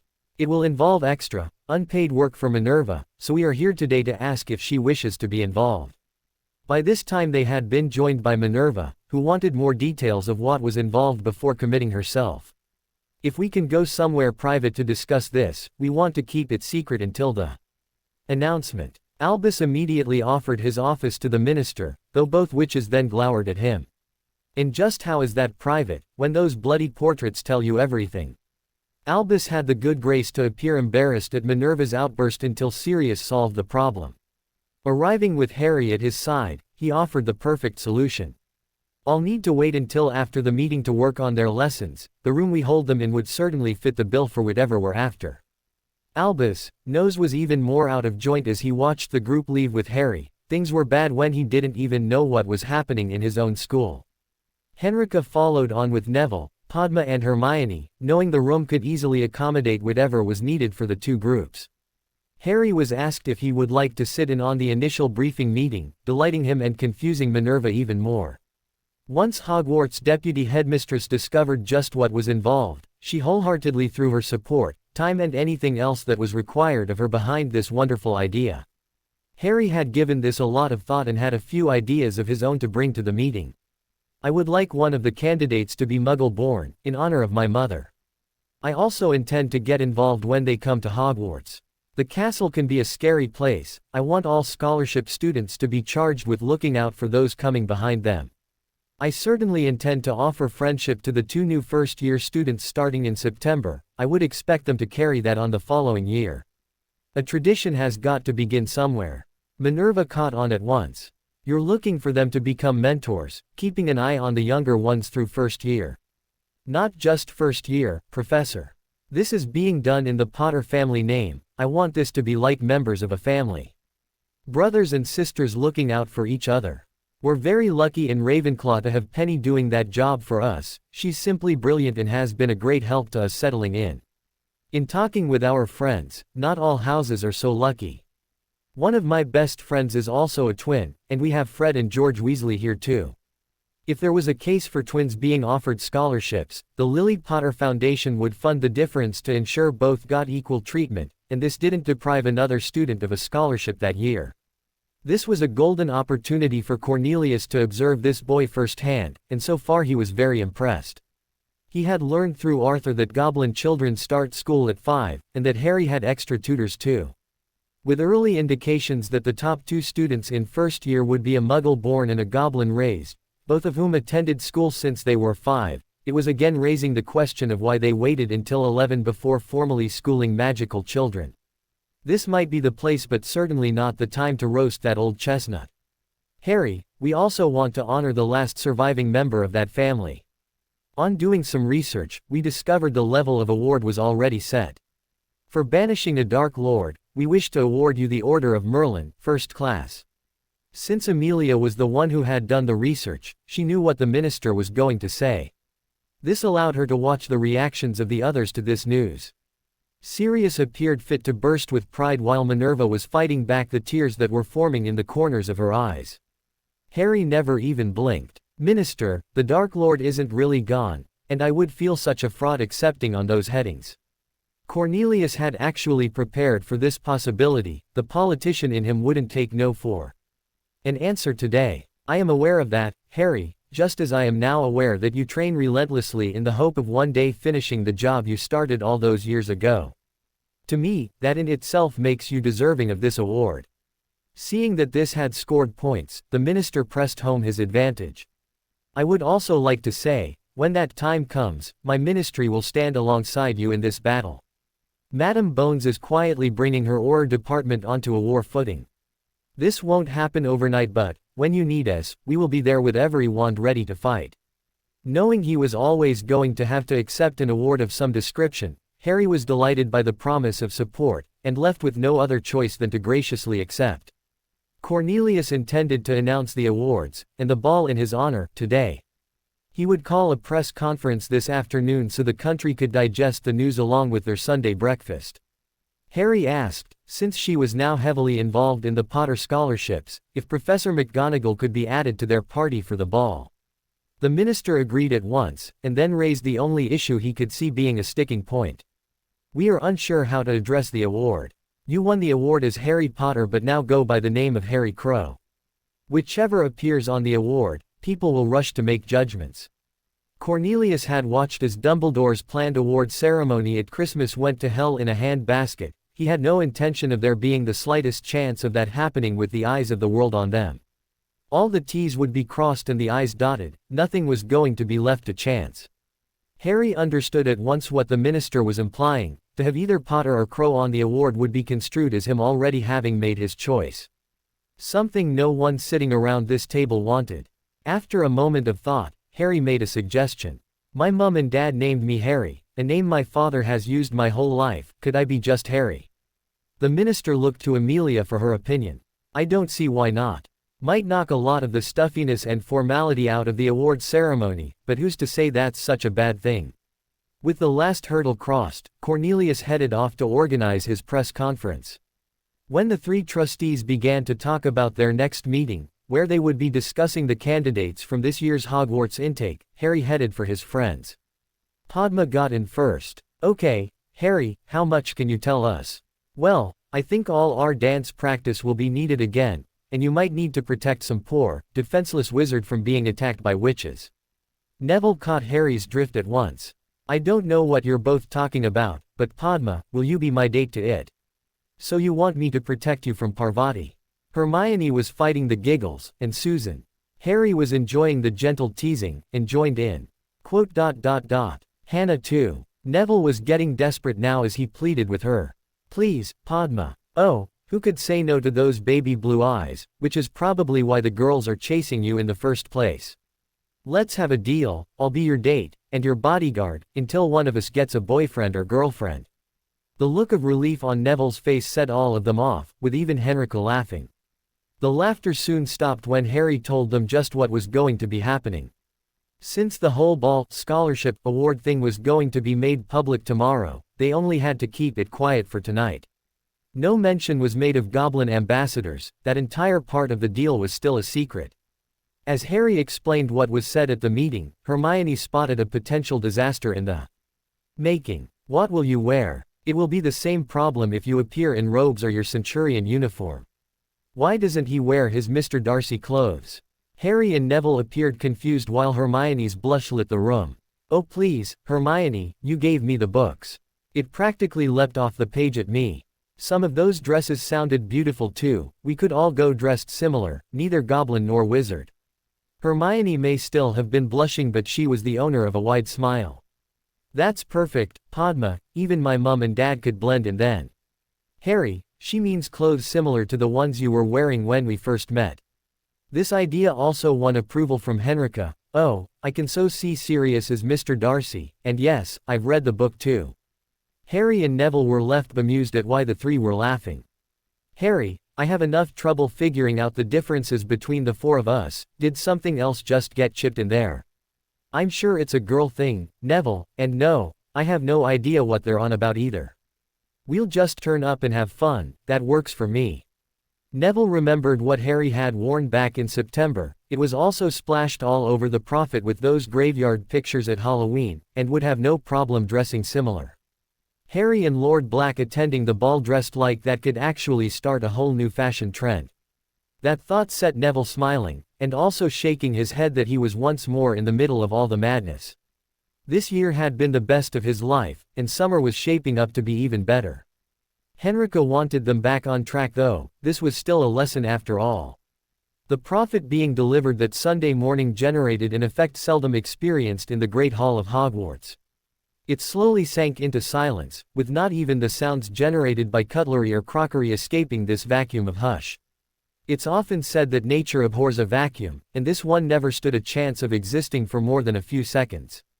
The noise started like a babbling brook, soft and gentle, but soon turned into a raging torrent of white water that engulfed every table, including the staff. Sitting unmoved against this deluge, making them stand out like rocks jutting from the foaming water, the four friends were quietly finishing their breakfast. Bill would be here for their defense lesson in less than 15 minutes. An Order of Merlin, First Class. Wow, Harry, just, wow. I'm actually more excited about the scholarships, Roger, which was the only reason I agreed to this. My dad and mum laid their lives down for me that night, but all anyone ever talks about is the fact I didn't die. You didn't die yesterday, let's celebrate that. I understand what you're trying to say, Harry, but I wasn't hit with the killing curse yesterday. Ah, but here's the thing, Roger, how do you know I was? The only person to come out of that house alive was me, and no healer even checked me over until I ended up in Gringotts. Voldemort's wand was never found either, so who knows what happened that night. This had the entire Ravenclaw table held enthralled. No one had looked at the incident from that point of view before. A story appears in the Prophet and everyone just accepts that's what actually happened. We all saw at Halloween how wrong that newspaper can be. I was 15 months old and whisked away from that house by Rubeus Hagrid, under Dumbledore's orders. Where was the investigation? Where was the process of law? Whatever Dumbledore says is just taken as truth, if not law. Yes, he's a powerful wizard, but he can get things wrong, just like everybody else. His girlfriend latched onto what Harry was actually saying here. It's Professor Binns all over again. No one questions what they're being told, so that becomes the accepted truth. People have been able to write what they like about that night, and no one can say whether they are right or wrong. Hermione knew Harry had memories of that night but had no intention of mentioning that fact to anyone else. The arrival of Parvati saved Harry from having to answer any more questions on what happened that Halloween. She appeared rather upset at the news in the Prophet. Weren't we supposed to be on holiday when it's your birthday? Does this mean the holiday plans have changed? Yes, we're juggling the schedule a bit to put us back in Britain for a couple of days. I thought you would be pleased, going to your first ball. The implications of what Harry just said were mind-blowing, but Parvati needed to hear the actual words coming from his mouth. There could be no mistakes made here. Are you saying what I think you're saying, Harry? I am the guest of honor and get my own table. All of the people going on holiday with us over the summer will be at that table. She looked questioningly toward her twin. You knew. We just found out yesterday. I owled home last night. Mum's going to be so excited. I owled my gran last night too. She probably wouldn't believe that story in the Prophet if I didn't. Hermione was nodding her agreement with both their friends. Irgit took a letter home for me. It should be some evening. Harry provided the final piece of information. Madame Bones was one of the ball organizers, so Susan should be getting an owl today too, telling her and Hannah of the new arrangements. Susan and Hannah came racing over, clutching a piece of parchment in her hand. Oh, I can't believe we're all going to the ball together. This will be brilliant. Parvati's mind had wandered in a different direction though. The shopping voucher now makes sense. I'll be able to get a new dress. This saw Harry standing and shaking his head toward the Gryffindor witch. Sorry, Parvati, that voucher was for your birthday. This is a different item. We'll have to arrange another shopping trip for this. Parvati thought she was in heaven, a holiday, a ball, and now 2 shopping trips. Hermione, you're just gonna have to excuse me. With a squeal of delight, she leapt at Harry and practically hugged the life out of him, finishing with a key on the cheek just as Bill arrived. Harry, my teaching you defense doesn't seem to be doing much good. My humble apologies, Cursebreaker Weasley. I find there is no defense against a Poddle twin who wants a hug. Bill enjoyed the casual atmosphere they could adopt at the weekend, though knew he couldn't get Harry to just call him Bill. The Cursebreaker title was a mark of respect that, in Harry's eyes, he had earned. No goblin would disrespect that. He could still tease Harry back though. And how are your defenses when it comes to hugs from girls called Granger?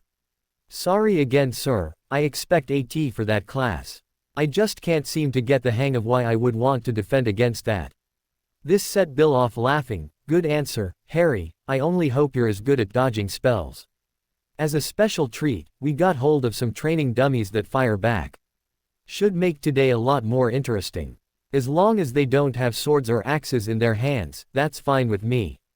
The weekends were Padma's favorite lessons. Having fun while learning suited her personality so much better. Girls, Hermione had a great idea about dresses. Why don't we have lunch at the Hufflepuff table and talk about it? That way Harry and Neville won't be forced to listen. Her twins' thoughts again went in a different direction.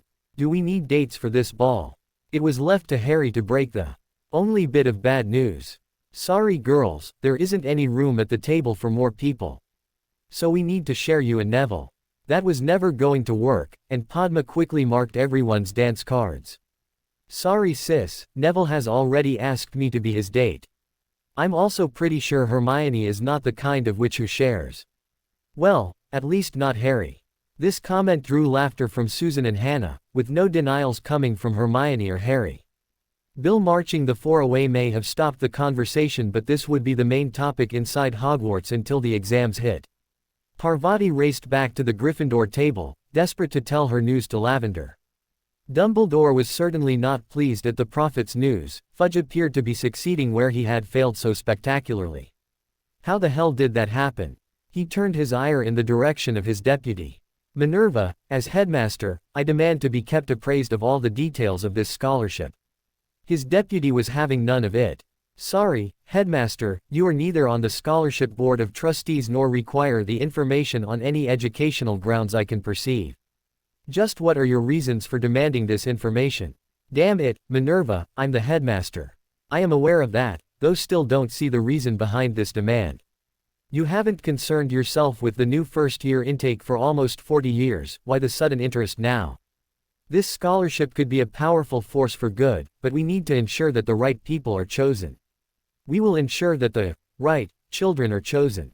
Amelia, Sirius and I might have a different definition of right than you do, but I'm learning this is not necessarily a bad thing. If you would like to make a formal complaint, I really don't know who you would direct it at. The trust is set in such a way that, to replace a trustee, you need the agreement of the other two. If you can convince Sirius and Amelia to replace me with yourself, you'll deserve your place on the trust board. Lord Black will be in the castle today as usual, I can only suggest you mention it to him. Albus was taken aback at this information. There is no other involvement, no goblin input. No, why should there be? Amelia represents the ministry, I'm there as Hogwarts' voice while Sirius speaks for the Potters, until Harry is old enough to replace his godfather. The only request made was from Harry himself, he wants one of the students chosen each year to be a muggle born like his mother, we all agreed to that. Dumbledore didn't agree, but then his opinion was neither asked for nor apparently counted for much when he gave it. He decided to keep his own counsel and wait for a better opportunity to try and let his specific thoughts on the matter be known. At the moment, there was such a groundswell of support for this measure that to speak against it would see him swept aside. Severus appeared at his side and slapped his copy of the Prophet onto the table. Leaning in so only the headmaster could hear, Severus made his feelings known. Still think I'm overreacting. I would be publicly flogged, before my soul was a Dementor's lunch, and that would be just the ministry's response. Severus strode out of the hall, taking Dumbledore's appetite with him. Sirius entered the great hall and stopped dead in his tracks. His eyes had immediately traveled to where his godson usually sat, and soon locked onto Harry. What had stopped Sirius was the fact that Hermione wasn't there. It took him a moment to spot her sitting at the Hufflepuff table. That she was smiling and chatting animatedly with their friends eased Sirius' fears. He didn't know how these two would handle their first fight, he was certain though that neither of them would be smiling. He approached Harry and Neville, deciding to play dumb. Hey you two, where are the girls? Hi Sirius, they're over at the Hufflepuff table, chatting with the other three about dresses for the ball. They thankfully spared Neville and me that torture. This blew the last remaining fears that they'd had a falling out clear away. Sirius also had something to add to that conversation. Your father has offered the Goblin tailors to make all our outfits for the ball, since they made the original that inspired this idea. Neville was immediately shaking his head. I had to tell Parvati about the birthday party, you're on your own for this one mate. And here was me thinking a Longbottom had my back. Hey, if it wasn't for Padma, I would be dreading this ball. Witches can be really scary. Just go over there, you know Hermione won't let anything bad happen to her boyfriend. Thanks a bunch, Neville. Sirius was trying not to laugh as he watched Harry stroll over to the five girls. His girlfriend was the first to spot his approach. Does Sirius want us to start early? I thought we had another 10 minutes. No, Hermione, he brought some news from my father. He's offering the Goblin tailors to make all your dresses. For the second time today, Harry had a witch screaming with joy before engulfing him in a bone-crushing hug. There were no complaints this time though, as Hermione was the one doing the screaming, hugging. They had kept any public displays of affection to hand-holding, so the key that followed the hug would again set tongues wagging. Not that it was much more than a peck on the lips, it was just the first time they had seen this couple key in public. Hermione though was too excited to care. That's fantastic, Harry, and solves all our problems. She then turned to their friends, trying to explain her excitement. The Goblin tailors made my dress for Harry's Centurion ceremony, they are simply brilliant. I got to choose everything and they were so nice, my dress also fitted like a second skin. They made Madame Malkin seem like an amateur. Her excitement instantly spread to their friends, though the option to hug Harry in thanks wasn't available to anyone else. Hermione still had him wrapped in her arms, proving Padma correct. Hermione wasn't about to share Harry with anyone. Witches and wizards the length and breadth of Britain rejoiced at this announcement, and then quickly began to plan how they could acquire tickets for the event of the year. The country's purebloods tended to fall into one of three categories, and their opinion on this momentous event depended on which faction they supported. The Light faction thought this recognition was long overdue, and couldn't wait to see their savior accept the country's highest award. Those witches and wizards of a neutral persuasion depended heavily on their abilities to read the political situation, so they could lean in that direct while maintaining their center stance. Since the ministry appeared to have jumped heavily into the light, that would be the direction they would lean, for now. None could see any reason not to support this event, so they would.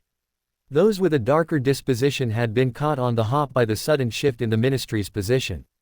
Malfoy's exposure had left the minister with no other option but to distance himself, and his ministry, from Lucius Malfoy and his supporters. They had briefly rejoiced at Dumbledore's very public embarrassment, before realizing that had pushed Fudge the one place they feared, right into the capable arms of Amelia Bones. The head of the DMLE was tough, resourceful and very bright. That she had lost all but one of her entire family to Death Eater attacks meant there would be no forgiveness to be found there. With Malfoy and Dumbledore expressing contradictory opinions on every subject, Cornelius Fudge had usually given the impression that he didn't know what day of the week it was, not anymore. The ministry now had a clear direction, and it wasn't in their favor. At this moment in time, to publicly fight against this change in the tide would be politically and socially suicidal. They would have to bide their time and slowly try to reverse the current back in their direction. Most would openly support this event, and even attempt to acquire tickets, just not try too hard. Minerva was trying hard to understand the resistance against her choice for a Potter scholarship. She had spent the best part of a fortnight going over every new student's file, and this child jumped out at her at every turn as a deserving candidate. She was left unsure what criterion the other two were working with but was determined to get to the bottom of this. Ginevra will be the seventh child Molly and Arthur will have sent to Hogwarts, and September will see 5 Weasley children attending the castle at the same time. They are also as light a family as it's possible to find, and their eldest son has been tutoring Harry and his friends for most of the term. In all of our new first year, I can't see a more deserving case for a Potter scholarship than this. That she is also a pureblood will balance nicely with the Muggle-born we've already chosen. If you have another reason for rejecting this candidate, then I think I'm entitled to hear it. It was left to Amelia to try and calm her old friend's fears. We agree with everything you've just said, Minerva, but there is specific information we can't divulge just yet. Can I say that good things are planned for Arthur at the ministry, things that will certainly ease any financial worries the Weasley family might have. These planned changes could leave our choice of Ginevra then open to question, something I don't think we can afford, especially in the scholarship's inaugural year. This information is very sensitive but will certainly be made public before the summer ball. It will all drop into place then and you will see we are right. She was racking her brains for a hint of what these planned changes could be, especially since Sirius appeared to be aware of them, and Minerva could only come up with one thing: it had to involve Harry. Deciding it was pointless to pursue this any longer, and knowing Amelia wouldn't lie to her, Minerva conceded her argument. Very well then, remove the financial hardship and there remains no grounds to support that candidate. The which you both chose would have been my second choice, so I will happily support her as the other Potter scholarship student. I shall also be studying the prophet closely for Arthur Weasley's good news. This drew a relieved chuckle from Amelia.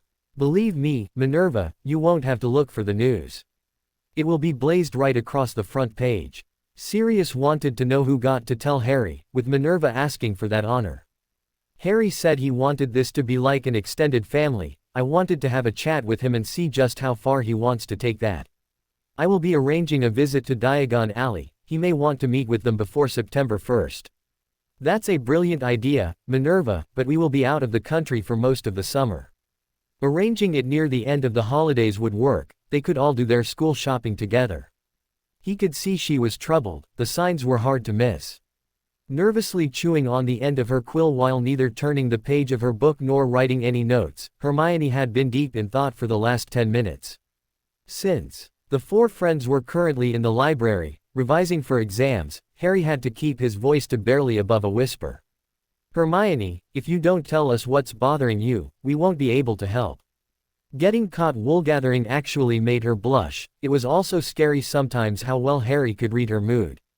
Sorry guys, was revising some stuff from earlier in the term and my mind just wandered.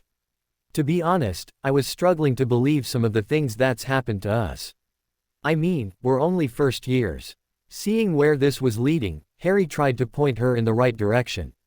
Why are we sitting here revising for our exams? The answer to that was obvious, and Hermione didn't disappoint. So we can get good marks in our exams, it's important that we study and do well. Harry had another easy question for her. So, you would expect the four of us to perform better than, say, Ron Weasley. This very suggestion appeared to light a fire under Hermione. Considering he does the bare minimum to get by, and none of us have ever seen him studying, that would have to be yes. He seems the type who will grab his books the night before the exam, and there's always the chance that the right questions might come up for him. I would still expect the four of us to get higher marks though. What are you getting at, Harry? What you're saying is that we'll be prepared, while Ron Weasley has to hope for a large slice of luck to do well. Since that summed up Hermione's thoughts, she nodded in confirmation. Padma and Neville were also listening intently, curious to see where this was going. Well, I think what you have to consider is that I've been prepared, and also been aided by massive slices of luck. There was no chance Harry was going to get away without explaining that comment. I walked into Hogwarts as a goblin warrior, a warrior who had been training and being briefed for this mission for years. Discounting Master Flitwick, and now Henrika, Hermione knows more about the Goblin Nation than the rest of the staff put together. But Harry, I've barely scratched the surface. I know, but none of them have even bothered to learn that much. Let's take the sorting as an example. You three now know me, what would you expect me to do in that situation? It was Padma who was first in with an answer, beginning to glimpse what Harry was trying to say. You would never renounce being a goblin, and certainly not because of a situation Dumbledore forced you into. Neville and Hermione agreed totally with that assessment, gaining a smile from Harry. We had the chances of Dumbledore pulling something like that around the 20% mark. There was even a concern he wouldn't let me leave and confine me to the castle. Hermione's hand shot into his at that declaration, offering comfort as Neville asked the question. What would you have done then? I have a way of sending my father a short-coded message that we save for emergencies. Gringotts would have shut its doors until I was released, meanwhile Hermione and I would have been doing our best to escape. Once outside the wards, we would portkey to Gringotts. She didn't know what it was about being included in his escape plans, but Hermione was sitting with a wide grin on her face. So you see, I was well prepared, but then also handed a massive slice of luck by Hogwarts declaring I was her champion. The duel with Master Sharpshard also comes to mind. We all know he could take me in under 2 minutes. Instead, my Centurion armor makes me faster and stronger, while being able to cast with both blades is a massive advantage. Even so, it was Hogwarts who finally tipped the balance. She hindered and obstructed Master Sharpshard at every opportunity, while keeping my path clear. Padma and Neville were both sure what had swung that fight in Harry's favor. Kicking Hermione had enraged their friend beyond anything either had ever seen. Hermione herself was beginning to see the point Harry was making.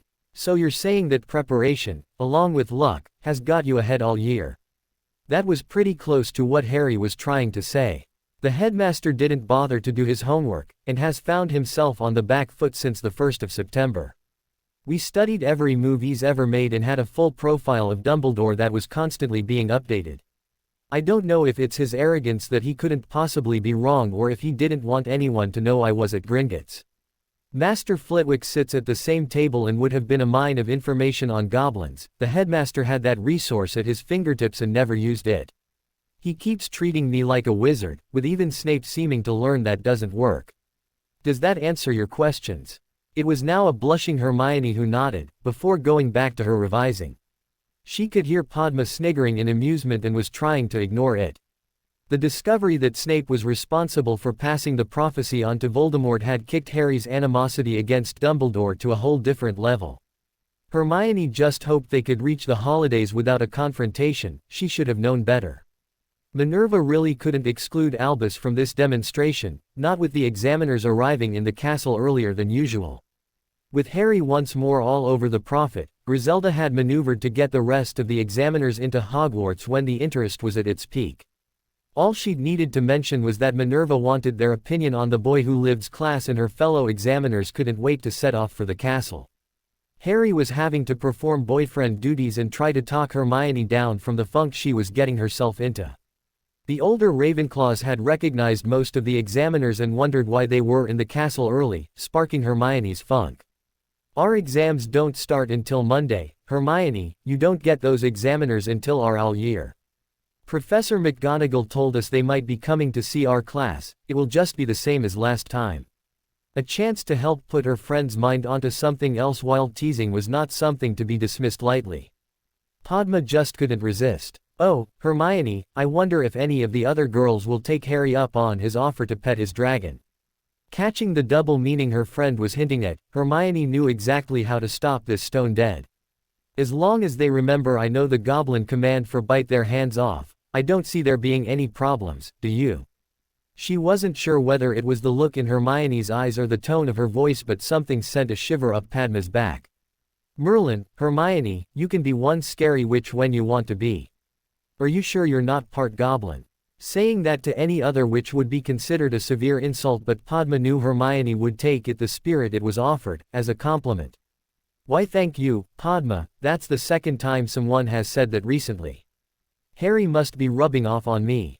It was only after spotting Harry's wide-eyed expression that Hermione realized what she had said, that and the sniggering traveling up and down the Ravenclaw table.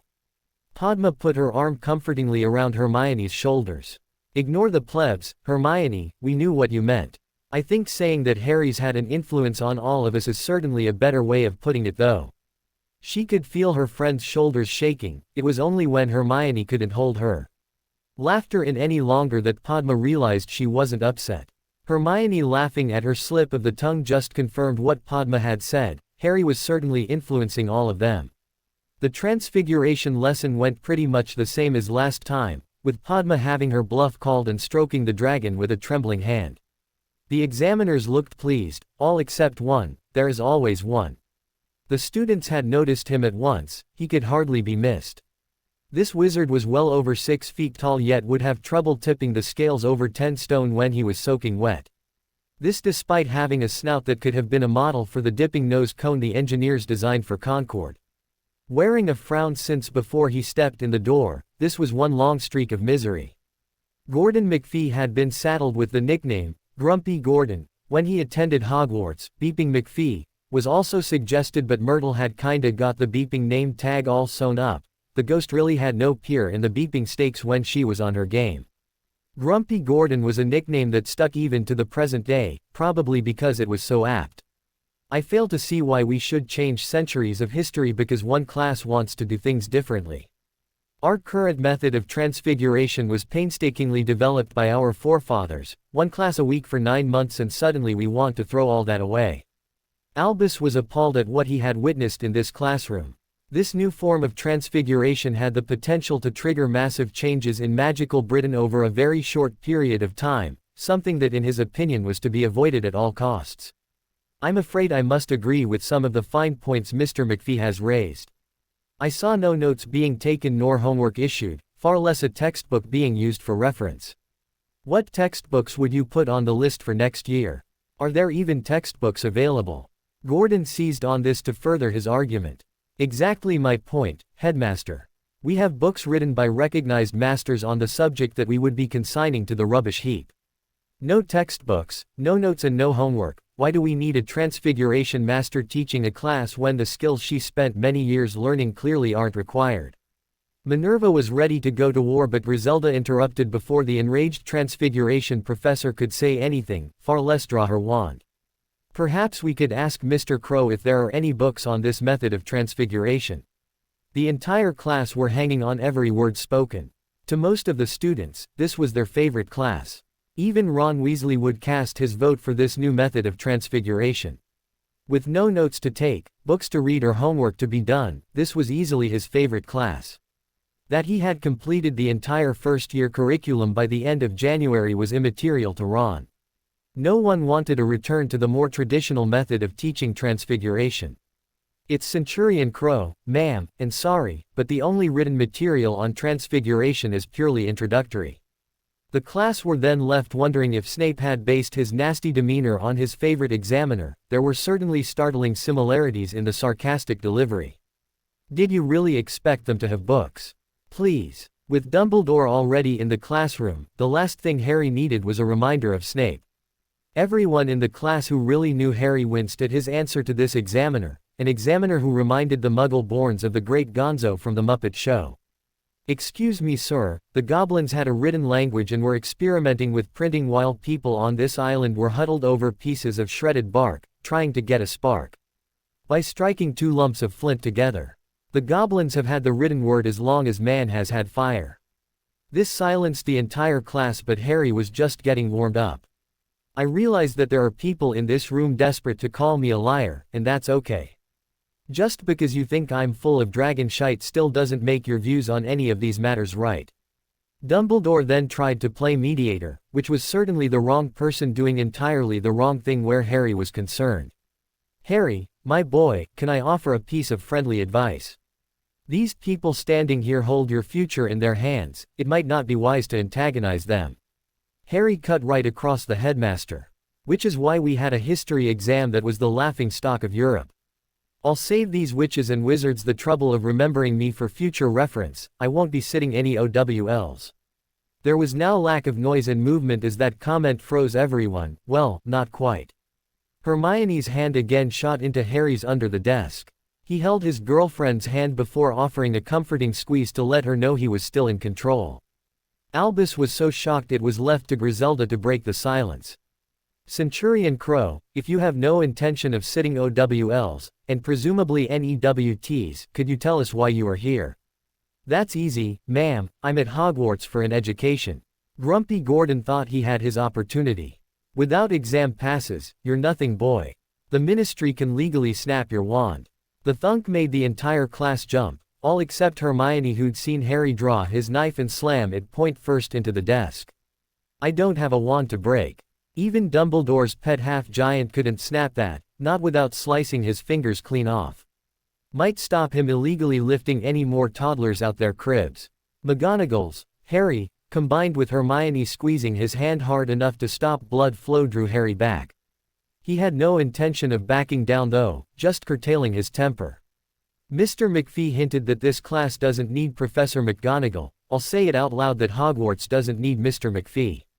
Professor McGonagall has been teaching her NEWT class for 7 years and knows her students' capabilities in transfiguration better than anyone on this planet. Why should a stranger then come into the school, meet that student for about 15 minutes and then they get to award a grade that affects that student for the rest of their life? Minerva could see Harry getting agitated at the slight to the goblins but couldn't understand why he was already refusing to sit exams. We need to be seen to be impartial, Harry, that is why we have examiners from the ministry. I trust your opinion, Professor, rather than that of an outsider. When Master Pitsley thinks I've reached apprenticeship level, he will tell me. I will then have to decide if he would take me on to become a master, or whether my future lies elsewhere. No goblin needs a slip of paper to say how far they took their education, our system has no such exams. Since I'm attending Hogwarts as a goblin, I have no need of them. Harry was rubbing his thumb along the back of Hermione's held hand, drawing as much comfort from this action as his girlfriend was. He needed it as Dumbledore once more entered the verbal fray. The old wizard just didn't know when to shut his mouth. Harry, my boy, you are taking a decision here that will affect the rest of your life, a decision that doesn't need to be made for another 4 years. I would ask you to reconsider that decision. Why, is your new plan to send Tom Riddle my OWL results and hope he dies of shame that a goblin beat his scores? I have to say it's defiantly an improvement on your power of love suggestion. I still only key Hermione. Hermione wasn't in the least embarrassed, she was watching how close Harry's hand stayed to his knife that was still sticking out the desk. She moved their joined hands until they were next to her sword hilt. Harry gave a slight smile at this but Dumbledore wouldn't let it go. If you don't sit your exams, you could potentially find yourself wanting to stay in the wizarding world and being unable to do so. Harry's loud laughter cut Dumbledore off, leaving half the class thinking he'd finally lost it. It took Harry a moment to regain control before he could answer. Sorry, Hermione, but that was funnier than any of those comedy tapes you showed Padma and me over the holidays. He then turned his attention back to Dumbledore. If I decide to stay in the wizarding community, I shall be Lord Harry James Potter, Order of Merlin, First Class. Do you honestly think people will care whether I sat my OWLs or not? Your mother and father would want you to. Dumbledore never got to say any more. Harry was on his feet with his knife yanked out the desk and now pointed between the headmaster's eyes. My father will agree with my decision, believing it is mine to make.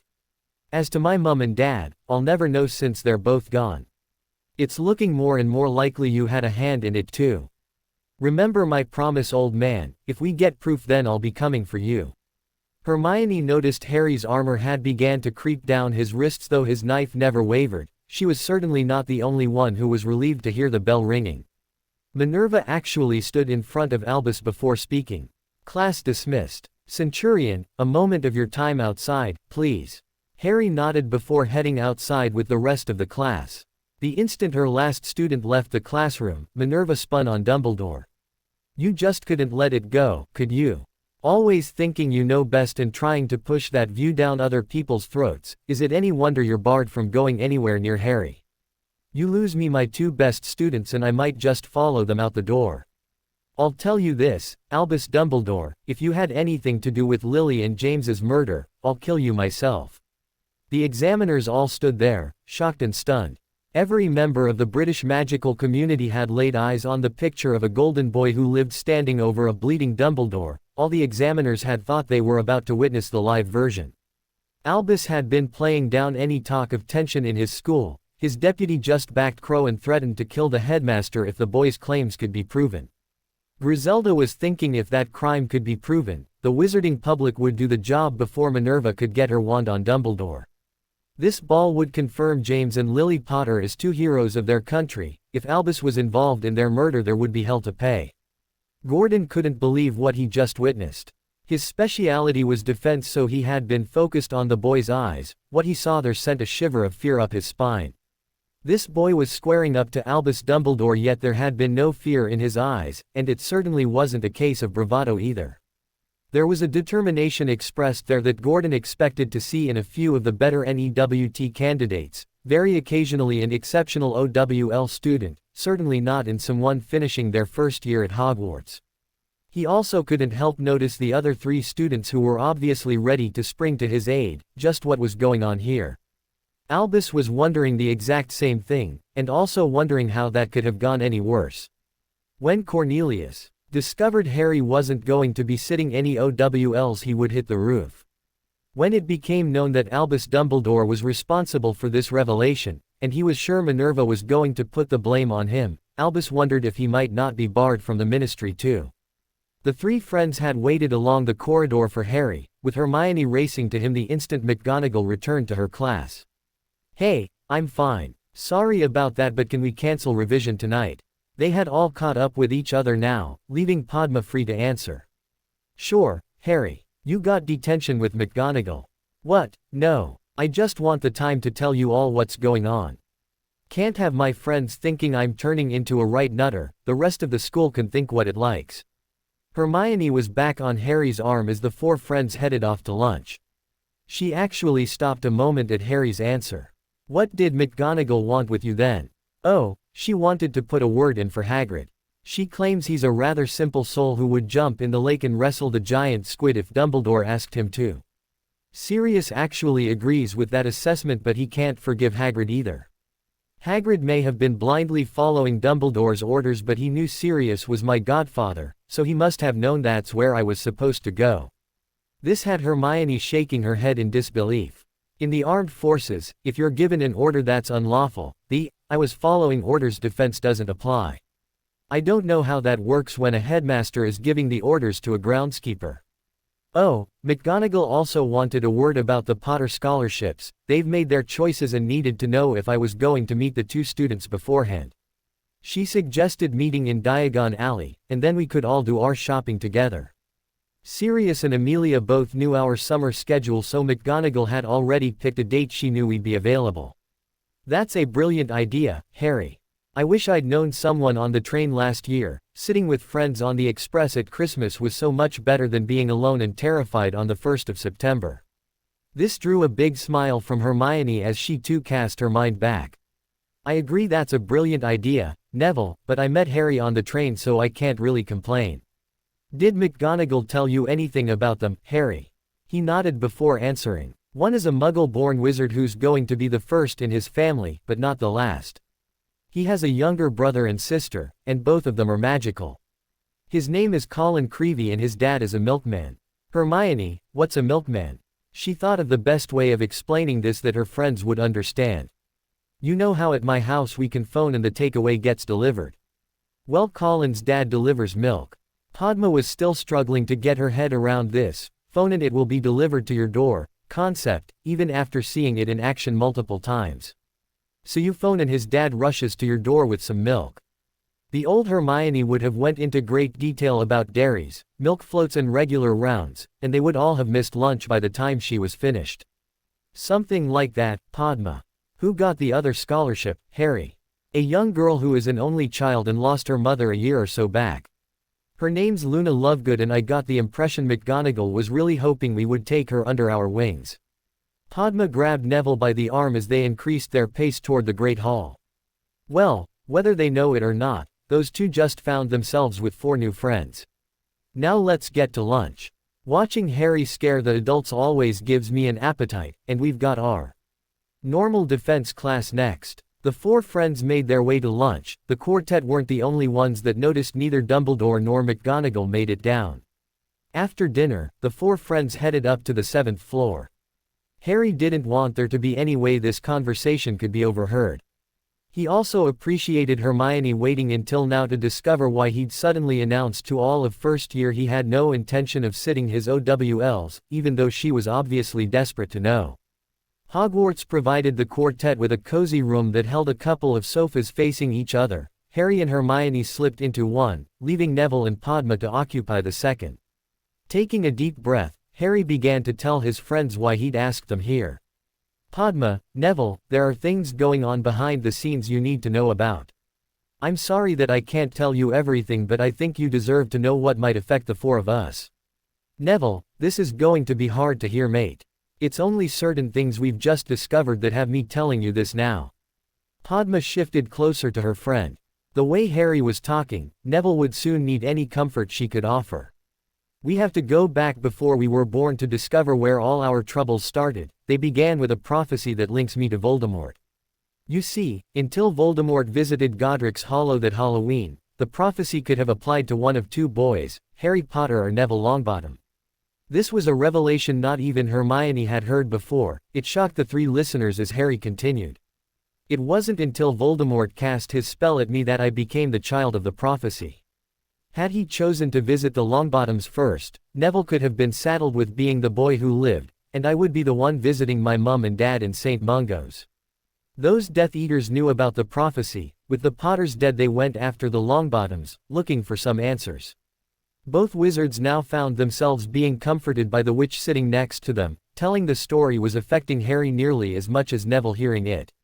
We knew the prophecy was made to Dumbledore and assumed Sirius had told Voldemort about it, while betraying my mum and dad. When we found out Sirius was innocent, my father began an investigation into the people who were responsible for an innocent man being sent to Azkaban. That's when we discovered what Crouch was up to, and got Sirius free. The investigation didn't stop there though, and has just provided us with the name of the Death Eater who told the prophecy to Voldemort. It was Snape. It was only Padma's arm around Neville that stopped him springing to his feet.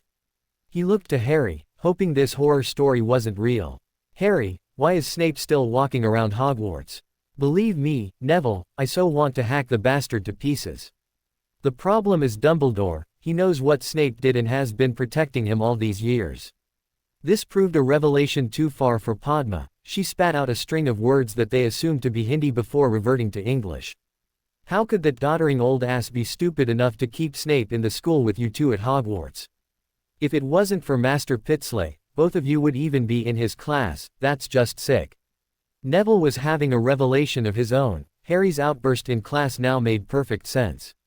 You think Dumbledore gave that information to Snape so he would pass it on to Voldemort? It's the only thing that makes any sense because I know how much I want to attack that greasy bastard. For you not to, there would need to be a very good reason. Harry was delighted to see how far his friend had progressed from the boy who was almost frightened of his own shadow. My father maneuvered Dumbledore into a position where he would reveal how Voldemort got to hear about the prophecy. The only problem is, Dumbledore has no idea he was set up and hasn't twigged we know about Snape. If we go after Snape, Dumbledore is bound to realize some of what's going on. There are things happening that should destroy any public credibility Dumbledore has left, and may even see him heading to Azkaban, if we can provide enough information for the Ministry to go after him. There is a chance Snape may slip out the country before we can drop the shit onto Dumbledore. I think it's a chance we need to take. Given Dumbledore's track record, the odds of Snape being someone he manipulated to get what he wanted are better than even money. There was still something troubling Neville though. I just can't work out why he would do that. What's in it for Dumbledore? Henrika spelt it out for us in history class. Neville. Voldemort and his Death Eaters were killing any and all opposition. The estimate at that time was the Ministry would fall by Christmas. Sirius told me our parents were very close, and also part of a group that opposed the Death Eaters. This group was led by Albus Dumbledore. The implications behind this hit Hermione hard. He would be able to manipulate situations to meet the terms of the prophecy. You told me your parents had defied Voldemort 3 times. Padma was on the exact same wavelength as her friend. And if he had Snape on the other side, he could pretty much do what he liked. Henrika tries to get us to look behind the facts of history. Can't you just see Dumbledore thinking the Potters and Longbottoms being wiped out was a fair price to pay for stopping Voldemort, especially since it was costing him nothing? The mental picture that Harry was painting was one that his friends had no trouble recognizing. Hermione had just put 2 and 2 together, and hoped harder than she'd ever hoped for anything in her young life that the answer she was seeing was actually 327, anything but 4. Is this all a mission for Gringotts, Harry? Is that why you're not going to sit OWLs? Seeing the panic in her eyes, Harry took his girlfriend's hand in both of his. I came to Hogwarts as a goblin warrior. My mission was to promote goblin-wizard relations, with getting rid of Binns at the top of my list. Harry Crow's personal mission was to make friends, and get some idea of where his place was in the world. When I spotted a young witch struggling to get her trunk onto the express, I thought here was someone else looking for a friend. I had watched you approach that group of Slytherin girls. I didn't hear what they said, but I'm certain it wouldn't be welcome to Hogwarts. Hermione leant into Harry, the panic in her eyes now replaced with an apology. After the troll in the infirmary, when I thought you and Padma wanted nothing more to do with me, I had decided not to return after Halloween. I was sure my father would have a replacement history teacher by then, just as I was sure there was nothing left for me at Hogwarts. I understand keeping secrets is bad, which is why I told the 3 of you as much as I could that lunchtime with my father. You 3 now know more about what's going on than officials at the Ministry. Pulling her boyfriend toward her, Hermione then instigated their longest key to date. This key wasn't about passion, rather both confirming they hadn't lost something that was so important to the young couple, the fact that they were still a couple. I can say I'm sorry, Harry, but I thought it would be better if I showed you. I have been racking my brains all day to figure out why you would do the work and then not sit exams. With all this talk of manipulation, I added up the facts and came up with a totally stupid answer. The answer was so shocking though, it actually stopped me thinking straight. Since the day we met, you have been as honest as you could with me. Harry now had a smile on his face, thinking that one day keying Hermione might actually overtake hugging Hermione as his favorite thing in all the world. I'm sorry too, the reasons I gave in class were the truth, but it was really something I should have talked over with you first though, rather than just springing it on you along with everyone else. Dumbledore just makes me so mad that I announced my decision on the spur of the moment. I'll need to stay out of his way until the holidays. I could actually feel my armor slowly starting to slide over my body, getting ready for action. I didn't even know it could do that by itself. Padma had been ready to slap some sense into her friend. She thought they had been slowly breaking Hermione out of her habit of overthinking every situation. Hermione had then saved the situation by relying on her instincts, and changing Harry's frown of disappointment into a goofy grin. We'll help you with staying out of Dumbledore's way, he's not someone I think any of us want to be around.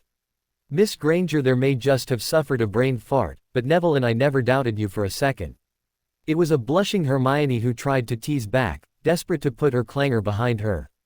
I'll have you know, Miss Potle, that young ladies do not suffer from flatulence, of any kind.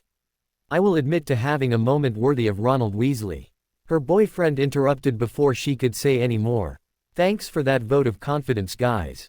Hermione, please don't take this the wrong way. I would rather think my girlfriend suffered from the occasional brain fart than she was in any way comparable to Ronald Weasley. The key on the cheek that came with this comment confirmed to Hermione that Harry had forgiven his girlfriend's faux pas. For that, he could call it whatever the hell he wanted.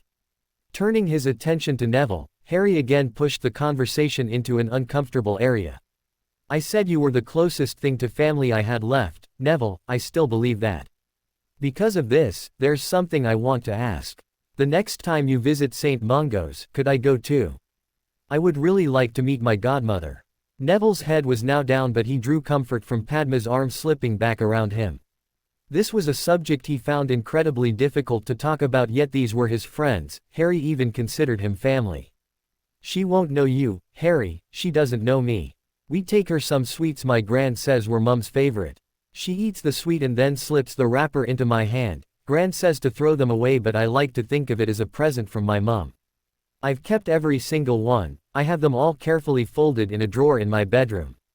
As he slowly and painfully told his story, they could all see the moisture gathering in Neville's eyes. To be honest, his three friends were suffering from the same condition. Neville, the goblin healers have a lot of experience with this curse. My father is going to offer their expertise to your Gran when we meet over the holidays. They may not be able to do anything, but it couldn't hurt to try. The offer is being made because your mum is my godmother. Any steps toward good relations that come from this is purely a secondary benefit. Padma could practically feel the surge of hope that rushed through Neville. She agreed with Harry, there really was nothing to lose. His second comment prodded something that had been fermenting at the back of her mind. Padma decided just to ask her friend about what was troubling her. Harry, why are Gringotts pushing so hard for better relations with wizards? It goes against everything I've ever heard about goblins. Knowing they deserved the truth, Harry laid it out for them. The very pureblood policies that are slowly killing the magical community are having the same effect on Gringotts. It's all about maintaining power and bloodlines. You two are purebloods and will probably have betrothals negotiated for you. I understand in some families they are even considering cousins now as spouses. The betrothal comment added a green tinge to Neville's complexion, but Harry continued before anyone commented on it. They are so desperate to hold on to their power that every year, brilliant and talented witches and wizards are forced to leave Britain. This is simply because they don't possess the proper ancestry to be considered for decent jobs or as proper spouses. In a few weeks, the 7th years will graduate and discover that the bigotry in Hogwarts was only a sample of what they'll be faced with in magical Britain. These policies not only affect Hermione's future, but mine too. He turned toward his girlfriend. You've seen some of our city under Gringotts and, while it's large, that's all there is. In Britain, witches and wizards outnumber goblins by at least 10 to 1. Current ministry policy prohibits goblins living anywhere else but under Gringotts, causing us the same problems as you. Every year, more and more bright young goblins are deciding their future doesn't lie in pureblood-controlled Britain, and are heading off to less restrictive countries. With an aging population and increasing numbers of younger goblins leaving, we are only a few generations away from serious population decline. Now perhaps you can see why we're pushing for this. Harry's story had them enthralled. We don't even know if this will work but have to be able to show some progress to stand any chance of slowing the numbers leaving, putting even more pressure on the decision I've got to make about my future. Not all goblins will get behind this plan though, we have our fair share of bigotry too. There are those who, if Dursley had left me on their desk, would have fed me to a dragon and considered there being one less wizard in the world as a good place to start. This drew a yelp of fear from Hermione, and saw her burrowing even closer into her boyfriend. My father is a very clever goblin, he saw the possibilities immediately. His original intention was simply for Harry Potter to turn up at Hogwarts and be sympathetic to goblin views. As I grew up, it was me who kept pushing for more. Extra tuition in history, economics, languages, anything to make my father proud of me and show him, and the nation, he was right to adopt a young wizard called Harry. Being awarded centurion status was way beyond anything we could have ever dreamed of. His attention was once more focused on Neville. Our healers were able to remove that fragment of Voldemort out of my head. The only solution the wizards have is to hit the container with a killing curse. This drew yelps from his three friends, but Harry was determined to get his point across. I'm not saying our healers are better, Neville, just different. Since there has been a lot of study into that curse, those differences just might be able to help your parents. Neville was holding on to the glimmer of hope this offered. Harry, I will talk to my gran about this, and you visiting. I think you're right, we really have nothing to lose. My father knows far more about this than I do, the two of them can chat about it when we're all on holiday. That feeling of having barely scratched the surface of goblin culture was back with a vengeance. Something Harry had now mentioned twice was niggling at Hermione, so she asked her boyfriend if he could explain it. Why have the goblins done a lot of research on that particular curse? Realizing that this would be something that could affect the Longbottom's final decision, Harry told his friends some information that had been conveniently forgotten by wizards. It's called the torture curse for a very specific reason. About 400 years ago this vile thing was invented by the British Ministry of Magic, for the sole purpose of torturing captured goblins. This was met by a trio of disbelieving stares. Goblins are pretty tough, beating them up or breaking bones doesn't usually get you much information, other than having your circumstances of birth questioned. The ministry had a war on their hands and needed information from their prisoners. Something new was needed. The curse was supposed to be kept secret, not much chance of that happening in the ministry. It was only after the war was over that this particular curse was classed as an unforgivable, when wizards started using it on other wizards. Ministry law states that using this curse on a human being can see the caster get a life sentence in Azkaban. You do remember what ministerial department deals with goblins? All three friends were struggling to answer that without using the word barbaric. Hermione though had jumped to a different situation.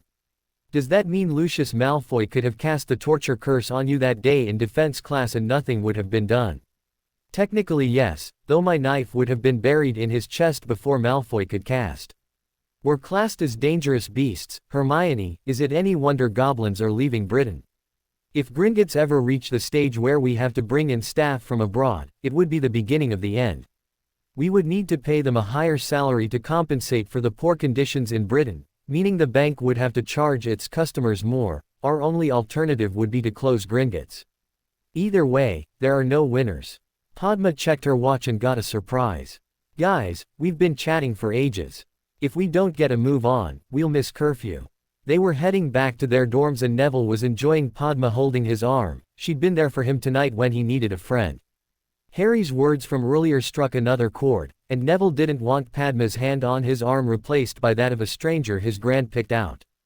Can we extend our dating deal to include betrothals?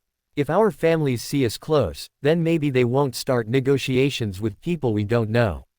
It was a shocked Padma who had to clarify what her friend just said. Are you sure, Neville? I would hate to think I was taking advantage of you. We're friends and have a lot of fun together. You would be doing me a favor. Some of those girls scare the life out of me. I'm not talking about becoming boyfriend and girlfriend, just being good friends and looking out for one another. If you get a boyfriend, I would be fine with that. Padma knew Neville Longbottom would be considered quite the catch. He was also someone she really liked and was delighted he wasn't looking to be her boyfriend, yet. I can live with that, though I think it's you who'll get a girlfriend first. Neville just smiled with relief, giving Padma a friendly hug before saying goodnight to his friends and entering Gryffindor. The three Ravenclaws headed for their own house, with Hermione nervously asking Harry if they were okay.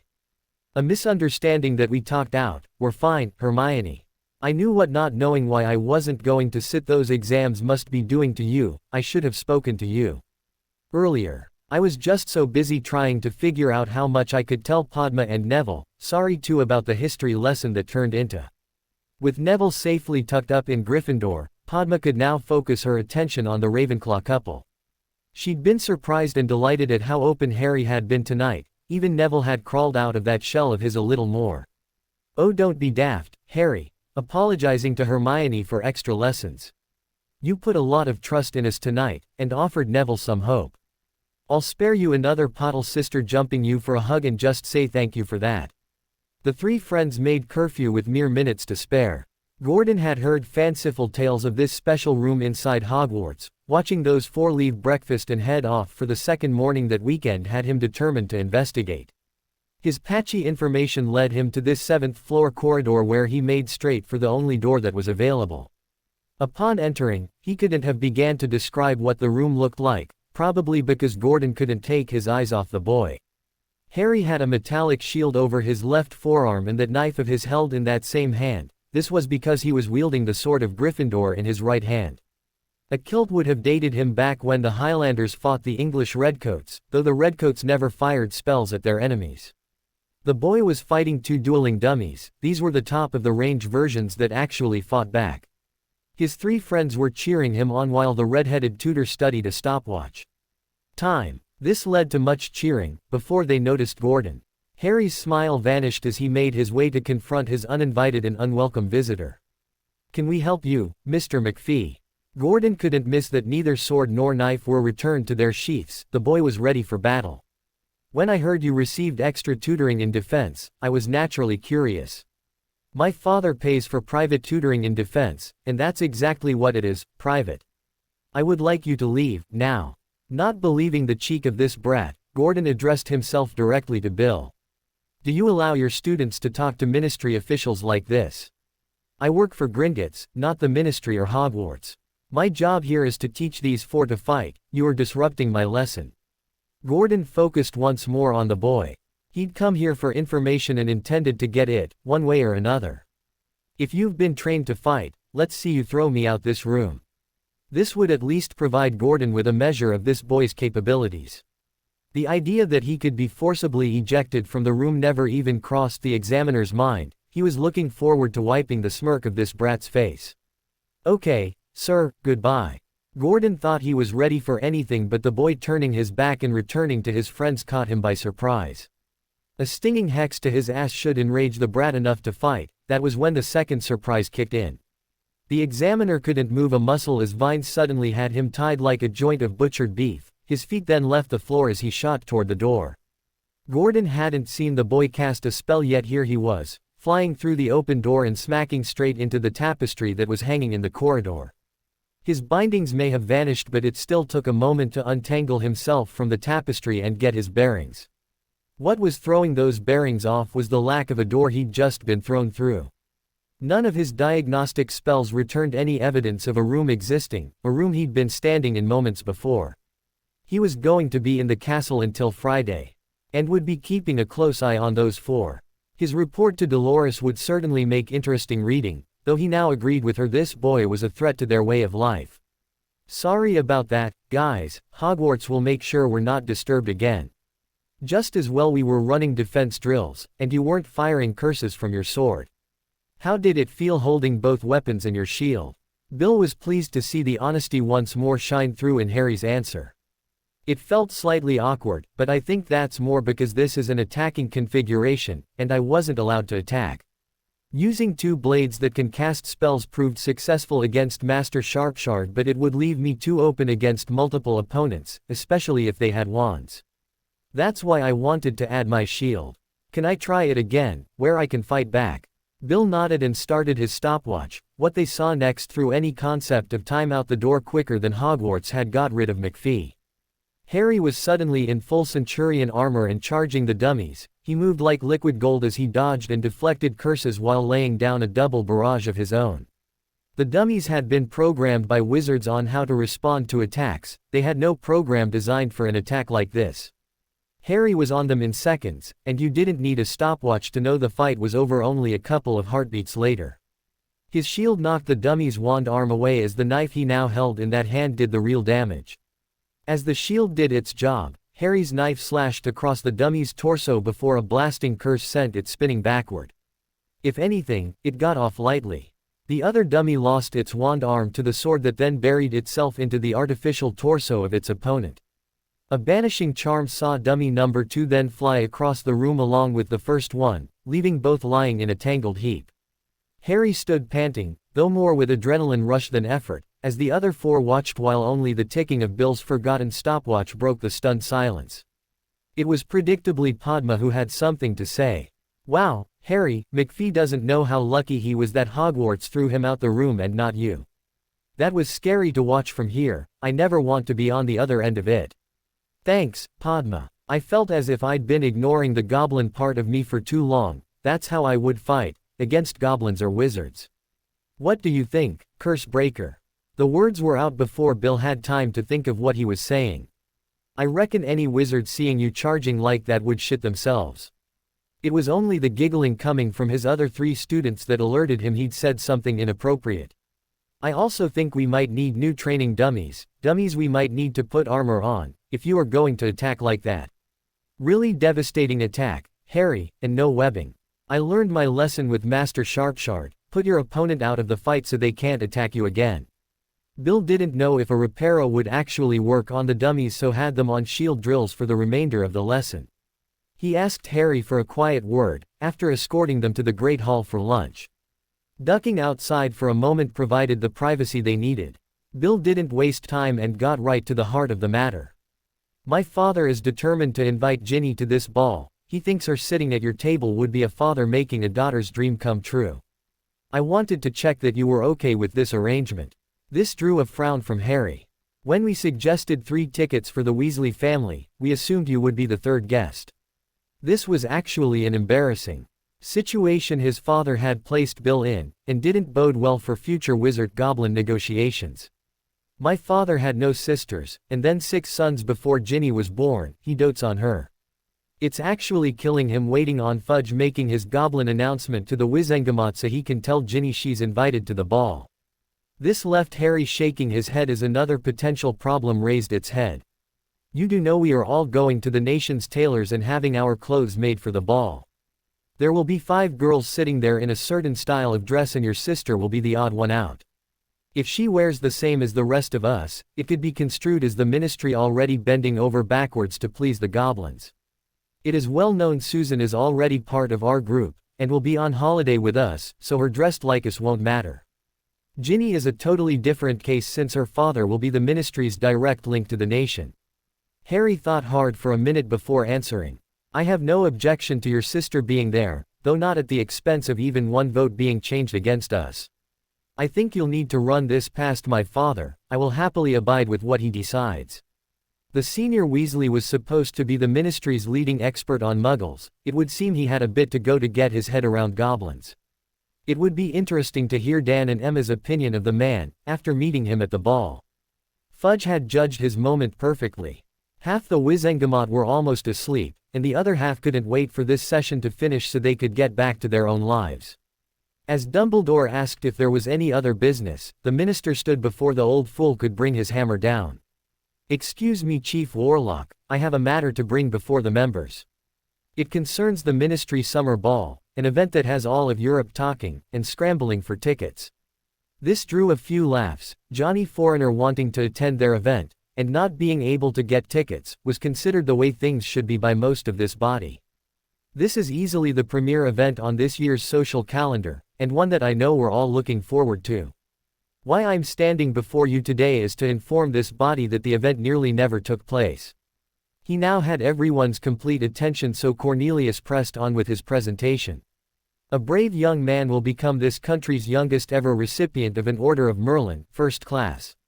Now, through no fault of his, if anyone at the ministry wants to officially contact young Harry, our own laws state it must be done through the Department for the Regulation and Control of Magical Creatures. Labeling young Harry as a creature is not something I can stand here and support. That is why I am proposing legislative changes for this House to consider." This created a right hullabaloo, with Cornelius and Amelia the only calm people in the chamber. Even Albus had worked himself into a state, though that was more likely to be because he didn't know any of this beforehand. The minister knew they would all be running scenarios through their heads, attempting to second-guess what he was up to. His hope was that, when he provided details of his proposal, they would see it was nowhere near as bad as they were now considering. When the first challenge came, Cornelius was disappointed. He now owed Amelia 5 galleons as she had predicted correctly. Excuse me, Minister. Surely you don't expect the Department of International Magical Cooperation to now incorporate our liaisons with goblins. No, Madam Umbridge, I was suggesting no such thing. That raises a very interesting point though. Both members of the Crouch family only received justice because young Harry passed information to Madam Bones through her niece, who's a friend of Harry's at Hogwarts. That department now has a new head because of that information. It also highlights a need for a more direct channel to a nation that every single person in this chamber, with the exception of Albus Dumbledore, does business with. This actually generated some sniggers in the chamber, and broadcast to everyone just how far Dumbledore's star had waned when he was a figure of ridicule for the minister to have a pop at. It was time for Cornelius to reveal his plan to the chamber. We currently have a department that deals exclusively with Muggles, mainly the misuse of their artifacts. My proposal would see that department tasked to take on our relationship with the Goblin Nation, and its current head promoted to handle all the ministry's dealings with both. As many of you will already know, Arthur's oldest son is currently employed by Gringotts as a curse breaker, and as a personal tutor to young Harry. That last morsel was indeed news to many, though welcome news. Through this very fortuitous link, a preliminary inquiry allows me to stand before this chamber with the complete proposal you'll hear today. While the ministry would be represented by Arthur Weasley, the Goblin Nation have proposed Senior Accounts Manager Barchoke to be their ambassador to the ministry. This chamber may know him better as the goblin young Harry calls father. This was a bombshell that silenced the chamber. If they rejected this proposal, they would effectively be rejecting the boy who lives father. Umbridge came back for more. Excuse me again, Minister. Just what powers will this new department have? Madam Umbridge, I'm surprised at you. This proposal is not about granting any one person or department the ability to make sweeping changes. Have you forgotten that only this chamber has the power to make any alterations to our laws? The new department will be tasked with opening a dialogue between ourselves and others. If, in the course of time, this dialogue leads to any proposed changes in those laws, it will then be debated and voted on in this chamber. I believe Barchoke is also considering having William Weasley as his assistant, hoping this will help avoid any issues of protocol from delaying this project becoming a working entity. This drew nods of agreement all around the chamber. 2 purebloods should be more than able to keep a goblin in line. It wasn't even as if the ministry would be granting them a great boon. Classing goblins the same as muggles wasn't much of a step up. If it meant they had a way to intervene when Gringotts threatened to close another pureblood's vault, it would be well worth the goblins' meager gain in status. Dolores just couldn't leave it alone though. She was like a dog with a bone it didn't want to be parted from.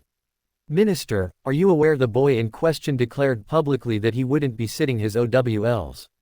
Cornelius had been prepared for this, and understood he had to kill this story stone dead. I am aware of Harry's declaration, and the circumstances surrounding why he made it. I have spoken to Harry on many occasions, and Madams Bones and Longbottom will be holidaying with him over the summer. I'm sure I can speak for all 3 of us and say we are of the opinion that he is a fine young man. We are also aware how he reacts to attempts to manipulate him, especially by Headmaster Dumbledore. We have 4 years yet before he needs to make the final decision on that subject, and we all know a lot can change in 4 years. Here was the minister's clearest indication that Dumbledore was on his way out. The entire Wizengamot had witnessed the boys' reaction to Dumbledore in this very chamber, so it was Cornelius who was being believed here, despite Albus' strong protest. The minister still had the floor and finished his presentation. The normal period for proposed legislation like this to sit before this chamber is 40 days. I do not want to face the accusation of rushing this through the chamber, so I am proposing we defer voting on this until the 3rd of August. Amelia immediately seconded that proposal and, with no one willing to publicly put their name to an objection, the proposal was passed. Albus still sat in his seat, even although the chamber had now emptied. He was supposed to be the great manipulator, but Cornelius Fudge had just ran rings around him in a chamber he previously owned. The old wizard though was grudgingly forced to admit this was a work of sheer genius, even down to the date of the vote. Instead of allowing extra time for members to organize their debate, Cornelius had craftily scheduled the vote to be right after the ball. People would enjoy themselves that Friday night, then come to this chamber Monday morning to vote. He had attempted to get William Weasley to work for him, and been vigorously rebuffed at every turn. Yet Cornelius not only managed it, the minister apparently had Barchoke on side too. Scholarships, Order of Merlin Ball and an ambassador, everyone walking away from the table thinking they got what they wanted. Albus found himself tipping his hat to Cornelius and Amelia as the pair made their way back into the chamber and headed toward him. Very well played, Cornelius, very well played indeed. We're not there yet, Albus, and you're forcing me to do something I really don't want to. This is a very prestigious event, an event that I can't have anyone upsetting the guest of honor over the course of the evening. You have proven time and time again that you cannot leave young Harry in peace, therefore I can't take the chance of you being there. Sorry, Albus, but you are barred from the ministry ball. He really only had one question. Did Harry or his father ask you to do this? No, they know nothing about this. The two of you in the same room is too much temptation for you not to interfere. It was my decision not to allow that to happen. Both walked away and left Albus sitting there a broken man. Albus was actually trying to decide if he could bring himself to play the last card he held, giving up Severus to Barchoke. The Goblins' comment about seeking him out on Harry's birthday now made perfect sense. Barchoke fully expected Albus to be at the ball. For Albus not to attend would send signals around Britain, and even Europe, that his days in a position of power were numbered. Whatever decision he made about Severus was now pushed a couple of weeks closer by this. He would need that time to convince Barchoke and Harry that he should be invited to the ball. They left their history exam arm in arm, Hermione stretched up and kissed Harry on the cheek before resting her head on his shoulder as they walked. Why thank you, miss, and pray tell what I did to receive such an honor. I want to make sure I repeat it, often. Hermione couldn't help but laugh at the playfulness of her boyfriend. The pressure was now off all of them. Our last exam, Harry, they're all over.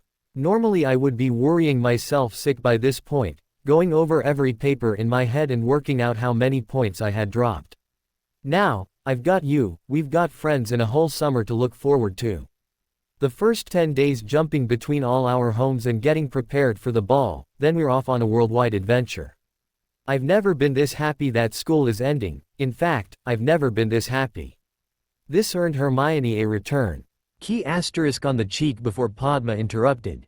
It's too nice a day to sit inside. Let's grab some food from the hall and eat it down by the lake. This proved to be such a popular idea that most of first year ended up down by the water. The summer holidays were just around the corner. To be continued. I hope you enjoyed this story. Also remember to subscribe and like this video. See you in the next video.